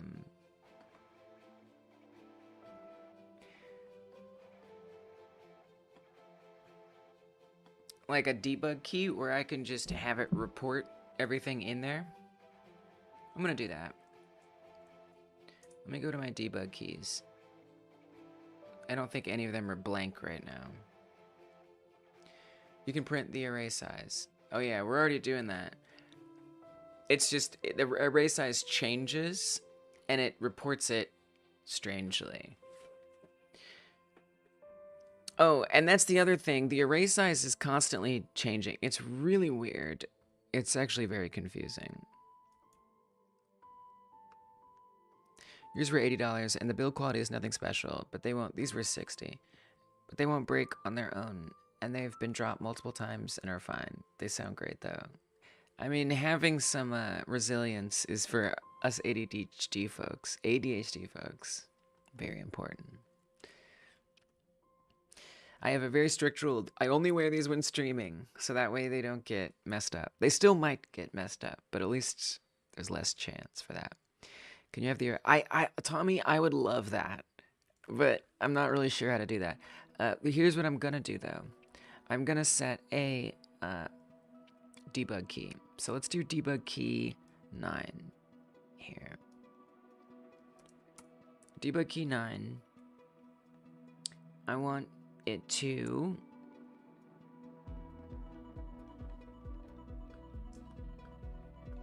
print is the debug key, where is that? Oh, okay, it's in here. Okay, great. So debug key print proximity power up overlaps array. First we'll say there are tech nerd in general. That includes audio tech. Yeah. Yeah, I used to nerd out about that until I wasn't able to afford nice things anymore, and then I stopped caring. Got too expensive. But that's a me problem. Maybe I just wasn't hunting for good enough deals. Sounds like you got a nice pair for a good deal. There are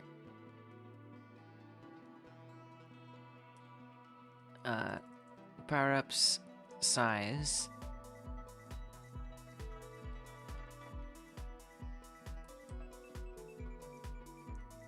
Let's just do 2 different prints. There are that many overlaps in the array. And then I'm going to do another print here.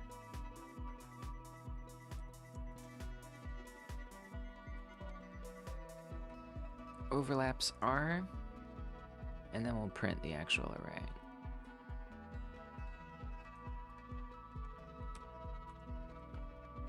Okay.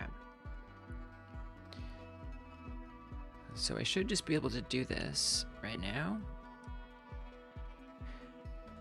It says there are 2 overlaps in there.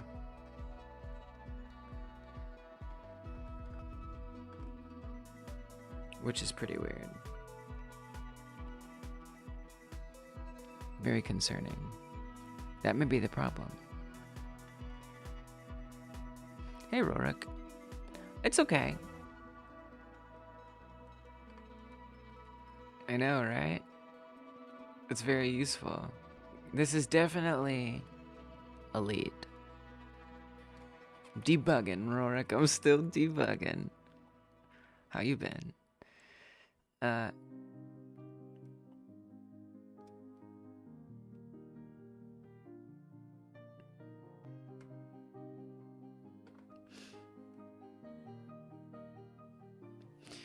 Debugging or already implementing a solution?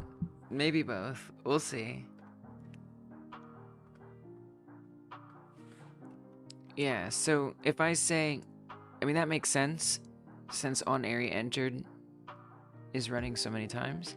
So if I mean I remember trying this before and it still didn't work, but let's do it again. If I say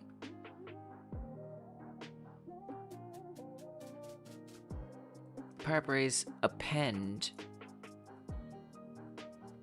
Well, it's a little tricky because we can't append each one of those in there.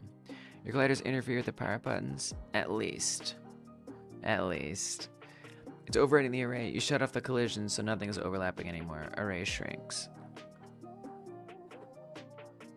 Yes. And I do remember trying, I hear you, and I do remember trying something to work around this, but currently it is not being worked around, for sure. So we do need to deal with that. But here's my problem, Sean. Here's the problem with that. No, that's not a problem. You're right. You might be right. It is, but there is, okay. So first of all,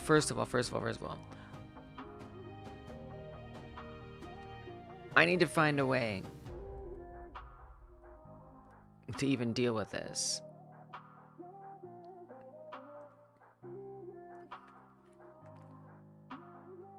Like, I don't even know how am I even gonna keep that array filled without getting overwritten?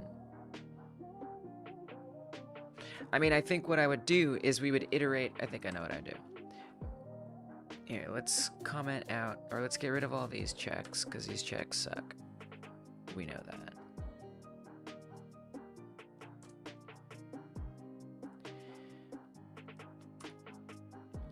So overlap, whatever the overlaps are that are in there, except we want to say in get overlapping areas here.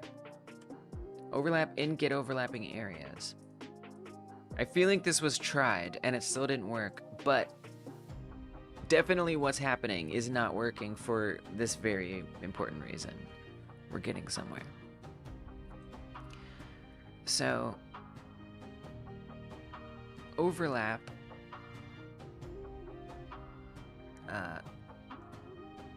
or rather power up overlaps append every overlap into that.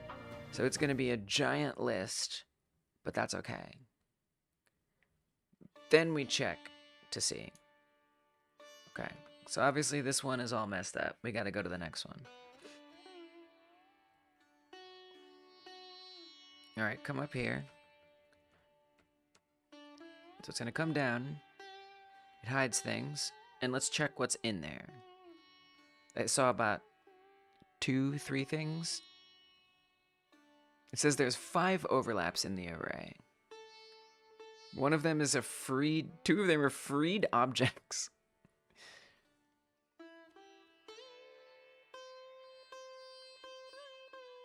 Which is interesting. I'm not sure I understand what that's about, but okay. And then 3 of them are in there. Alright. Choose one. Trying to assign invalid previously freed instance. What are they freeing? I don't even understand what that is about.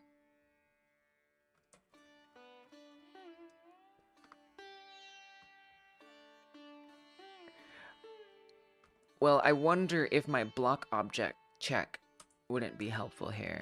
If overlap get owner, it may not, is block object, then do all this. I don't know if that would make a difference.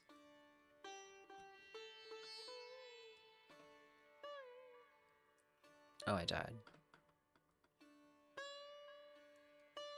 Let's just restart it. So I might need some way to purge freed objects. Like, did that get added in, or was it freed? It must have gotten free. You can't just add. I don't even understand.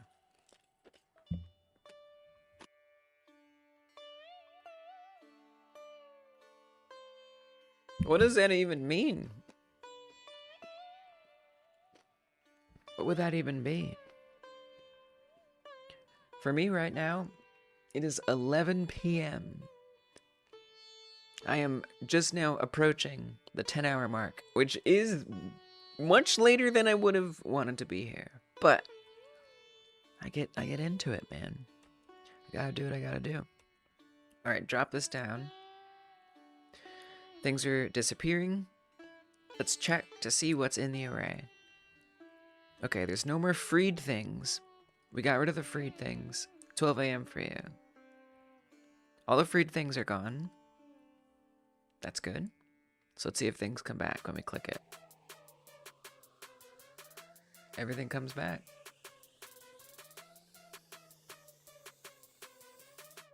What?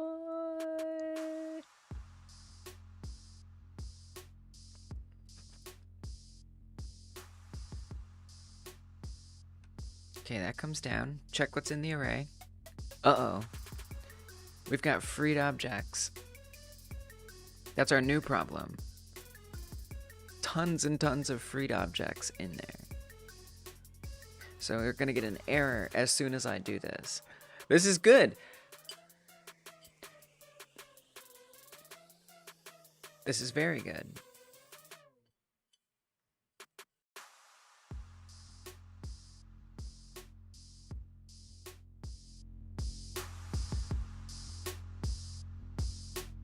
But we need to deal with this freed object problem.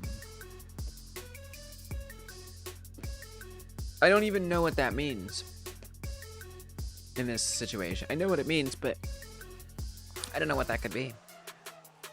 Are we storing collisions or the parent node in the array?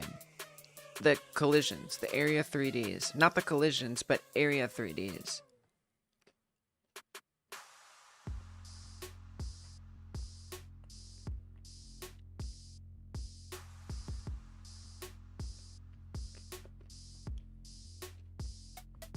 The things that are initially colliding. Maybe they're free when collisions are off. Maybe. So we could say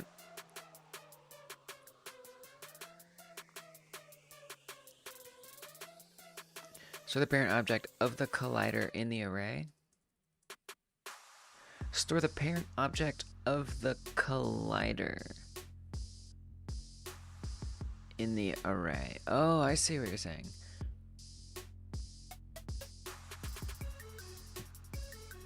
Wait, do I understand what you're saying?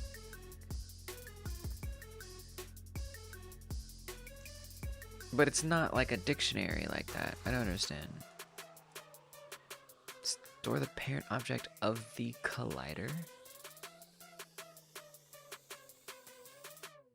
I mean, that's the area.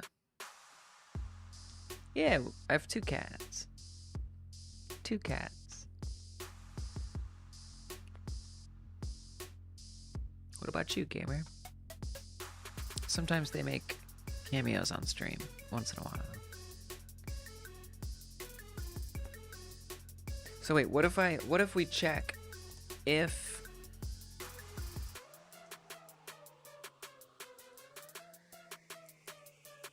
before we append it,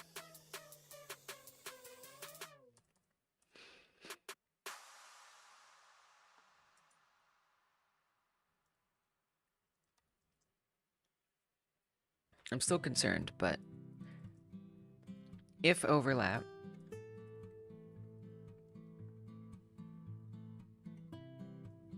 I mean, it's kind of tough because I would need to be checking if it's all of these. I need to check. It's actually really difficult to check if it has collision, you know? I mean, can we just say if it's not freed? I feel like that might be a thing. If overlap, there is a check for that. I'm just not sure how to do it. Storing overlap get owner instead of overlap. Yeah, but then we can't put the area back or the collisions back. We have to. I mean, it would be it'd be pretty hard to go down and then find the children again. To me, that seems really difficult. Not everything is going to be structured the same.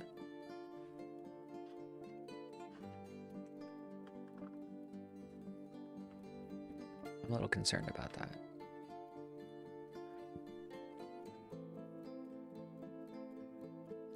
I feel like there is a way to check if something is freed. Let me see this. Clear freed objects from arrays.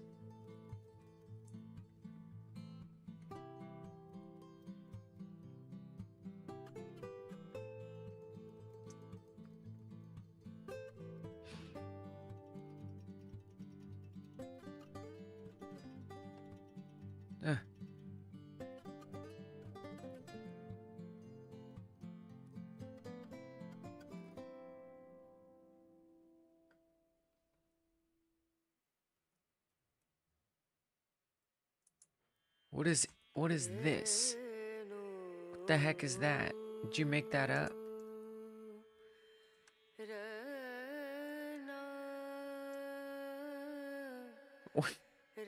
What are you talking about?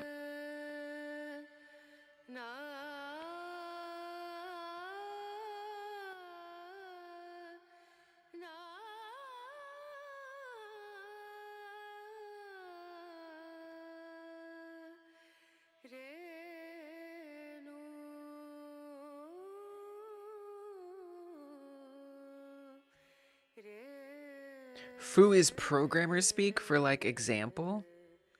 Oh. Thank you. I did not know that. That is... Today I learned.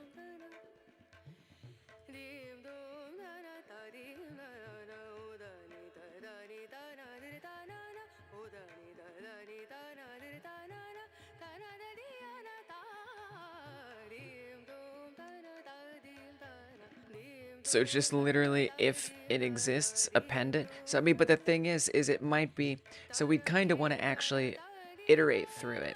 If that doesn't work, then it keeps it from appending it. Oh, I know. Wait, what?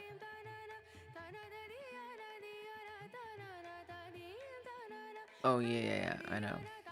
Ignore that. If that doesn't do anything, then about the freed objects, then we could maybe iterate through, and if anything in that array is freed, then we get rid of it from the array, which is ridiculous. Whatever. Okay, there's a ton of freed objects in here, so that did nothing. Okay, so... But what we can say is down here,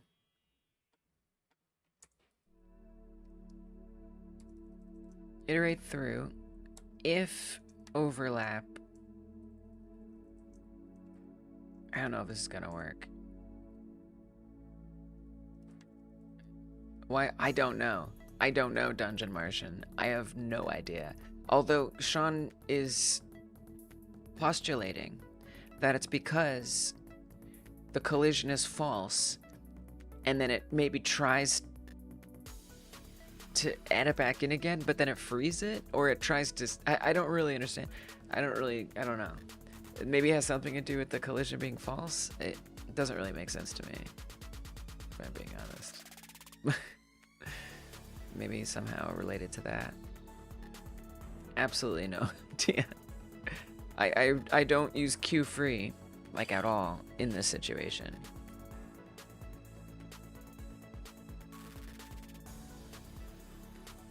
There's very specific rare situations that I use Q freed, and it's not happening here. So if I can identify what's a freed thing,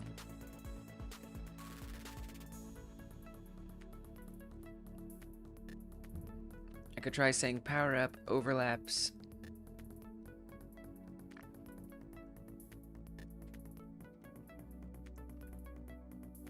Oop.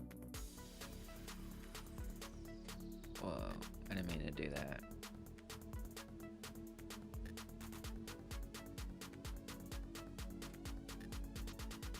I don't know what that was. I pressed Control D on accident and chaos ensued. Oh, I duplicated something. Dang it. Alright, I hate that. Alright. Oh, that was scary. Remove at position. Oh, maybe we want to do pop at. Yeah, but not at the position. I want it to be. I would love for it to find something in the array.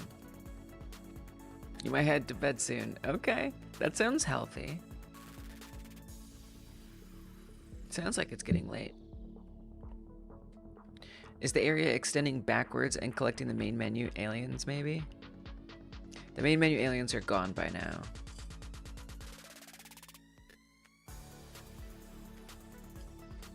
It's not going that far back.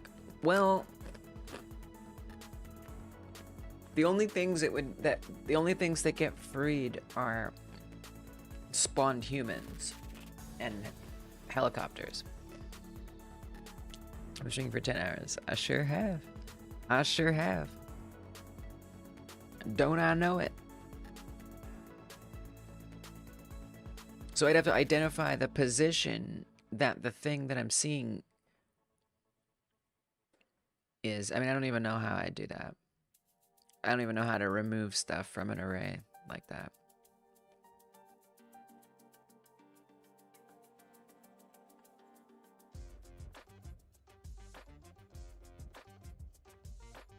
Yeah, I don't think there's any way to check.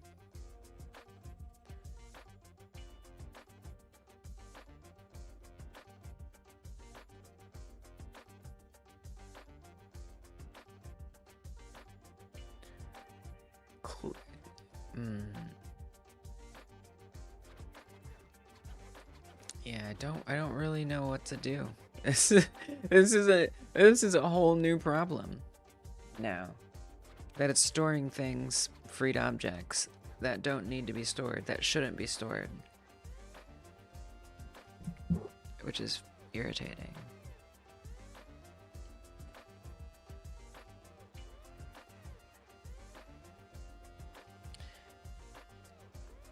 And I don't really know how to iterate through that. I would need to somehow check, it would need to check the positions of those freed objects. Know that it's at that, know that it's something that's freed, and know to remove it. Health check. How's everyone here feeling today? Oh, that's so nice. I'm not sure you'll get a response, but that's very nice of you to ask. We can use people like you in this community, gamer.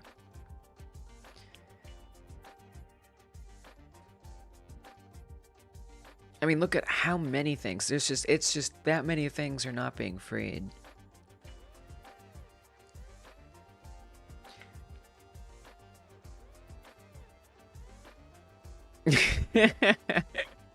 That's how Dungeon's feeling.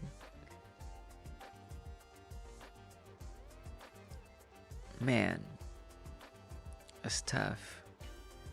Because if I could, I mean, at this point, it seems like it would be nice if I could prevent all of these being from set to false. I mean, what I could try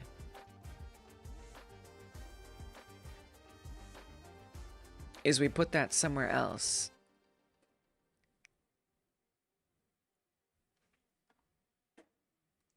Like, I don't know if that's gonna work.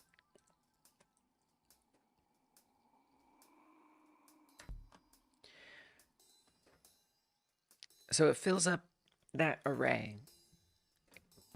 I guess it'd be interesting to do this without turning off the collisions and see if we still see freed objects.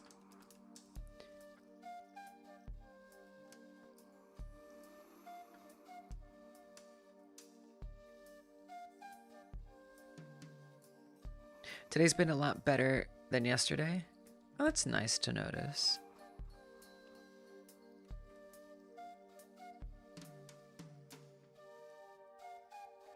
Oh, by the way, we need to clear it. It's not being cleared. We gotta say power-ups, power-up overlaps, clear. That's pretty important.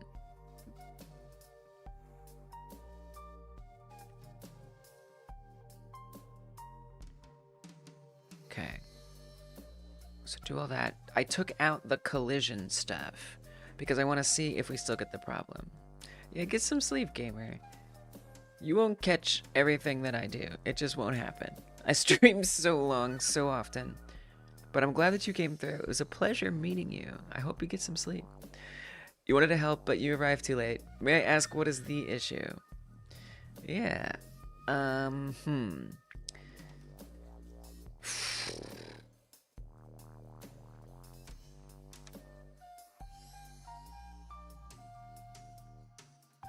Okay, I will say there's no more freed objects in here. So I think that the collision might be having something to do with it.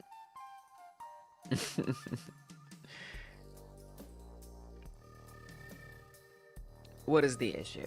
Well, what I'm trying to add in is a way for when the power-up menu comes down, it makes objects around it visually disappear, and their collisions also become deactivated.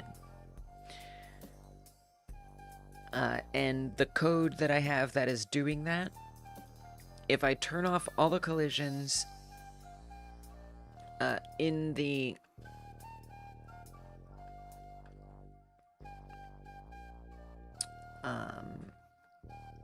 at the beginning of that, so like when the power-up menu comes down, it checks a bunch of stuff to see if there's stuff around, and it makes those things not visible. And if I add a bunch of collision falsifications in there, it's really hard for me to explain this right now. I'm very much just like limited in my brain capacity, but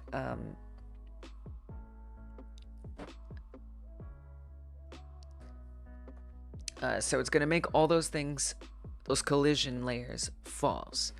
And unfortunately, when those things are false, when they come back to be visible, they aren't there. It's honestly, it's so hard to explain the problem right now. I just like don't want to. I can't. Like normally, I would be so down to do that. But it's also, it's changing. It's like going back and forth all the time, you know? You say there needs to be more like me, but there needs to be more like you as well. You're very kind and accepting and chill. Thank you so much, gamer. You are a gem. And I am a gem too. And I'll remember that.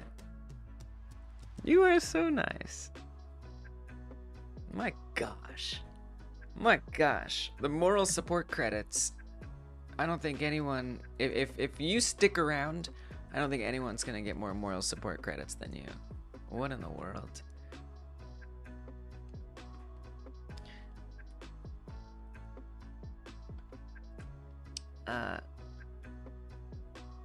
It's tough. The reason why it's hard, because the problem is changing. It's like evolving. Lapis lazuli. Final appreciation of the stream. Challenge accepted. Oh, I like. Wait, no, I don't like that. Don't be competitive. Wait, but do be competitive, because it's being competitive to be nice. That's a good reason to be competitive, if there's a reason. So the problem has kind of evolved. There is an array that's getting a bunch of things added to it.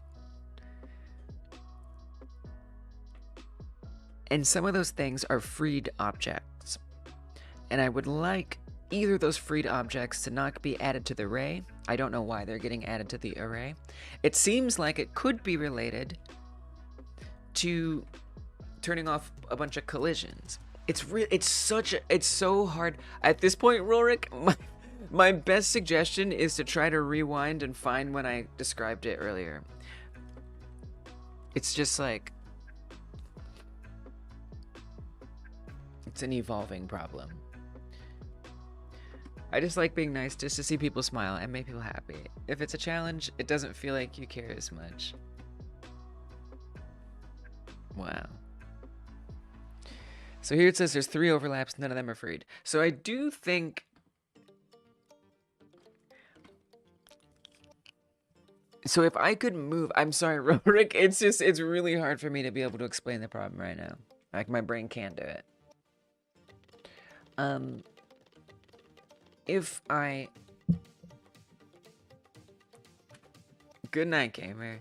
If I remove the falsification of the collisions, that means that no more freed objects potentially are showing up in the array, which is good. Yeah? No more freed objects are showing up in the array. But now nothing is being set to not have those collision layers, which we are here making true again in the second part of this code.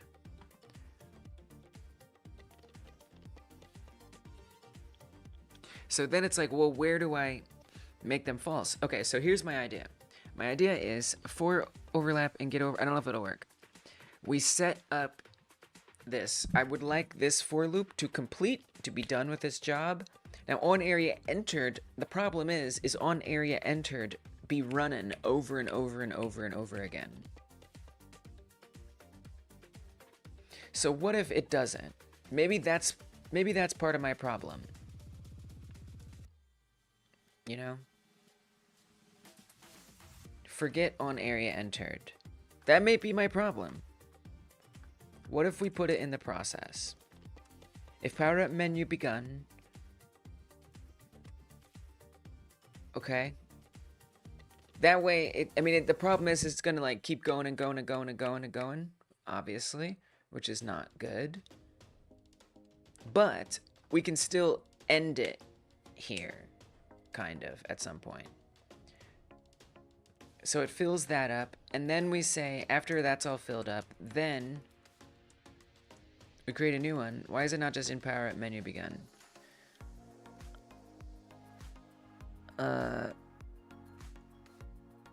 Because the power up menu, the area, because the overlapping, because that happens just one time. And it descends. So the area isn't down yet. So I guess I could, if that was going to work, then the area would just have to be down all the time. Which actually, why not? Okay. I'm actually interested in that. That is okay. So what if we don't have it follow the position of the power up menu? No, we cannot use UI instead. No.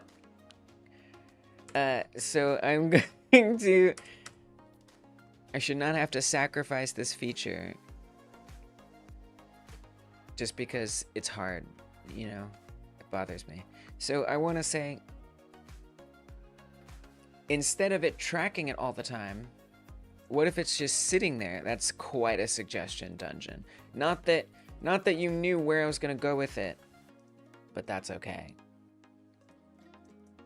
All right, let me put the collision shape here. I've rejected using the thing is, we're partially using UI, but I don't want to fully use UI because it's freaking boring. And look at all these great learnings. Okay, so we're gonna make this position be 0. Perfect. Bam, right there. Just have it already right here all the time. It doesn't need to descend down with the power up menu. It can just be there.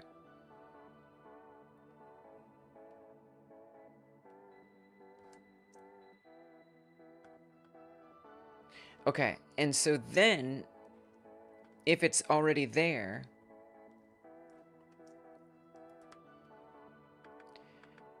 then we can run it. We don't even need a process function. We can run it on power up menu begin.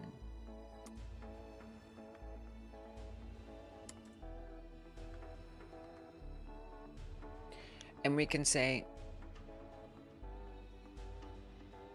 iterate through all the overlapping areas, because it already is an area, so it's going to have overlapping areas. We don't even need...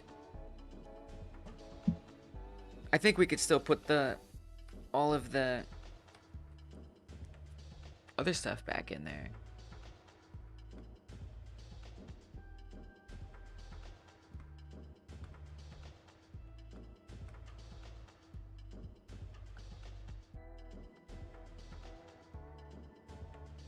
Are those... Okay.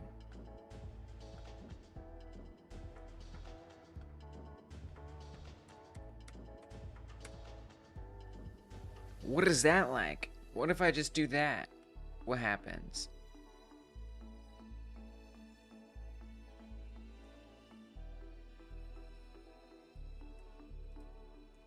Level up.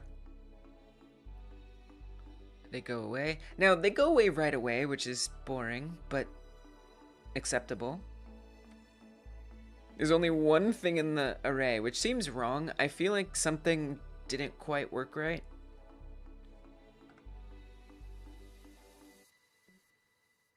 There should have been a... Dang it. No, I'm gonna die. There should have been a lot more things in that array, which is a little concerning. Why there was only one thing in there? Well, I mean, that's the append, right? But it's a for loop. The area isn't following the player and is underground. You can see it.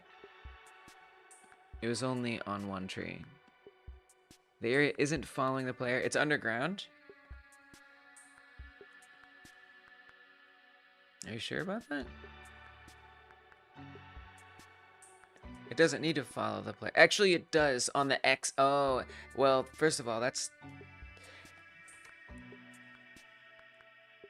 It does need to follow the player. Yes. It absolutely needs to follow the player, at least. Putting it on the player is a little messy, potentially. Screw it, let's do it.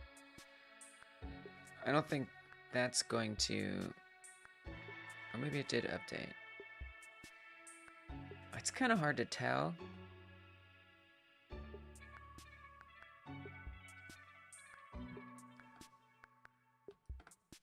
I don't think that's updating in the runtime.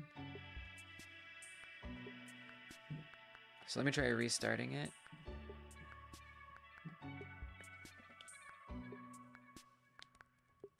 It's tough, because, like, you know, I wrote this code not planning it this way.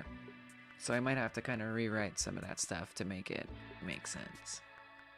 This is promising, though. This is promising. Because I think part of the problem is the area entered running the function more often than we need it to be running. I think that's been a big part of what's causing problems.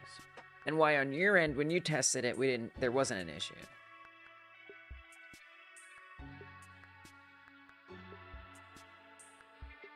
Okay, so now we can clearly see that cylinder right here.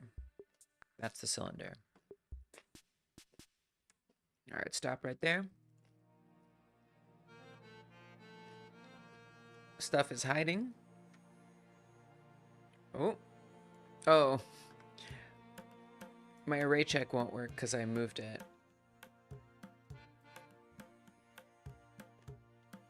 Let us fix that. Okay.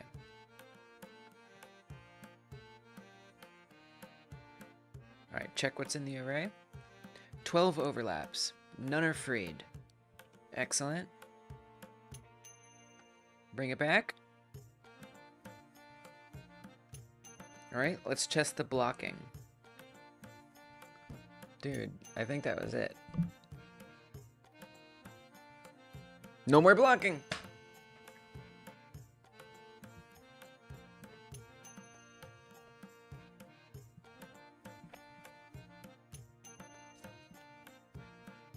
All right, good, great, excellent. All is well. Let's go. Oh man. Ooh. Ooh. Oh my goodness.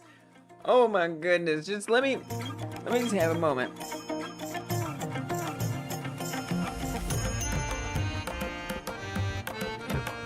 We did it. Yeah. We had some help from friends. Absolutely. We couldn't have done it without them. But, you know, at the same time, I had my doubts. At different times, it seemed like it could go one way, it could go the other way. But luckily, now, it's all different. Everything has changed. The world looks brighter to me, and I can finally, like, be proud of myself for once. You know, they know. And the good thing is we are truly free. We can do anything now. We can go anywhere. Be anybody. What? Oh, right. Good. So, now that that's out of the way, I am going to do something. Well, that was the point. That was the point, Gab Games. So, because that was between me. That was between me and Godot Plushie. It was a private conversation, right? Right. You did it! You did it! We did it. I mean, wow. Alright, so, okay, couple things. Number one, it disappears too quickly for my taste. Yes! Fire! It disappears a little too quickly. So what would be nice is if it does wait for the power-up menu to be descended before it gets rid of everything. Because it's just like, it's like, boop. Like, I don't know, there's something about that kind of like bothers me, which I know is like so silly. It's not that important. It's not that important, okay? But it would be kind of nice if that did happen. So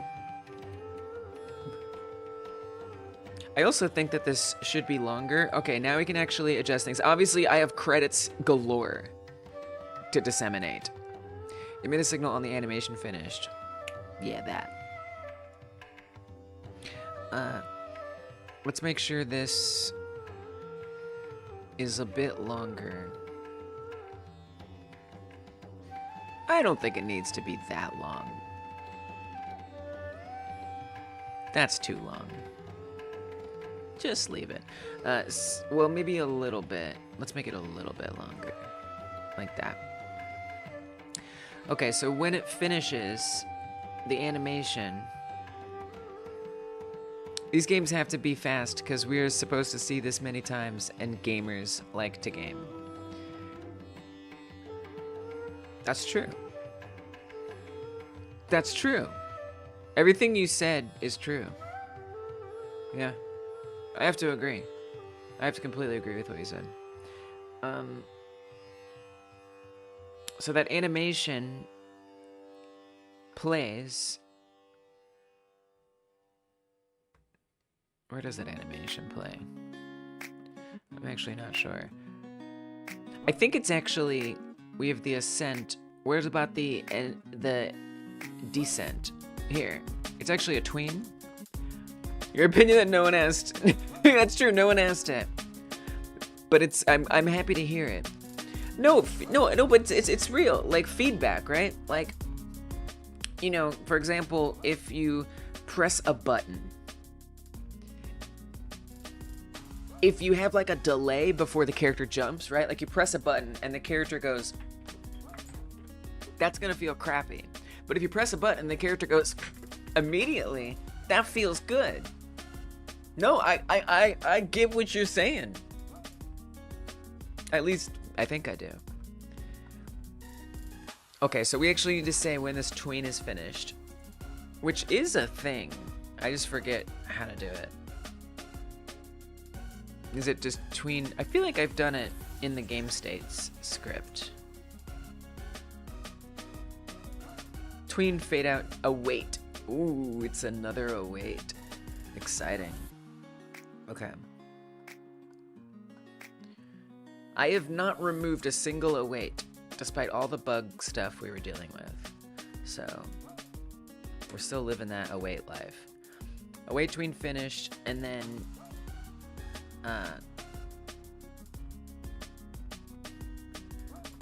we gotta create a new signal. So I'm gonna go to the messenger script. Oh, I'm so happy that this is working. I'm so glad. Warning, ignore, unused signal. Signal, power up, menu, descended. I guess I'd rather order this up here. Okay, then we're gonna go back. Well, I should probably save that. Oh well. Messenger, power up menu, descended, emit. Hopefully I spelled that right. And then we're gonna go to the proximity script. I guess. Yeah.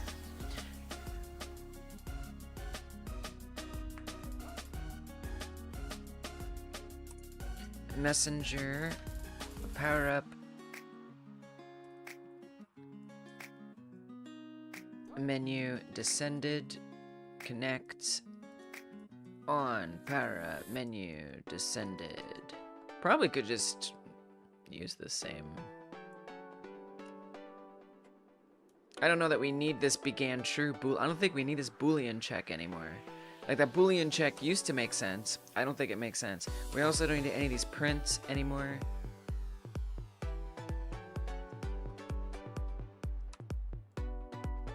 I think. I could be wrong, but I think I'm correct here. We definitely want to clear it, but I think we can get rid of power up menu begin entirely from this. And just say on power up menu descended. And then that's when it does everything that it needs to do.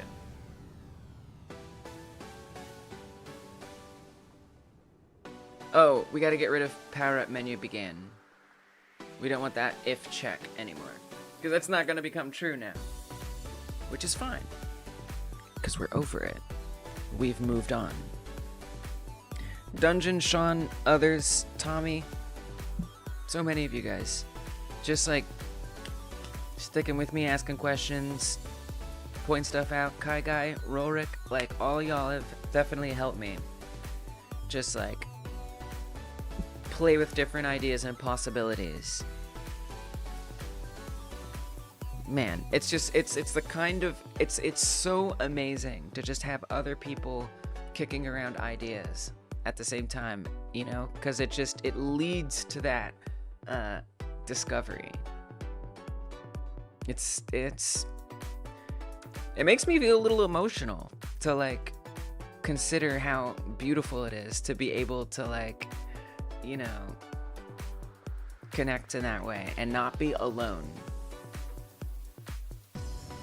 It's you know, there's like a video that I'm working on. It's gonna take me forever to finish because I'm ADHD, but it's a video I'm working on about how I am making a game with ADHD. And I'm trying very hard. I do have lots of tips, but I'm trying very hard for a tip, the biggest tip, to not be live stream development. Like, I'm gonna say that, but not everybody can live stream their game development. Like, so I try to distill it down to one thing, but really it is so tremendously the most helpful thing. All right, so let's make sure everything works. I might have broken something in this process. That is very possible. Yes, the answer is I did break something, but it's okay, because it's fun stuff that I broke. Invalid access to property or key null on a base object of type dictionary. You what? You what? Now that doesn't make any sense. Oh look, the power-up menu didn't even show up correctly. What did I do? What did I break? I broke something completely unexpected. What? What? I killed it! I've killed something that doesn't even make any sense. Because look, none of the power-ups actually got added in here. What? Why? Did I do something on the messenger? Did I like...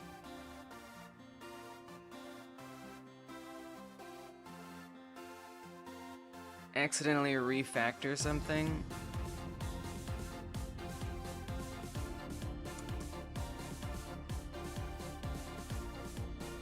Am very confused. That's not gonna... Oh, there it goes. Okay. Let's try that again. Okay, there you go. I don't know what that was, alright? But we're just gonna assume I introduced some typo there, and now it's been fixed. Or that's some other bizarre bug that, yay, we can try to figure out. Alright.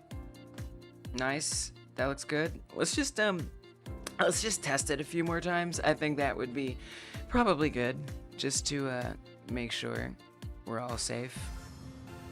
It's not bad. It looks really decent. Let's restart it. Let's try it again. Just give me one more check. Give me one more, just making sure, and then we'll be good. Just a little, you know, making suretude.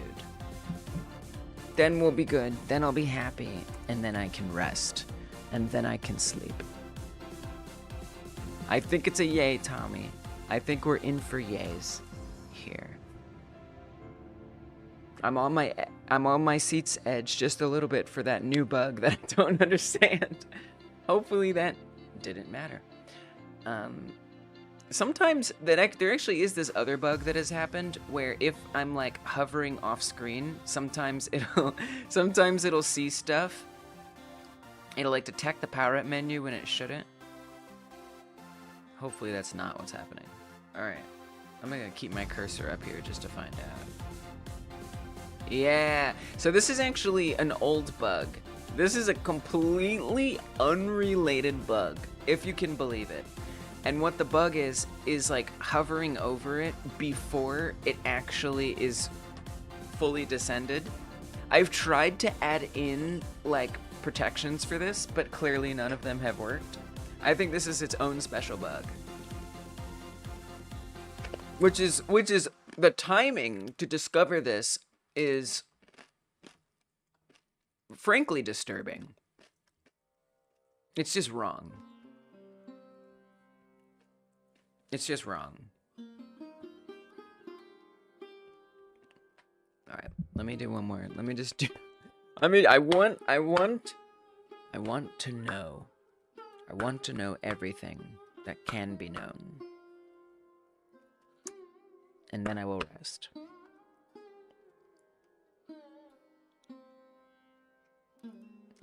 Could you cheat and add a control node to block the mouse above the viewport? Oh my god, I hate that so much. Possibly. I despise it with all of my heart. Worst case scenario. I'll get right on that. Okay. So like if I'm not doing anything. So that's incorrect. That's new. You see how it didn't load them in until it came down? Dude, there's something new that wasn't happening before. I don't remember those not being set all day today before it dropped down. That was not happening, was it? Has that been happening all day? I gotta look back at the live stream now. I'm gonna rewind. I don't remember that happening. Wasn't me. Hey, wasn't me. I don't know much, but I didn't do it.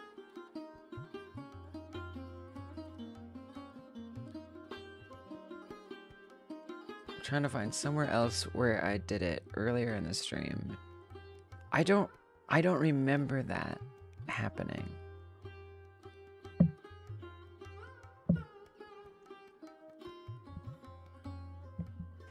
Alright, I guess I'll pull it up here. We ain't done yet, folks. I'm very accidentally moving on to the next bug. Most accidentally. With all promise, I'm moving on, but I'm not gonna stay there long. Tristan pushing some secret commits. Don't you dare. You better stop. I just need to find another spot. Here, right there. Okay, watch it descend. See? They were set ahead of time. See?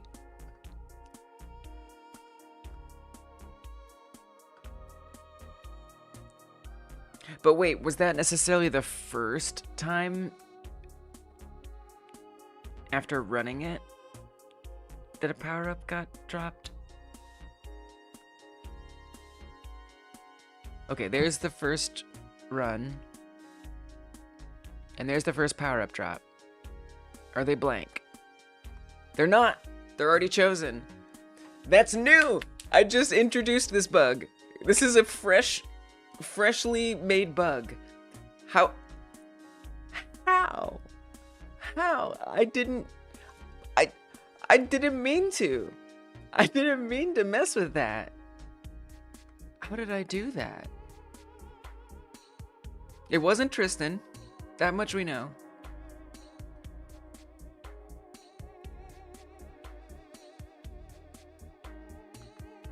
This script is, I mean, it operates in its own little world. Let me look at GitHub. Not that I've been making commits all along the way, as I should. Power up menu. Okay, what's changed on power up menu? Okay, yeah, I added...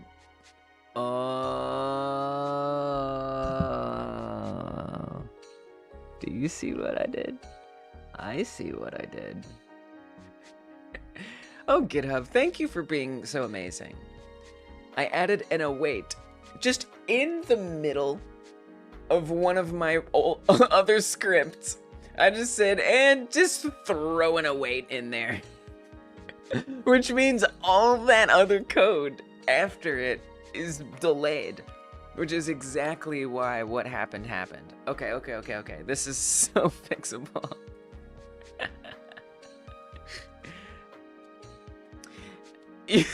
I think you could just put awaits anywhere. I'm pretty sure. Just like stick them somewhere. Oh my god. All right.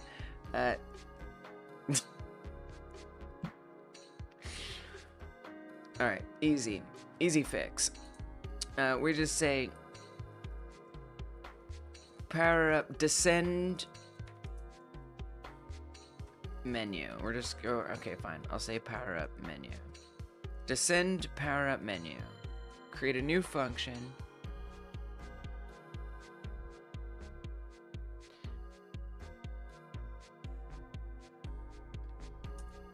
Function descend power up menu.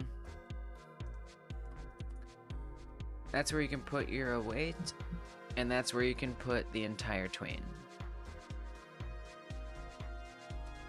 You stick it in there. Tiniest little region now.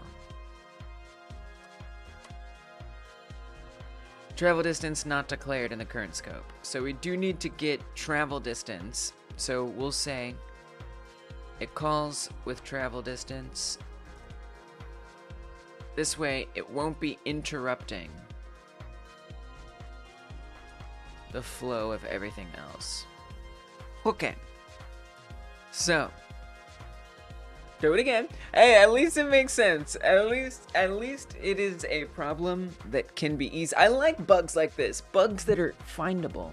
The other one, man. I'm still there. Okay, so of everything that happened today, there's one that I still find very mysterious, which is how I was able to click on an orb that was apparently not being detected in other ways. That one remains a mystery. the collision array area entered thing, it actually makes total sense why that was a problem, and that was my bad for making such bad code. But and maybe I'm not saying I didn't make bad code otherwise, but I'm still a little perplexed by that other issue. All right, here we go. I want to see a bunch of already set power-ups, and there they are. No more issues. They disappear stuff around at the time that the menu drops, and it very horrifyingly reappears. We might even want to change that and say, instead of them becoming not visible, maybe we get like a shader on there that makes them like partially invisible or something. So that way the player won't be as surprised when it starts again. You bet it was Tristan. Oh no. Oh, poor Tristan. So, well, you know, that can be changed, but we got it here. It's the stuff of good enough, which is all I could have ever wanted. I gotta give so many props to all the people who have helped me today, because guess what? I did not do this by myself. Let me throw out some credits real quick. Oh my friggin' goodness. What in the frickin' my goodness. If you guys are hanging out right now and you haven't pressed the like button on this stream, hit that thumbs up button for all that is good in Godot. Still at it. No, wait. No, I'm not. I'm not still at it. I am unadding it right now. Past chat glance indicates we've had some success. Indeed. GG, yes. All right. Gab Games, let me give you a moral support. You have always been so kind and supportive. I gotta appreciate that. We gotta give love. I'm going through. We giving end of streams credits today. Where is Gab? Oh god, it gets so hard to go through here. It's so hard to go through here after a while. I gotta go through. So first of all, leave a thumbs up, guys. I gotta go through everything we did today, because that's tradition. And then I have to, much love right back at you. And then I have to make sure we get all these credits given, because I missed a good many of them. Dude, I'm so lost.